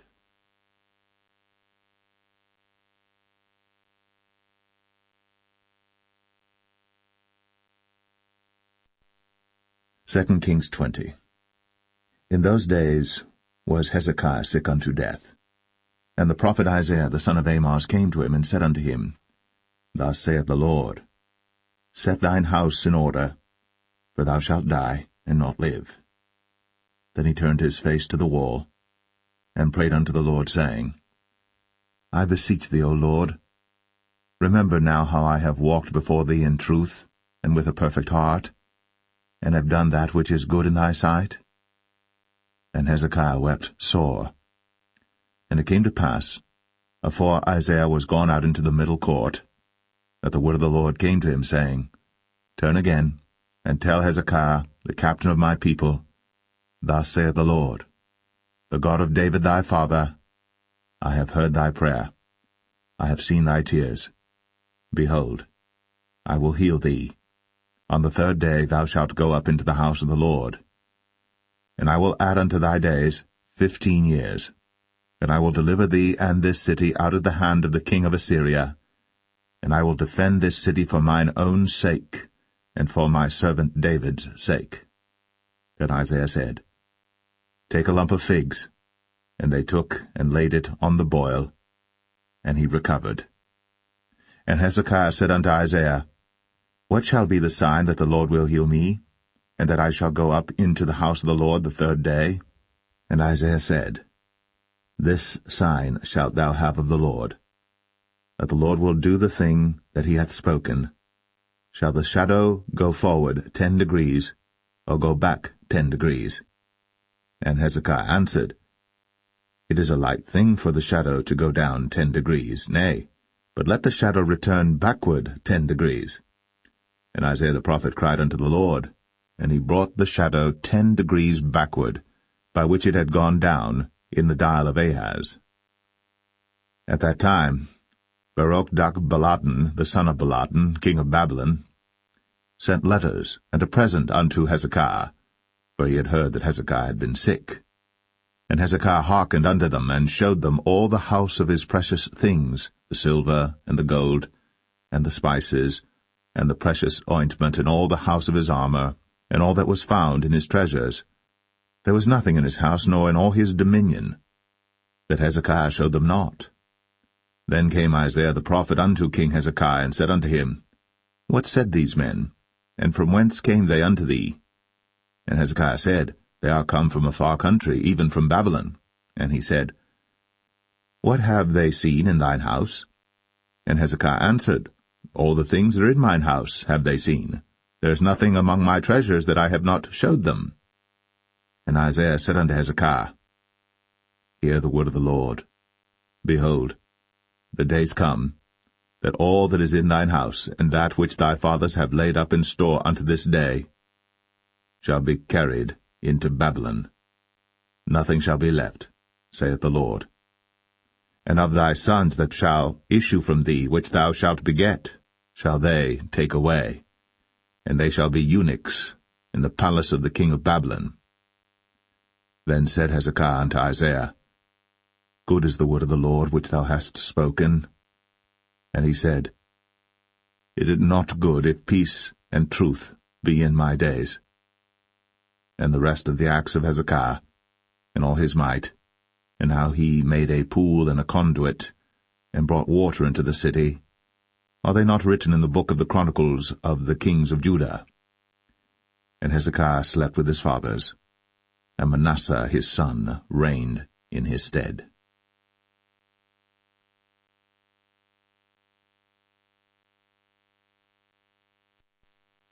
2 Kings 21. Manasseh was 12 years old when he began to reign, and reigned 55 years in Jerusalem. And his mother's name was Hephzibah. And he did that which was evil in the sight of the Lord, after the abominations of the heathen whom the Lord cast out before the children of Israel. For he built up again the high places which Hezekiah his father had destroyed. And he reared up altars for Baal, and made a grove, as did Ahab king of Israel, and worshipped all the host of heaven, and served them. And he built altars in the house of the Lord, of which the Lord said, In Jerusalem will I put my name. And he built altars for all the host of heaven in the 2 courts of the house of the Lord. And he made his son pass through the fire, and observed times, and used enchantments, and dealt with familiar spirits and wizards. He wrought much wickedness in the sight of the Lord, to provoke him to anger. And he set a graven image of the grove that he had made in the house, of which the Lord said to David, and to Solomon his son, In this house, and in Jerusalem, which I have chosen, out of all tribes of Israel, will I put my name for ever. Neither will I make the feet of Israel move any more out of the land which I gave their fathers, only if they will observe to do according to all that I have commanded them, and according to all the law that my servant Moses commanded them. But they hearkened not. And Manasseh seduced them to do more evil than did the nations whom the Lord destroyed before the children of Israel. And the Lord spake by his servants the prophets, saying, Because Manasseh king of Judah hath done these abominations, and hath done wickedly above all that the Amorites did which were before him, and hath made Judah also to sin with his idols. Therefore thus saith the Lord God of Israel, Behold, I am bringing such evil upon Jerusalem and Judah, that whosoever heareth of it, both his ears shall tingle. And I will stretch over Jerusalem the line of Samaria, and the plummet of the house of Ahab. And I will wipe Jerusalem as a man wipeth a dish, wiping it and turning it upside down. And I will forsake the remnant of mine inheritance, and deliver them into the hand of their enemies. And they shall become a prey and a spoil to all their enemies. Because they have done that which was evil in my sight, and have provoked me to anger, since the day their fathers came forth out of Egypt, even unto this day. Moreover, Manasseh shed innocent blood very much, till he had filled Jerusalem from one end to another, beside his sin wherewith he made Judah to sin, in doing that which was evil in the sight of the Lord. Now the rest of the acts of Manasseh, and all that he did, and his sin that he sinned, are they not written in the book of the Chronicles of the kings of Judah?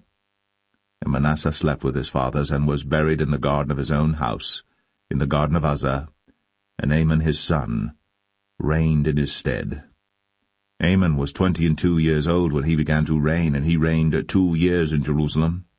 And his mother's name was Meshullemeth, the daughter of Haruz of Jotbah. And he did that which was evil in the sight of the Lord, as his father Manasseh did. And he walked in all the way that his father walked in, and served the idols that his father served, and worshipped them. And he forsook the Lord God of his fathers, and walked not in the way of the Lord. And the servants of Amon conspired against him, and slew the king in his own house. And the people of the land slew all them that had conspired against King Amon. And the people of the land made Josiah his son king in his stead. Now the rest of the acts of Amon which he did, are they not written in the book of the Chronicles of the kings of Judah? And he was buried in his sepulchre in the garden of Uzzah, and Josiah his son reigned in his stead.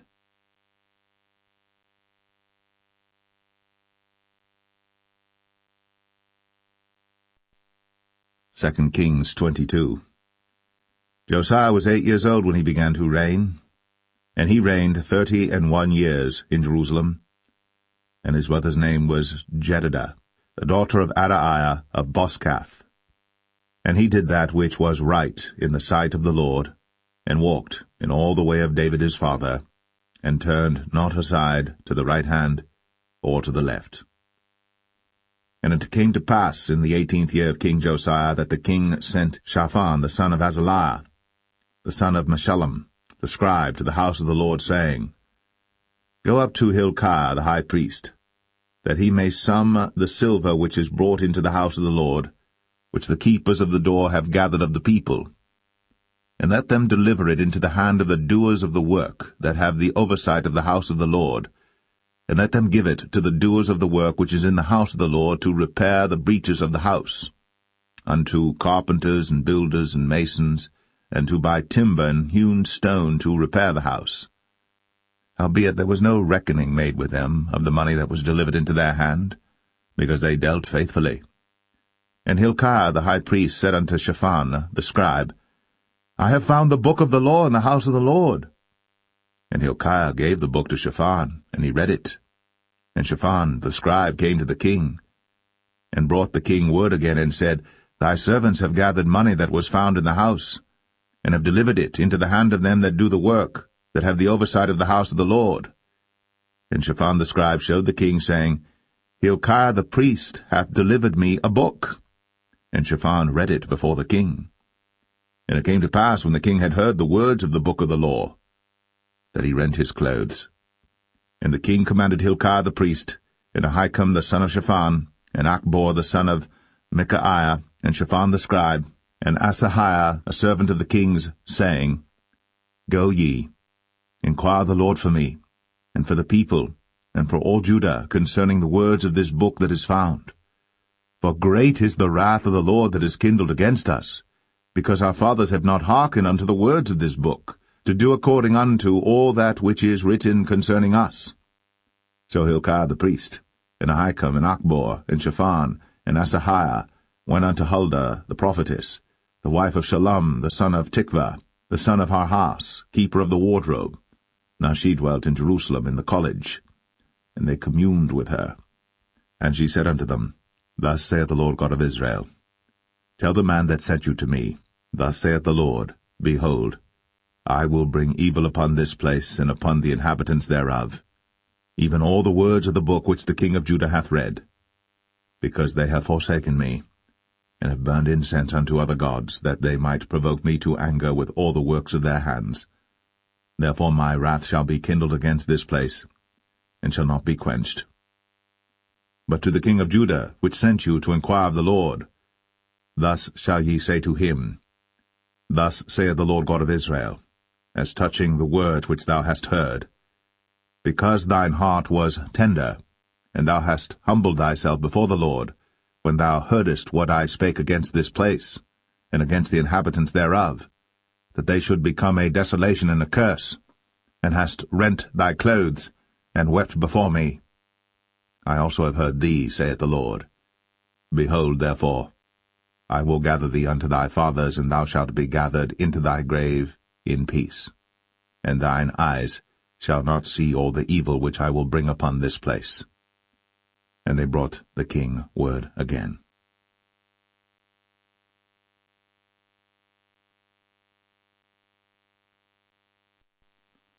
2 Kings 23. And the king sent, and they gathered unto him all the elders of Judah and of Jerusalem. And the king went up into the house of the Lord, and all the men of Judah, and all the inhabitants of Jerusalem with him, and the priests and the prophets, and all the people, both small and great. And he read in their ears all the words of the book of the covenant which was found in the house of the Lord. And the king stood by a pillar, and made a covenant before the Lord to walk after the Lord, and to keep his commandments and his testimonies and his statutes with all their heart and all their soul, to perform the words of this covenant that were written in this book. And all the people stood to the covenant. And the king commanded Hilkiah the high priest, and the priests of the second order, and the keepers of the door, to bring forth out of the temple of the Lord all the vessels that were made for Baal, and for the grove, and for all the host of heaven. And he burned them without Jerusalem in the fields of Kidron, and carried the ashes of them unto Bethel. And he put down the idolatrous priests, whom the kings of Judah had ordained to burn incense in the high places, in the cities of Judah, and in the places round about Jerusalem, them also that burned incense unto Baal, to the sun, and to the moon, and to the planets, and to all the hosts of heaven. And he brought out the grove from the house of the Lord without Jerusalem unto the brook Kidron, and burned it at the brook Kidron, and stamped it small to powder, and cast the powder thereof upon the graves of the children of the people. And he brake down the houses of the Sodomites, that were by the house of the Lord, where the women wove hangings for the grove. And he brought all the priests out of the cities of Judah, and defiled the high places where the priests had burned incense, from Geba to Beersheba, and brake down the high places of the gates that were in the entering in of the gate of Joshua, the governor of the city, which were on a man's left hand at the gate of the city. Nevertheless the priests of the high places came not up to the altar of the Lord in Jerusalem, but they did eat of the unleavened bread among their brethren. And he defiled Topheth, which is in the valley of the children of Hinnom, that no man might make his son or his daughter to pass through the fire to Molech. And he took away the horses that the kings of Judah had given to the sun, at the entering in of the house of the Lord, by the chamber of Nathan-Melech, the chamberlain, which was in the suburbs, and burned the chariots of the sun with fire. And the altars that were on the top of the upper chamber of Ahaz, which the kings of Judah had made, and the altars which Manasseh had made in the two courts of the house of the Lord, did the king beat down, and break them down from thence, and cast the dust of them into the brook Kidron. and the high places that were before Jerusalem, which were on the right hand of the mount of corruption, which Solomon the king of Israel had builded for Ashtoreth, the abomination of the Zidonians, and for Chemosh, the abomination of the Moabites, and for Milcom, the abomination of the children of Ammon, did the king defile. And he brake in pieces the images, and cut down the groves, and filled their places with the bones of men.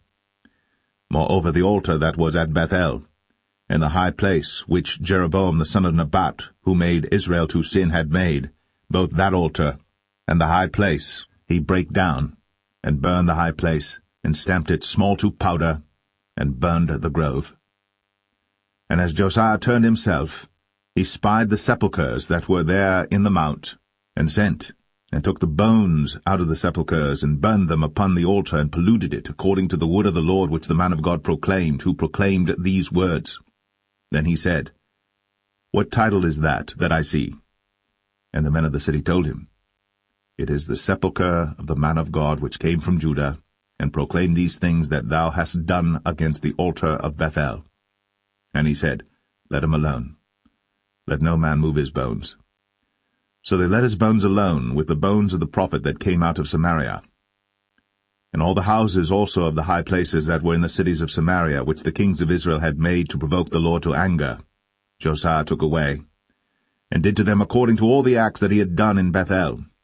And he slew all the priests of the high places that were there upon the altars, and burned men's bones upon them, and returned to Jerusalem. And the king commanded all the people, saying, Keep the Passover unto the Lord your God, as it is written in the book of this covenant. Surely there was not holden such a Passover from the days of the judges that judged Israel, nor in all the days of the kings of Israel, nor of the kings of Judah, but in the 18th year of King Josiah, wherein this Passover was holden to the Lord in Jerusalem. Moreover, the workers with familiar spirits, and the wizards, and the images, and the idols, and all the abominations that were spied in the land of Judah and in Jerusalem, did Josiah put away, that he might perform the words of the law which were written in the book that Hilkiah the priest found in the house of the Lord. And like unto him was there no king before him, that turned to the Lord with all his heart, and with all his soul, and with all his might, according to all the law of Moses, neither after him arose there any like him.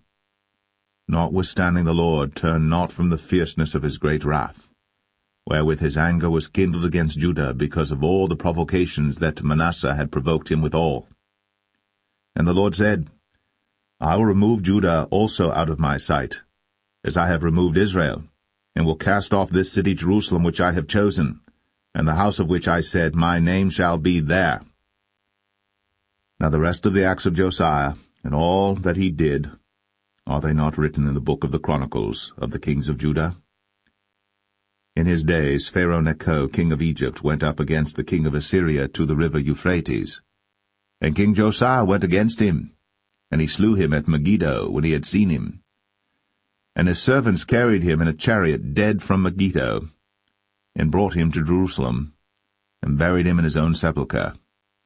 And the people of the land took Jehoahaz the son of Josiah, and anointed him, and made him king in his father's stead. Jehoahaz was 23 years old when he began to reign, and he reigned 3 months in Jerusalem. And his mother's name was Hamutal, the daughter of Jeremiah of Libnah. And he did that which was evil in the sight of the Lord, according to all that his fathers had done. And Pharaoh Necho put him in bands at Riblah, in the land of Hamath, that he might not reign in Jerusalem, and put the land to a tribute of 100 talents of silver, and a talent of gold. And Pharaoh Necho made Eliakim the son of Josiah king in the room of Josiah his father, and turned his name to Jehoiakim, and took Jehoahaz away, and he came to Egypt and died there. And Jehoiakim gave the silver and the gold to Pharaoh, but he taxed the land to give the money according to the commandment of Pharaoh. He exacted the silver and the gold of the people of the land, of every one according to his taxation, to give it unto Pharaoh Necho. Jehoiakim was 25 years old when he began to reign, and he reigned 11 years in Jerusalem. And his mother's name was Zebudah, the daughter of Pedaiah of Rumah. And he did that which was evil in the sight of the Lord, according to all that his fathers had done.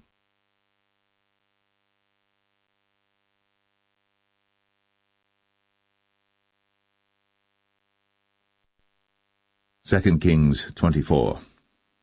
In his days Nebuchadnezzar king of Babylon came up, and Jehoiakim became his servant 3 years. Then he turned and rebelled against him. And the Lord sent against him bands of the Chaldees, and bands of the Syrians, and bands of the Moabites, and bands of the children of Ammon, and sent them against Judah to destroy it, according to the word of the Lord which he spake by his servants the prophets.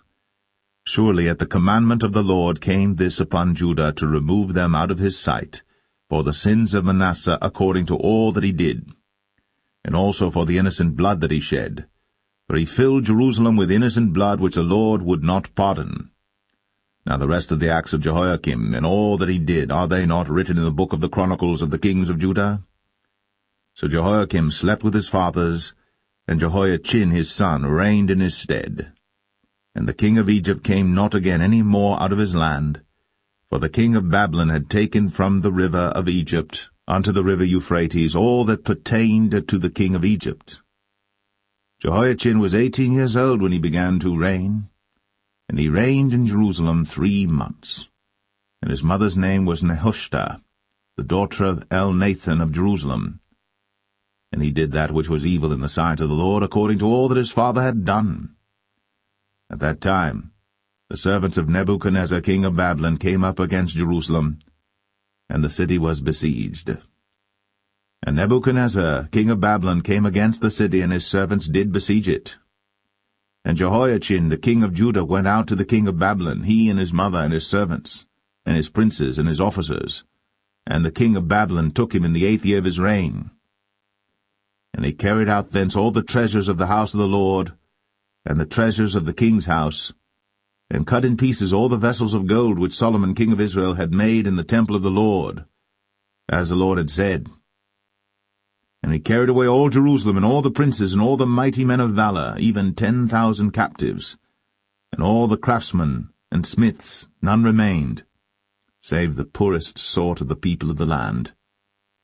And he carried away Jehoiachin to Babylon, and the king's mother, and the king's wives, and his officers, and the mighty of the land. Those carried he into captivity from Jerusalem to Babylon. And all the men of might, even 7,000, and craftsmen and smiths 1,000, all that was strong and apt for war, even them the king of Babylon brought captive to Babylon. And the king of Babylon made Mattaniah his father's brother king in his stead, and changed his name to Zedekiah. Zedekiah was 21 years old when he began to reign, and he reigned 11 years in Jerusalem. And his mother's name was Hamutal, the daughter of Jeremiah of Libnah. And he did that which was evil in the sight of the Lord, according to all that Jehoiakim had done. For through the anger of the Lord it came to pass in Jerusalem and Judah, until he had cast them out from his presence, that Zedekiah rebelled against the king of Babylon.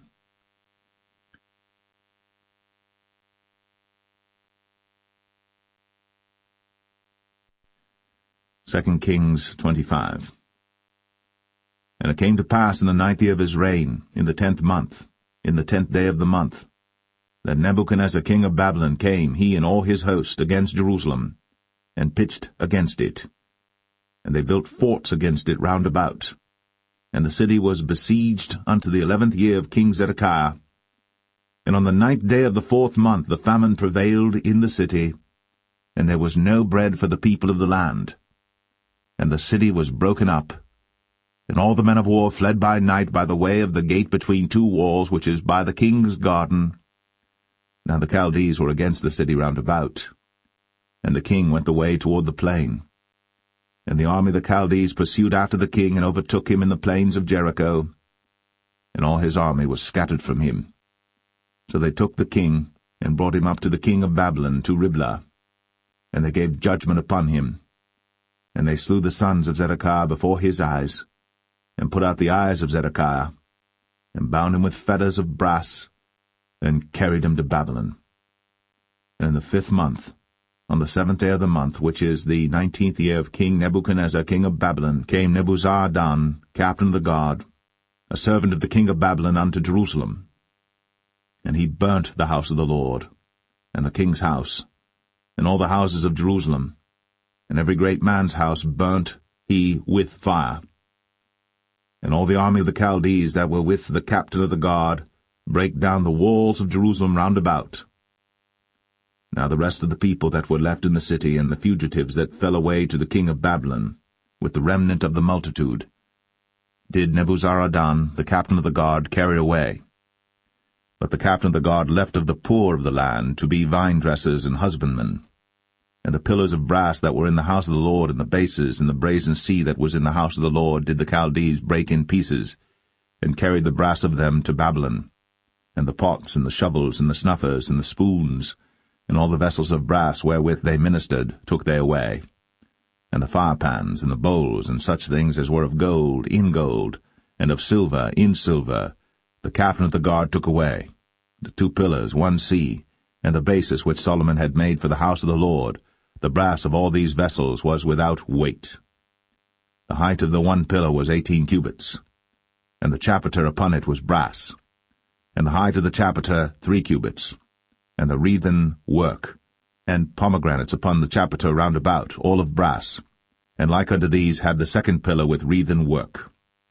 And the captain of the guard took Seraiah the chief priest, and Zephaniah the 2nd priest, and the 3 keepers of the door. And out of the city he took an officer that was set over the men of war, and 5 men of them that were in the king's presence, which were found in the city, and the principal scribe of the host, which mustered the people of the land, and 60 men of the people of the land that were found in the city. And Nebuzaradan, captain of the guard, took these, and brought them to the king of Babylon to Riblah. And the king of Babylon smote them, and slew them at Riblah in the land of Hamath. So Judah was